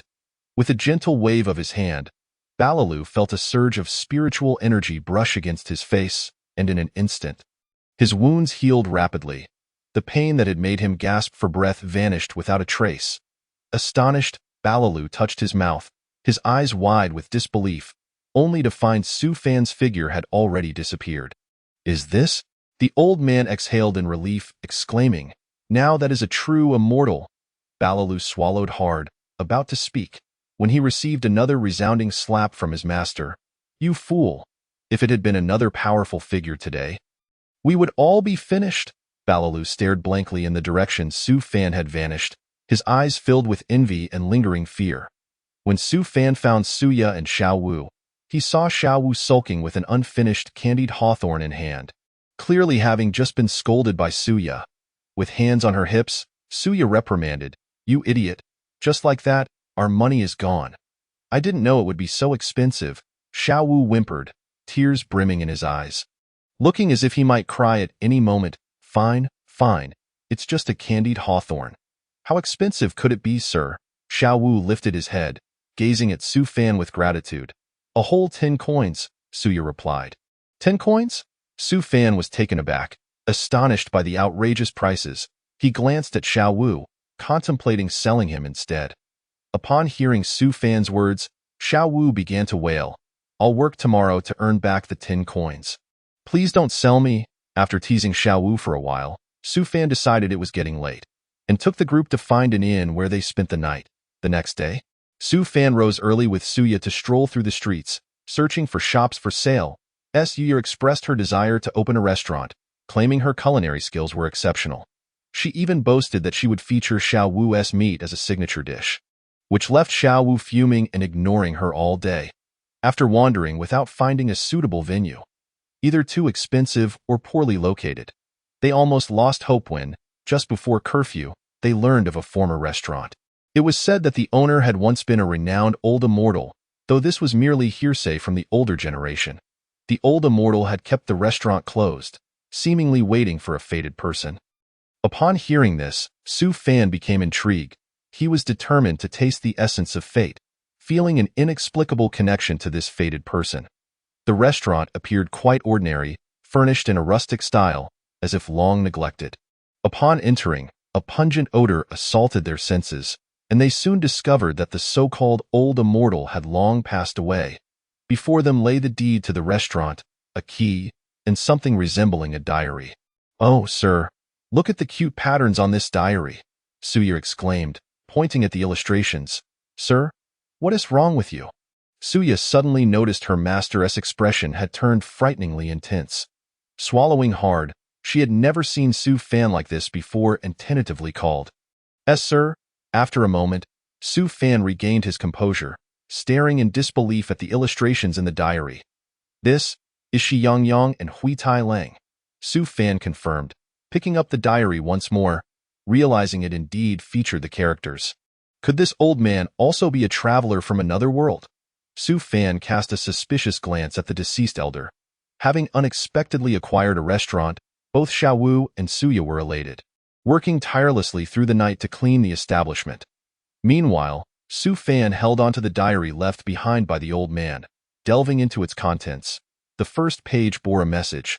By the time you read this, I will have passed away. To a fellow traveler in this world. From the diary, Su Fan learned that the elder's name was Liming. A fine name indeed. He too was from Blue Star, transported to this world by a truck driver's reckless acceleration. Initially, upon arriving in this world, everything seemed normal. Leveling up, battling monsters, and collecting treasures at cave academies and auctions. Blessed with extraordinary talent and innate gifts, he cultivated in a year what others would in a decade. He mastered alchemy, weapon forging, and array formations, becoming a versatile adept. He even had a divine beast as a pet in his ring. However, as time passed, Liming began to sense something amiss. As his cultivation grew, he increasingly felt the call of other worlds. He understood this was a signal for ascension, yet a mysterious force persistently obstructed this signal, attempting to sever his connection to other realms. Liming sought to uncover the true nature of this enigmatic force, leading him to wander throughout the 9 provinces and 8 wastelands: Confucianism, Taoism, Buddhism, demonic sects, the Outer Realms, and Mount Shu. The diary recorded the various places he had visited. As Su Fan flipped further into the diary, confusion mounted. The entries became increasingly chaotic, with incoherent sentences that made little sense. Frowning, Su Fan sensed that Liming must have discovered something significant, or perhaps been influenced by some mysterious force. The final pages of the diary screamed in blood-red ink, "Die! Die! Die! Die! Die!" Each page bore the ominous word, sending chills down the spine. The last entry read, "A dead end in cultivation. There is no way to break it. They all perished. No one ascended. They are all dead. Now those monsters are coming for me. They are coming for me. All the ascended ones are dead." It was an utter deception. The diary concluded here, and Su Fan's finger traced the last line. His mind unable to grasp the implications. Outside the window, a cold wind swept through, sending shivers down his spine. A dead end in cultivation? Thanks to Han Xiangma, who loves simple meat sauce, and the two generous patrons from Jiaxing, also. Thanks to all my friends, recently, I broke up with my girlfriend who was about to get married, and my state of mind isn't great. In a few days, I will resume updates with 4 chapters. Thank you all. Chapter 43. The River of Time. Half a month later, the restaurant opened. The sound of firecrackers crackled in the air. Suya warmly welcomed the guests, while Xiao Wu used a transformation spell to appear as a child. Helping out as well. In the beginning, there weren't many customers due to the poor location, resulting in sparse business. However, those who dined there praised the food. Not only was Suya's cooking exceptional, but Su Fan also taught her some modern dishes, offering a unique taste. As days passed, and the restaurant gained a good reputation, business flourished. Suya decided to hire a waiter, as they were overwhelmed with work. During this time, Su Fan would occasionally help out in the kitchen or lock himself away in his room. Ever since reading Liming's diary, he had been attempting to utilize his Yuaning to connect with the heavens and earth. Yet, each attempt ended in failure. The haunting phrases from Liming's diary echoed in his mind. Now those monsters are coming for me. A dead end in cultivation. According to the diary, Liming had also reached the pinnacle of the Great Ascension at the time of his death, with a lifespan exceeding 20,000 years and mastery over his self-created divine abilities. With such cultivation, escaping from the 9 provinces and 8 wastelands would be nearly impossible for anyone wishing to kill him. What kind of monsters could have driven him to such despair? Sighing softly, Su Fan felt a wave of melancholy wash over him. If what Dawn had said was indeed true, then it was highly likely that such a creature would come seeking him as well. Moreover, how could one explain the old man he had encountered on the human race's Great Wall? Who was said to be an incarnated celestial being? Was he not a celestial himself? Yet, why did Dawn claim that celestial beings did not exist at all? On that day, Su Fan wandered the skies as he often did. Suddenly, a beam of light descended, enveloping him and transporting him to an unknown realm of time and space.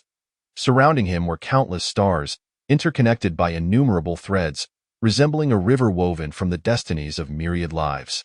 Su Fan allowed his consciousness to flow within this cosmic tapestry, as the colors around him shifted to a deep crimson.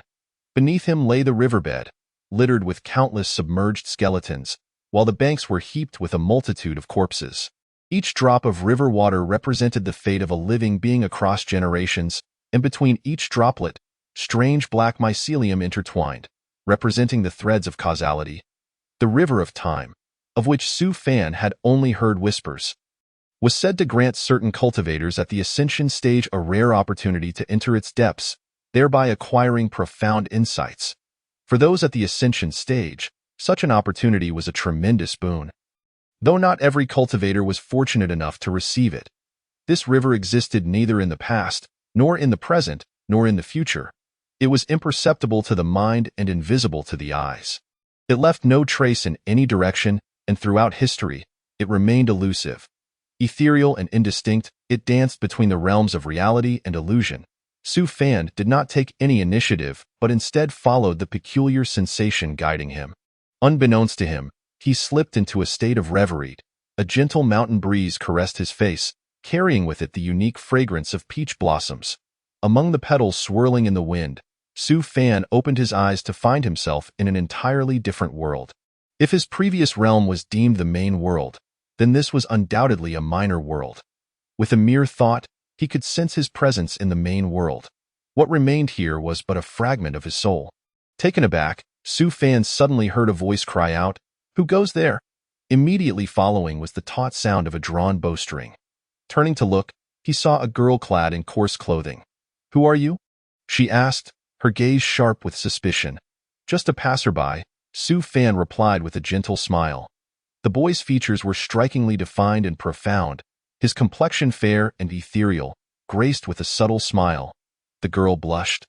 Having never encountered such an attractive stranger before, though she sensed his attire was peculiar, indicating he was not from her world. After a moment's contemplation, Su Fan produced a piece of candy, hoping to forge a new friendship. The girl, who bore an exceedingly simple name, Arya, was accompanied by equally unadorned companions named Dog Egg, Black Boy, Dog Egg, Ernyo, and Dog Sheng. They were part of a peasant uprising, currently resisting the tyrannical reign of the Dog Emperor. This world lagged behind Su Fan's main world by millennia, and its spiritual energy had significantly waned. It was said that a celestial being once descended here, and the Dog Emperor had fortuitously received the celestial's guidance, quickly rising to power and imposing a brutal regime. There had been attempts to assassinate the Dog Emperor, but his cultivation had reached a terrifying level, granting him the ability to achieve immortality and to slay enemy generals from miles away. He could summon armies from mere beings, command the winds and rains, ride the clouds, and even bring the dead back to life. Even Su Fan was taken aback by these tales, using his divine sense to investigate, only to discover that the Emperor was, in fact, a formidable cultivator at the Foundation establishment stage. The rumors, it seemed, were indeed the least reliable die in this world. A cultivator at the Foundation establishment stage was already capable of ruling. This was akin to an almost max-level player arriving in a novice village. Yet, Su Fan did not feel disheartened. Fate had brought him here for a reason, and he was certain there were extraordinary things to uncover. Perhaps he could trigger hidden storylines. Thus, he chose to accompany the rebels on their journey. During this time, he discovered that the passage of time in this minor world differed from that of his main world. A single day in the main world equated to approximately a year here. Consequently, Su Fan did not rush to return. He treated this as an opportunity to experience rural life. Each day, he lounged about, taking refuge under bridges, hiding beneath blankets while shedding tears. After wiping away his tears, he would simply nod in agreement when spoken to. Before he knew it, 2 years had swiftly passed in this minor world. The rebel forces grew increasingly powerful, their small sparks igniting into a raging inferno. The Emperor, commanding 1,000 elite troops, advanced to quell the uprising, now swelling to over 500 rebels. Wake up, you re-turning into a turtle, Arya exclaimed, shaking Su Fan awake. Groggily, he opened his eyes. Is it dinner time? He murmured. With hands on her hips, Arya retorted, What dinner? It's barely noon. Su Fan stretched lazily, apologizing for the confusion. Indeed, it was too early for dinner. It was time for lunch. Under Arya's insistence, Su Fan reluctantly followed her across the hopeful fields. The girl hummed an unknown tune, her hands clasped behind her back as she skipped ahead. Her ponytail bouncing in rhythm. Su Fan trailed behind, distractedly pondering what he might eat next. Is it beautiful? Arya asked, holding up a nameless flower, turning to him with her bright eyes sparkling with laughter. Suddenly, a sharp sound pierced the air, the sound of an arrow being loosed. Chapter 44. How boring is immortality? The girl's smile was radiant as a blossom, and the gentle afternoon breeze enveloped them in comfort. But then, a clear, crisp sound of an arrow rang out. Arya, alert, instinctively glanced back. A sharpened wooden arrow flew straight towards them, her pupils dilating in fear. In the next moment, a hand deftly caught the arrow mid-flight. Arya stared at Su Fan in astonishment. The Imperial army, led by the Emperor himself, surged forth with 1,000 soldiers. The peasant rebels, caught off guard, descended into chaos as they scrambled to respond. To Su Fan, the conflict resembled a child's play. The weapons were primarily rudimentary, with few iron implements. Most were wooden spears or mere sticks. The Emperor's forces were slightly better equipped, boasting cavalry. However, prior to the battle, a portion of the cavalry had fallen into a muddy pit, while others had taken the wrong direction. Now, Su Fan fully understood why the Emperor had personally led his troops into battle. It seemed the 1,000 soldiers had come merely to cheer. The true combat prowess lay with the Emperor, a cultivator at the Foundation establishment stage. He descended into the midst of the throng, his gaze sharp and commanding. The ground was already littered with many corpses, and the onlookers gazed at him in fear. Draped in a dragon robe, the Emperor appeared as a phoenix amidst a nest of crows. You commoners, kneel, he bellowed, his voice imbued with a power that compelled obedience. Soon, many could no longer withstand the pressure and fell to their knees. Arya's father, the leader of the uprising, sensed the dire situation and urged her to flee. At that moment, the Emperor's gaze zeroed in on them. Beneath celestial beings, one stands alone. Above celestial beings, it is a trade, he proclaimed with an air of dominance. Su Fan could not contain himself and let out a laugh that echoed through the chaos. This laughter instantly drew the attention of the crowd. The emperor turned his cold gaze towards Su Fan. "What is it that you find amusing?" he inquired. "I was merely recalling a delightful thought." Su Fan replied, "Oh, a delightful thought, you say?" The emperor raised an eyebrow, intrigued. "Then allow me to bring forth your tears." With that, he raised 2 fingers, causing the air to tremble slightly. Ya's eyes widened in alarm as she shouted, "Little Su Fan!" A rush of air formed an invisible blade, hurtling towards Su Fan. Unfazed, he wrapped one arm around the incoming projectile, attempting to shield the heroic Arya with his other hand. With a flick of his thumb and forefinger, he gently snapped his fingers. Clang! A resonant sound echoed through the heavens, akin to the clash of weapons. The emperor was engulfed by the force of this impact. Vanishing without a trace, in the next moment, the ground began to fracture, extending towards the distant mountains. Boom! With a resounding crash, the great mountain split asunder before the astonished gazes of the crowd. Su Fan furrowed his brow. Having mismanaged his strength, the distinctions between this miniature world and the primary realm extended beyond mere geography. The collective attention of the onlookers shifted back to Su Fan, their expressions now tinged with reverence, yet predominantly laced with fear of the unknown power he wielded. The emperor's demise precipitated the swift collapse of the dynasty, with the rebel forces seizing control of the capital. Within days, the leader proclaimed a new era. Ascending the throne as emperor, Arya transformed, taking on the title of princess. Su Fan was revered as the national sage, a role he did not decline. One day, while wandering through the palace, he stumbled upon a group transporting a damaged statue. Curiosity piqued, he inquired about it. The statue, it turned out, was that of a legendary immortal whose guidance had granted the emperor extraordinary powers, enabling the establishment of the dynasty. This immortal had resided here for 5 years before mysteriously vanishing one day. Su Fan nodded, contemplating that this figure might have been a great cultivator who had inadvertently wandered into this realm. A glance at the fractured statue left him momentarily stunned. Its likeness was unmistakably that of Liu Xian. So, the immortal spoken of was indeed Liu Xian, who had graced this place with her presence. Was it mere coincidence, or an inevitable connection? Arya arranged to meet Su Fan in the palace's back garden. Having mustered the courage to confess her feelings as they swung on the swings, she stole glances at him, her heart racing. Suddenly halting the swing, she bit her lip and took a deep breath. "Little Su Fan, I have something of great importance to tell you." Su Fan, upon hearing her words, felt a rush of energy. He quickly stood, exclaiming, "I have awaited this moment for so long." "Oh, really?" Arya's cheeks flushed crimson. "Indeed, there is but one swing here. You've enjoyed it long enough, now it's my turn." With excitement, Su Fan settled onto the swing, beginning to sway back and forth. "Hey!" Arya exclaimed. After Su Fan had his fill, they found themselves seated amidst a sea of blossoms, the moon hanging high above. Arya hesitated, finally mustering the courage to say, "Little Su Fan, I like you." Before she could finish, her face burned with shyness, and she lowered her gaze, anxiously awaiting his response. Yet, silence lingered, and after a while, she noticed that Su Fan had fallen asleep. With a soft sigh, Arya murmured, "The moonlight is truly beautiful tonight." Under the silvery glow, she cautiously leaned in and bestowed a gentle kiss upon the boy's cheek. One day, Su Fan suddenly inquired, "Do you wish to cultivate? To seek immortality and learn spells?" Ever since Su Fan had showcased his unparalleled prowess beneath the immortal and above the emperor with a mere gesture, countless individuals sought to become his disciple. Yet, without exception, Su Fan had turned them all away. Arya paused, then shook her head.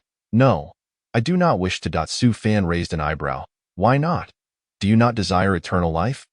Do you not wish to master sorcery?"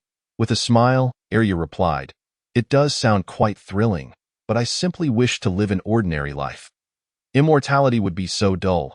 I just want to live this life well.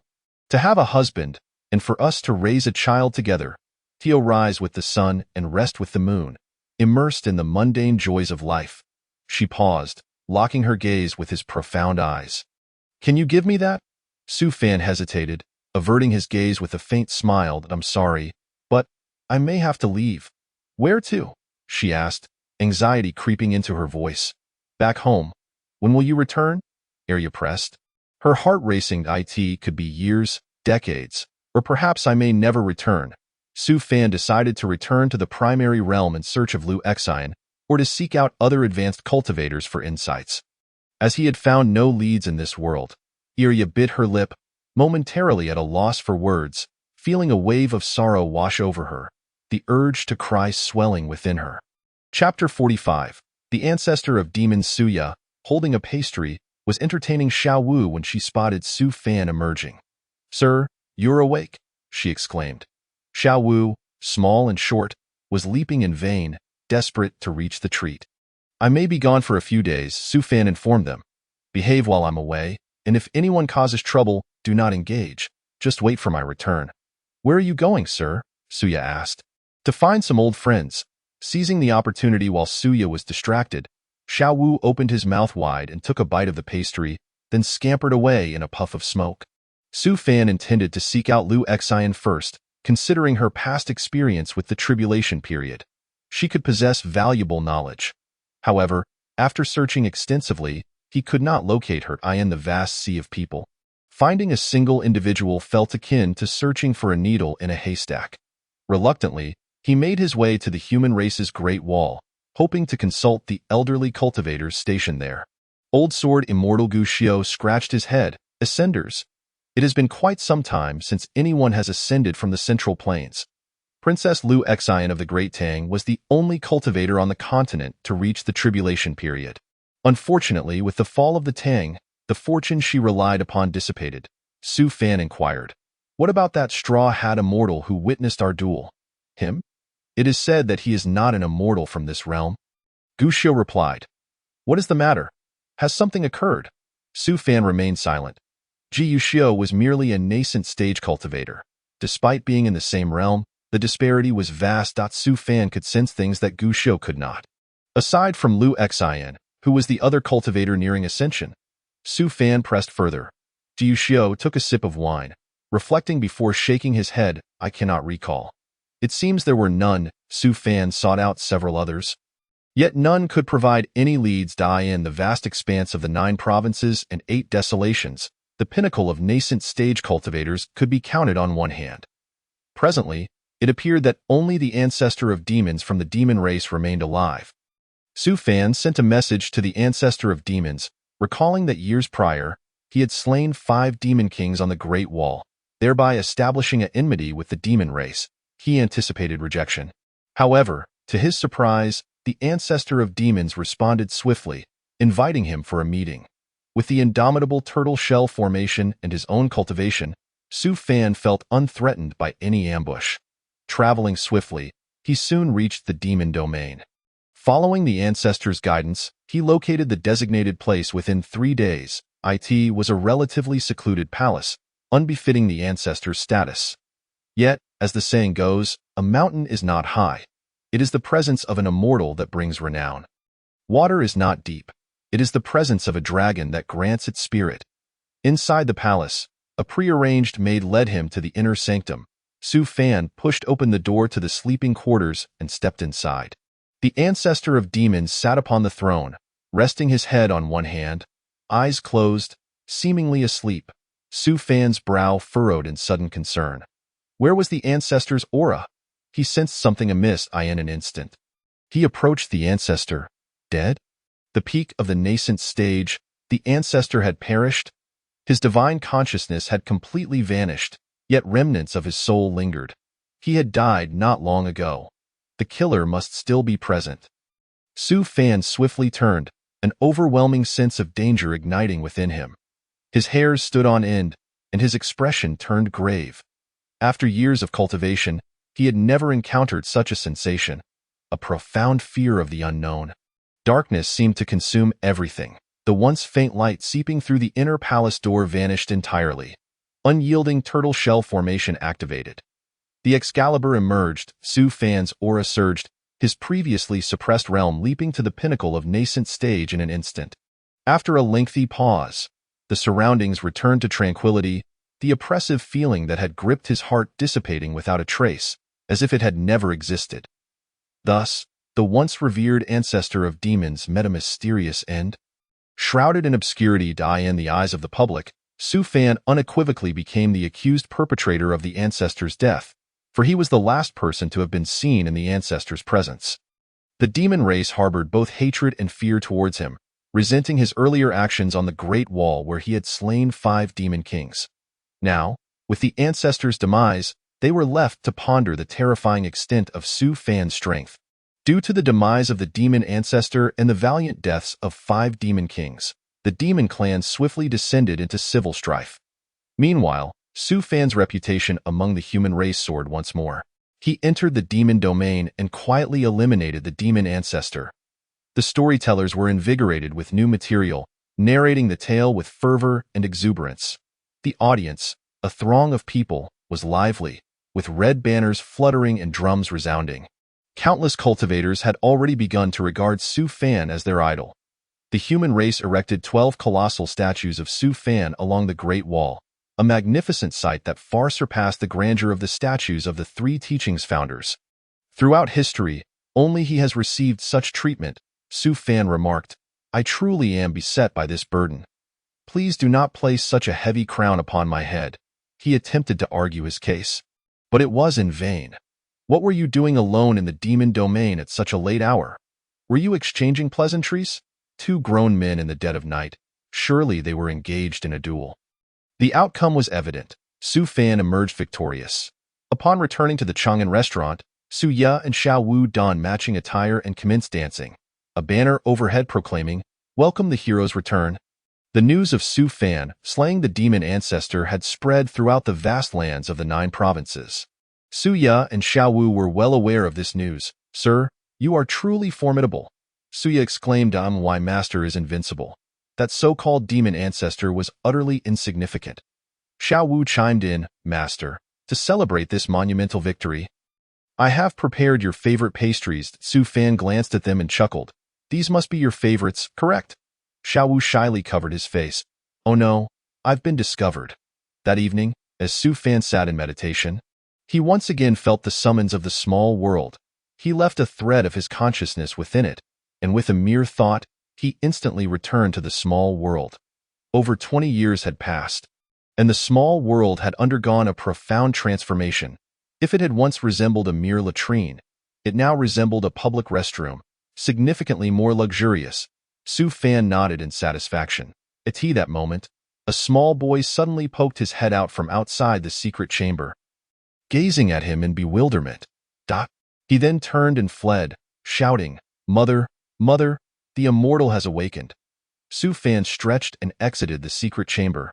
Just then, he collided with a hurried woman. The woman, clad in an apron with her hair tied back in a ponytail, had a few strands of gray. She was quite attractive, clearly having been a beautiful girl in her youth. The woman was taken aback, looking up at Su Fan with barely concealed excitement. She opened her mouth, seemingly at a loss for words, and finally managed to utter a single phrase imbued with countless emotions. "You have returned." The autumn breeze stirred her ponytail, reminiscent of days gone by. Chapter 46. Eternal night. Over 2 decades had passed, and Arya had become a mother of 2 children. Yet for Su Fan, it felt like mere days had elapsed. He smiled. "Your children bear a striking resemblance to the young you." Arya tenderly stroked the heads of her 2 children. Displaying a gentle smile, the kind that only a mother can offer, Su Fan pinched the small faces of the children, giving each of them a piece of candy. Arya gazed at the candy, lost in reminiscence. "Here, this is for you." "Huh?" Arya blinked, then accepted the candy from him. As they walked together in the palace, Su Fan noticed that his statue had been replaced by another. Arya shyly explained, "A decade ago, another immortal arrived, capable of moving mountains and filling seas. Naturally, he supplanted Su Fan, even issuing orders to topple your statue." She glanced cautiously at Su Fan, relieved to find he was not angry. In truth, he had not given it a second thought. "Recently, a rather peculiar object sought you out, resembling a coffin. It could even speak."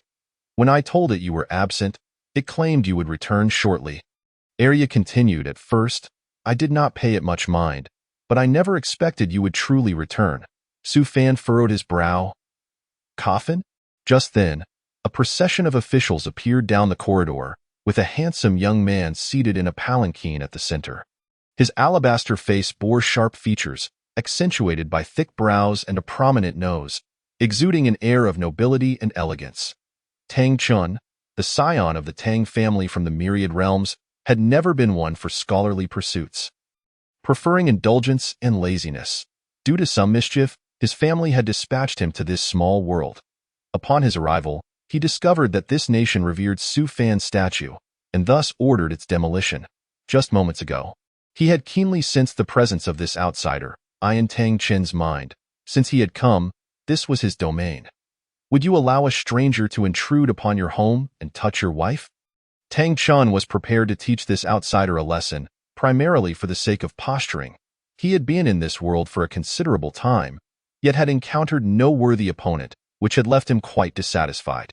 Finally presented with an opportunity, he eyed Su Fan, who appeared to be quite formidable. Arya tugged at Su Fan's sleeve, whispering, "Little Su Fan, this fellow is not to be trifled with, and no matter." Su Fan replied with a gentle smile.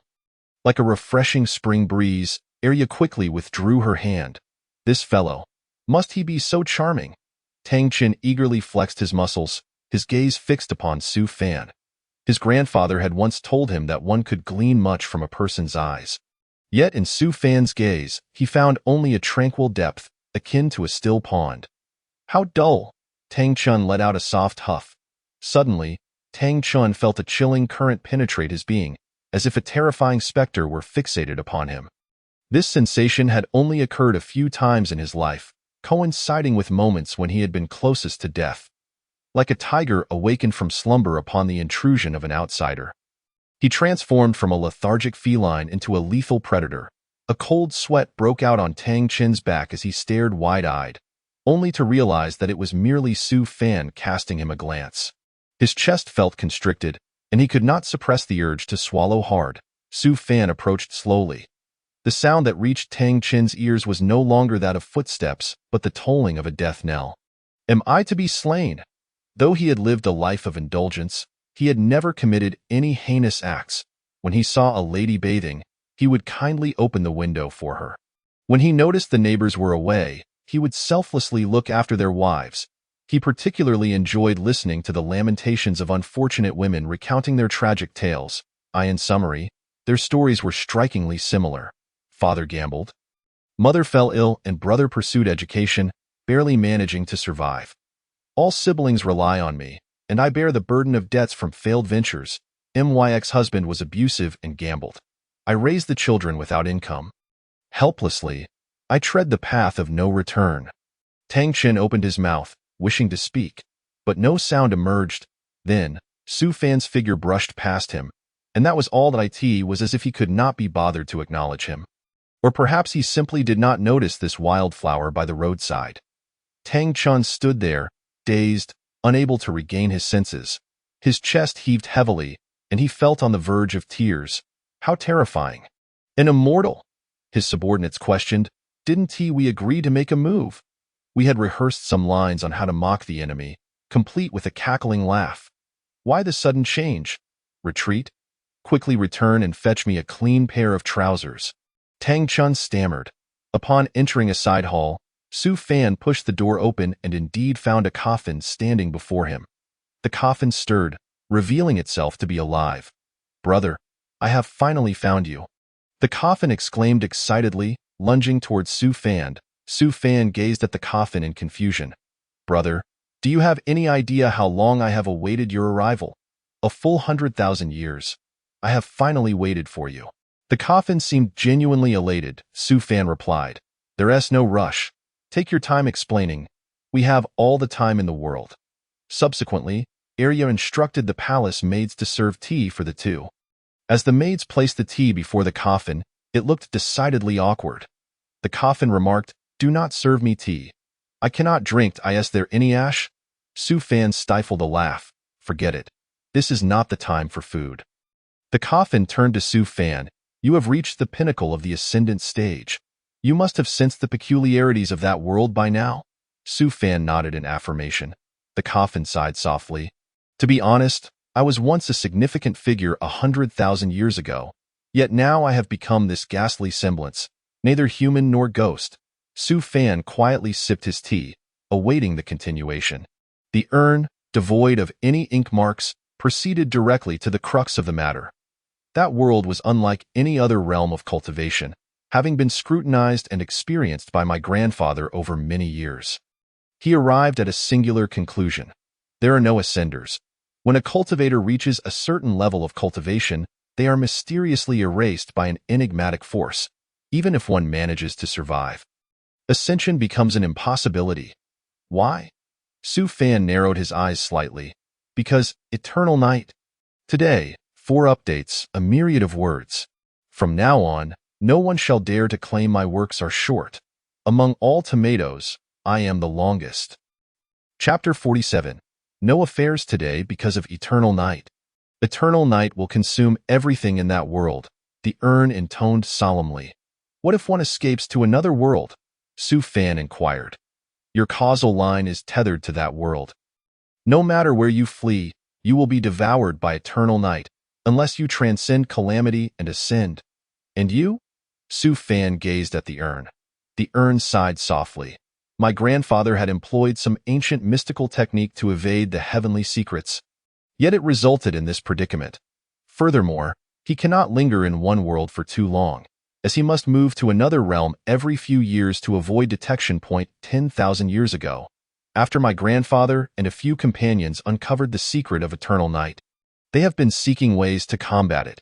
The last practitioner of the Yin-Yang school, defying the heavens, predicted through grand destiny techniques that you, 10,000 years hence, would be the key to breaking eternal night.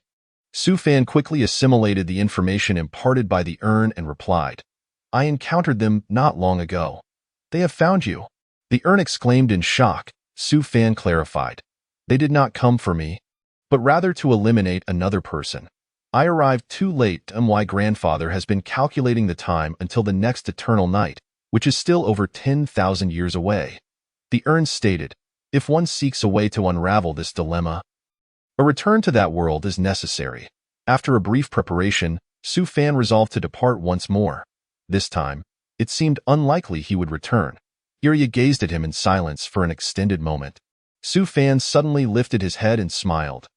There were no words of farewell, for there would be no further meetings. Irya also smiled, finally uttering, safe travels. Indeed, he remained the same youth, suddenly breaking into a smile. The seasons of spring and autumn, the vast mountains and flowing waters, pale in comparison to the brilliance of your smile directed towards me. Irya lowered her gaze to the piece of candy Su Fan had given her. Unwrapping it and savoring its sweetness, it was still as delightful as ever. Yet, suddenly, she recalled that this was no longer over 20 years ago.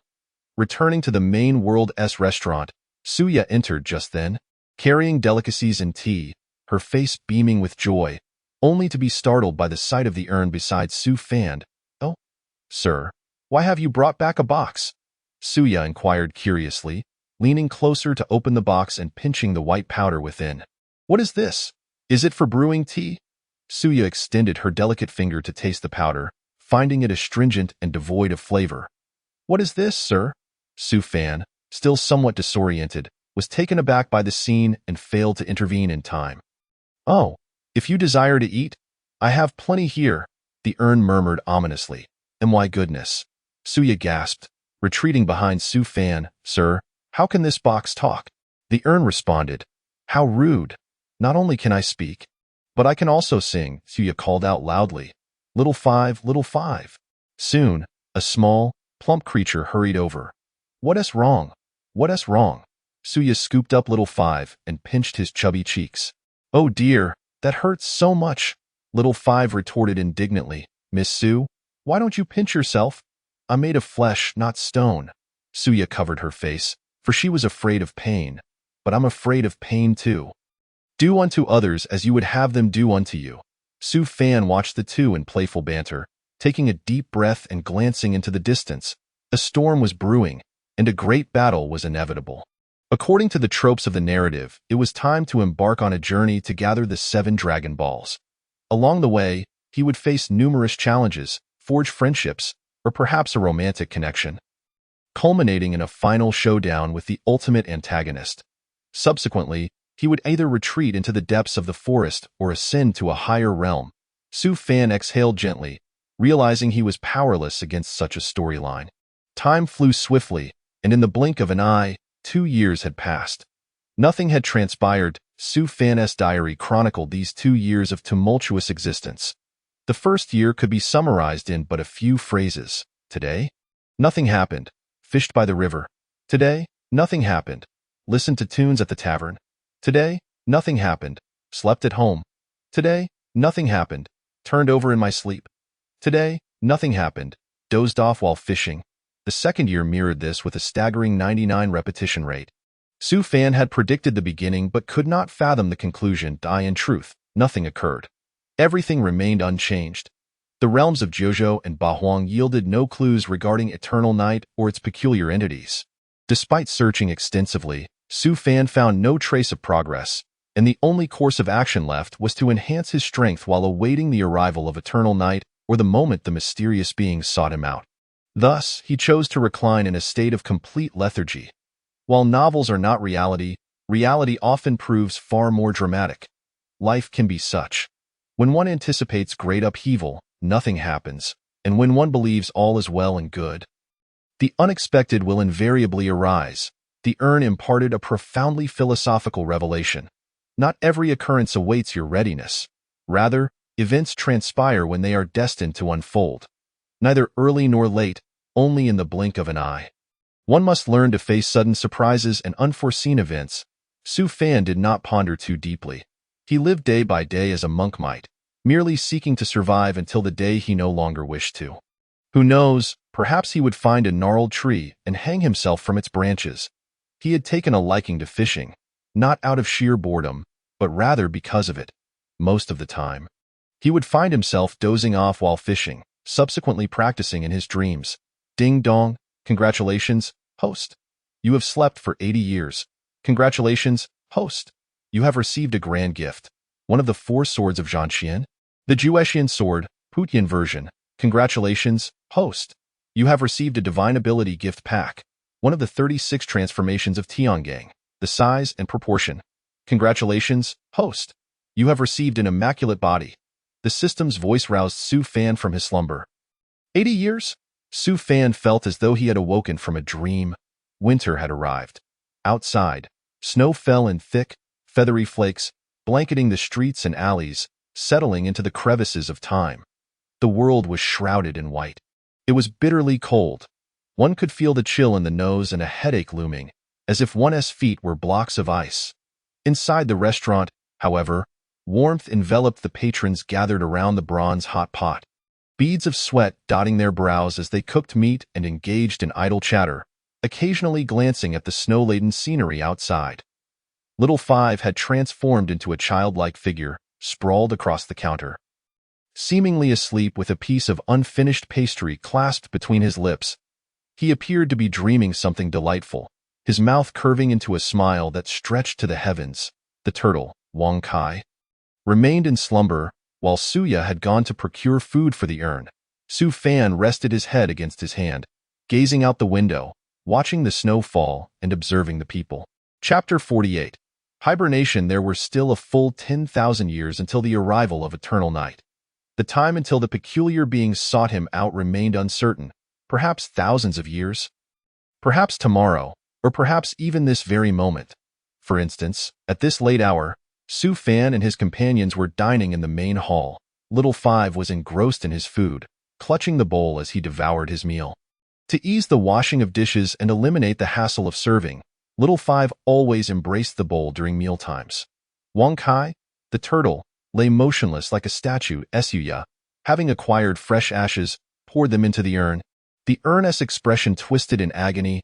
"Oh dear, you are burning me alive. Is this freshly made?" Suya replied, "Indeed. I ran for quite a while to purchase this at a high price from someone else. So make it last." Little Five, mistaking Suya's words for criticism, lifted his head from the bowl and rubbed his face. "Miss Su, we've earned quite a bit of money lately. It's fine to indulge a little more." "Eat, and you'll only think of eating," Suya shot back with a fierce glare. Fearing Suya's wrath, Little Five hurriedly ducked behind Su Fan. After a moment of contemplation, he rushed over to retrieve the bowl. The urn sighed. "I too wish to partake in a meal. Even this ash is making me nauseous." Saying this, he took a small sip of the tea brewed with the ashes. "Oh, sir, why aren't you eating?" "Sir?" Suya's gaze fell upon Su Fan. He stood upright, one hand holding chopsticks and the other a bowl, his eyes closed, presumably asleep. The others had long grown accustomed to Su Fan's occasional naps and paid little mind. Within the depths of his consciousness, Su Fan slowly opened his eyes. Among his recent acquisitions were the size and proportion of the heavenly transformations, one of the 4 swords of extermination, and the immaculate body. The size and proportion represented the art of transformation, capable of manipulating celestial phenomena and concealing one's form. With the addition of the extermination sword, he had now gathered all 4 swords of extermination. Although merely replicas, Su Fan had bestowed upon them a modern name, Putian System.as for the immaculate body. It now allowed Su Fan to absorb spiritual energy at an accelerated pace, leaving him invigorated. His sleep had grown more profound, yet beyond that, he had not experienced any significant sensations. Su Fan gently exhaled a breath of sword energy, summoning the 4 swords of extermination. Recently, he had been attempting to set up the extermination sword array. It was rumored to be the supreme formation that governed the path of celestial warfare. The foremost killing formation of the celestial realm, once established, could only be breached by the convergence of 4 saints. Within the sword array lay boundless killing intent and peril. Any celestial sage who entered would be reduced to ashes in an instant. However, despite several attempts, he had yet to succeed and had narrowly avoided backlash. Patience was paramount in all endeavors, so Su Fan was in no rush. On this day, Su Fan was out shopping with the little fox, Suya. They encountered 2 elderly ladies engaged in a heated argument, and as was his custom, he found a vantage point to observe the spectacle, as Lu so aptly stated. If one does not witness the commotion, what meaning does life hold? Just as he was engrossed in the unfolding drama, Su Fan suddenly felt a disorienting sensation, as if time itself had come to a standstill. Around him, all was silent, save for the 2 ladies exchanging pleasantries about their family trees. In that moment, Su Fan felt as if he had just emerged from a captivating film, stepping into a sage-like state. He gently exhaled a breath from his chest. Was it a sign of breaking through? He had often heard of others breaking through by observing fish, the sea, or snow. What did this signify for him? In the future, he could boast to others that he gained enlightenment from witnessing 2 elderly ladies quarrel, leading to his breakthrough. Thus, Su Fan devoted himself even more diligently to his sleep. No, rather, his cultivation intensified. After all, sleep equated to cultivation, daydreaming equated to enlightenment, and frequent visits to the opera equated to experiencing life amidst the mundane. The winds of change swept through the day, and time flowed swiftly. Unbeknownst to him, the restaurant had been in operation for over 200 years. Su Fan estimated that in a few thousand years, he would achieve a breakthrough and enter the tribulation phase. Notably, as his strength increased, his 2 techniques had also evolved. The invincible retracting turtle formation had become the golden invincible retracting turtle formation. The invincible sleeping automatic cultivation technique had morphed into the golden invincible sleeping automatic cultivation technique. The distinction lay in the fact that the benefits and rewards garnered from sleep had become substantially richer. As for the golden invincible retracting turtle formation, it presumably enhanced the hardness of his defenses.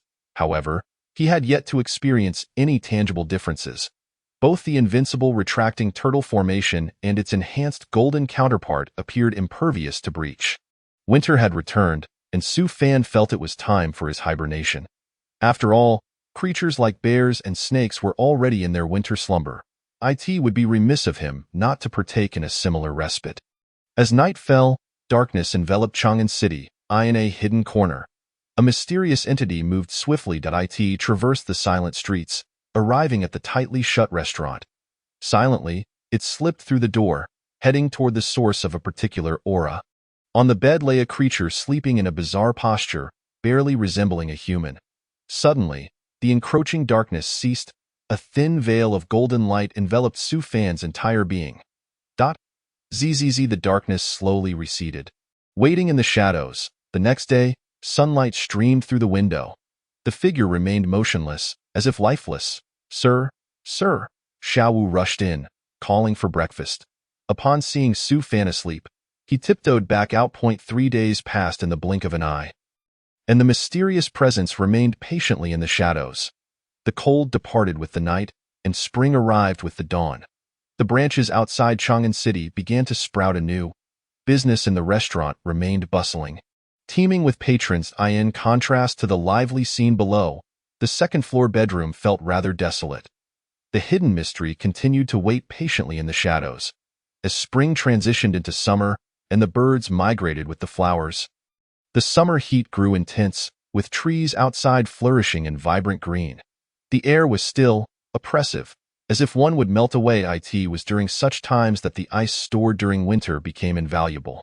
The restaurant began serving cold drinks, and business boomed. On the second floor, Su Fan continued to slumber, accompanied solely by the unwavering mystery. The winds rustled, heralding the transition from autumn to winter. Before long, Chang'an City was once again cloaked in silver. In a corner of the bedroom, the mystery lay in darkness, seemingly devoid of hope. Suddenly, the figure on the bed stirred. Chapter 49. Spring winds transforming into rain. The figure on the bed stirred. For the first time, the mystery in the darkness felt a surge of excitement. Yet, Su Fan merely shifted his position. Zzz, the mystery. 5 years passed in the blink of an eye. Another spring blossoming in the garden. The lanterns flickered at midnight and the roosters crowed at dawn. It was truly the time for young men to study. The black hair of diligence far surpasses the regrets of white hair from late learning. In the restaurant, Xiao Wu's clear voice resonated as he read aloud.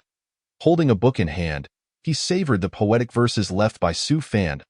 Such splendid poetry. Time for breakfast, Suya called out. Xiao Wu immediately dropped the book and dashed to the dining table at lightning speed. However, Suya only served him a small bowl. Pouting, Xiao Wu asked, Suya, why is my portion so minuscule? Suya replied, look at your figure. You need to lose some weight or you'll soon turn into a little pig. Xiao Wu rubbed his face, protesting, I'm not a pig. I'm a meat spirit. Our family finds beauty in plumpness. My mother says it's easier to find a partner when one is chubby. That won't do. Tomorrow you won't even be able to move. As she spoke, she gave his head a firm slap. Xiao Wu puffed out his cheeks, casting a glance at the urn. Bone brother? The urn cleared its throat sternly, admonishing, Suya, be a bit more courteous when speaking to Xiao Wu. He is my brother. Xiao Wu nodded in agreement. Huh? When did you two become brothers? Suya queried, puzzled. We just swore brotherhood yesterday. The urn replied, if you hit Xiao Wu, it's like hitting me. Suya pondered for a moment, then nodded. In that case, let us all have a good beating. Soon, the hall echoed with the urn's cries of distress. Suya, holding the urn, declared fiercely, I'll scatter all your ashes. Do you believe me? I believe. I was wrong.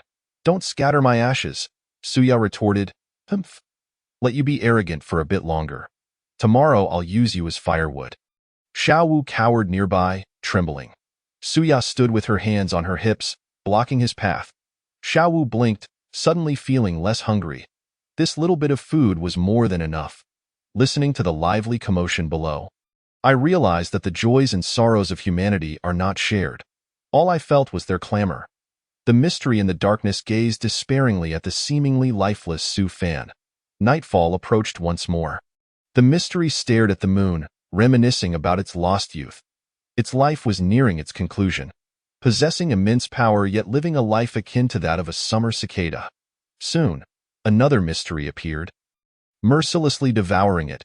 Following that, its form twisted wildly, seemingly celebrating in exuberance. It then took the place of the previous entity, awaiting Su Fan's awakening. Thus, the story began a new point. One after another, mysteries were consumed in this place, with new mysteries arriving. Until the 60th year, the newcomer devoured the old mystery, It absorbed all the memories of the remaining mysteries, then fled under the cover of night. At this moment, the turtle named Wonkai on the table could no longer endure. It stretched its head out and slowly made its way outside. I've slept enough, Su Fan. Zzz snore on the 70th year. Su Fan awoke. Hey, where's my bucket? The reason for his awakening was not merely due to being well rested, but because Xiao Wu was leaving. Xiao Wu had missed the last celestial alignment. In calculating the days, the next alignment would occur tomorrow. Thus, Xiao Wu had to return home. Brother, come back early. I shall miss you. The urn rode.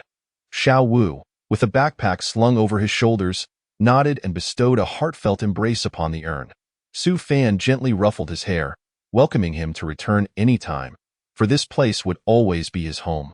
Xiao Wu wiped away the tears at the corners of his eyes, stifling the urge to weep. What about Miss Su? Xiao Wu glanced around, but Su Ya's figure was nowhere to be seen. Su Fan replied, she is in her room, hiding and crying. Xiao Wu rubbed his face, letting out a soft sigh as he gazed into the distance. The sun dipped below the western hills. It was time for farewells. Goodbye, everyone. I shall return to see you. Xiao Wu waved to them from afar. Bang, bang. Su Fan pushed the door open and stepped inside. The room cloaked in darkness. Suya huddled in the corner, her eyes red and swollen, clearly having just cried her heart out. Xiaoya, it's time for dinner, Su Fan said. Suya lifted her head, sobbing softly. Sir? Su Fan chuckled and tousled her hair. At your age, why are you still crying? Xiaoya did not wish to part ways with Xiao Wu. And there was also, sir, not to mention the wretched urn. I want to be with all of you forever. Su Fan replied, silly girl, where in this world do people remain together forever? Why? Why can't we be together forever? Life is but a solitary journey. No one can accompany another for a lifetime, and some paths must be traversed alone. Do you remember the stories I once told you? Suya shook her head. Su Fan continued, life is like a train heading towards the grave. There will be many stops along the way, and it is rare for someone to accompany you through the entirety of the journey. When those who accompany you must disembark, even if it is difficult, you should be grateful and bid them farewell. Suya bit her lip, blinking in a daze. Life is long. We will meet many people and experience countless events. Sometimes, when people get off, they take not only their baggage but also our memories with them. Yet ahead of us lie innumerable encounters. Therefore, do not dwell excessively on loss. The most important thing is to cherish the relationships we have in the present. Suya wiped away her tears. Xiaoya knows, but parting is truly painful. Wu. With Xiao Wu gone, Suya resolved to find another temporary waiter. After all, the inn was thriving and in need of help. However, despite hiring several individuals, Suya was not particularly satisfied. Alas, the youth of today are so restless, clumsy in their work, Suya complained. This summer is unbearably hot. The air is stifling, making it hard to breathe. Even the urn has spilled its ashes. Lying on the roof to cool off, Su Fan yawned, lazily gazing out the window. His right hand formed into a sword, lightly slicing through the air. A gentle breeze stirred, causing the willows to sway. In the next moment, a fine drizzle fell from the sky, as if pouring a bucket of cool water onto the furnace-like city of Chang'an. It's raining. Wow, how refreshing.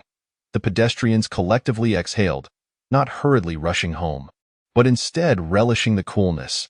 The essence of the seasons, spring rain transforming the landscape. Oh my ashes. A voice cried from the rooftop of the urn. Oh no, the ashes are drifting away. Whose son was born without an anus to cast such a spell? I will confront him. Su Fan silently increased the force. Suddenly, a fierce wind arose. Why ashes? Chapter 50. Acquaintances. Winter arrived, bringing with it the cold and snow, gradually moistening the parched earth. The season of hibernation had come once more. Su Fan. Zzz snored as the days passed. Although he had withdrawn from the world, tales of his exploits circulated widely in the martial realm. Fame brings fear. Many sought to defeat him to achieve instant notoriety, while countless others aspired to become his disciples. It was unclear who leaked the news of Su Fan opening a restaurant in Chang'an, but soon, cultivators from all corners of the land flooded into the city, searching for his establishment. Not only them, but a throng of girls who idolized Su Fan also flocked to Chang'an. Since childhood, they had been enchanted by his tales, and statues of Su Fan adorned every corner of the city. So incredibly handsome, the girls of Chang'an, upon learning of Su Fan's presence, became even more fervent, forming dedicated squads to seek him out, treating him as their idol. Perhaps this was the earliest form of fandom. After all, who could resist a man who was not only strikingly handsome but also renowned and powerful? Some girls, merely 17 or 18, even declared that if they could not become Su Fan's disciple, they would leap into a river to end their lives, ensuring Su Fan lived forever in guilt. However, regardless of how these cultivators and fervent fans stirred the pot, Su Fan remained indifferent. One day, a piece of news echoed through the cultivation community. The Eastern Lake ancestor, who had been cultivating in the 10,000 Great Mountains, had failed to transcend the tribulation and perished. Upon hearing this news, Su Fan paused momentarily. The urn remarked that the Eastern Lake ancestor had likely been affected by those mysterious entities. Su Fan sipped his tea, remaining silent. The urn continued, "What realm are you in now? You seem to be half a step away from transcending." That Su Fan nodded. "I suppose so, but I'm not entirely certain. You are our sole means of combating the eternal night. Our lives depend on you." "Do you truly have such faith in me?" Su Fan replied nonchalantly. "I have no other choice," the urn said, "and after spending so much time together, I've concluded that you are indeed peculiar. You sleep daily, yet your cultivation skyrockets, and you inexplicably possess rare treasures." Su Fan smiled faintly. The urn muttered an incantation, suddenly conjuring a diagram of a sword formation out of thin air. "What is this?" Su Fan inquired. "The diagram of the Slaying Immortal Sword Formation. You already possess the 4 Slaying Immortal Swords. With this, you can activate the formation. At that point, it may increase our chances. Don't tell me why you didn't reveal it sooner." "I still need to keep some savings," the urn retorted. Su Fan asked. "Then why reveal it now?" The urn replied. "After careful observation, I believe you are a reliable person. You should know that I put in considerable effort to acquire this diagram." Su Fan gazed into the distance and pondered. What would happen if one were to be consumed by the eternal night? Would they die? What does death feel like? "Oh, how would I know? I've never died." By the way, I saw that hairpin you left on your bedside, the urn remarked. The hairpin? Su Fan recalled that it was given to him by Lu Exine during their first meeting, saying it was a keepsake from her mother, and that he could use it to exchange for 3 wishes. "What about the hairpin?" the urn inquired. "That hairpin is not simple, although it lacks spiritual energy. It is crafted from the true bones of a dragon. It can breach all defenses and even slay immortals." Su Fan furrowed his brow. He had indeed sensed something unusual about the hairpin.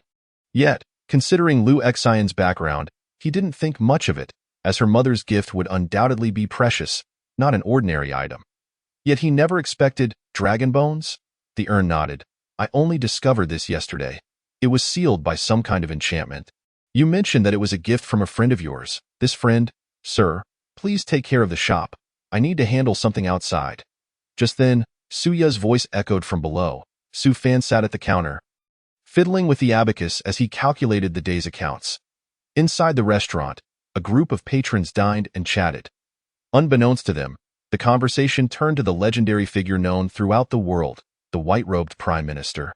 The founder of the Great Zhou, the butcher of men, the #1 strategist, the sword god of peach blossoms, the undefeated god of war, Su Fan. Some tales even Su Fan himself was unaware of flowed from their lips with such clarity and detail that he began to doubt whether he had truly done all that. He chuckled, shaking his head, as the magic he employed to alter his appearance rendered him unrecognizable to all. At that moment, the very person they spoke of was standing before them. "Waiter, please dilute my tea." After recounting Su Fan's exploits for quite some time, one patron felt parched. Su Fan rushed over with a long teapot. "Enjoy your meal." The patron hardly glanced at him, quenching his thirst before continuing his grand tale. "Where was I? Ah yes, the love-hate saga between Su Xianghua and the Great Tang's princess Lu Exine. The two squandered 3 days and nights together, after which Lu Exine bore Su Fan 3 sons. Pfft. Su Fan spat out his tea, and everyone turned to look at him. Su Fan offered an apologetic smile. "My apologies, the tea was too hot." This rumor was utterly absurd. At tea that moment, a figure stepped through the door. "Customer, what would you like to order?" Su Fan turned to look as the words hung in the air. They abruptly ceased. A familiar yet somewhat strange figure in red, Lu Xian, with her rosy lips and white teeth, smiled. "Long time no see." Su Fan was momentarily taken aback, then returned a warm smile. "Indeed. It has been a while. It has indeed been a long time since we parted ways at Zibiguishan, so long that Su Fan could hardly recall how long it had truly been.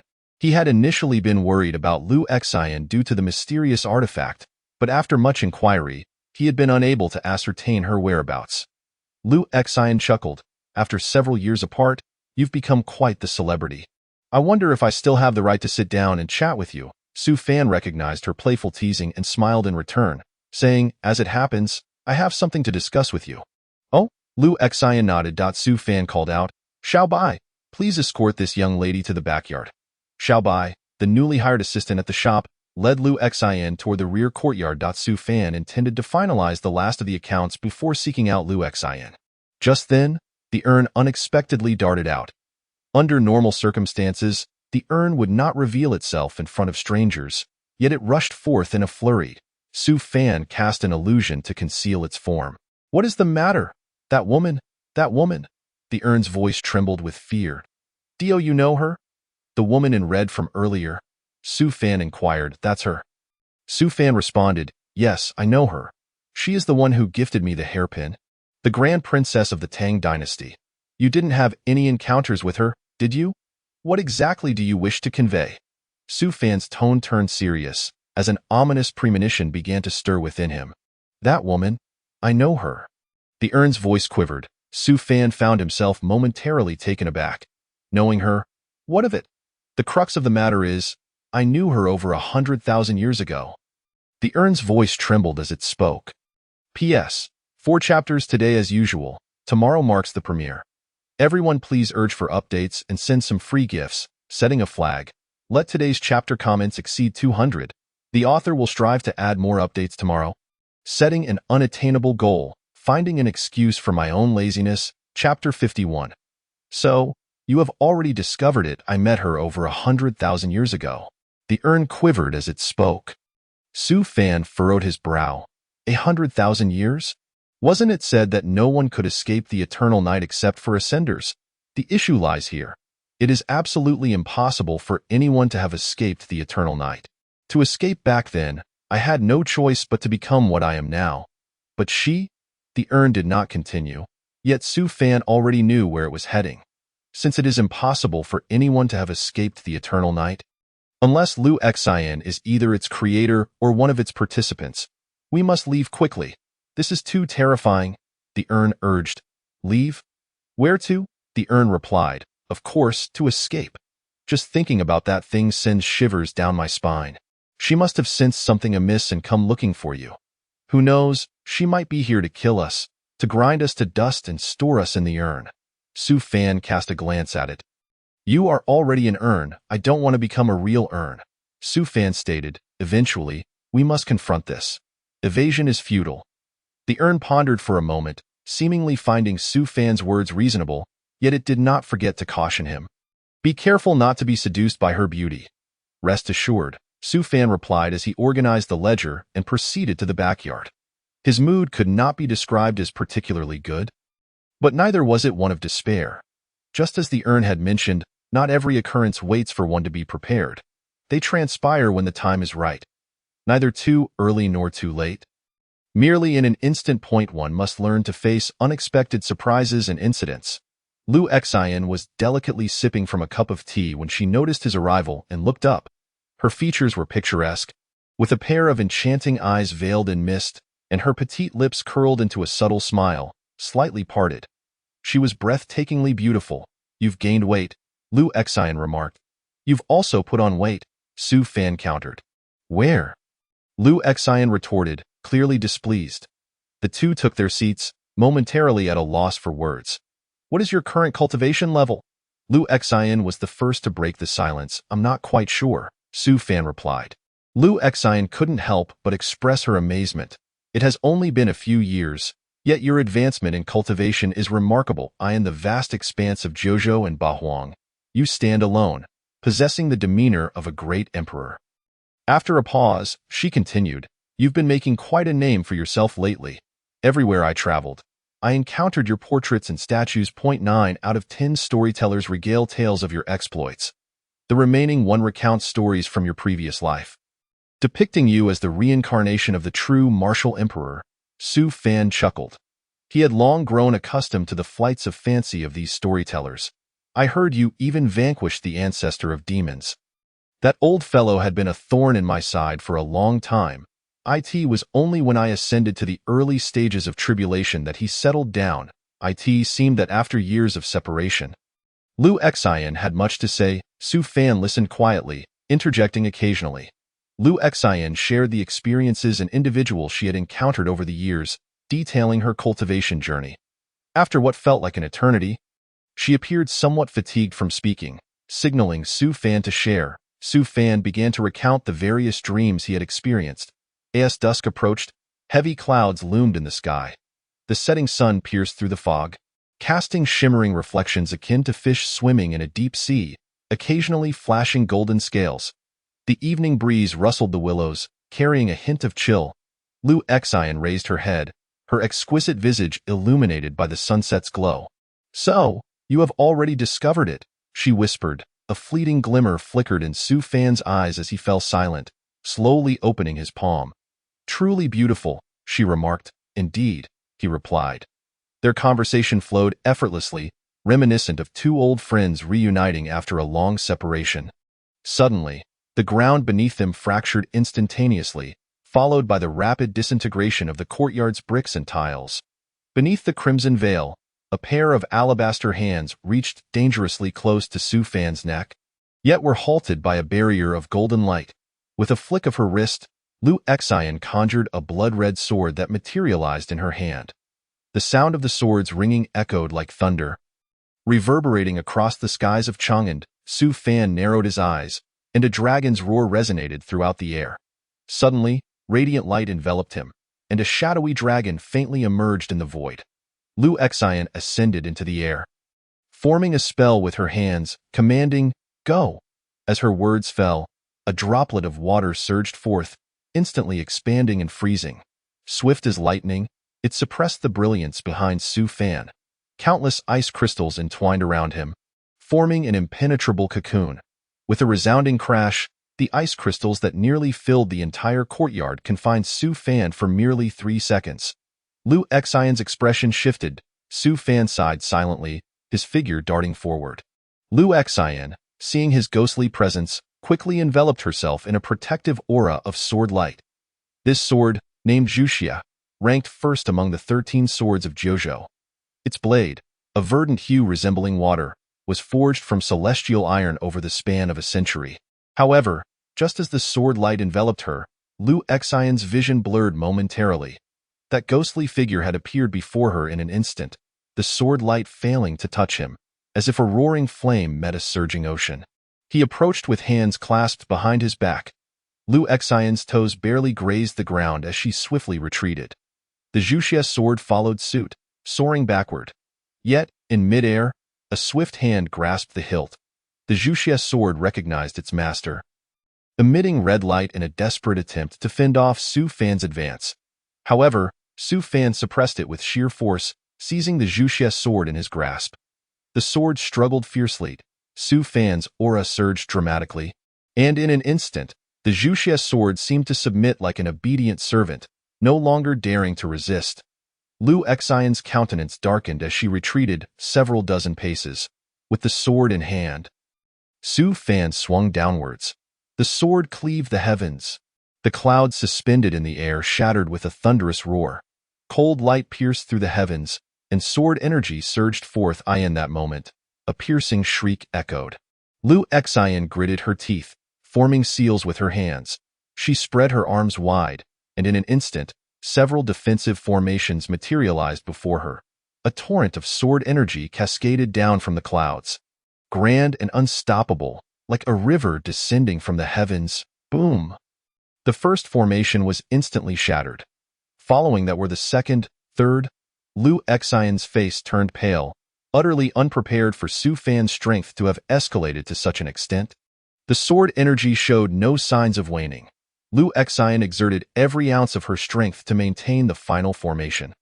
The sword energy was wielded with such precision by Su Fan that it did not harm a single flower or blade of grass within the courtyard. It brushed past them without causing the slightest disturbance, revealing its terrifying potency. With a resounding crack, the formation shattered. Lu Xian's complexion drained of color as the sword energy loomed before her, akin to a ferocious beast bearing its razor-sharp fangs. Chapter 52. I Will Return. The sword energy surged forth, resembling a ferocious beast revealing its sharp fangs. Yet just as it was about to engulf Lu Xian, it abruptly halted. Lu Xian's heart raced. Her chest rising and falling heavily. Su Fan, wielding the Zhuxie sword, stood before her, accompanied by an urn. Quickly, bind her, the urn urged. She must know the secrets of the eternal night. Lu Xian's gaze fell upon the urn.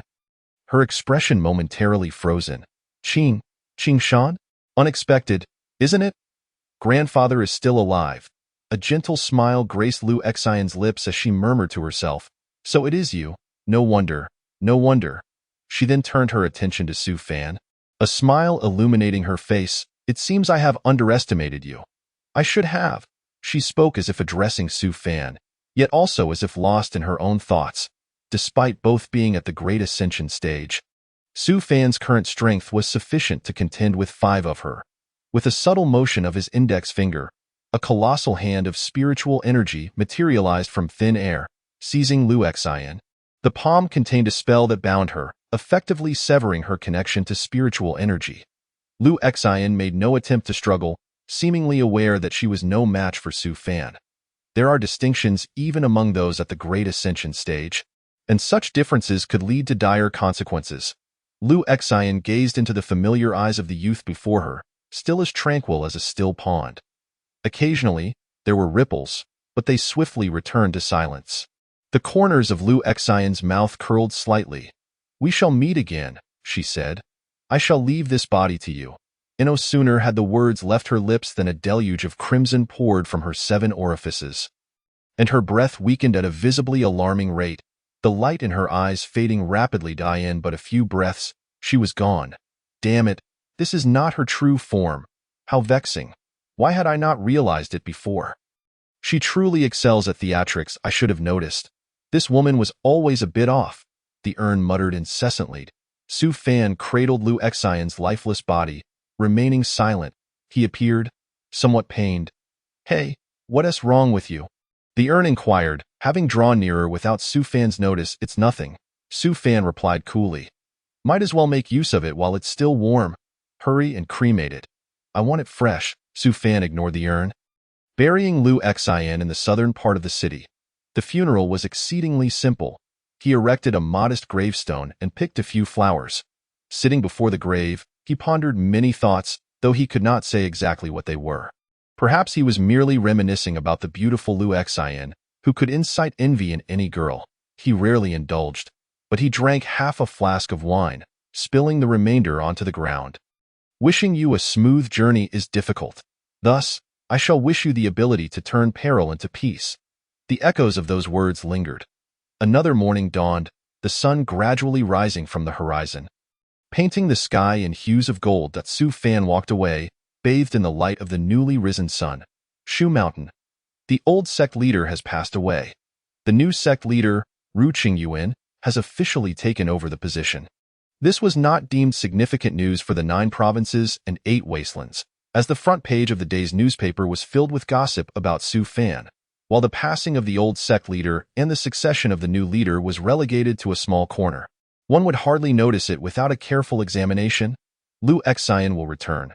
This was what she proclaimed before her departure. That body was not her true form, and Su Fan remained uncertain if he could contend with her actual self. Since that day, he had descended into a prolonged slumber, Ba meditation. Xuanzang once told him that cultivation is not about gaining something, nor about reaping rewards, but rather about letting go. Has he managed to let go? Who can say? The urn, having little else to occupy itself with, began to guide the little fox in its cultivation. The urn's theoretical knowledge far surpassed Su Fan's. If Su Fan were a college graduate studying at home, the urn would be akin to a top student from Tsinghua University. However, Su Ya's lack of intelligence was utterly ridiculous, as the restaurant would occasionally resonate with the urn's furious roars, times. In a fit of rage, the urn even threatened self-harm. Finally, through the urn's relentless efforts, Su Ya's cultivation reached the golden core stage.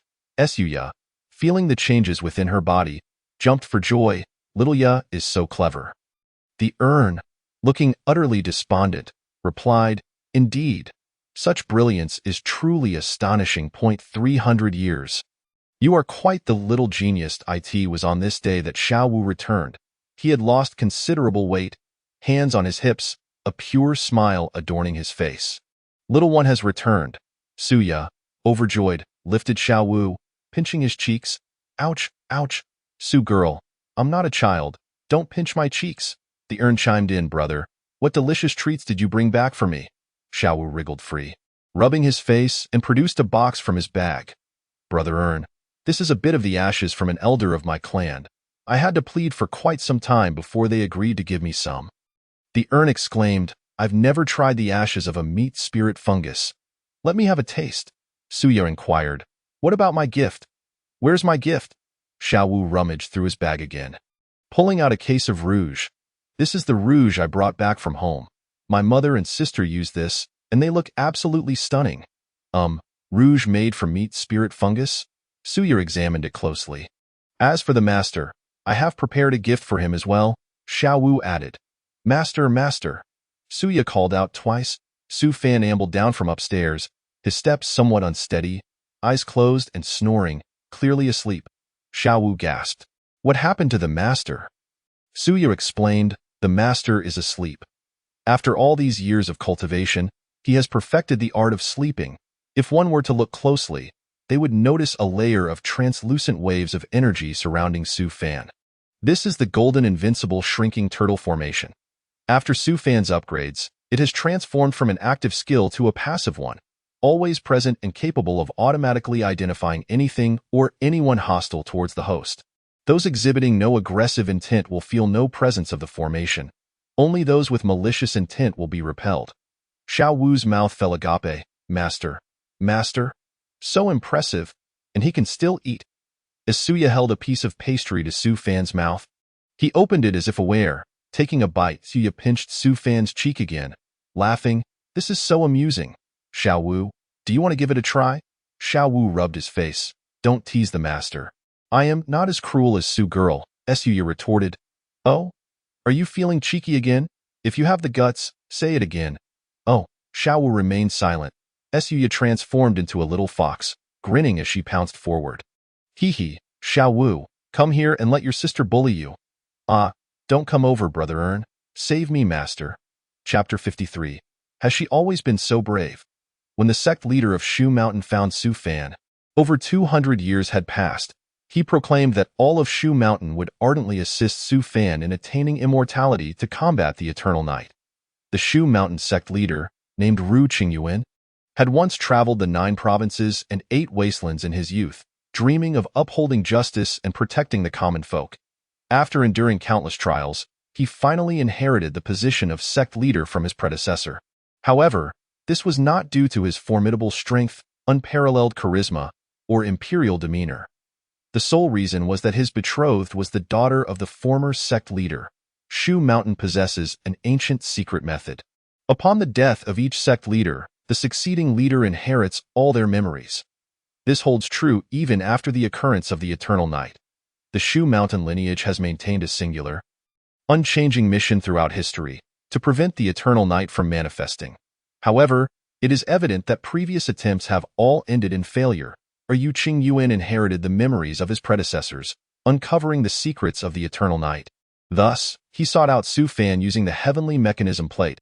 Yu Qingyuan arrived accompanied by his junior sister, who is also his future wife, Yin. Yu Qingyuan addressed Yuin. This man once trampled 6 kingdoms and vanquished demon kings in his youth, gaining great renown. While we must treat him with respect, we must also ensure he does not underestimate Shu Mountain. Yuin nodded earnestly, brother. I will heed your words. Please, follow me, Suya invited, guiding the two inside. Upon reaching the second-floor bedroom, they encountered Xiao Wu, who was carrying a tray and stepping outside. Meet Spirit Fungus? Both Ru Qingyuan and Yu Yin were taken aback. Xiao Wu politely bowed. Little one offers my respects. Suya playfully kicked him. What respect? Get to work. Xiao Wu replied, Ugh, given Su Fan's identity, possessing a meat spirit fungus was quite normal and not unexpected. Xiao Wu, wait for me. At that moment, an urn passed by. Ru Qingyuan and Yu Yin stared in astonishment at the urn that could leap about and even speak. The urn halted mid-stride, exclaiming, Oh no, my ashes are scattered. Given Su Fan's identity, it was indeed very reasonable. The living room was cluttered with an assortment of weapons, scrolls, and a variety of elixirs. These were the rewards Su Fan had accumulated over many years of slumber. The storage ring was utterly incapable of containing them, and the warehouse was overflowing. This was merely the tip of the iceberg as they surveyed the dazzling array of treasures haphazardly piled to one side. Ru Qingyuan and Yu Yin instinctively swallowed hard. Indeed, given Su Fan's stature, all of this seemed quite reasonable, sire. Suya pushed open the door, and the two were met with the sight of Su Fan, deep in slumber. Their jaws nearly dropped to the floor. Having traversed the world for so long, they had seen all manner of individuals. Yet, this fellow is actually sleeping? If you told me he was a monster that had escaped from hell, I would wholeheartedly believe it. Is this truly a human being? Suya explained. My master sleeps like this. You two may converse in the meantime. With that, she stepped back out. Yu Qingyuan and Yu Yin stared at Su Fan in a daze. It seemed Su Fan sensed their presence, rising from his bed to sit across from them. His head tilted to one side, he emitted soft snores. Was he truly asleep, or merely pretending? Suddenly, Su Fan's fingers twitched, tracing patterns in the air. Spiritual energy flowed with his movements, forming a line of text. Please do not disturb. If you wish to dine, press 1 for urgent matters, press 2 to summon the wake-up service. If there is a quarrel or commotion, kindly pour a basin of cold water over me. Yu Qingyuan stood agape, unable to process what he had just read. Press 2, Yu Yin said cautiously, her finger hovering over the button. Almost immediately, footsteps echoed through the room. Xiao Wu hurried over, a small lamp on his chest emitting a dim glow. He then leaped onto Su Fan's face, exclaiming, Master, it's time to wake up. Ru Qingyuan questioned his sanity. Was this truly a wake-up service? Master. Xiao Wu's tiny hands rubbed Su Fan's cheeks, and after a while, Su Fan slowly began to stir. Xiao Wu bowed to Ru Qingyuan and Yu Yin before retreating. Senior brother, Yu Yin tugged at Ru Qingyuan's sleeve, whispering, Why do I find this person so unreliable? Ru Qingyuan cleared his throat and explained their purpose. Su Fan seemed still somewhat groggy, rubbing his forehead. What assistance can you offer me? He inquired. There are 3,000 disciples in Shushan, Ru Qingyuan declared. Merely having numbers does not resolve issues. Yu Yin frowned, displeased, feeling Su Fan was belittling Shushan. What do you mean by that? Shushan has a long and illustrious history. Do you look down upon us? That is not my intention. Beyond those 3,000 disciples, do you possess any other means to combat the eternal night or assist me? Yu Yin and Ru Qingyuan exchanged glances. Shushan, Su Fan looked down at the Shushan sword formation below. Is this truly what you claim can aid me? Ru Qingyuan replied confidently. The 3,000 Shushan disciples can form a sword formation capable of withstanding several ascendant cultivators. Su Fan could not help but display a hint of disappointment. He had anticipated that the masters of Shushan would possess insights into the eternal night's secrets and some means of counteraction. But this was it. What else? Unable to contain herself, Yu Yin suppressed her anger and said, Master, why not test the power of our Shushan sword formation? That is unnecessary. Why? Yu Yin's eyelids fluttered. Master, you should experience the Shushan sword formation firsthand before forming a conclusion. I think it best to refrain, Master. Yu Yin stepped forward, blocking Su Fan's path. Su Fan formed his fingers into a sword and pointed. His fingertip was mere inches from her brow. A sharp whistle suddenly erupted in their ears. Sword intent surged forth, resonating with a thunderous hum. The Shushan disciples within the formation felt their swords slipping from their grasp as if possessed. Swish, swish, swish. Sword after sword, 3 feet long, flew from their hands. Soaring into the air like subjects bowing before a sovereign, Su Fan retracted his hand and continued forward, turning to Ru Qingyuan and asking, "Has she always been this brave?" Ru Qingyuan could only remain silent. Yu Yin stood frozen in place, as if the sword intent had drained her very soul. The sound of clashing metal echoed as countless swords fell from the sky. Chapter 54. The arrival of Eternal Night. Su Fan found Shushan's meager state hard to bear. Apart from the Shushan sword formation, it appeared almost destitute. He sighed softly, finally understanding why generations of Shushan masters had failed despite their knowledge of the Eternal Night. It was a wonder that they had ever succeeded.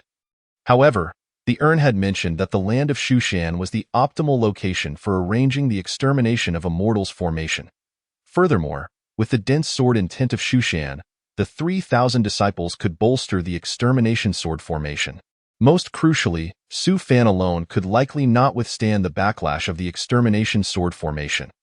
Although the 4 swords he had acquired were from the Putian lineage, they were nonetheless the supreme formation governing the path of heavenly slaughters, the foremost killing formation of the heavenly way. Yet even so, it was feared that but 1 in 10 of the Shushan disciples would survive. Su Fan relinquished the decision to Shushan, then retreated to meditate and prepare for the impending eternal night. 1. Yet when did the west wind return, unbidden to steal the fleeting years? In the blink of an eye, over 3 centuries had passed. The small eatery had transformed into one of the premier chain restaurants in the city of Chang'an. A century-old establishment, Suya had taken on the role of proprietress, her figure having filled out considerably. Draped in a pink silk garment, she moved gracefully, her delicate wrists adorned with sheer fabric, her long, dark hair cascaded in elegant coils, loosely pinned with a jade hairpin. With no makeup, her natural beauty was striking, as she spent her days shopping and playing cards. Xiao Wu had returned home, declaring that he would not return again. For his fiancée, he was already expecting her 3rd child, all fathered by others. Xiao Wu was heartbroken, and Suya, along with the urn, took turns advising him to embrace a broader perspective. Where in life is there not fragrant grass? Why cling to a single flower? You have forsaken a gnarled tree but gained an entire forest. Xiao Wu brooded for over half a year before slowly regaining his composure. Time, after all, has a way of soothing all wounds. The urn reassured him that he would encounter even better prospects in the future. The head of Shushan, Ru Qingyuan, had also descended into a prolonged seclusion, with Yu Yin managing the affairs of Shushan. It was not until 30 years later that Ru Qingyuan emerged from his retreat. As dawn broke, too, the red sun rises with a grand aura, as rosy clouds first tint the Emerald Mountains. Yu Yin had been waiting for quite some time. Yu Qingyuan wore a gentle smile as Yu Yin thoughtfully draped a robe over his shoulders. Their hands intertwined. Master, Yu Qingyuan glanced around. Only 2 of the other 7 peaks had sent their respective masters to greet him. By rights, the masters of the 7 peaks should have gathered for his return. Yet, Ru Qingyuan's prestige and capabilities were insufficient to command such respect. Master, the other 5 peak brothers are currently guiding their disciples in rigorous training. Thus they have entrusted us to convey their congratulations. A fleeting hint of embarrassment crossed Ru Qingyuan's eyes, but he said nothing further. Upon returning home after many years apart, Ru Qingyuan held Yu Yin's hand tightly. It is often said that absence makes the heart grow fonder, and in their case, they had been separated for over 30 years. Junior sister, it's getting late. We should rest, Ru Qingyuan suggested. Why, Yu Yin? Shyly brushing her hair, replied, Senior brother, let us wash our feet first. After washing their feet, Ru Qingyuan said, Junior sister, it's getting late. We should rest. Senior brother, let us have some tea first. A while later, he urged. Junior sister, it's getting late. We should rest.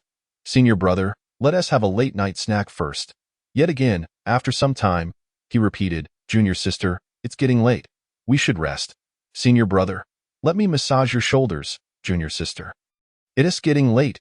Ru Qingyuan looked out the window. The day had already brightened. Senior brother, it's getting late. We should rest, Yu Yin said softly. Yu Qingyuan glanced once more at the high-hanging sun and nodded. Yes, it is indeed time to sleep. After their tender moments, Yu Yin nestled in Ru Qingyuan's embrace and said, Senior brother, you need not feel concerned. Yu Qingwen understood that Yu Yin was referring to the other masters of the peaks, not viewing him as a legitimate headmaster. Ru Qingyuan replied, "Truth be told, my position as headmaster is somewhat unearned." "Who says that?" "In my heart, you are the most formidable." Yu Qingyuan forced a smile. "Yu Yin, do you think I am a competent headmaster?" "Absolutely." The voice of Jade rang out without a moment's hesitation. 3. Time flows swiftly like an arrow, and moments arrive like a taut string in the blink of an eye. Time has passed, and the eternal night has arrived much sooner than anticipated. Without any forewarning, today is a day of brilliant sunshine. Darkness surged from the east, invading the sky, and rapidly engulfed the surroundings. Within half a day, much of the sky across the vast lands was shrouded in darkness. The people gazed at the heavens with puzzled expressions. What is happening? Is it a celestial dog devouring the sun? Some practitioners of the yin-yang arts attempted to peer into the heavenly secrets, but each and every one of them met with failure. At that moment, Suya was engrossed in a game of mahjong with her friends, glancing at the ominous sky outside. Remembering what her teacher had said, she hurriedly dashed back home. Xiaowu was munching on a watermelon. Suya kicked the watermelon aside, seized Xiaowu, and grabbed the drowsy Wangkai, hastily retreating into the basement. The darkness continued to spread in all directions. At the human race's great wall, many cultivators floated in midair, gazing at the sky in confusion. They harbored doubts, wondering if this was some ploy devised by the demon race. Hundreds of miles away, demon lords revealed themselves, commanding their subordinates to stand ready in just one day. The vast lands resembled a pearl enveloped by a colossal hand. The powerful figures of the human race sensed something amiss and gathered at the Great Wall. Their first thought was of the demon race. Now that the 500-year truce had elapsed, could it be that the demon race was preparing to return? The demons shared similar thoughts. Internal strife had weakened them in recent years. However, soon both sides realized that this darkness was not orchestrated by one another. The dark shroud carried the scent of death, accompanied by an unsettling stillness that invited fear. Silence reigned, as if all sound and light had been consumed. One by one, cultivators emerged in midair. Even the dullest among them could sense that something was terribly wrong. The eternal night had descended. What is happening? What is this situation? Could it be that the immortals are intent on annihilating the world? Panic, unease, and a myriad of emotions took root in the hearts of the people. Suddenly, aside from the cultivators, all ordinary individuals seemed frozen in place, their consciousness intact, yet their bodies unresponsive. Looking around, all the mortals across the vast lands stood still. Resembling a frozen tableau, the scene was profoundly eerie. A more terrifying aura manifested in the sky, as if it sought to rend the heavens asunder. Boom. All the powerful cultivators felt a chill run down their spines, their scalps tingling. What manner of terrifying existence is this? In the next moment, the void-like darkness appeared to be torn apart, revealing a face, a colossal and horrifying visage, akin to a malevolent spirit that had escaped from the depths of hell. It emitted a roar, and its cruel, icy breath swiftly permeated the vast lands. Countless powerful cultivators, once dominant in their realms, found themselves frozen in time, their blood running cold. The grand human Great Wall, in comparison to this entity, seemed merely like a child's Toit was a monster whose likeness could not be found in any tome, lying in wait like a patient hunter, biding its time for its prey to grow. Dynasties rose and fell, sects flourished. The emperor's rule and the might of cultivators, in its sight, everything was but an ant. Countless tendrils of black light suddenly erupted from the sky's gaping hole, resembling souls. Those were the cultivators it had consumed, who, after death, survived through sheer will, yet became its accomplices. The black light emitted a wailing cry, surging toward the mortal realm. The first victims of the attack screamed in agony. Their physical forms were untouched, yet it felt as if their souls were being drawn away. Subsequently, the absorbed black light flowed back to the giant monster, ready for it to consume in no time. Countless glimmers returned, offering the absorbed souls to it in an instant. The entire realm had transformed into its banquet. Dare not be arrogant, demonic fiends. A Confucian swordsman rose to wield his sword, attempting to cleave the demons. In a moment, sword light erupted and sword energy surged. Yet, in the next second, he was utterly devoured. Some powerful beings attempted to use formations to resist the onslaught of the black light, but the black light disregarded these formations completely, crashing through and leaving nothing in its wake. Flee! Some cultivators, witnessing the grim turn of events, began to scatter in all directions. Others still attempted to resist.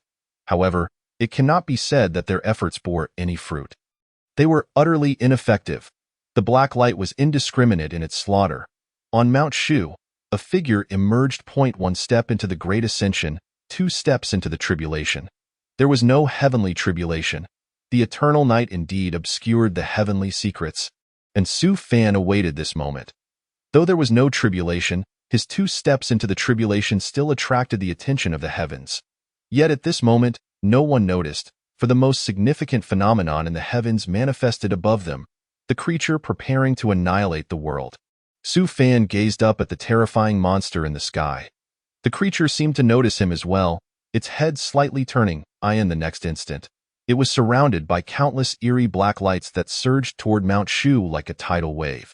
They emitted chilling screams that sent shivers down the spine. Boom! Just as the black light was about to engulf all of Mount Shu, a fierce sword light suddenly ignited, piercing through the darkness like the sun breaking dawn. Sword energy surged forth, sweeping up a storm of fallen leaves. The entire Mount Shu transformed into a razor-sharp blender. 4 points surrounding Mount Shu pierced into the ground, unleashing torrents of sword light. 3,000 disciples of Mount Shu maintained the formation, with the sect leader, Ruqing Yuan, and fellow leaders resolutely facing death. More of the black light abandoned its original target and surged toward Mount Shu. At the center of the sword formation, the Zhanxian sword formation diagram radiated a brilliant light. The cries of agony echoed, reverberating throughout Mount Shu. Cultivators caught in the chaos, fleeing and fighting for their lives, suddenly froze, watching as the black light rushed madly toward one direction. Mount Shu? Boom! Su Fan took a deep breath, stepping forward for the 3rd time. Yet his foot halted in mid-air. The 3rd step, junior brother. A familiar yet strange voice, Yun ran. Junior brother? What is gravitational force? It was the elder brother. Disciple. Where is your master's wine? It was the master Tzu. How vast is the world outside? It was Xuanzang. Teacher, I cannot accompany you any longer. It was Song Chongjing. Teacher, I have let you down. It was Song Yu Limu wishes to follow you. Teacher. Teacher, it was the townsfolk. Teacher, it was the little fox, Suya, along with Xiao Wu and Wang Kai. Lu Exine smiled gently at him, bidding farewell. Teacher, farewell. Teacher, farewell. Teacher, please return soon. Familiar figures flickered before his eyes. Teacher? The familiar silhouettes gathered, standing at a distance, waving at him.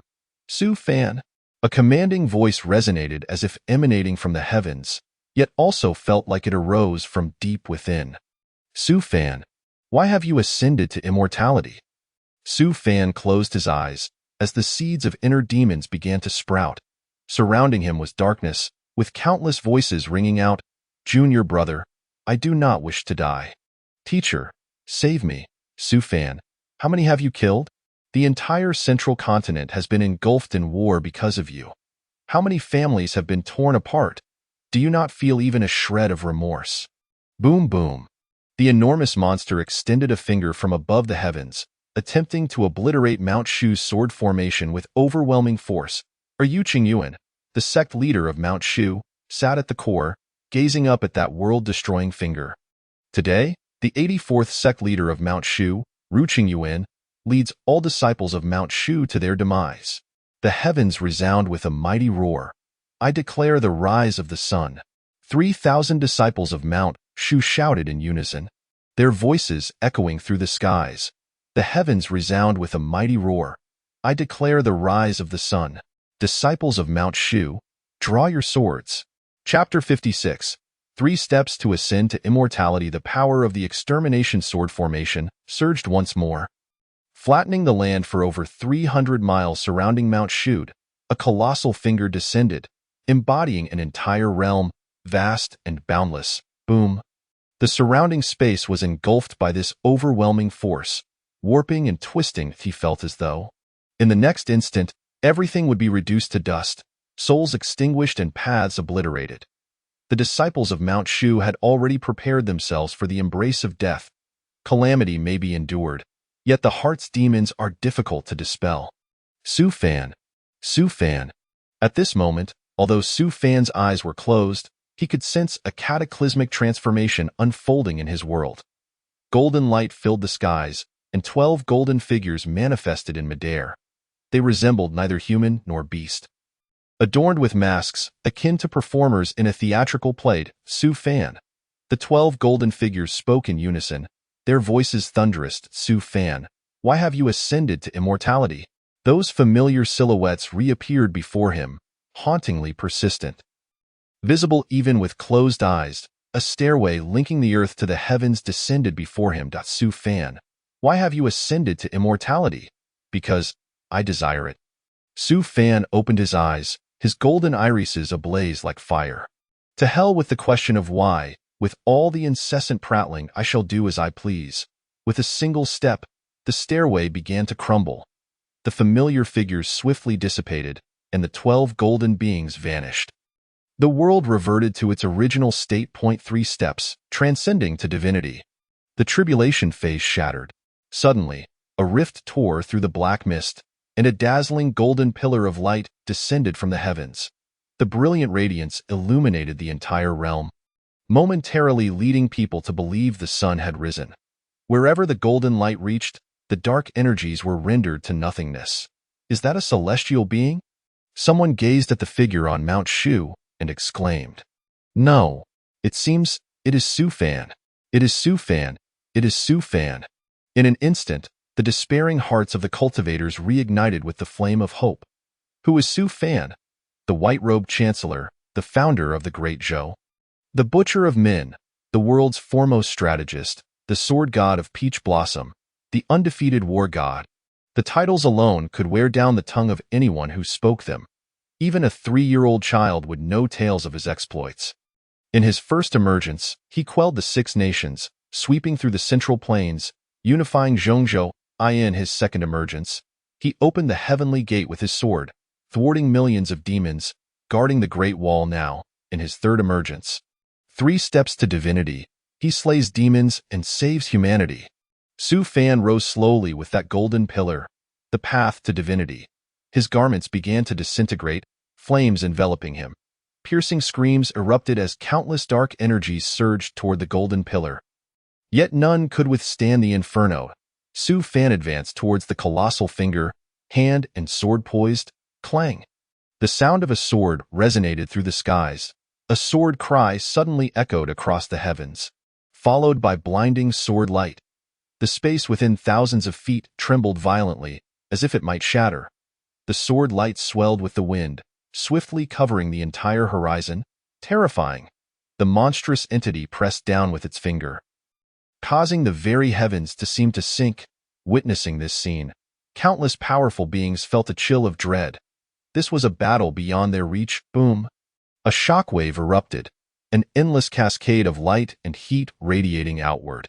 Above the clouds, the young man traversed the void, stepping forth and shattering the dim world.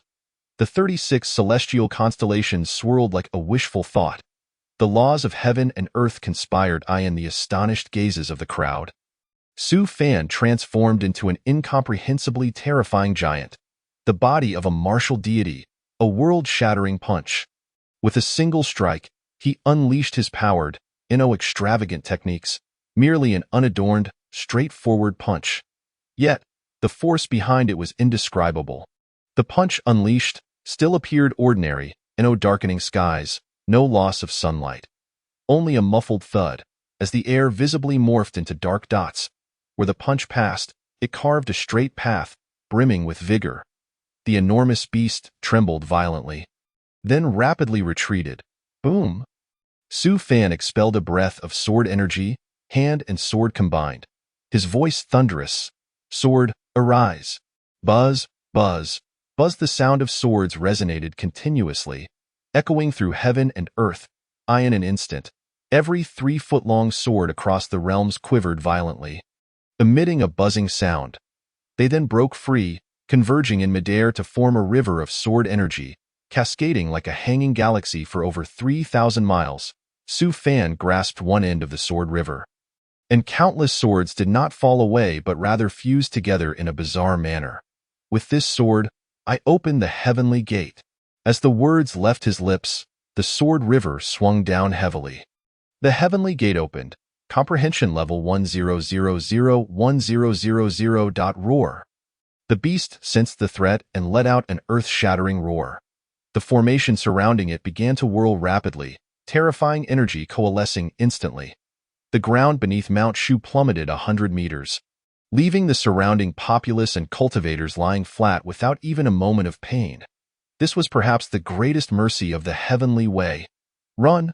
Flee quickly! Countless powerful cultivators hastily retreated from the center of the battle. This destructive force would obliterate them as easily as crushing an ant. Little one. I am not afraid at all. Not afraid at all. Little Wu trembled in the basement, feeling the tremors outside. Isuya made a face at him, sticking out her tongue. Image sourced online. Little Wu, don't scare me, the urn remarked. I was right about that lad. Today, either he dies or we perish. The urn stood on a high stool, peering through the cracks to observe the outside. Boom! The residual force spread out, causing the entire realm to tremble. The urn fell, its lid flying off, ashes scattering everywhere. Oh dear, that hurt. My head, my ashes. Little Wu quickly rushed over. Brother Bone, it's all right. I'll glue it back together for you. Who? Su Fan expelled a breath of stale air, coldly gazing at the towering beast. Compared to the beginning, it appeared significantly weakened. A massive sword wound marring its shoulder, stained with blood. Clearly, it was Su Fan's handiwork. The two exchanged glances, neither uttering a word. The ensuing battle was imminent. Golden cups shared in drink, the blades show no mercy. The colossal beast suddenly changed its posture, sitting down in midair, crossing its legs, its right foot resting upon its left thigh, and its left foot upon its right leg. It adopted a meditative pose. This is the demon-subduing seat of Buddhism? A resplendent golden light radiated from behind it, and an ancient formation whirled into action. An ancient golden statue, gazing down upon the world, emerged behind it, making Su Fan and Lu Xian appear as mere ants in its presence. Behind the golden statue spun a Dharma wheel, brewing annihilating energy within. This energy was accumulated from the souls absorbed every 100,000 years. Note: golden cups shared in drink, the blades show no mercy. Derived from the Huai opera Golden Cup, White Blade, a play that uses ancient allegory to convey modern themes of governance. It reflects the mutual respect between opponents. I can share a drink with you. Yet in battle, I shall show no mercy. Chapter 57. The throne of causality. This energy, derived from the souls of countless beings over a span of 100,000 years, was the throne of causality. The immense golden deity began to gather strength, overlooking this small world. A golden energy coalescing within its brow from the Dharma wield. Su Fan's form trembled, his pupils contracting sharply as he bellowed. Extermination sword formation. In the next instant, a myriad of swords surged forth, a dense swarm of extermination sword chi akin to a locust plague, overwhelming and frantically erupting. Senior brother. The 3,000 disciples of Mount Shu were desperately bearing the remnants of the sword formation's might for Su Fan. Ru Qingyuan gripped his junior sister's hand tightly. Why Yin, her face ashen and devoid of color, gazed at Ru Qingyuan. He managed a strained smile in return. Boom. The throne of causality unleashed its most powerful attack in history, and the extermination sword formation was nearly scattered in an instant. The invincible golden turtle formation. This was the first time Su Fan felt the sensation of his formation being breached, as that thin layer of golden aura was compressed to its utmost. As if it would shatter in the next moment, Su Fan nearly ground his teeth to dust. Bang! The surrounding air rippled as the devastating energy ultimately breached the protective barrier, mere millimeters from Su Fan. He wished to utter some clever remark, but in the next instant, he was engulfed. The residual force surged across the sky, plummeting towards Mount Shu. The disciples of Mount Shu had long since prepared for the embrace of death. All heavens resounded, "My path flourishes." The 3,000 disciples shouted in unison, and amidst the celestial realms, a cold laugh echoed. Having heard this statement time and again, boring, Su Fan has been defeated. The formidable beings in the distance had long since lost the courage to resist, placing all their hopes upon Su Fan. Yet now, Su Fan, in the next moment, a shadow clad in black emerged, once again standing before the throne of causality. Su Fan. His entire being was shrouded in darkness, as if charred, while a golden scale materialized upon his forehead, radiating a dazzling light akin to gold amidst a cesspool. Su Shizhu, this scale is fated to be with you. The gentle voice of Xuanzang resonated in his ears. Hey, the poor monk is right beside you. The sudden voice startled Su Fan, and upon turning, he beheld the long-lost Xuanzang. However, it seemed merely a wisp of the other's essence. Umitba, Su Shizhu, it has been a long time. The poor monk has traveled far and wide, unable to bear witness to the eternal night devouring living souls. Yet, to untie the bell, one must find the bell ringer. The power of causality will trigger the great method the poor monk inscribed upon the scale long ago, the nirvana of the saint. Your ability to see me proves that the throne of causality has been activated, its interval extending for tens of thousands of years. Therefore, Su Shizhu, persevere. Su Fan was momentarily taken aback. Xuanzang continued, Su Shizhu, the great path is merciless. What I can do here already contravenes my master's teachings. I can assist you no further. The poor monk must depart. With that, Xuanzang formed a trumpet shape with his hands at his mouth, and his figure gradually faded away. Departing, Su Fan cast a glance at him, then silently withdrew his gaze. By the way, Su Shizhu, the nirvana of the saint can only be utilized twice, do not forget. Once you arrive in the celestial realm, feel free to seek the poor monk for a bit of fun. Su Fan. It was Su Fan. He was still alive. At this moment, upon seeing Su Fan, the crowd was more elated than if they had witnessed their deceased father rising from the grave. Some cultivators even knelt down, silently praying that Su Fan took a deep breath and raised his head. The enormous monster looked at him with eyes filled with terror and confusion. The throne of causality had become ineffective. The sword array of the immortal slayers. In an instant, the 4 immortal swords began to tremble violently, unleashing countless terrifying sword chi of the immortal slayers. The 4 swords aimed at their target, and the next moment, an overwhelming torrent of sword chi surged forth, fiercely charging at the opponent. Roar! The screams reverberated throughout heaven and earth. This time, Su Fan held nothing back. The backlash from the sword array of the immortal slayers engulfed him entirely. However, with the assistance of the great method left by Xuanzang, his flesh and soul quickly reassembled. Su Fan bellowed, "Get lost. What the hell? This kid has gone mad.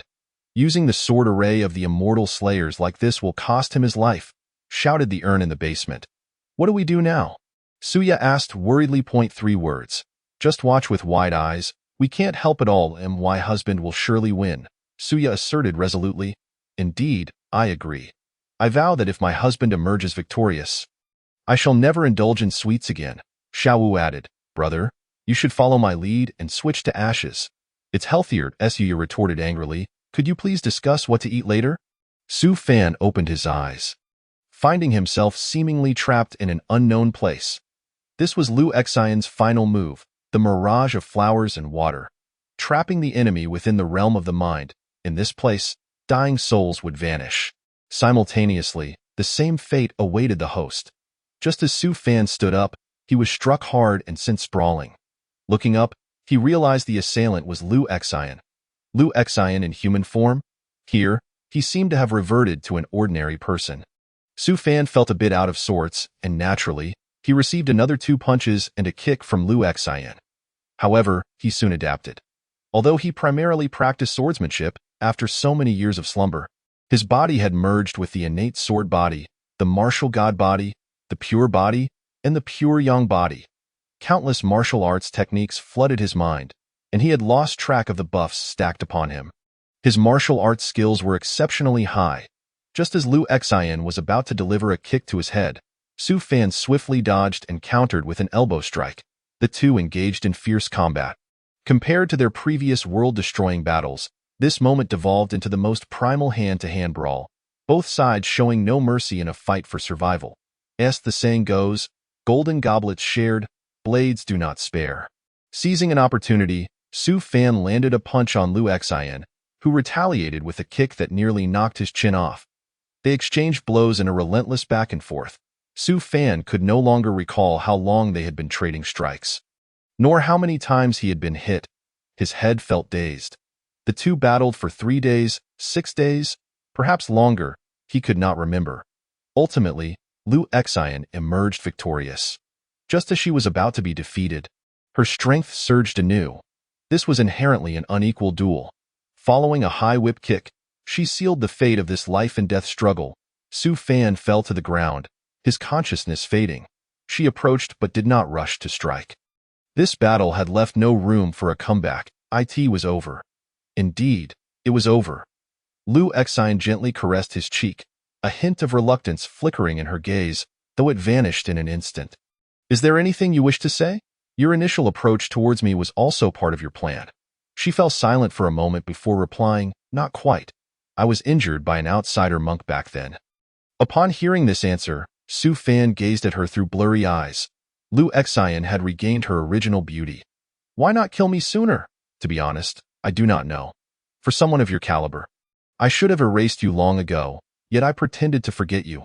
Later, as your cultivation soared, I had no choice but to dispatch strange entities to eliminate you. But for some reason, they all vanished without a trace.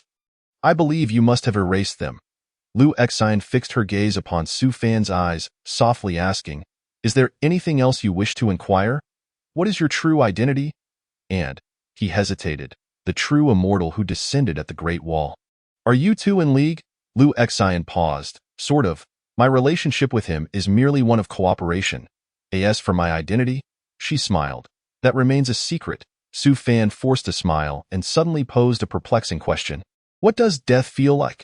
Liu Xian was taken aback for a moment, then gently replied, You shall not die. You will merge into my body, becoming a part of me. When that time comes, we can be together forever. Chapter 58.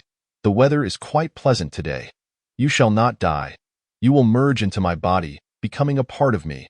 Her gentle voice echoed in his ears. Su Fan closed his eyes. Indeed, the weather is quite pleasant today. Yes, the weather is quite pleasant. Her long, jade-white hand reached towards his neck. It won't hurt much. It will be over quickly. I will miss you, she added. He replied, I will too. She leaned in, seemingly to kiss his forehead. Suddenly, a golden hairpin pierced through her heart. It was the very pin she had left with Su Fan during their first parting, instructing him that he could summon her to grant 3 wishes at any time. The urn remarked that this pin was crafted from dragon bone, capable of breaching all defenses in the world, even slaying immortals. Liu Xian's body trembled, her pupils dilating as she struggled violently. Su Fan embraced her soft figure and forcefully drove the hairpin deeper. The aura of death spread over her, an irreversible demise. The dragon bone seemed cursed, severing Liu Xian's lifeline in an instant. She opened her mouth, seemingly wanting to say something, but ultimately, no words were spoken. The illusion rapidly dissipated, and Su Fan fell weakly from the sky. Everything within his sight began to shrink, the dark miasma enveloping the 9 provinces swiftly dissipating. Suddenly, the void seemed to tremble, as if a great maw was opening. Upon looking again, Liu Xian's corpse had vanished. Su Fan allowed himself to fall straight downward, the surrounding space appearing illusory. Had he fallen through a rift in time and space? Along with him, a familiar small town plummeted. The town fell first, and soon a figure emerged from the ruins.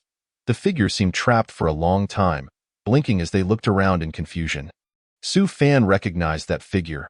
It was himself. Su Fan was momentarily taken aback, then suddenly recalled something and smiled. Indeed, in this world, every cause begets an effect. He was soon engulfed by another thick shroud of darkness. When he awoke once more, he found himself in a desolate wilderness. A large yellow dog was licking his cheek. seemingly checking on his well-being. Su Fan originally intended to give the creature a good scolding, but noticing its protruding belly, he surmised it was pregnant. The night sky erased the last remnants of twilight, and the darkness descended like a theater curtain, slowly enveloping the surroundings. From afar, he could hear the jubilant cheers of people celebrating their survival. The crowd shouted with excitement, their voices ringing out. Many cultivators soared into the air, casting spells to create enchanting vistas. Su immortal! Su immortal! The collective chant of the crowd seemed to pierce the night sky. Goodness, another nickname had been added to his repertoire. Su Fan closed his eyes. The path to immortality is long and arduous.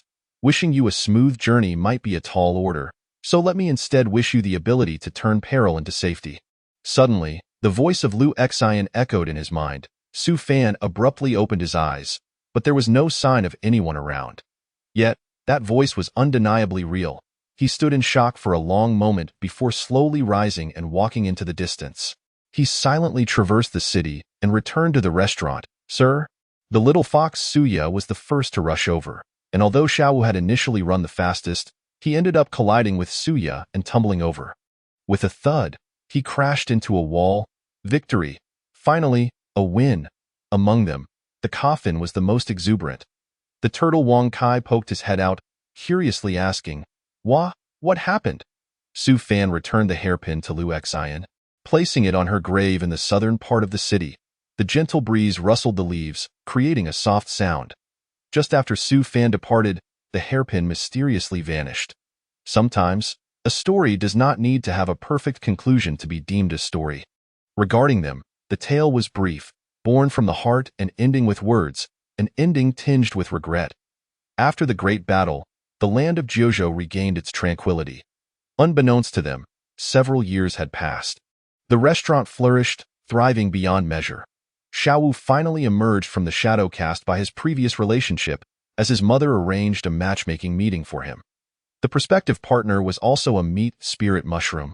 Settled in Chang'an on the day of the match, to bolster Xiao Wu's reputation, the entire family mobilized.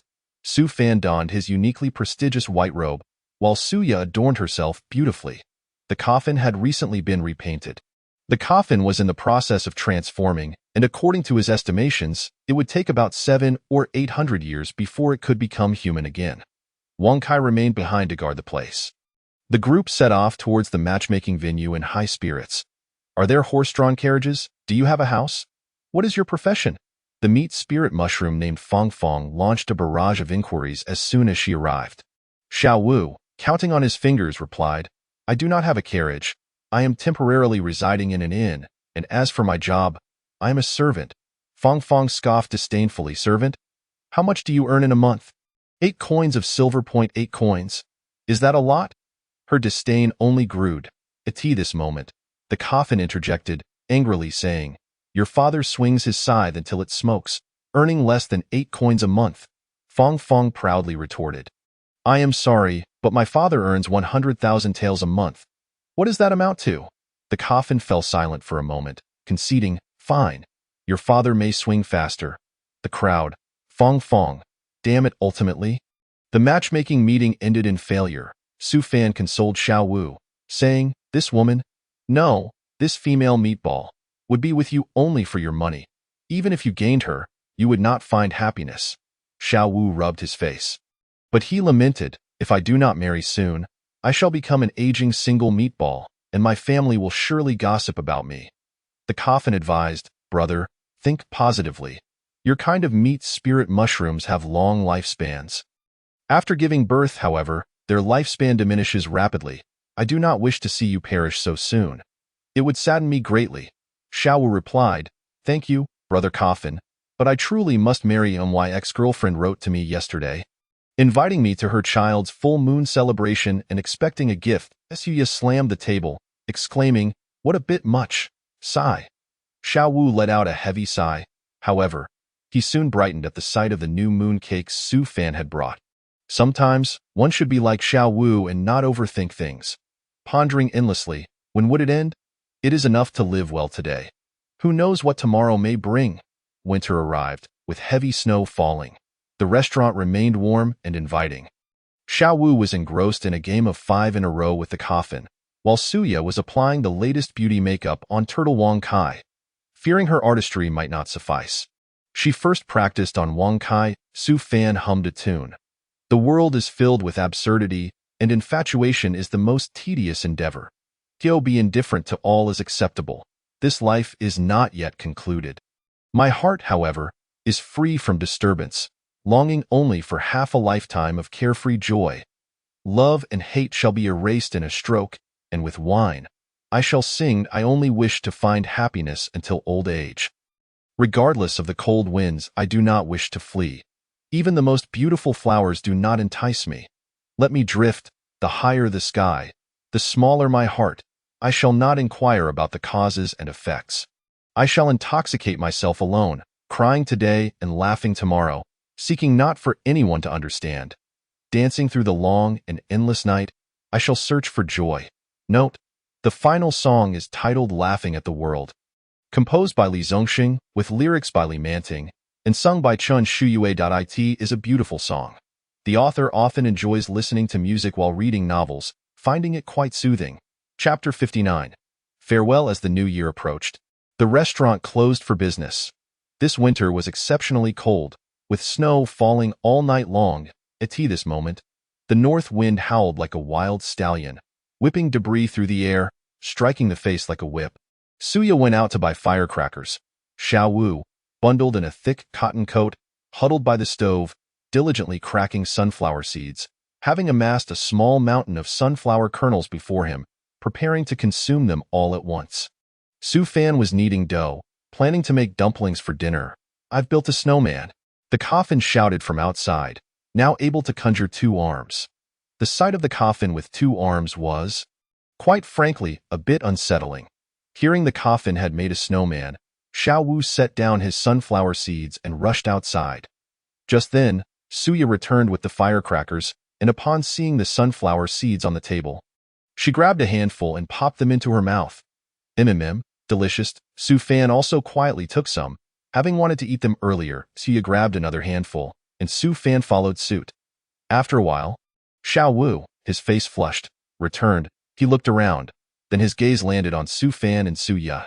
Sir, Miss Su, have you seen my sunflower seeds? Suya replied.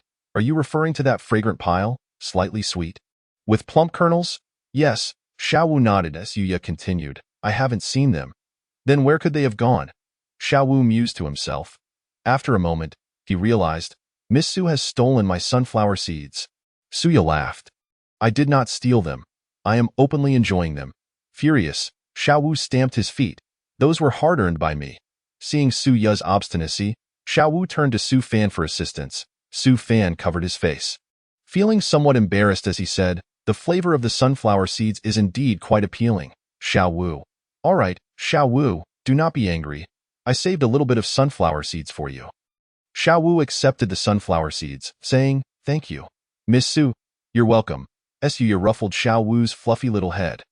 Realizing something was amiss, Xiao Wu exclaimed, Wait, those were originally my sunflower seeds. Oh no, caught. Su Fan smiled, finding this tranquil existence far more delightful than any heart-stirring tale. He was acutely aware that his time was limited. Ever since the tribulation period, as time progressed, he felt an increasingly potent sensation. It seemed as though something beyond the veil was compelling him inexorably. He no longer belonged to this realm.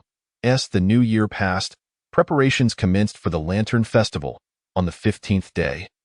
The night in Chang'an would witness the lifting of the curfew.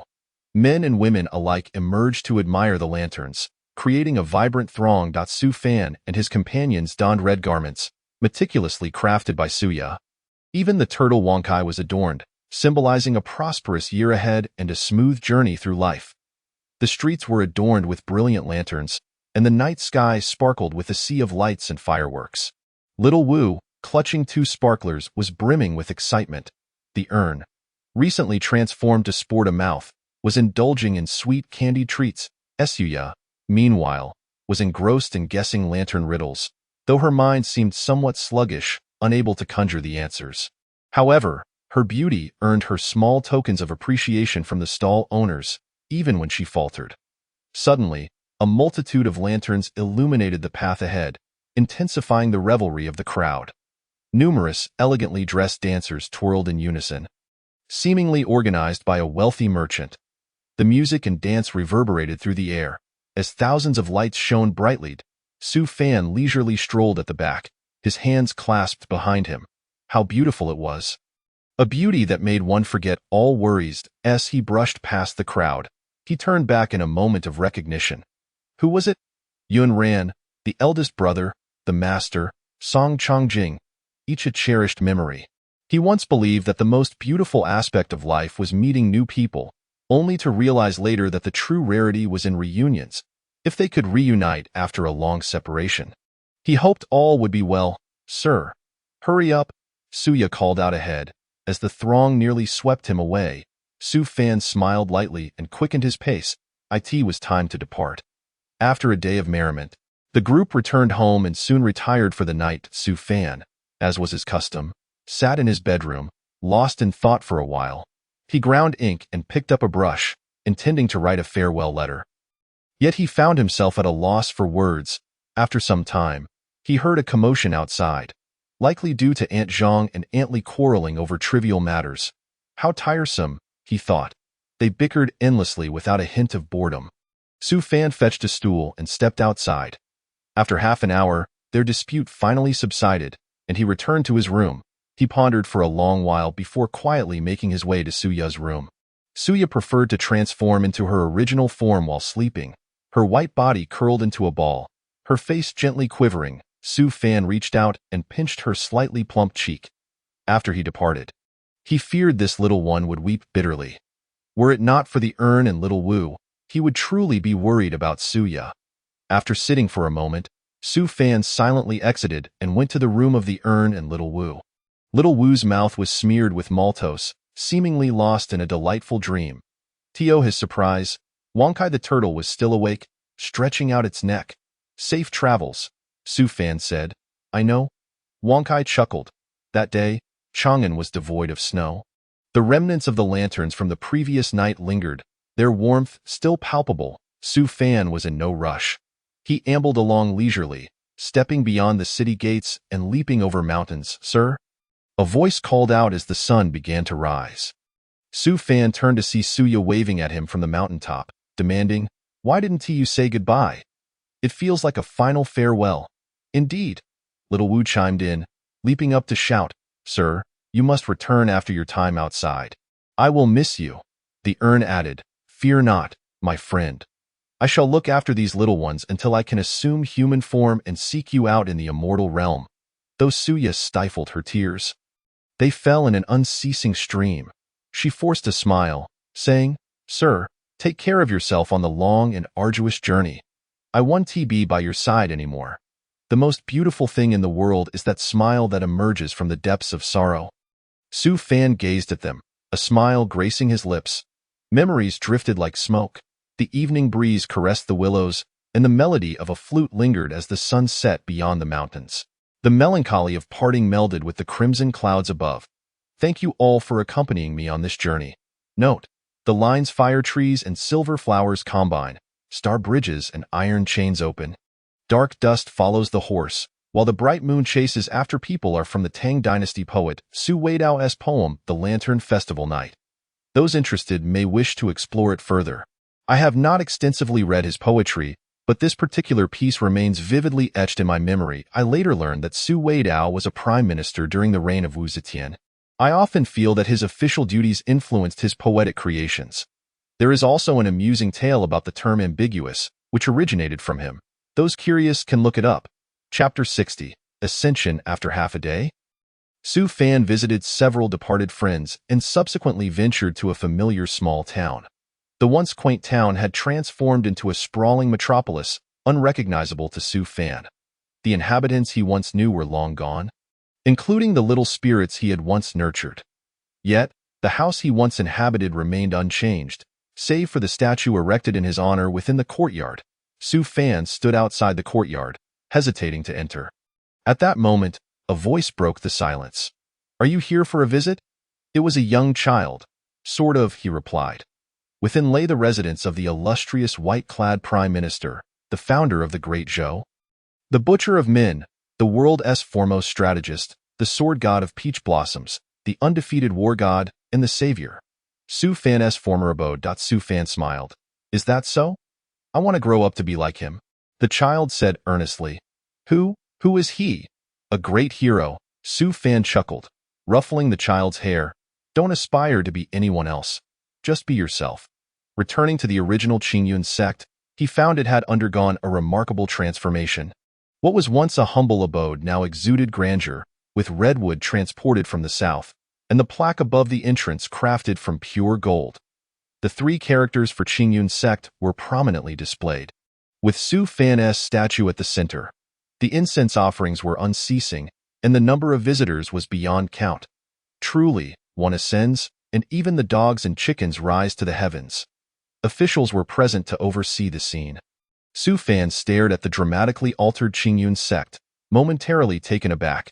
He entered the ancestral hall, where 2 young attendants blocked his path, extending their hands in a clear gesture. Su Fan, having altered his appearance with illusion magic, was unrecognizable to mortals. He produced a few coins, and only then did the young attendants allow him entry, muttering a remark about the poor cup in this era. No one would cross a poor cup. What use was worshipping, indeed? Su Fan gazed at the newly renovated statue, a bittersweet smile gracing his lips. After a long pause, he inhaled deeply and declared, Su Fan, the 6th-generation leader of the Qingyun sect, ascends today. What is that fellow doing? I don't know. He has been kneeling for so long. I heard him mention something about ascension, said the chubby attendant on the left. The attendant on the right leaned against a stone lion, taking a bite of pastry. People like that are a dime a dozen, dreaming of immortality and enlightenment, lost in daydreams. Look at how serious he seems, the chubby attendant remarked. Is he expecting a beam of golden light to descend and whisk him away? Boom! Just then, the heavens erupted with a deafening roar. A blinding beam of sword light cascaded from the sky. What the hell? The chubby attendant shielded his eyes, bewildered. What is happening? My God! The 2 attendants gaped, their eyes wide as a figure slowly ascended amidst the golden light. At that moment, Su Fan embarked on the path to divinity, revealing his true form. Is that Su Fan? Oh my God! Quickly, summon help. The first to notice Su Fan's ascension were the inhabitants of the surrounding cities of Qingyun sect, who gazed skyward at the dazzling golden light, instinctively kneeling in reverence. Immortal bless us. Immortal bless us. Subsequently, the entire central continent became aware of this spectacle, as countless cultivators soared into the sky, their eyes wide with astonishment at the unfolding scene. For millennia, when had anyone ever ascended from the land of central continent? Many reclusive powerhouses also sensed the unusual stirrings in the heavens and the earth. Upon the Great Wall, the venerable sword immortal Gu Xiu gazed upwards at the familiar silhouette, taking a swig of potent liquor. He bellowed, Excellent! At long last, our human race has produced an ascendant. Countless cultivators were awash with a tumult of emotions. Envy, admiration, and jealousy flickered in their eyes. Ian Mount Shu, the junior sister, remarked, Brother, it is getting late. We should rest. The senior brother replied, What is happening outside? Ru Qingyuan craned his neck to take a glance, catching sight of the dazzling Su Fan suspended in midair, momentarily stunned. He then withdrew his head, feigning composure as he said, Nothing to worry about. Someone is merely putting on a show. Let us rest for now in Chang'an City. At a restaurant, someone queried, What is happening outside? It seems like an immortal is ascending. It is Su Xianren ascending. Upon hearing Su Fan's name, Su Ya and Xiao Wu rushed out, their urns in hand. The tortoise Wang Kai closed its eyes, murmuring, Such a fuss. It truly is the master. Xiao Wu exclaimed excitedly, So this is what ascension looks like. The urn remarked, Had it not been for the eternal night, I would have ascended long ago. Su Ya gazed blankly at the vanishing figure, pondering, Master, will he return? He certainly will. Xiao Wu assured that Su Fan cast a final glance at the worldly scene below. Su Fan, will you regret this? A voice of authority resounded from the heavens. Su Fan remained silent for a moment before slowly responding. Even if faced with myriad deaths, shall harbor no regrets. P.S. Recently, readers might have noticed the author's brevity. With only 3 updates daily, I apologize sincerely, but upon perusing the comments section, I discovered many readers spreading rumors that I have been cuckolded. Is that really the case? What grievances could lead to such baseless slander? It was merely a breakup, not infidelity. I reiterate, there has been no infidelity. The most irksome part is when I read other novels and see readers presenting screenshots of my work, emphatically telling other authors, look at this author, his girlfriend left him just to provide us with more updates. You should learn from him. I genuinely would prefer to avoid such rumors. It will become impossible to navigate this circle. The author is currently organizing the plot and will restore 4 updates shortly. Chapter 61. Life in the Celestial Realm. Name. Su Fan. Age. I can't quite recall. Su Fan looked at the elderly Bidding before him. Bidding glanced at Su Fan's information and remarked, From the lesser heavens, but your data appears incorrect. There is no record of your numbered world in the lesser heavens. Please hold on a moment. With a casual wave, Bidding conjured a multitude of tomes in midair. As if a grand screen were sweeping before him. In the Celestial Realm, there are 4 esteemed academies, and newly ascended cultivators are required to study at these institutions. They are categorized into 4 ranks, A, B, C, and D, with A being the highest. After a lengthy search, Bidding finally raised his head from the mountain of documents. You will be assigned to the A rank academy. Gasping. Those in the queue couldn't help but stretch their necks, casting curious and bewildered glances at Su Fan. After a considerable time, Bidding continued, It is indeed a first to see someone assigned to the A rank after such a long wait. Each of these individuals hails from their own world, all of whom are prodigies. At that moment, they gazed at Su Fan with a mix of envy and jealousy. Su Fan smiled faintly, presuming such a plot twist was inevitable. You will serve as the gatekeeper at the A rank academy, Bidding declared. The crowd fell silent. Su Fan exclaimed, What? What do you mean? Graduating from a backwater world to become a gatekeeper at the A rank academy is already quite commendable. If it weren't for your evident vitality, you would only qualify to be a gatekeeper at the C rank academy. What constitutes a backwater world?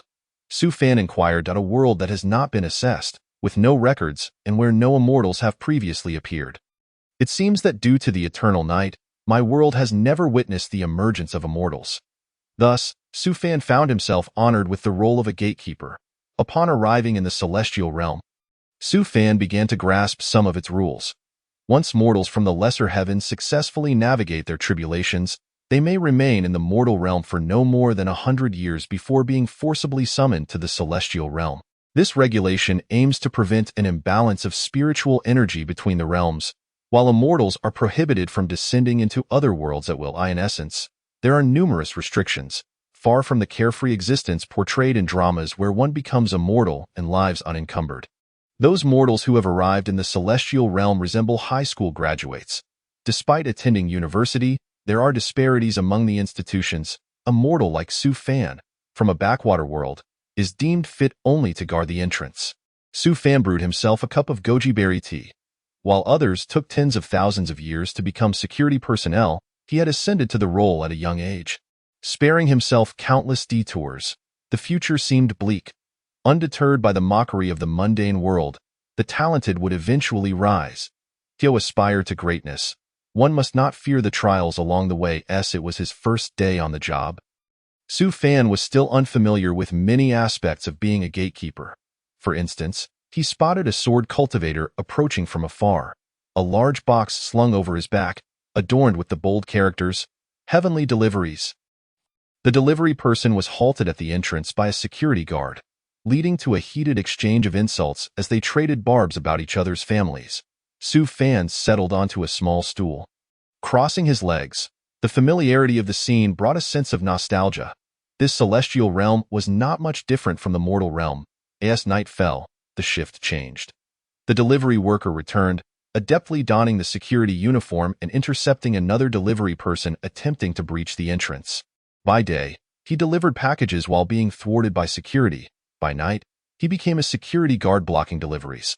This was the cycle of cause and effect? The individual, known as Mazuriz, was fond of boasting. He claimed he once was a strikingly aloof young man, only to be transformed by the passage of time into a jovial fool. "Do you know what enabled me to dominate the world for so many years?" Su Fan hesitated before responding. "Is it the unrivaled status of your dominion?" "Wrong. It is my possession of 18 part-time jobs," Ma Zuriz declared with pride. Su Fan skeptically asked, "With so many jobs, do you have time to cultivate?" Ma Zuriz retorted, "What is cultivation compared to merely living?" Su Fan furrowed his brow in confusion. Ma Zuriz continued, "Newcomer, you can't genuinely believe this world is as idyllic as you envision, can you?" "What do you mean?" Ma Zuriz elucidated. "Consider how many worlds exist within just the lesser heavens. Countless. Each year, multitudes ascend, and soon the celestial realm will be overcrowded. Thus, every century, the celestial sovereigns harvest lifespans, taking a decade at a time. Many with insufficient talent meet their demise. If you enroll in an academy, it may be somewhat better, as they provide monthly lifespan subsidies. But for those like us, we must toil tirelessly to earn our lifespans." With a heavy sigh, Ma Zuriz lamented, "Had I known this, I would never have ascended. Living for tens of thousands of years in my own world was quite satisfactory. Now that I have ascended, I've become fodder. Anyone can come and take a slice." Su Fan nodded thoughtfully. The deduction of lifespans was concerning, yet he remained unperturbed. Observing Su Fan's nonchalant demeanor, Ma Zuriz merely chuckled. He had encountered many newcomers like Su Fan, freshly ascended and brimming with pride, believing themselves to be the protagonists of their own stories. Before graduation, 3,000 a month? You dare offer me 30,000? I wouldn't even glance at it. My future is bright. My aspiration is to change this world. Mere money cannot confine a free spirit. After graduation, what, 2,000 a month? I'm out." Ma Zuriz concluded with a parting remark. "People like you. The last one I met has grass 3 feet high on their grave." Su Fan shot him a sidelong glance, silently pondering that the last person who spoke such words to him had met a similar fate. Being a gatekeeper suited Su Fan perfectly. His daily routine involved sipping tea, napping, and occasionally witnessing brawls. The academy's inhabitants were all proud individuals, leading to inevitable conflicts. Sometimes, skirmishes would erupt between different academies over trivial matters. In such moments, Su Fan's role as the gatekeeper became invaluable. One day, a group of cultivators from another academy approached with a menacing aura. Realizing the situation was dire, Su Fan promptly fled the scene. It is well known that a gatekeeper's duty is to protect the entrance. Su Fan sprinted for over 10 kilometers, finally coming to a halt. Afterward, Su Fan sought out the person in charge to claim credit for his actions. The official regarded him with a glimmer of approval, unable to restrain a round of applause. What a talent! What a talent! One day, the supervisor readily docked Su Fan's salary for a month and instructed him to swiftly return to his duties. In Chapter 62, titled The Supreme Golden Indomitable Sleeping Cultivation Technique, Su Fan's habitual slumber during work hours, coupled with his idiosyncratic personality, had led to a series of misadventures. In essence, he was a source of irritation for his superiors. He would take liberties during meals, play cards with reckless abandon, and indiscreetly divulge their secrets. Consequently, after merely 2 months on the job, he found himself penalized with 4 months' worth of salary forfeited. To add insult to injury, he was denied accommodation in the security dormitory due to the alarming nature of his sleeping posture, which had on numerous occasions given the impression that he might transform into a corpse at any moment. As a result, his fellow security guards resolutely refused to share living quarters with him. Each day after work, Su Fan would curl up with his small blanket beneath a bridge, finding unexpected comfort in the open-air space. The Golden Indomitable Sleeping Cultivation Technique had now evolved into the Supreme Golden Indomitable Sleeping Cultivation Technique, a name that was quite a mouthful but came with impressive rewards. Daily, he would absorb vast amounts of pure spiritual energy, and occasionally, he would receive special bonuses. Life continued in this unremarkable fashion, so mundane that even a minor event could seem monumental. However, one fateful day, Majari was brutally beaten, a rather tragic affair. Reports indicated that the previous evening, he had clashed with 2 students from an academy over a dispute involving a newly ascended female.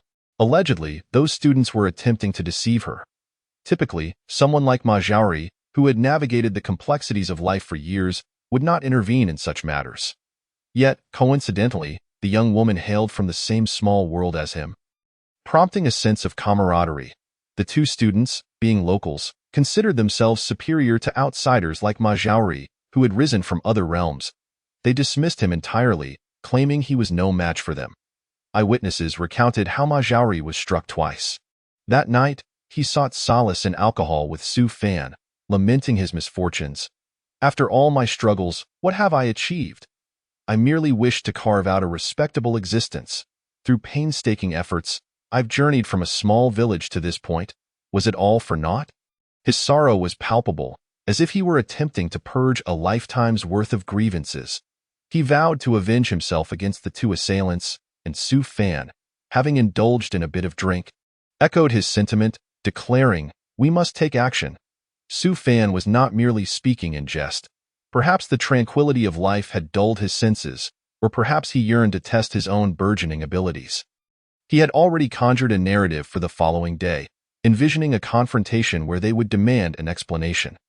The students, instead of offering an apology, would provoke them further, boasting about their influential family ties and belittling the two security guards.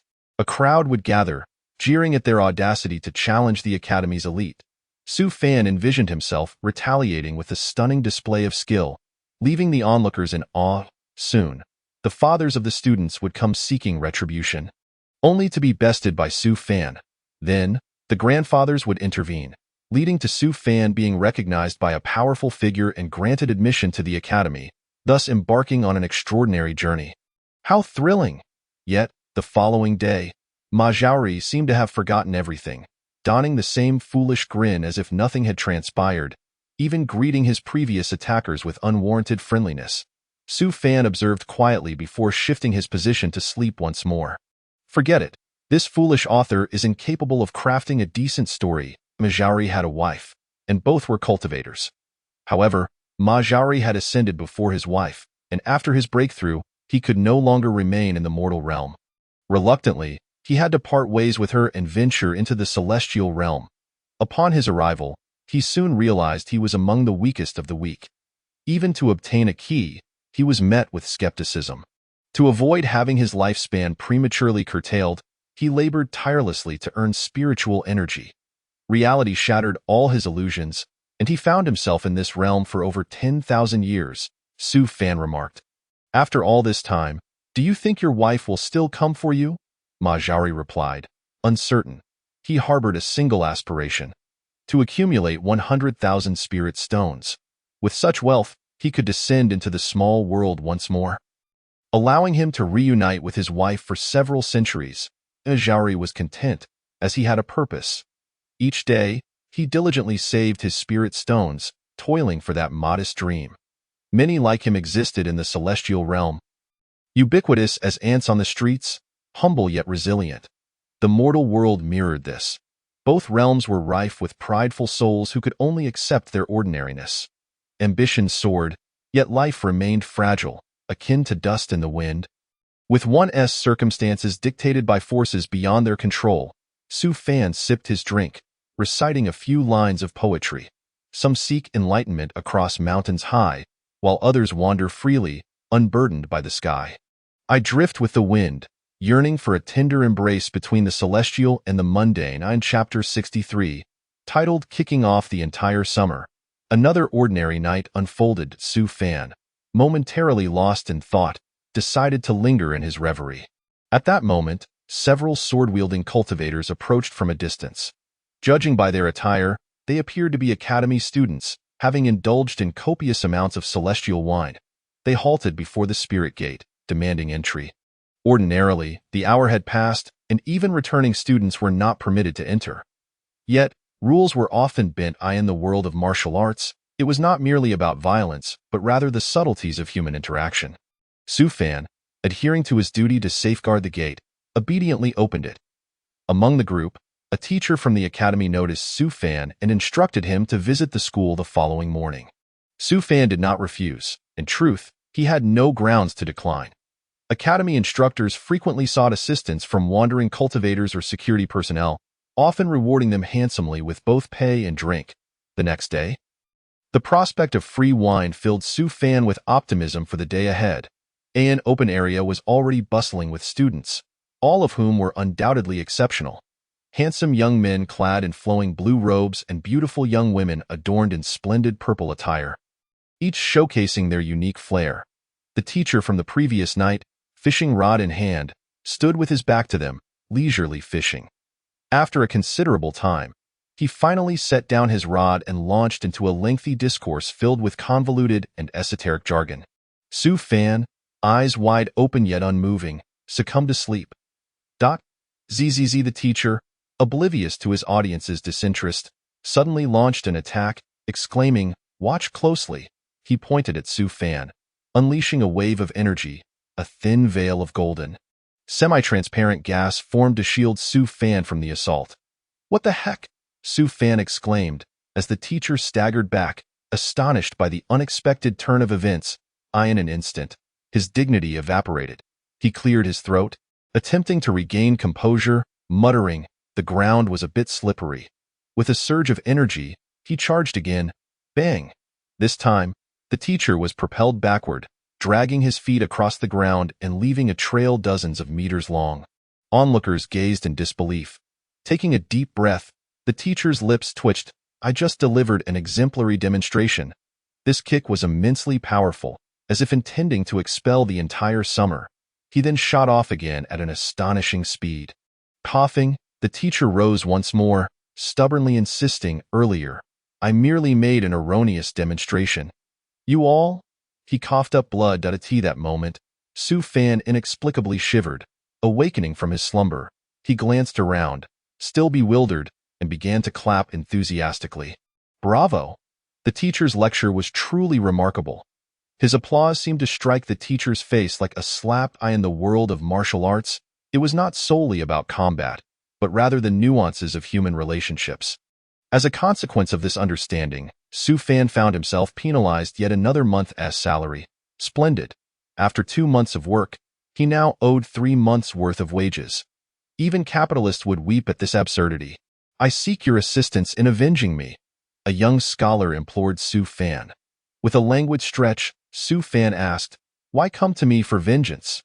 The young man replied, "Because individuals like you, akin to a humble monk, are the most formidable. I've read that in novels." The young man's astute gaze was unwavering. Su Fan regarded him and replied, "I'm afraid I have little interest in conflict, and violence is not suited for me. However, here are 3 exquisite wines and a roast chicken. Should you succeed, I shall grant you 2 more roast chickens." Su Fan's eyes lit up. What was the most elusive treasure in the celestial realm? Was it not spirit stones? It is the food of the mortal realm. In the celestial realm, everyone has already achieved a state of fasting and has no need for sustenance. Moreover, there is a saying among practitioners that eating is merely to satisfy one's cravings, which is highly discouraged as it detracts from the path of cultivation. Thus, it is quite difficult to find any delicacies in the celestial realm. Su Fan pursed his lips and resolutely stated, "Who should I confront? Lin Dong. He bullies us outsiders who have ascended. Just the other day, he even snatched my scholarship funds." Su Fan sighed, pondering how, at such an age, one could still act so immaturely. The other person remarked, "It is precisely because cultivation can be quite dull that some individuals seek amusement elsewhere. The perverse behaviors of certain practitioners stem from this. Some derive pleasure from torturing animals, while others even enjoy witnessing human self-destruction. However, Lin Dong is a local. I have no reason to provoke him over a roast chicken and wine." The person's eyes darted around and then said, "Ah, the manager who docked your wages is Lin Dong's uncle." Su Fan abruptly stood up, declaring, "I will take this on." The earth had already succumbed to slumber, with a gentle breeze caressing the surroundings. The garden was enveloped in silence. Lin Dong strolled amidst the fragrant air, gazing up at the sky. This scene could not help but inspire one to compose a poem. Just as the thought crossed his mind, darkness enveloped him. A bag was suddenly thrown over his head. The most skilled practitioners often employ the simplest of methods. For instance, right now, Lin Dong's screams echoed throughout the garden. His assailant struck with ruthless precision. executing the attack swiftly and fleeing without granting Lin Dong a moment to react. Lin Dong rose, angrily tearing off the bag from his head. At that moment, there was no sign of his attacker, and he could not even detect their presence. A master indeed. Just then, hurried footsteps approached. Who? What happened? What is going on? Who are you? Lin Dong's eyes widened as he stared at the figure before him. I am Su Fan, the security guard. I just heard someone cry for help. What transpired? I was attacked. What? In broad daylight? Is there no law left in this world? Which direction did that scoundrel flee? I'm not entirely sure. Su Fan glanced around and then pointed in a direction. Over there. He promptly took off in pursuit. Chapter 64. Distinguishing high from low and deciding life or death. Lin Dong had been beaten, his face bruised and battered. This incident swiftly spread throughout the academy like wildfire. After all, Lin Dong was no ordinary individual. An elder had remarked that he possessed the potential to become an emperor. Su Fan had not anticipated that Lin Dong would seek him out so soon. Watching the images projected on the stone wall, he recalled placing a bag over Lin Dong's head and delivering a flurry of punches and kicks before making a hasty retreat. Only to return and feign helping Lin Dong up, he presented himself as a righteous security guard, upholding justice. Su Fan rubbed his chin, feeling somewhat embarrassed. He had been careless. Why apologies? Lin Dong coldly replied. Do you think an apology will resolve this matter? Yet I must express my regret. I will learn from this experience and strive to do better next time. Lin Dong. It appears you are a long-lived being contemplating your own demise. Lin Dong pointed vacantly, and a sharp sword embedded itself mere centimeters from Su Fan's feet. This was a challenge to a duel, a declaration of intent to engage in mortal combat. He knew Su Fan was also a sword practitioner. Tomorrow at the Flying Sword platform, we shall determine the victor and settle matters of life and death. With that, he turned and departed. The following day at the Flying Sword platform, upon hearing of a life-and-death duel between two sword practitioners, disciples gathered in droves to watch. The elders of the Lin family did not intervene, for it was only through experiencing life-and-death trials that practitioners could grow. After all, Lin Dong was the eldest son of the Lin family. Gifted since childhood and held in high regard by the family patriarch, he had been accepted into a prestigious academy and was considered the most likely candidate to become an emperor. Compared to him, Su Fan's reputation was considerably lesser. People only knew that he hailed from a remote world and was currently a security guard. On the day of the duel, Lin Dong arrived riding his sword.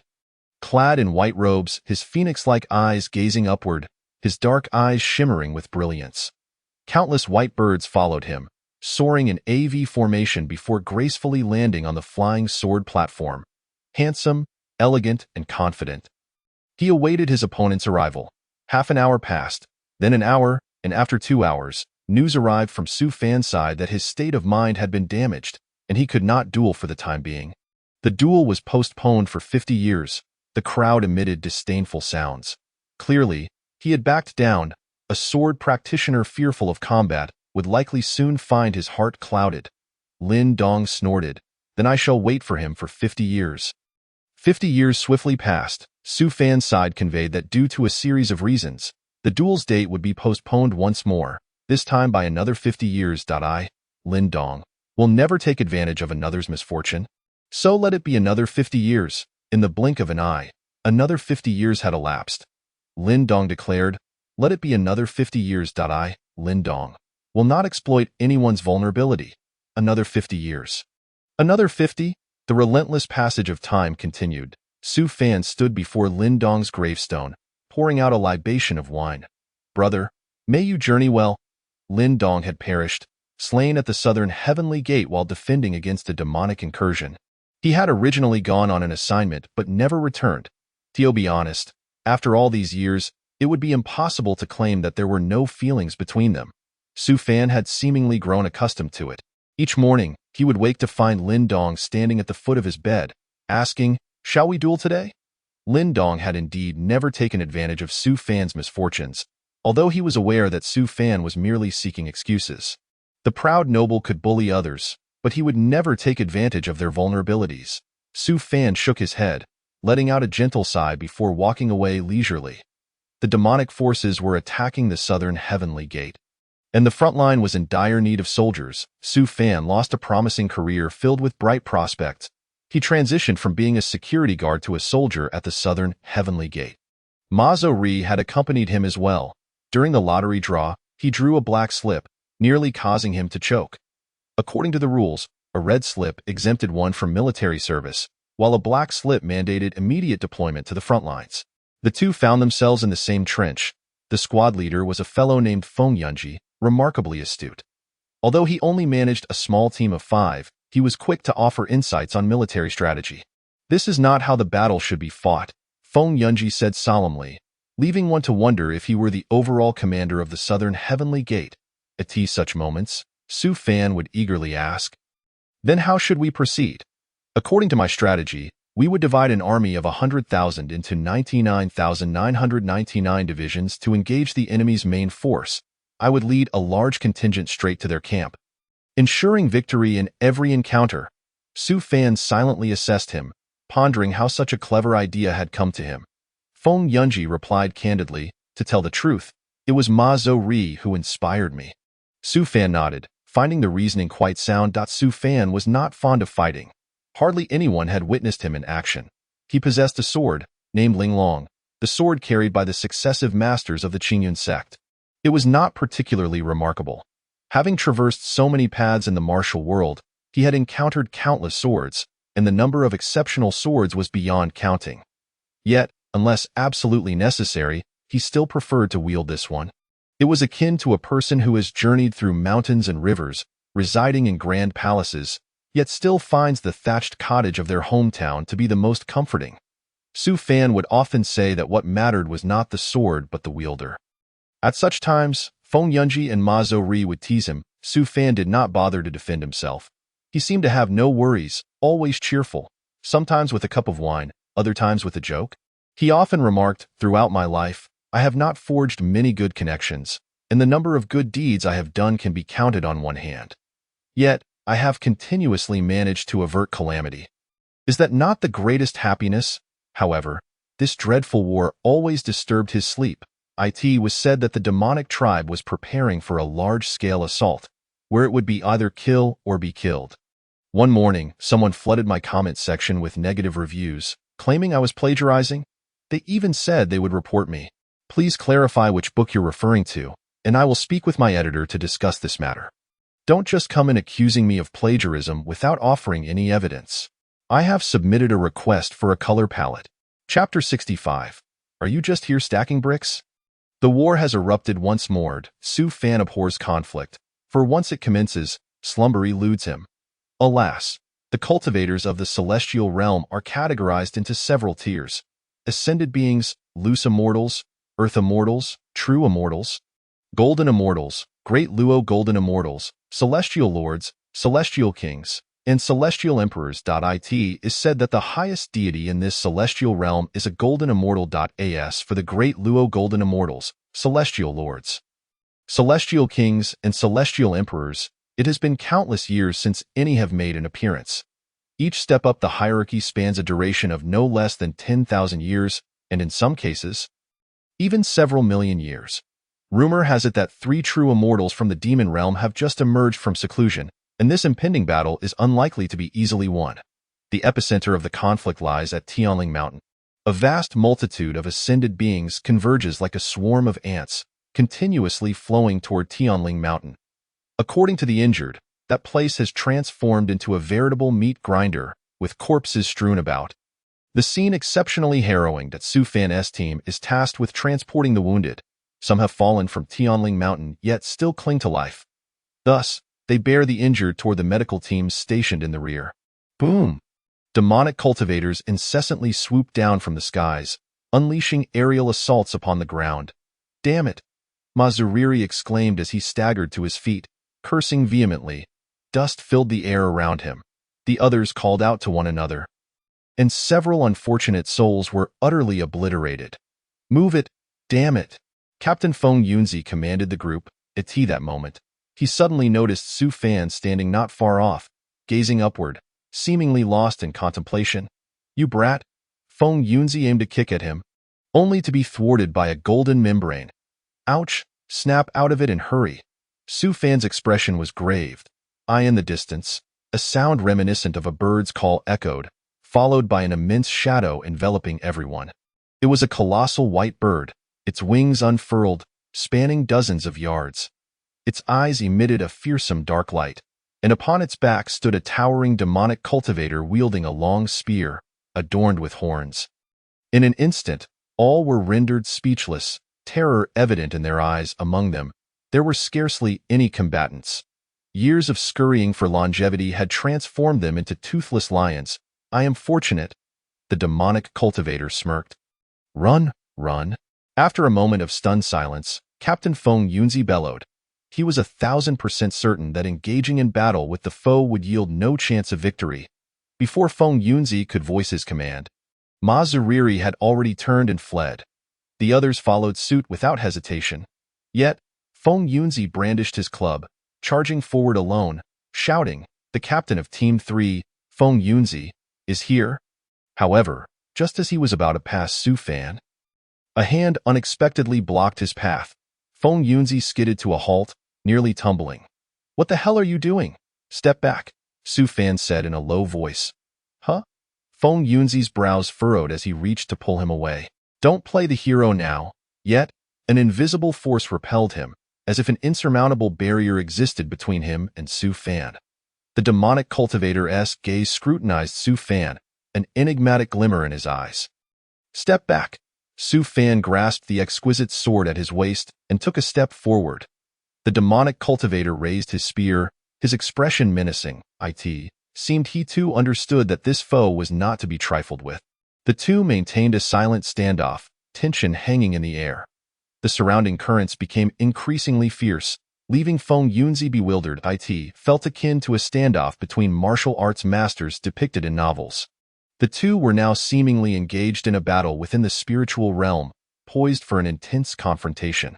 Suddenly, Su Fan's eyelids twitched, his gaze falling behind the demonic cultivator, brow furrowing. "Who goes there?" The demonic cultivator instinctively turned. Whoosh! The long sword was drawn. The sword opens the heavenly gate. In an instant, the sword light surged like lightning, a deafening roar erupting. The demonic cultivator had never encountered such base tactics. The sword light arrived swiftly and departed even quicker.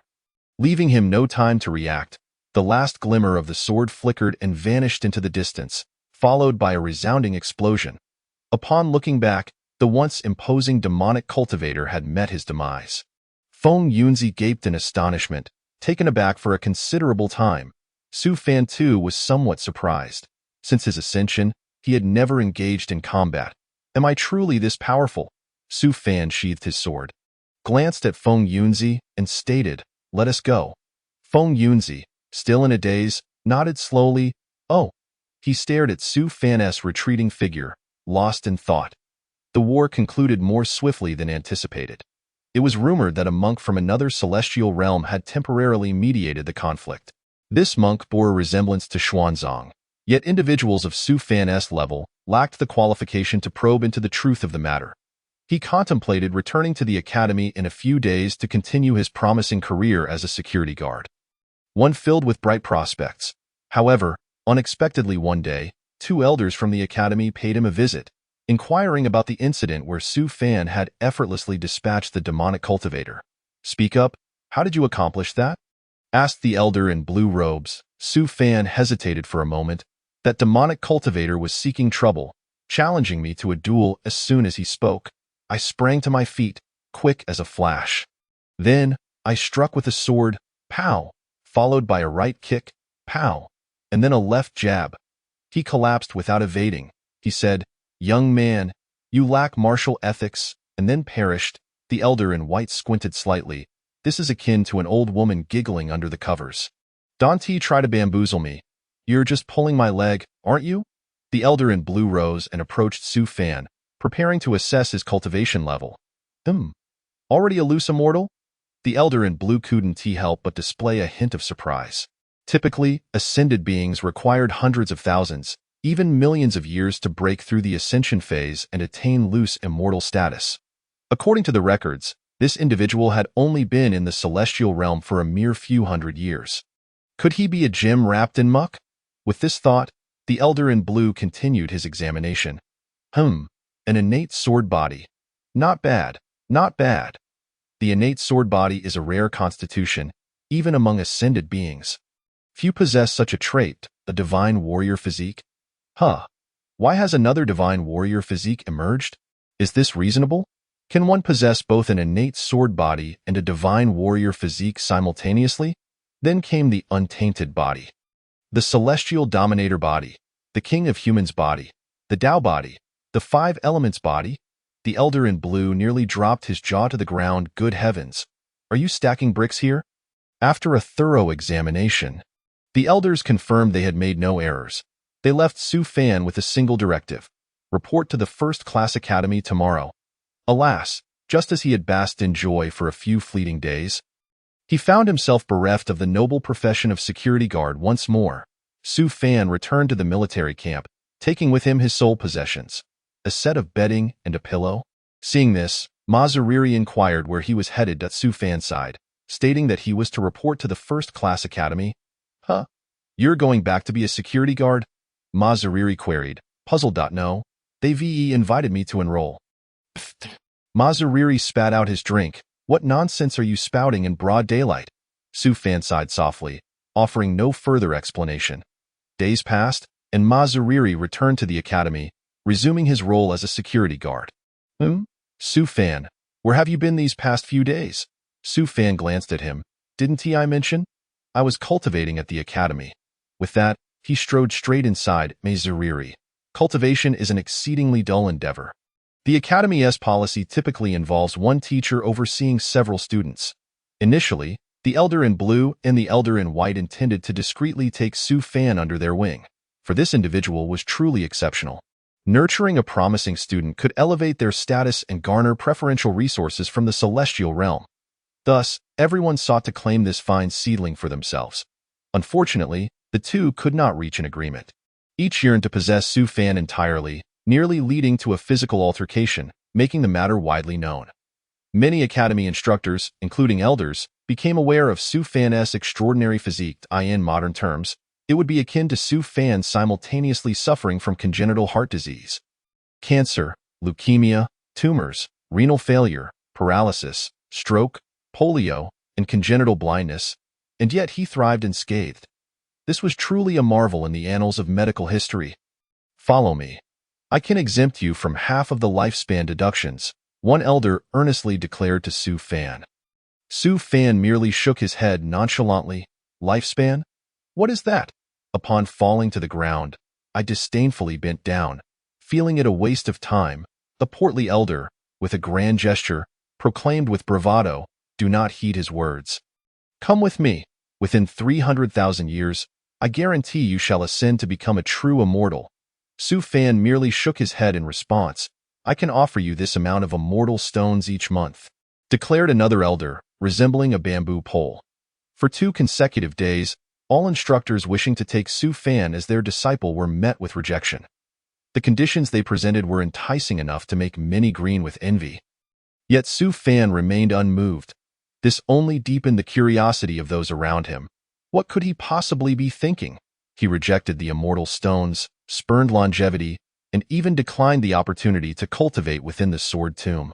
The esteemed Tyre received notification from the academy that should he fail to acquire a disciple, he would be stripped of his title as elder. In such an event, he would lose the benefits of longevity subsidies and a salary. Most significantly, he would be deprived of his cherished immortal wine. With a sigh, Tyre ambled out, his ample belly leading the way, a tuft of hair beneath his navel swaying gently. Each elder in the academy possessed at least 3 disciples. Yet Tyre had none, a simple fact attributable to his laziness. While other elders tirelessly sought qualified ascenders, he indulged in drinking and sleeping. Another contributing factor was his lackluster cultivation. Despite bearing the title of elder, his actual prowess only amounted to that of a loose immortal. Rubbing his head in contemplation, Tyre resolved to return home for a nap. When faced with perplexities, he found solace in slumber. As he passed beneath the bridge of the academy, fate smiled upon him as he encountered Su Fan, swaddled in a small blanket. Having chosen not to affiliate with any instructor, Su Fan naturally found himself without a place to go. Thus, he continued to embody his intermittent tranquility and persistent lethargy, covering himself under the bridge. Tyre scrutinized him with curiosity. Su Fan gazed back, and in that moment, it was as if two mismatched beings had suddenly found common ground. "What brings you here?" Tyre inquired first. Su Fan replied leisurely, "From the deep mountains, I recline upon white clouds, chancing to linger here in idleness." Tyre's belly jiggled slightly, and he asked again, "Are you a newcomer?" Su Fan nodded affirmatively. "While others toil diligently in their cultivation, why do you lie here?" Su Fan responded, "I lie quietly, observing their fervent efforts. Splendid! A true talent, indeed!" Tyre exclaimed, unable to restrain his applause. "How about it? Would you like to be my disciple?" He proposed. "It would be my honor." Su Fan stood up. Tyre, somewhat perplexed, asked, "Do you not wish to inquire about my qualifications? For instance, what benefits I can provide?" "No need, for your face tells a multitude of tales," Su Fan replied. Grasping Su Fan's hand, Tyre lamented, "Who would have thought that at my age, I would gain such a prodigious talent, master, disciple?" Thus, Su Fan became a disciple, albeit to one of the most unreliable instructors in the immortal realm. "Tyre, this is where I cultivate," he said, gesturing to the modest grass hut nestled beside a meandering stream, stretching across the fields in the distance. The environment was quite pleasant. Tyre reclined in a hammock, casually saying, "Disciple, feel free to explore while I take a nap." Su Fan glanced at the sky. The weather was delightful and perfect for slumber. "Then I shall doze for a while," he replied. Just a brief moment. Tyre grew increasingly pleased with his disciple. Previously, he had taken on several apprentices, yet they all bombarded him with incessant questions. Akin to 1,000 whys, the master and disciple prepared to nap beneath the sky, with the earth as their bed. The sun rises in the east while rain falls in the west. Though it seems overcast, there is still brightness in the blink of an eye. Half a month had passed. Tyre awoke first, glancing at the motionless Su Fan. "It seems I truly chose the right person." A month slipped by in a flash. Tyre, well rested, observed the still Su Fan and could not contain his curiosity. Previously, he had always awakened his students, yet today, he discovered one who could endure. Another 3 months passed. Were it not for Su Fan's still visible breaths, Tyre might have assumed he was lifeless. This fellow truly can sleep. 2 years elapsed, and throughout this period, Su Fan remained utterly inactive. After his daily strolls, Tyre pondered deeply while gazing at Su Fan, who appeared as though he were in a deep slumber. "Have I taken in a turtle?" 2 more years went by, and Tyre felt compelled to rouse Su Fan for a simple reason. The grand competition in the immortal realm was approaching. P.S. The following does not count towards the word limit and is unrelated to the main text. You may disregard it. "From the depths of the mountains, I recline on white clouds." Chancing upon this idle existence is derived from a verse by Shi Jing Tan of the Song dynasty. This individual is not particularly renowned, and information about him is scarce. The author struggled to find any substantial details. The latter part of the verse reflects a humorous sentiment. "Do not come to ask me about Zen and Tao. I am merely a man who eats and defecates. The sun rises in the east while rain falls in the west. Though it seems overcast, there is still brightness," is taken from Liu Yushi's Bamboo Branch songs. Liu Yushi needs no introduction. Anyone with a modicum of knowledge is likely familiar with him. Chapter 67, Dragonbone. The grand competition in the immortal realm is a momentous event. Disciples from various academies, along with their instructors and elders, shall partake in the trials to forge friendships through martial prowess. The top 8 participants not only receive generous rewards but also gain exemption from a millennium's worth of longevity taxes. Every century, the Divine Emperor harvests a millennium of lifespan, translating into a windfall of 1,000,000 years gained. "Disciple, should I not begin imparting some knowledge to you?" Tyre suddenly recalled his responsibilities as a master. The key question is, what do you actually know, master?" Su Fan's words struck home. This was a painful truth. "Disciple, I possess an abundance of knowledge," Tyre reassured, patting his rotund belly. "Now, Allow me to teach you a surefire technique. Oh? Su Fan raised an eyebrow. When you ascend the stage, should you find yourself unable to defeat your opponent, simply kneel before them and exclaim, "I was wrong. I was wrong." People are inherently compassionate. I believe they will not strike you down. Su Fan hesitated. Master, is that truly advisable? I, at least, have no qualms, but what about your dignity? Tyr grinned mischievously. Disciple, it seems you have yet to comprehend the thickness of my skin. Do not even think about it. You may end up injured. Su Fan pondered. It's merely a competition. Surely, they wouldn't strike with lethal intent? Disciple, you are mistaken. As the saying goes, one cannot wander the martial world without encountering blades. I have navigated this realm for years. I cannot claim to have many friends, but can certainly say I have a multitude of foes. Do you see that elder in the purple robe? That I once tied a bow on him, and so, with his own intestines, Su Fan fell silent. Do you see that woman in white? Su Fan followed his gaze, noticing a woman with an ample bosom. That's her. When I was younger, I mishandled a delicate operation on her, and things went awry. And that one. Tyr continued. There exists a significant reason why no one wishes to take me as their master. My disciples often meet with dire fates during the grand competition. Su Fan pursed his lips, realizing why he had sensed the peculiar gazes directed at him earlier. When you take to the arena, adhere to what I have taught you. Perhaps you will salvage your life. Tyr spoke earnestly. At that moment, figures suddenly flickered in the sky. Leading them was a stunning woman, perched upon a flying sword, her demeanor cold and haughty. Accompanying her were several female disciples, each fiercer than the last.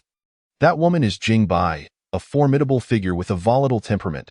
She is prone to violence at the slightest provocation.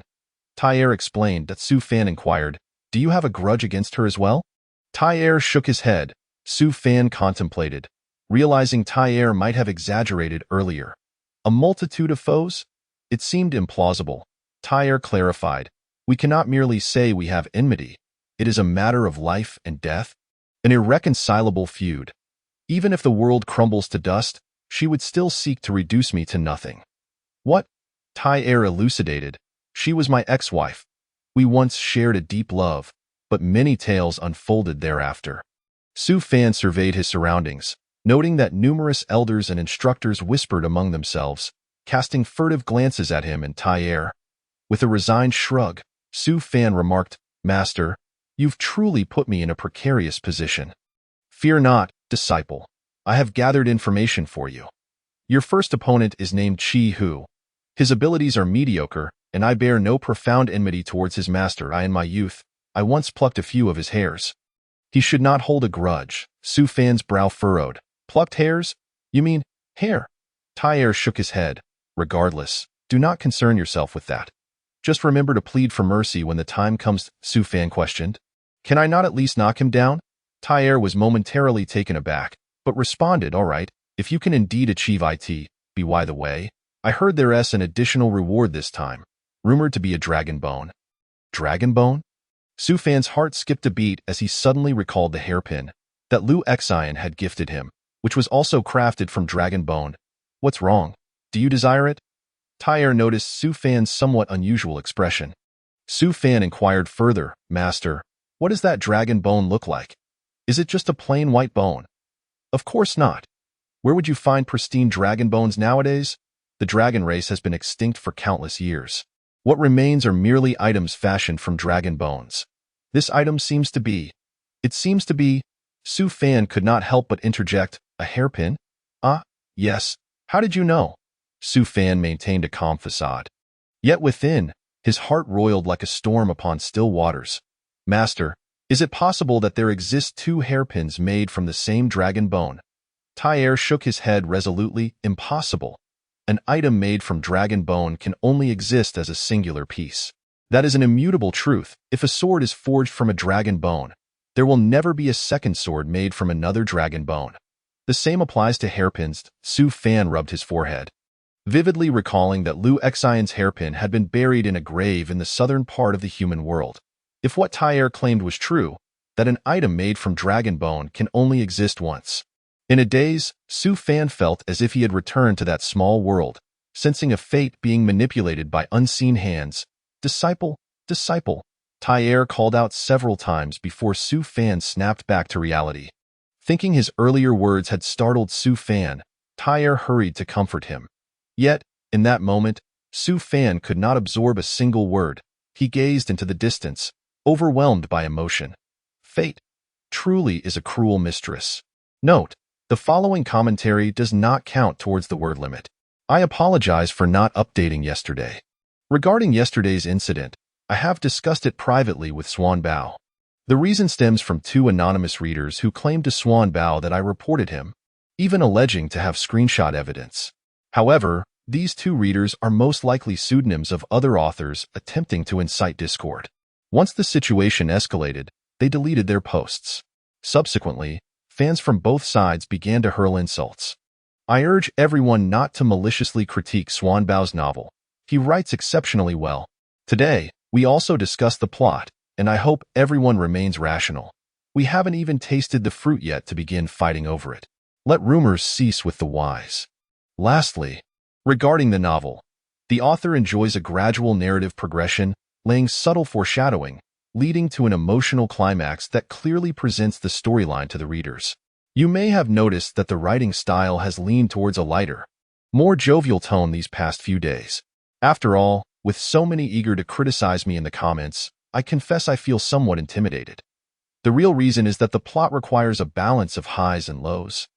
Overly tragic tales can overwhelm audiences. Chapter 68. The Celestial Realm Competition Fan. Su Fan turned to see the mischievous faces of Mazuriz and Feng Yunj season. What brings you two here? Mazuriz replied, to cheer you on. The security brothers are thrilled about this major event. They say you've brought us honor. Look, we even brought equipment. Feng Yunj season displayed a suona in his hand.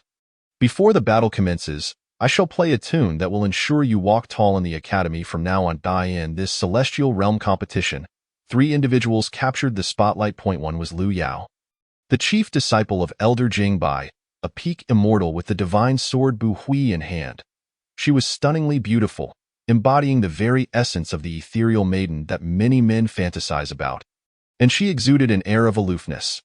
The second was Zhao Chongkong, a newly accepted disciple of the first-rate academy who had recently closed himself off for thousands of years. The last was Su Fan, the peculiar choice of Tai who had been fervently sought after by various elders and teachers. Moreover, reliable sources indicated that Su Fan had been sleeping in Tai thatched cottage for these past few years. Su Fan quickly dispelled this rumor. Nonsense. That is utterly false. I slept outside the thatched cottage, not within it. The first battle was against a fellow named Chihu. The two ascended the flying sword platform. They exchanged polite bows. Given that this was the inaugural match, a considerable crowd had gathered to observe, and no one engaged in the anticipated jeering. After all, everyone present had lived for millennia before ascending and were unlikely to behave so childishly. Mazuriz and Feng Yunj season hurriedly arrived, with Feng Yunj season ready to blow the suona. While Mazuriz held up a banner reading, Su Fan will prevail. Curiosity sparked among the onlookers. What were these two up to? Feng Yunj season took a deep breath and prepared to sound the suona. Bang! Su Fan strolled down leisurely with his hands behind his back. Feng Yunj season stared blankly at him. Fan, has the match begun? Su Fan replied, it has already concluded. The elder adjudicating the match, holding a teacup, stared at the fallen Chi who for some time before coming to his senses. It is over? Elder Jingbai coldly observed Su Fan's retreating figure. Snorting in disdain, just like that arrogant brat in his youth, behind him, Liu Yao cast a lingering glance. Jingbai remarked, that lad possesses some skill. I doubt anyone else can match him if they encounter him. They must cripple him. Indeed. The Celestial Realm competition progressed fervently, and Su Fan's daily routine now included not only sleep but also participating in matches. Upholding a steadfast refusal to work overtime, Su Fan swiftly concluded each battle before returning to his thatched dwelling to diligently practice. Sleeping was his true calling. Time slipped by, and in the blink of an eye, half a month had passed. On this day, Su Fan had a match. He awoke languidly, savored a jar of fine wine, and munched on a few peanuts. He then grasped the Linglong sword and ambled forth, riding the gentle breeze and white clouds. Arriving punctually at the flying sword platform, he found it already teeming with spectators. Today marked a significant duel against Liu Yao. Drawing from prior experiences, Ma Zuri's and Feng Yun's season arrived early. Unfurling their banner and preparing to sound the swana. Ma Zuri's performed an impromptu display of flower-shaking hands, a technique Su Fan had taught him. Claiming that those who could perform such actions in his hometown were trendsetters in the fashion world. As Su Fan made his entrance, the crowd parted to clear a path for him. Su Fan stepped onto the flying sword platform, where Liu Yao, clad in white, exuded an icy demeanor. Elder Jingbai sat at one end, claiming indifference, yet feeling a twinge of anxiety over Su Fan's unexpectedly impressive performances in previous matches. The two exchanged respectful bows, and without further ado, they commenced the battle. Liu Yao was formidable, exceeding Su Fan's expectations. The sword named Bu Hui was astoundingly swift. Thus, Su Fan required 4 moves to subdue her. As the sword fell, it emitted a crisp sound. True to form, Su Fan did not linger, bowing before turning to leave. The battle commenced quickly and concluded just as swiftly, perfectly aligning with Su Fan's style, brief and rapid. Liu Yao sat outside the flying sword platform, lost in thought, seemingly still processing the previous encounter. Elder Jingbai's expression darkened, yet he chose not to speak further, sweeping away his sleeve as he departed. 3 days later, the Celestial Realm competition officially concluded. During this time, a lamentable event unfolded. The prodigy Zhao Chongkong suffered a swift defeat at Su Fan's hands, resulting in a damaged Dao heart and a rapid decline in his cultivation. His disciples reported that Zhao Chongkong had confined himself to his room, wallowing in despair. Such is the nature of existence. While some bask in glory, others find themselves in utter desolation. Yet, the crowd observed Su Fan's demeanor, which remained unchanged. He appeared utterly unfazed by his success. Victorious in the Celestial Realm competition, he earned the opportunity to meet the master of the Celestial Realm, the one who harvested the lifespans of many. The interminable staircase stretched endlessly before him, leading to a vast aerial pavilion that housed but a single immortal. As the onlooking disciples beheld Su Fan ascending the staircase step by step, admiration shone in their eyes. The grand door swung open automatically, revealing darkness that awaited Su Fan. He stepped forward. Clop, clop, clop. Before Su Fan stood an empty space, save for a solitary table adorned with the prize of the celestial competition. His gaze instinctively gravitated towards the exquisite hairpin placed at the center. Just then, a muffled sound reverberated through the darkness, akin to the awakening of a wild beast. Su Fan's eyes narrowed slightly, an involuntary tension coursing through him. The legendary master of the Celestial Realm had been in seclusion, and their paths had yet to cross. The once-in-a-century harvest of life essence had also been postponed. Thus, Su Fan had never witnessed the spectacle of life essence being reaped. According to rumors, such delays were not uncommon, with intervals stretching into millennia, only to reclaim all the accumulated essence at once. Some newcomers, driven by a false sense of security, recklessly squandered their life essence, only to be swept away in a single wave, boom. A violent gust of energy surged forth, followed by an eruption of black light. Su Fan's eyelids twitched. This scene felt oddly familiar. The black light ignored him, surging outward instead. In mere moments, the entire celestial realm was engulfed in darkness. Suddenly, Su Fan's mind buzzed as if something were gnawing at his very essence. Good heavens! His expression shifted drastically. The inhabitants of the celestial realm began to emerge unconsciously as the black light swiftly swept past, seemingly devouring something. Chapter 69. All fish ponds. When Su Fan awoke once more, he found himself in a thatched cottage. Tai'er stood amidst a heap of victorious spoils, marveling in awe. Su Fan glanced at the hairpin in his hand, rubbing his forehead. This scene of celestial beings harvesting life essence was strikingly reminiscent of the cataclysmic descent of eternal night. Both instances involved the cultivation of life. The former emptied the pond every 100,000 years, while the latter pursued a sustainable, uninterrupted development. Master, when did the master of the celestial realm appear? Su Fan inquired. Tai'er cast a sidelong glance at him. Who knows when? It is said that the master of the celestial realm shares a lifespan with heaven and earth, coexists with the sun and moon, and must be several tens of millions of years old. Why do you suddenly ask this? Su Fan contemplated the hairpin, sensing it concealed some unspeakable secret. Thus, he resolved to take NAPIT. Seemed that the other party was merely harvesting life essence. If that were the case, he could accept it. A brief slumber would allow him to cultivate and extend his lifespan.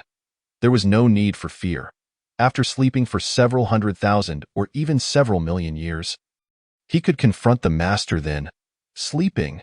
The thought of other protagonists from novels toiling away for experience points in dungeons, while he lay here sleeping, filled him with a sense of unease, prompting him to turn over.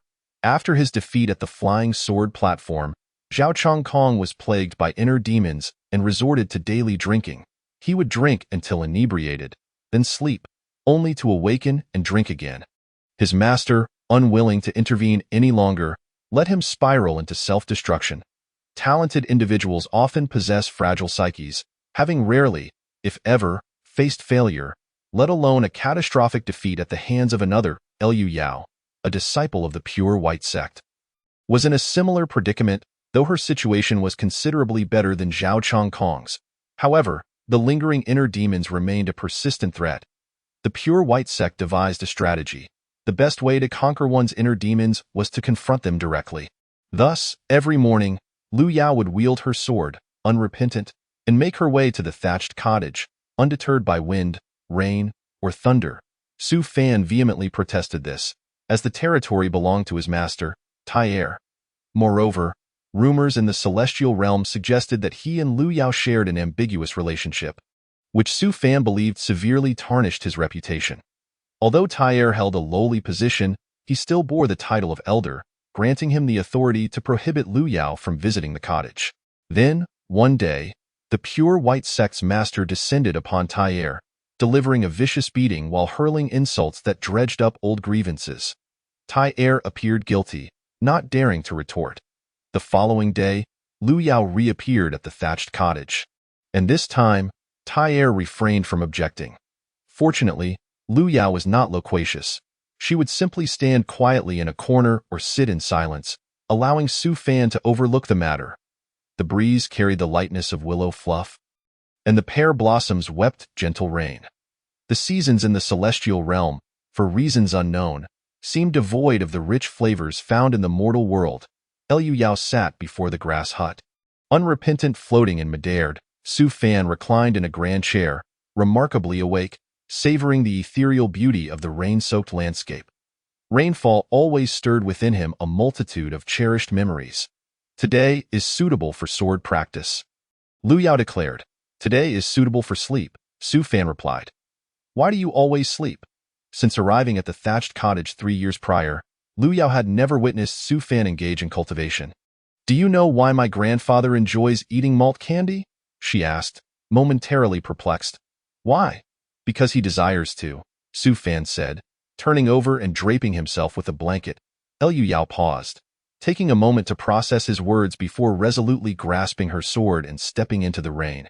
Today is suitable for sword practice.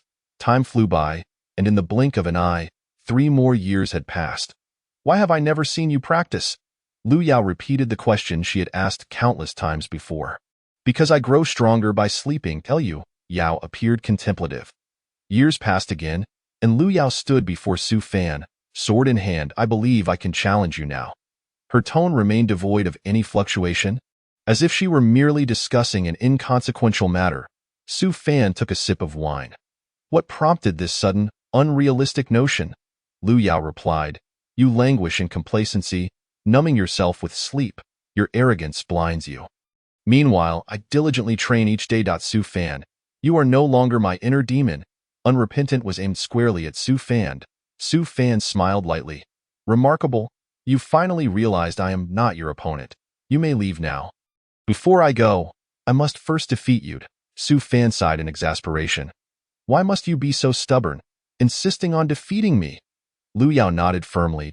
Su Fan glanced at the dusty Linglong sword nearby and inquired. How many moves did I use to defeat you last time? 4 moves, Liu Yao recalled with precision. What if I only use one move this time? Lu Yao asked, Did you eat dumplings filled with chives today? Why do you say that? Such audacity. Lu Yao mimicked Su Fan's tone. Su Fan was momentarily taken aback, surprised that Lu Yao had adopted his mannerisms. It seemed she had been influenced by him in recent days. Su Fan drew his sword, its blade as slender as water, reflecting the clear water and bright moon. Please, enlighten me. The sword descended from above. In an instant, white light absorbed the sun and moon, while purple mist dispersed the stars. Lu Yao's expression shifted as she quickly raised her sword to defend herself, forming a barrier of sword energy before her. The sword energy surged like a tidal wave, and she found herself akin to a small boat caught in the eye of a storm. Lu Yao retreated incessantly, her feet carving long grooves into the ground as beads of sweat trickled down her forehead. That sword energy seemed to possess a consciousness of its own, matching her strength and yielding when she faltered. Ultimately, Lu Yao was propelled several hundred meters back, unable to maintain her balance, and was sent flying. The sword energy ceased its advance, and a gentle breeze dispersed it into a fine mist that vanished in an instant. Lu Yao heaved heavily, panting as she looked up. Su Fan had already reclined in the grand chair, fast asleep. This time, it truly was merely one move. On this day, the monk who had quelled the war between the demon realm and the celestial realm arrived once more. Hearing that tensions had flared anew, he sought out the leaders of both factions for a cordial and friendly discussion, during which they quickly transformed into brothers of different parents. Su Fan learned of the monk's presence, now in the heavenly realm, and seized an opportunity to meet him. Unlike before, Su Fan had now established himself as a prominent figure in the celestial realm, well known among the disciples. Rumors circulated that even Lu Yao, the newly accepted disciple of the pure white sect, had become Su Fan's personal attendant. Thus, arranging a meeting with the monk was hardly a challenge. Indeed, the monk was none other than Xuanzang. Chapter 70. The tides of the Qiantang River rise. Today I realize I am myself Su. How have you fared? Xuanzang greeted with a smile. Su Fan returned the smile, momentarily transported back to a small town from millennia ago. It felt as though they had never parted, and everything had merely been a fleeting dream. Su Fan flipped the fish he was grilling, sprinkling it with chili powder. Xuanzang recited Amitabha, gently admonishing Su Fan against taking life. He then tearfully consumed 5 fish.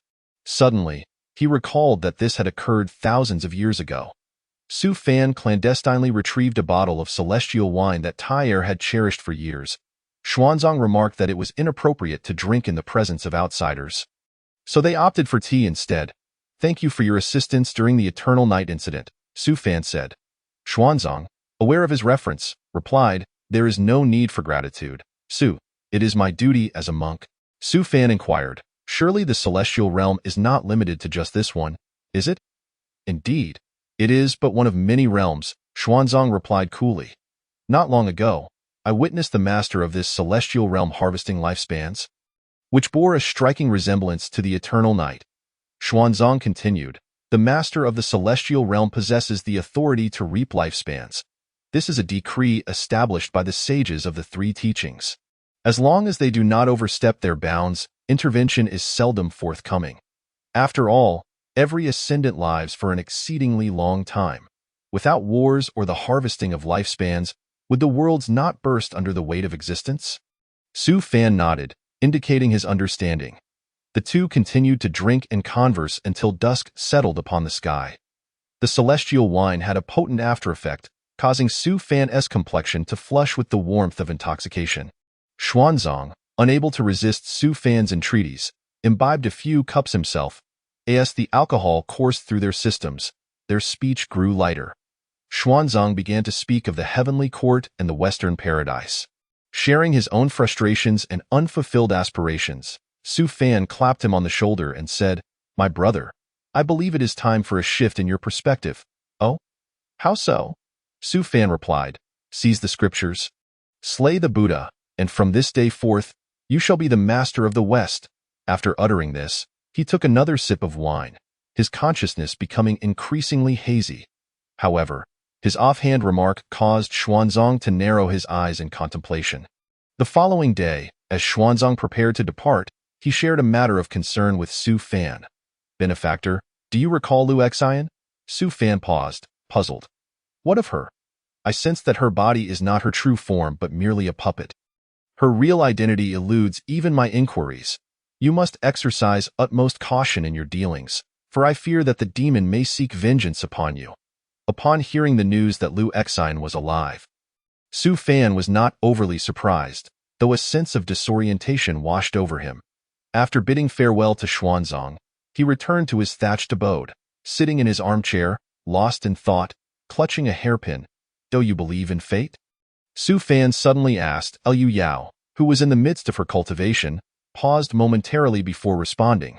Those who cultivate are inherently defying fate. Thus I have never placed my faith in it, Su Fan replied.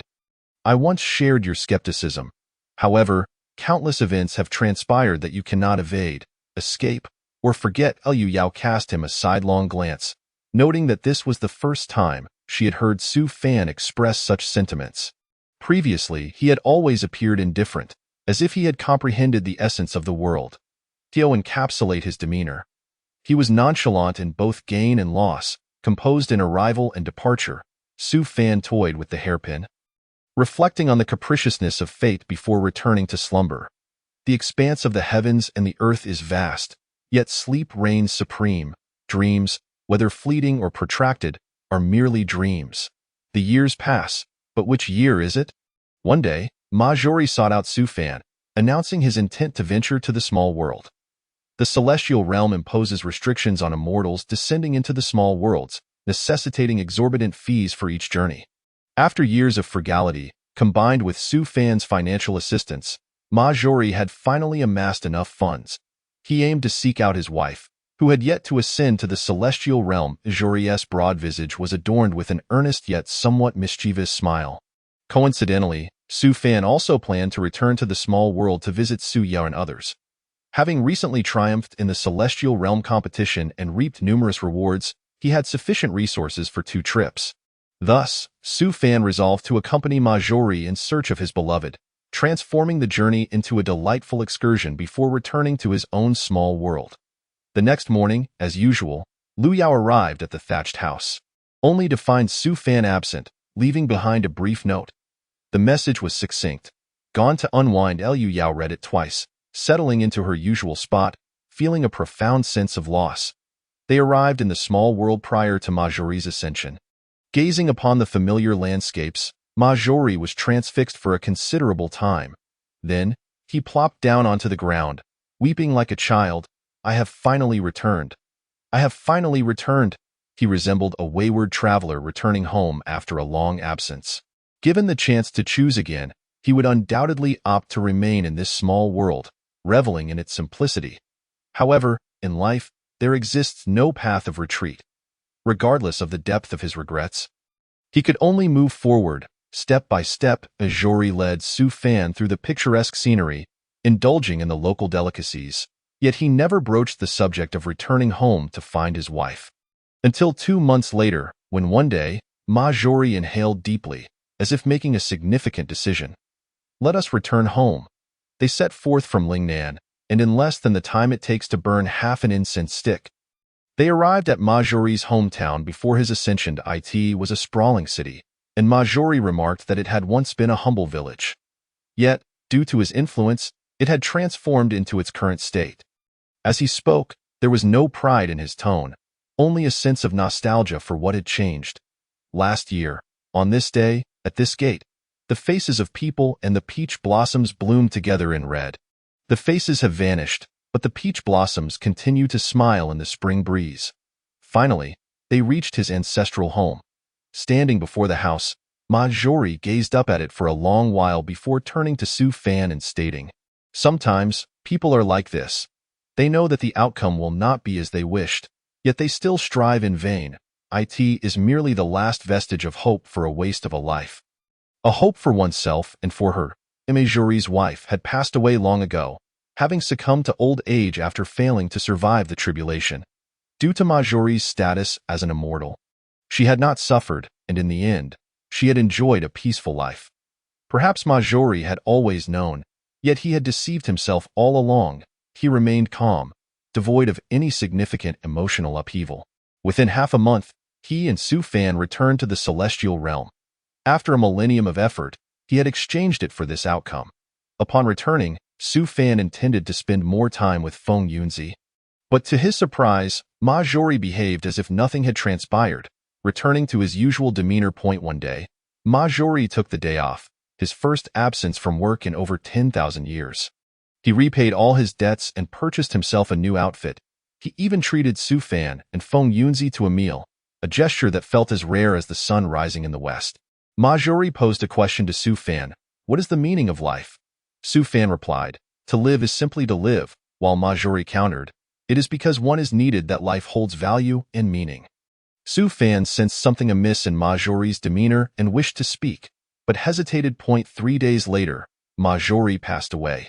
His death was silent and unceremonious, akin to a leaf gently falling to the earth. His lifespan had not yet expired, nor had he suffered any injuries. The Qintang River. The tide surged. Today, I finally know who I am. P.S. A side note, not included in the total word count, can be disregarded. Dreams, whether fleeting or protracted, are merely dreams. The years pass, but which year is it? This line is from the Peony Pavilion, the second act, and is one of the 4 great classical dramas of China.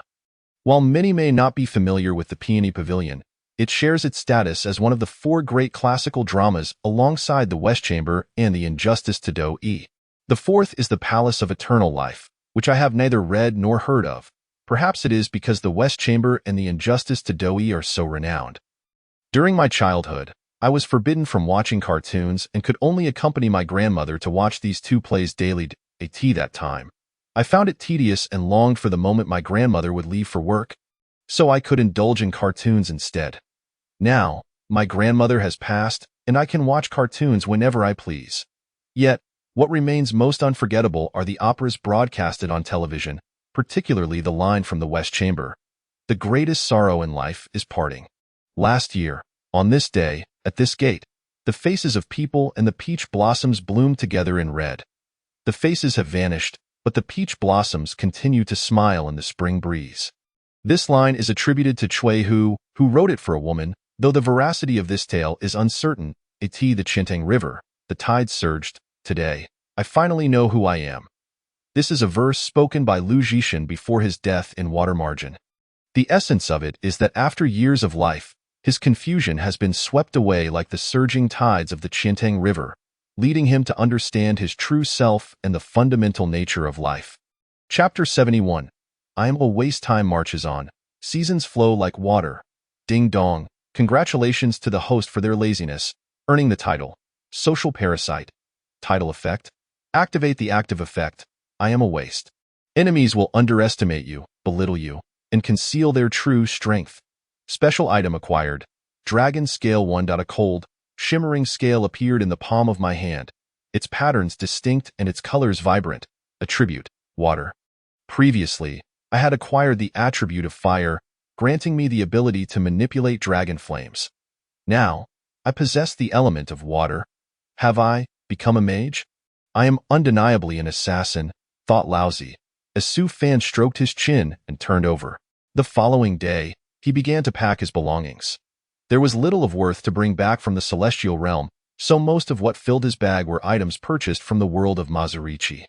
Delicacies, exquisite garments, and jewelry, all of which he believed Suya and the others would undoubtedly cherish. As Liu Yao observed Su Fan organizing his luggage, she realized he was about to depart once more. When will you return? Su Fan, without turning his head, replied, in 200 years, I suppose. Isn't there a regulation that allows one to stay for a maximum of 200 years? Liu Yao furrowed her delicate brows, questioning why he would linger in the minor realm for such a lengthy period. The spiritual energy there is insufficient. It could hinder your cultivation. She initially intended to express her concern that it might affect Su Fan's practice. Yet, the thought that Su Fan did not engage in cultivation at all crossed her mind. I wish to visit old friends, Su Fan stated. Old friends? She echoed. Indeed, do you not have friends in the minor realm? None, Liu Yao responded without hesitation. Tiomi, there is nothing worth remembering there, nor anything truly unforgettable. Su Fan glanced at her. Then what have you spent most of your time doing? Cultivating, she replied. From the age of 3? Until 15,000 years later, when I transcended. There is nothing memorable, no so-called one glance lasting a millennium. There were no promised ascensions to the higher realms with companions. Only the pervasive scent of elixirs in the cultivation chamber. Scrolls of techniques and my master's relentless teachings. Sometimes, when I looked at my fellow disciples, it was merely a nod of acknowledgement. Not everyone encounters myriad events or countless unforgettable experiences like the protagonist Su Fan. For most, life is mundane. Cultivation, and still more cultivation. Reality is not a novel. It does not unfold with breathless tales. Liu Yao stared blankly at the phoenix tree outside the thatched cottage, lost in her thoughts. Huh?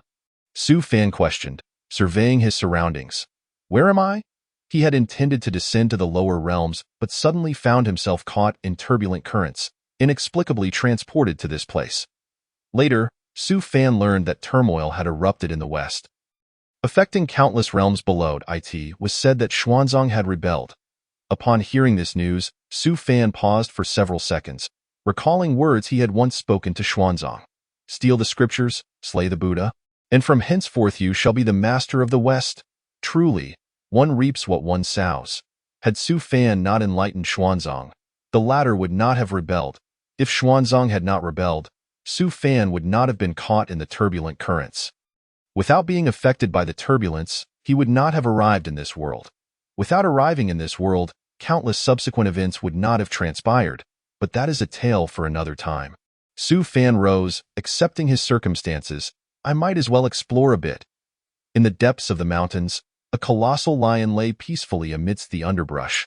Its back and sides were a striking orange, its fur gleaming as if coated in honey. Clearly, it had no rivals in this forest. Otherwise, it would not be so unguarded in slumber. A figure approached cautiously, an audacious monkey, wielding a sturdy stick. Ada. The monkey struck hard, aiming a heavy blow at the lion's head. The lion, momentarily stunned, sprang to its feet. Bang! The stick shattered on impact, sending the monkey leaping dozens of feet away, adeptly scaling a tree. Who would have thought that the lion could also climb trees? Albeit not very high due to its size. It was not until nightfall that the lion, filled with resentment, departed. The monkey, trembling, exclaimed, "You nearly scared me to death. It seems I won't be having extra servings today." This monkey, possessing the ability to speak yet lacking demonic power, sought the secrets of immortality. It had been searching for a celestial being to obtain the method of eternal life, but after years of fruitless endeavors, it had nearly perished on several occasions. Jumping down from the tree, the monkey resolved to seek out human settlements to gather information. 3 days later, it indeed found a celestial being. This celestial, surnamed Su, had arrived in the area several years prior, bringing with him an array of novel food seeds and imparting valuable skills to the local populace: how to store grain, how to enhance crop growth, and even performing rain-inducing spells during droughts. Most notably, 2 years prior, a formidable demon had passed through, intent on devouring the entire town. In a critical moment, it was this celestial who intervened, effortlessly subduing the creature with a mere gesture. Now, that demon wore a red scarf, its face beaming with a smile, eager to assist others without seeking recompense, helping to till fields, water crops, and comforting Lu Guafu, a widow mourning her husband's death, until she emerged from her sorrow. Upon hearing this tale, the monkey was determined to seek out this renowned celestial. The celestial resided at the city god temple on the eastern side of the town, and the monkey hastened to make its way there. Chapter 72. The Water Curtain Cave of Flower and Fruit Mountain. Cheers to our health. Su Fan raised his cup to clink with the local city god. Time had flown, and Su Fan had now spent over 3 years in this place. He had initially intended to use his last savings to return to the minor realm and visit Suya, Xiao Wu, and the others, having even prepared gifts for them. However, due to the turbulent currents, he had inadvertently been brought here.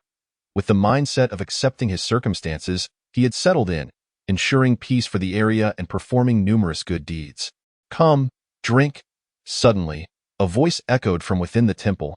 Is the venerable sage present? Is the venerable sage present? A disciple has come to pay homage. Another wishmaker, Su Fan mused, paying little mind to the throngs of those seeking favors in this day and age, scholars yearning for fame, merchants craving wealth, actors desiring love, and beauties seeking longevity. It was not homage to the sage, but rather to their own desires. Yet, this particular supplicant was met with an unexpected turn of events. As the city god suddenly spat forth a mouthful of blood. What the hell? A spray of blood shot towards Su Fan's visage, yet was halted by an invisible barrier. The super golden invincible retreating turtle formation was not a mere boast. The idol enshrined in the temple was not Su Fan's likeness, but that of the city god. The city god, bewildered, questioned, "What is this? Am I being punished by heaven?" Su Fan, suspecting an ambush, swiftly moved outside, only to find a monkey kneeling before the statue of the city god. Upon seeing Su Fan appear out of nowhere, the monkey immediately assumed he was the legendary Celestial. "O Celestial, I pay my respects." Su Fan remained unfazed, appraising the monkey. The ability to speak indicated it was a cultivated spirit monkey. "Are you here to seek apprenticeship?" In recent years, many beings, both human and demon, had sought to become Su Fan's disciple: grasshoppers, tigers, weasels, and numerous monkeys. The monkey nodded vigorously. Su Fan casually picked a peach from the offering tray, saying, "Here, take this and enjoy, do not return here again." The monkey took the peach, momentarily stunned, then bowed and departed, unlike other demons who clung stubbornly to him. This was but a trivial matter, and Su Fan paid it little heed. However, it was unexpected that the monkey would settle in the small town. The monkey proved to be quite the entrepreneur, skillfully picking peaches in the mountains to sell below. Being a monkey, it attracted attention, akin to a dung beetle promoting its dung ball or an eighth-rate seller hawking their burger. There was no denying its appeal. With newfound wealth, the monkey built a house near the city god temple. Rising with the sun and resting at dusk, it lived a life of leisure. During idle moments, it offered ferry services by the river, transporting people free of charge. Thus, those wishing to travel west no longer had to traverse the long and winding mountain paths, as the sun set behind the western hills, casting its lingering glow. Su Fan sat by the riverside, savoring a peach. He watched the monkey ferrying passengers in the distance, narrowing his eyes slightly. "O Celestial!" The monkey grinned and nodded at him. "You are quite persistent. It has been 10 years and you still haven't left," Su Fan remarked. Despite his words, there was no hint of annoyance in his tone. Since Su Fan had initially turned down the monkey's request, it had not broached the subject of apprenticeship again, instead focusing on developing its rural endeavors. Scratching its head, the monkey replied, "I desire celestial arts. Whether it takes 10 years or 100, I shall wait." Su Fan tossed the monkey another peach, gesturing for it to sit beside him. "Tell me why you wish to learn celestial arts." The monkey's eyes twinkled. "Why? I want to learn because I want to learn." If one pondered the reason behind everything, life would be exhausting. A monkey's life is short, so why not do what one desires? If I see a pretty female monkey, I shall leap at her. Even if I were to die suddenly, I would have no regrets. Su Fan smiled gently. "Then let us begin with body refinement. To embark on the path of cultivation, one must first refine the body." The monkey's eyes lit up with excitement, eagerly nodding in response. The monkey's innate talent for cultivation far exceeded Su Fan's expectations, effortlessly mastering various mental and martial techniques. Teaching it anything resulted in immediate comprehension, akin to instructing a child that 1 = 2. Yet the following day, it could solve the problem of finding the analytical expression for f(x), given that f(x) is a linear function satisfying the equation 3f(x1), 2f(x1), 2x17. The monkey, with an insatiable thirst for knowledge, followed Su Fan day in and day out. Occasionally, Su Fan would casually utter a few words, and the monkey would experience moments of enlightenment. Mastering the art of shrinking distances, a skill that typically requires a century of training for an ordinary person, the monkey achieved proficiency in just over 10 days, making it far more convenient to traverse the mountains to gather peaches. It would occasionally soar through the clouds as well. Su Fan recalled the last system reward he received, the celestial technique known as the somersault cloud, and thought that since Sun Wukong had mastered it, His own monkey should learn it too. Thus, he imparted this skill to it. As well as time slipped past, the mountains grew distant, and 3 years swiftly elapsed. One day, Su Fan yawned and gazed at the sky, contemplating his return. After breakfast, the monkey seemed to sense something and asked, "Master, are you leaving?" Su Fan nodded. The monkey continued, "Master, I will miss you." Su Fan replied, "Those destined to meet will surely cross paths again." He then cautioned the monkey not to engage in mischief. The monkey diligently took notes and said, "Since Master is departing, I must return as well. My monkey kin must be anxiously awaiting my return." Su Fan casually inquired, "Where is your home?" "Huaguashan, Shualiandong." "Oh."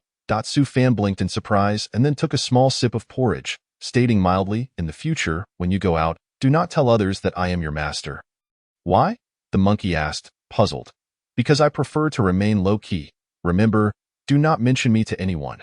The monkey nodded, understanding. Su Fan then looked at the monkey and remarked, "By the way, you still lack a name. Henceforth, you shall be called Sun Wukong." "Thank you, master, for bestowing a name." Before departing, Su Fan cast one last glance at the monkey, recognizing that it still had much to learn. He pondered whether he had altered the course of history or if he was merely a participant in it. Ah, fate! Beside a thatched cottage, beneath a phoenix tree, Lu Yao opened her eyes and gazed at the familiar figure. "You have returned?" "Indeed," Su Fan affirmed with a nod. Tossing an object her way, Lu Yao caught it and inquired, "What is this?" "Your gift," Su Fan replied. "Where is my master?" "I brought him a book featuring local specialties, along with one from the Fengyun season." "Specialty book? What is it?" "It is a special." Lu Yao could not quite comprehend. Staring at the fan adorned with charming little figures, and silently tucked it away. Chapter 73. The Assault on the Immortal Realm. In the Immortal Realm, Zhao Chongkong downed cup after cup of wine, subsequently drunkenly reclining aside. Ever since being defeated by Su Fan at the Flying Sword platform and developing a mental demon, he had remained in this state. Once a new generation of prodigies, he was now reduced to a mere shadow of himself. In the shadows, a cloaked figure examined a list in hand, casting a glance at the inebriated Zhao Chongkong. Shaking his head in resignation, he promptly struck Zhao Chongkong's name off the list, seeking the next target. As night fell, Gu Qifeng, a disciple from the Zhongshan Pavilion, concluded a day of cultivation and soared through the air, absorbing the scenery. The lake reflected the moonlight while the sea stretched endlessly. Suddenly, Gu Qifeng's expression shifted as he scanned his surroundings, finding nothing amiss. Turning back, a figure abruptly appeared before him. "Who goes there?" Gu Qifeng demanded coldly. "No need to misunderstand. I harbor no ill intentions," the cloaked figure chuckled darkly. "I merely wish to either kill you or be killed by you." Gu Qifeng frowned. Moments later, a severed arm plummeted from the sky. The cloaked figure glanced at it coolly and sighed. "What a pity. Killing him only grants 20 points." With that, he turned and departed. Meanwhile, the second disciple of the Lu Bai sect, Ye, had just shed her garments to indulge in a relaxing bath. As she stepped into the tub, she suddenly felt as if she had plunged into an abyss. The surroundings were no longer her room. In a flurry, she activated her protective spirit energy and silently recited a spell. Her eyes gleamed with a fierce golden light, revealing the illusions around her. Boom! In the next instant, a tremendous pressure descended from above. Ye spat blood, shouting, "Who dares?" Another heavy blow met her in response. In no time, a shadow quietly struck Ye's name off the list. At that moment, another shadow appeared. The shadow on the left smugly declared, 80 points. He revealed his card, which boldly displayed 120 points. "What the hell? How did you score so high? This is unacceptable." The other shadow's finger traced over the names of Lu Yao and Su Fan, declaring, "My next target is her. You cannot steal her from me." Under the phoenix tree, the master and disciple were engaged in a game of chess. Su Fan gazed deeply at Taier. "Master, do you know how to play chess?" Taier raised an eyebrow. "What, do you doubt my chess skills?" Su Fan replied, "Then aside from moving handsomely, can you make any other moves?" "After 8 steps, all you've done is move the handsome piece." "What now? Shall I let it out for a stroll?" Taier pondered. Shifting his piece, Su Fan could not help but applaud. exclaiming, "Master, that move is simply brilliant." Tyre laughed heartily. Low key, low key. Just then, an inner sect disciple approached abruptly. "By the order of the Emperor Immortal, Elder Tyre is summoned to the conference hall for an urgent matter." Tyre scratched his head. "An important matter? What could possibly require me?" Su Fan chimed in. "Yes, master. You aren't peeking at other female cultivators again, are you?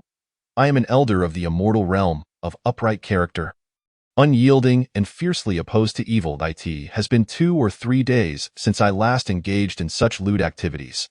Tyre followed the inner disciple with a hint of confusion. Su Fan recalled his appointment to drink with Feng Yunji and departed with his hands clasped behind his back. Lu Yao, seeing the two leave, returned to the base of the phoenix tree and sat cross-legged. The leaves rustled without wind, indicating that her mind was not yet fully at peace. Suddenly, she opened her eyes. "Come out!" A man wearing a red Fong mask emerged, waving at Lu Yao. Hi. Beside him stood another man wearing a green Fong mask. Lu Yao scrutinized the two but did not rush to strike. "Those who intrude upon the immortal realm shall die." The red-masked man chuckled sinisterly, his gaze settling on Lu Yao's chest. Eye in a flash, the cold gleam of the sword sheath, Bu Hui, surged forth. The red-masked man raised his hand to block, a deep crimson aura colliding with the icy light. The green-masked man crossed his arms, showing no intention to engage. "Hey, this woman is mine. Don't even think about stealing her from me." The green-masked man smiled slightly. "Don't worry, I won't covet her. However, Su Fan is mine." "What the hell? This isn't fair." In the blink of an eye, the green-masked figure vanished. The red-masked man cursed and felt his aura explode, pushing Bu Hui back. Lu Yao reached out, firmly grasping Bu Hui in her palm. "Then I shall resolve you swiftly." As her words echoed, the red-masked man lunged forward to attack. Tyre furrowed his brow, observing several corpses before him. These individuals were the new generation of elites in the immortal realm, yet now they lay lifeless and silent. Who did this? The answer remained unclear. Though reluctant to engage with this individual as an enforcer elder of the immortal realm, Jing Bai had an obligation to respond. The immortal realm's array did not detect any outsiders. The array showed no anomalies. Tyre's frown deepened. It was unprecedented for disciples to be mysteriously slain in the immortal realm. The existence of the immortal realm's grand array ensured that outsiders could not intrude silently.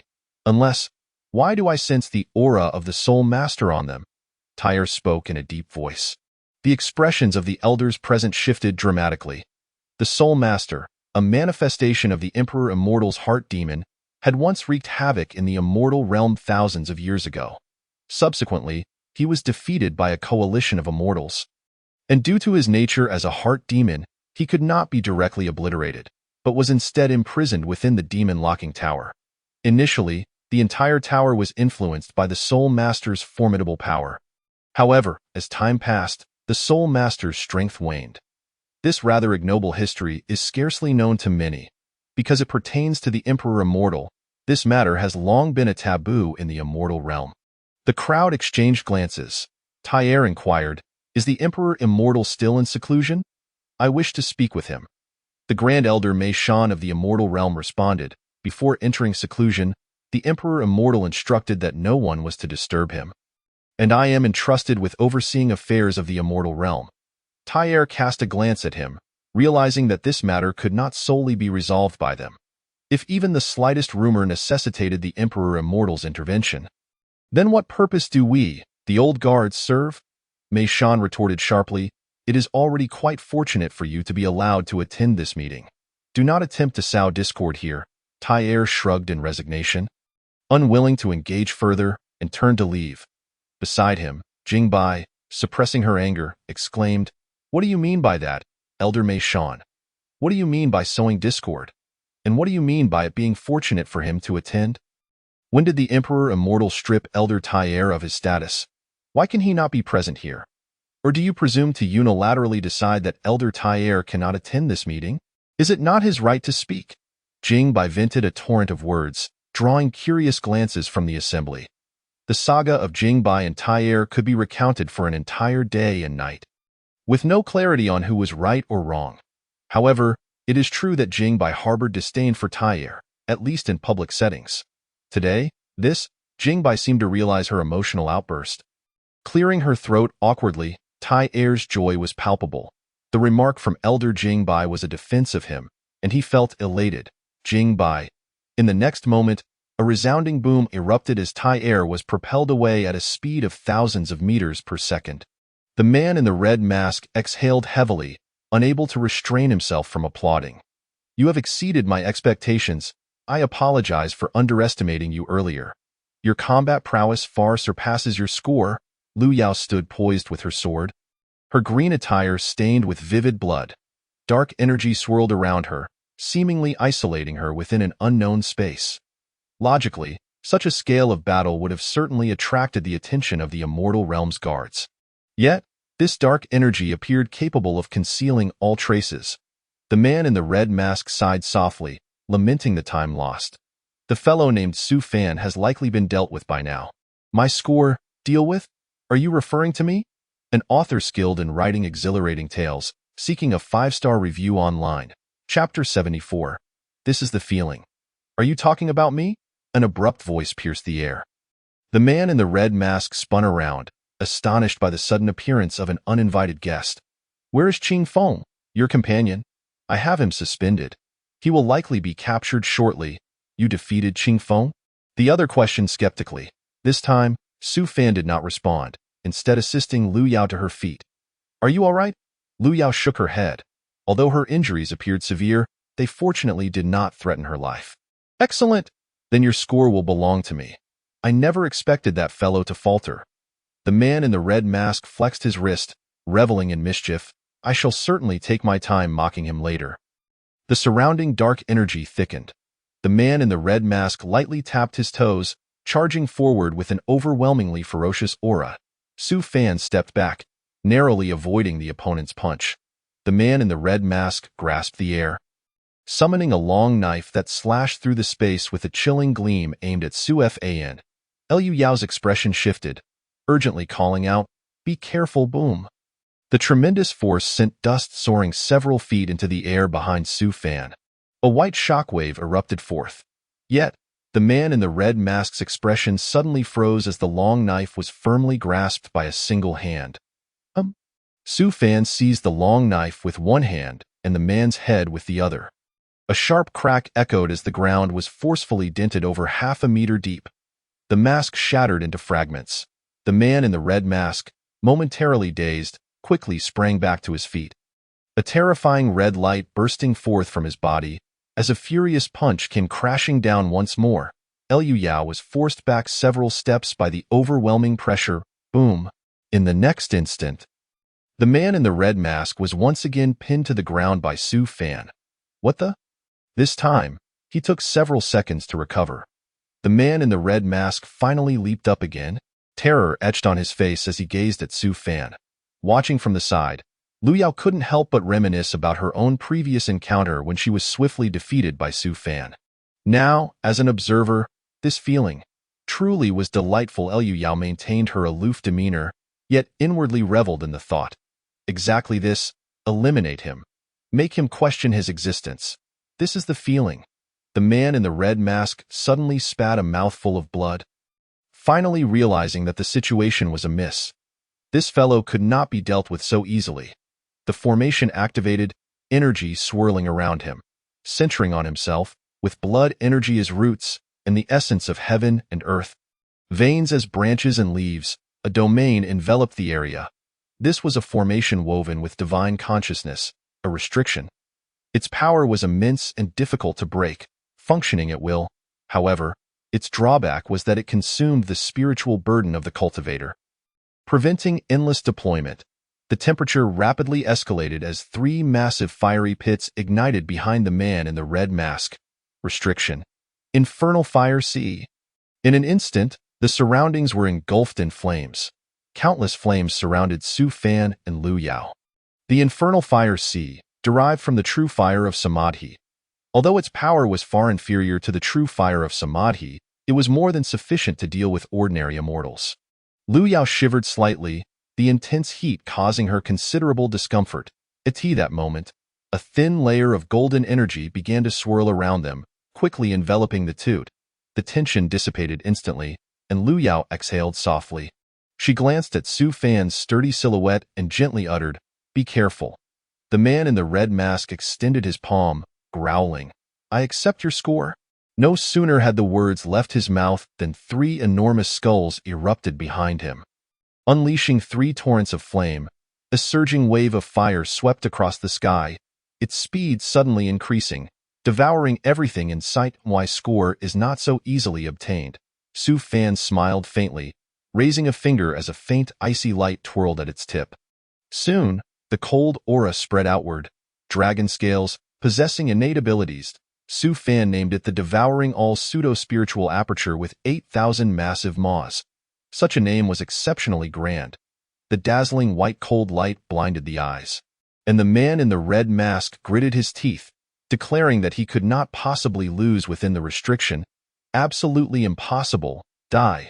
The red mask emitted a frantic roar, and an overwhelming force seemed to distort space itself, unleashing a torrent of formidable energy. Flames surged, and fierce winds howled. Liu Yao stared in shock at the scene before her, allowing the wild wind to touzle her long hair. Not far from her, Su Fan stepped forward, advancing at a leisurely pace, as if taking a casual stroll outside. His presence exuded an aura that felt unattainable, accompanied by an incredibly peculiar energy point. One could vaguely see a spiraling dragon emerging behind Su Fan, exuding an imperial demeanor that commanded respect. Liu Yao bit her lip in that moment. She suddenly felt devoid of inner demons. For the first time, being defeated in just 4 moves seemed rather honorable. After all, even the renowned Zhao Chongkong, hailed as a prodigy, had only managed to endure 5 moves. The man in the red mask stared, dumbfounded, at Su Fan as he drew ever closer. Su Fan placed a hand on his shoulder, urging him to confront reality. "Brother." This hand carried tremendous force, and the man in the red mask knelt to the ground. By the time Mei Shan, Jing Bai, and several other elders arrived, they discovered that the 2 infiltrators had been strung up in a tree. Su Fan reclined in a grand chair, appearing to be asleep. Liu Yao sat beside him. Earlier, Su Fan had stabilized her injuries, and now he was cultivating to heal himself. "Master." Seeing Jing Bai arrive, Liu Yao stood. "What is going on?" Jing Bai glanced at the unfortunate souls hanging from the tree. Liu Yao's gaze fell upon Su Fan. Without needing further explanation, she already knew the answer. Tai Er raised his eyebrows, chuckling as he clasped his hands behind his back, stomping his foot. My disciple, oh my disciple. My disciple." Tai Er deliberately stomped his feet loudly. The elders cast envious and resentful glances at him. Realizing that Tai Er had indeed stumbled upon extraordinary fortune, one elder gazed deeply at Su Fan and remarked, "This young man possesses great potential. If he could enter my tutelage, his future would be boundless." Another elder cast a dismissive glance and retorted, "Elder Chong, your face remains as grand as ever. Why should another's disciple be obligated to serve you?" At this point, he shifted his tone and addressed Tai Er. "How about this? I shall take a slight loss and help you train this lad, and in the future, we shall split the gains 37 to 63. Tai Er counted on his fingers. "Why should it only be 70 for you? That's your share, while I take the 30. The Grand Elder, Mei Shan, coldly surveyed the crowd, stating, "Now is not the time to discuss this matter." The quarreling elders fell silent, recognizing Mei Shan's sense of propriety. As Mei Shan passed by Tai Er, he whispered, "Come to my residence tomorrow for tea. We shall discuss the future development of our disciples." Chapter 75. Congratulations to the host for gaining longevity again. It has been over a month since the new generation of disciples from the celestial realm was attacked. The elders had yet to provide a clear statement on the matter, yet all the disciples could sense the solemn demeanor of their respective elders these past few days. It seemed the celestial realm was brewing something significant. With rumors circulating, however, none of this affected Su Fan's daily life. Each day was spent in a routine of cultivation and sleep, occasionally sipping goji berry tea while gazing into the distance or tending to the leeks he had planted. This plot of land was originally meant for strawberries, but a sudden craving for dumplings filled with leeks had led him to change his plans. The first harvest of freshly grown leeks was sure to be incredibly fragrant. Lu Yao remained noncommittal. One day, Su Fan inquired of Lu Yao if there were any places in the celestial realm where he could exchange for money. Lu Yao looked at him curiously, genuinely believing that Su Fan was devoid of desires and merely indulged in sleep. There is such a place. What do you wish to do? She asked. I just want to exchange for some money. Su Fan replied. Due to the turbulence, he had exhausted his last savings, and in the end, he was unable to meet Suya and the others. He thought about earning some money to return to the small world. Lu Yao introduced Su Fan to a local merchant in the celestial realm named Ruan Shan. There was a saying in the celestial realm, Ruan Shan could procure anything one desired. However, Su Fan was taken aback to discover that this famed merchant was, in fact, a golden toad. Ruan Shan lounged languidly in a chair, with two flamboyantly dressed, alluring female toads massaging his back. What do you wish to purchase? Ruan Shan asked nonchalantly. I would like to exchange for some currency to use in the lower realm, Su Fan replied. What will you use for the exchange? Can longevity be used? Su Fan inquired. Of course, Ruan Shan replied, unfazed. In the celestial realm, what is the most commonly accepted currency? Longevity. This was the most genuine form of currency. As long as one possessed longevity, they could obtain anything they desired. Ruan Shan picked up a smoking pipe, and immediately someone ignited it for him. Serve tea. Two sensually dressed female attendants entered the room. Ruan Shan unabashedly stated, let me make it clear. I am only doing this out of respect for Lu Yao. The celestial maiden.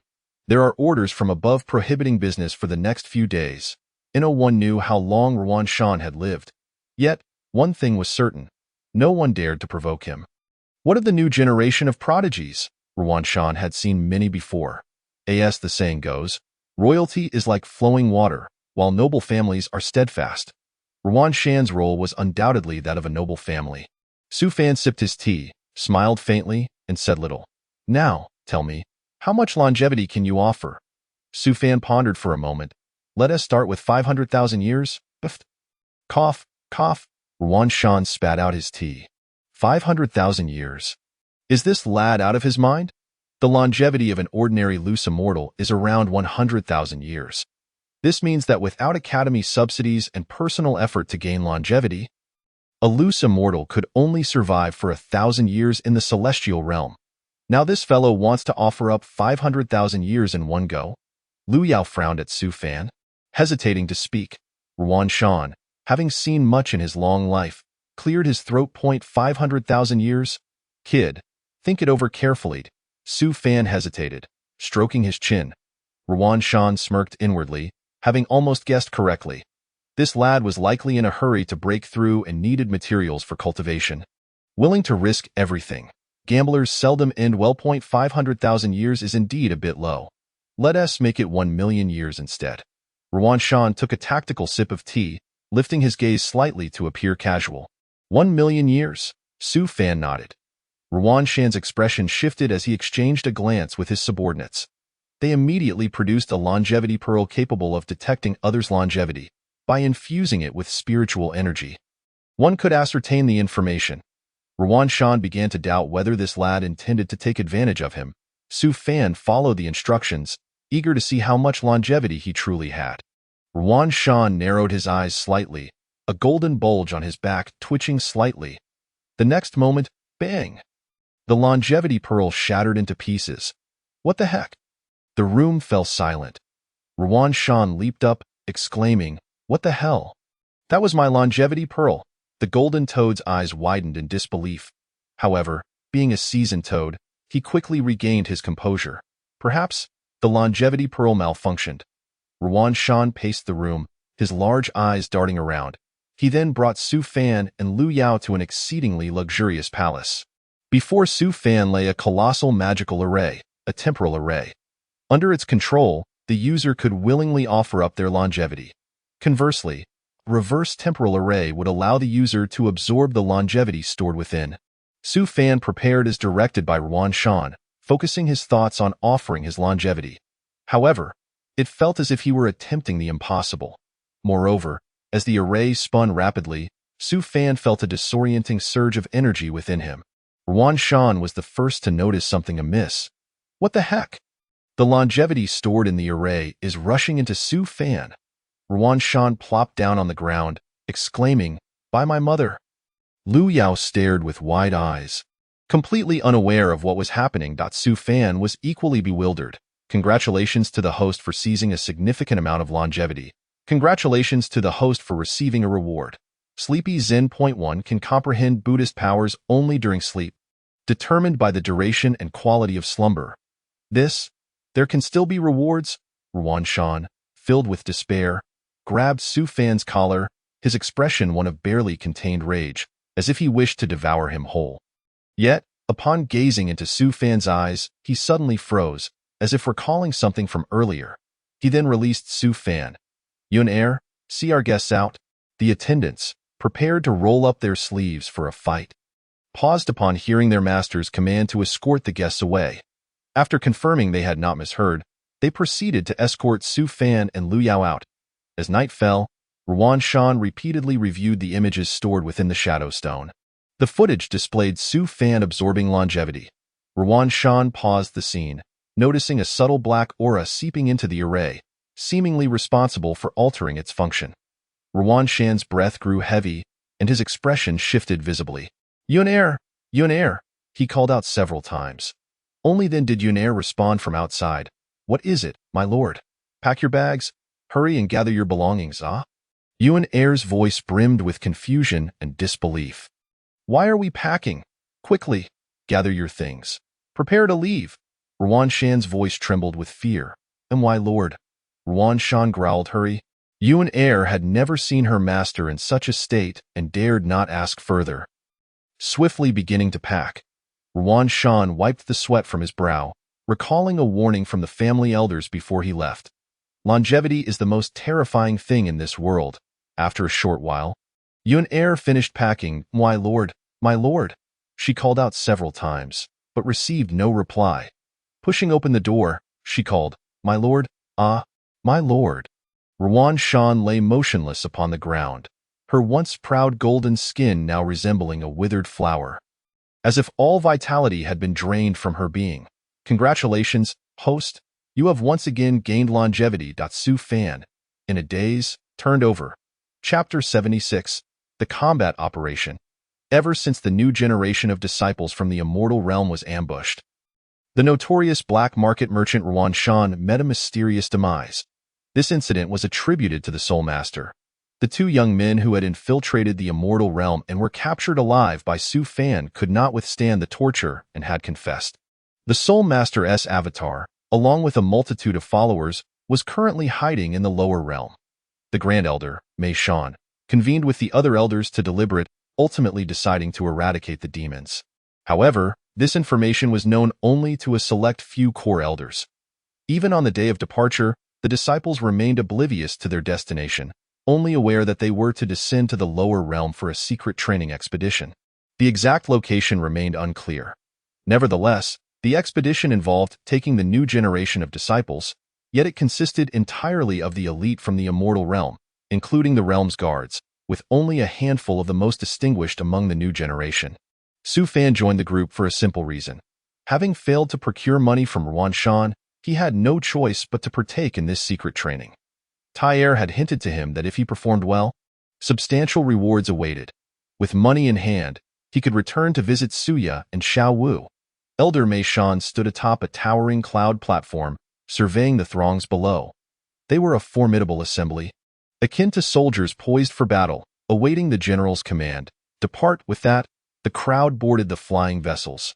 Hundreds of airships soared into the sky, each manned by at least one Earth immortal cultivator.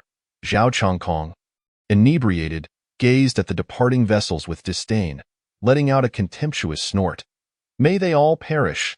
Yet within his heart lay an endless sorrow, for ever since Su Fan had bested him, he had fallen to his current state. In the expanse of the moonlit sky, the airships lined up in succession. Stars scattered across the night, illuminating the darkness, with solitary lanterns flickering beneath the unrisen moon. On the first airship, Grand Elder Mei Shan stood at the forefront. Wielding the sacred sword that symbolized the immortal realm, his expression resolute. Behind him stood a few elders privy to the truth, each bearing a countenance of unwavering determination, prepared to embrace death if necessary.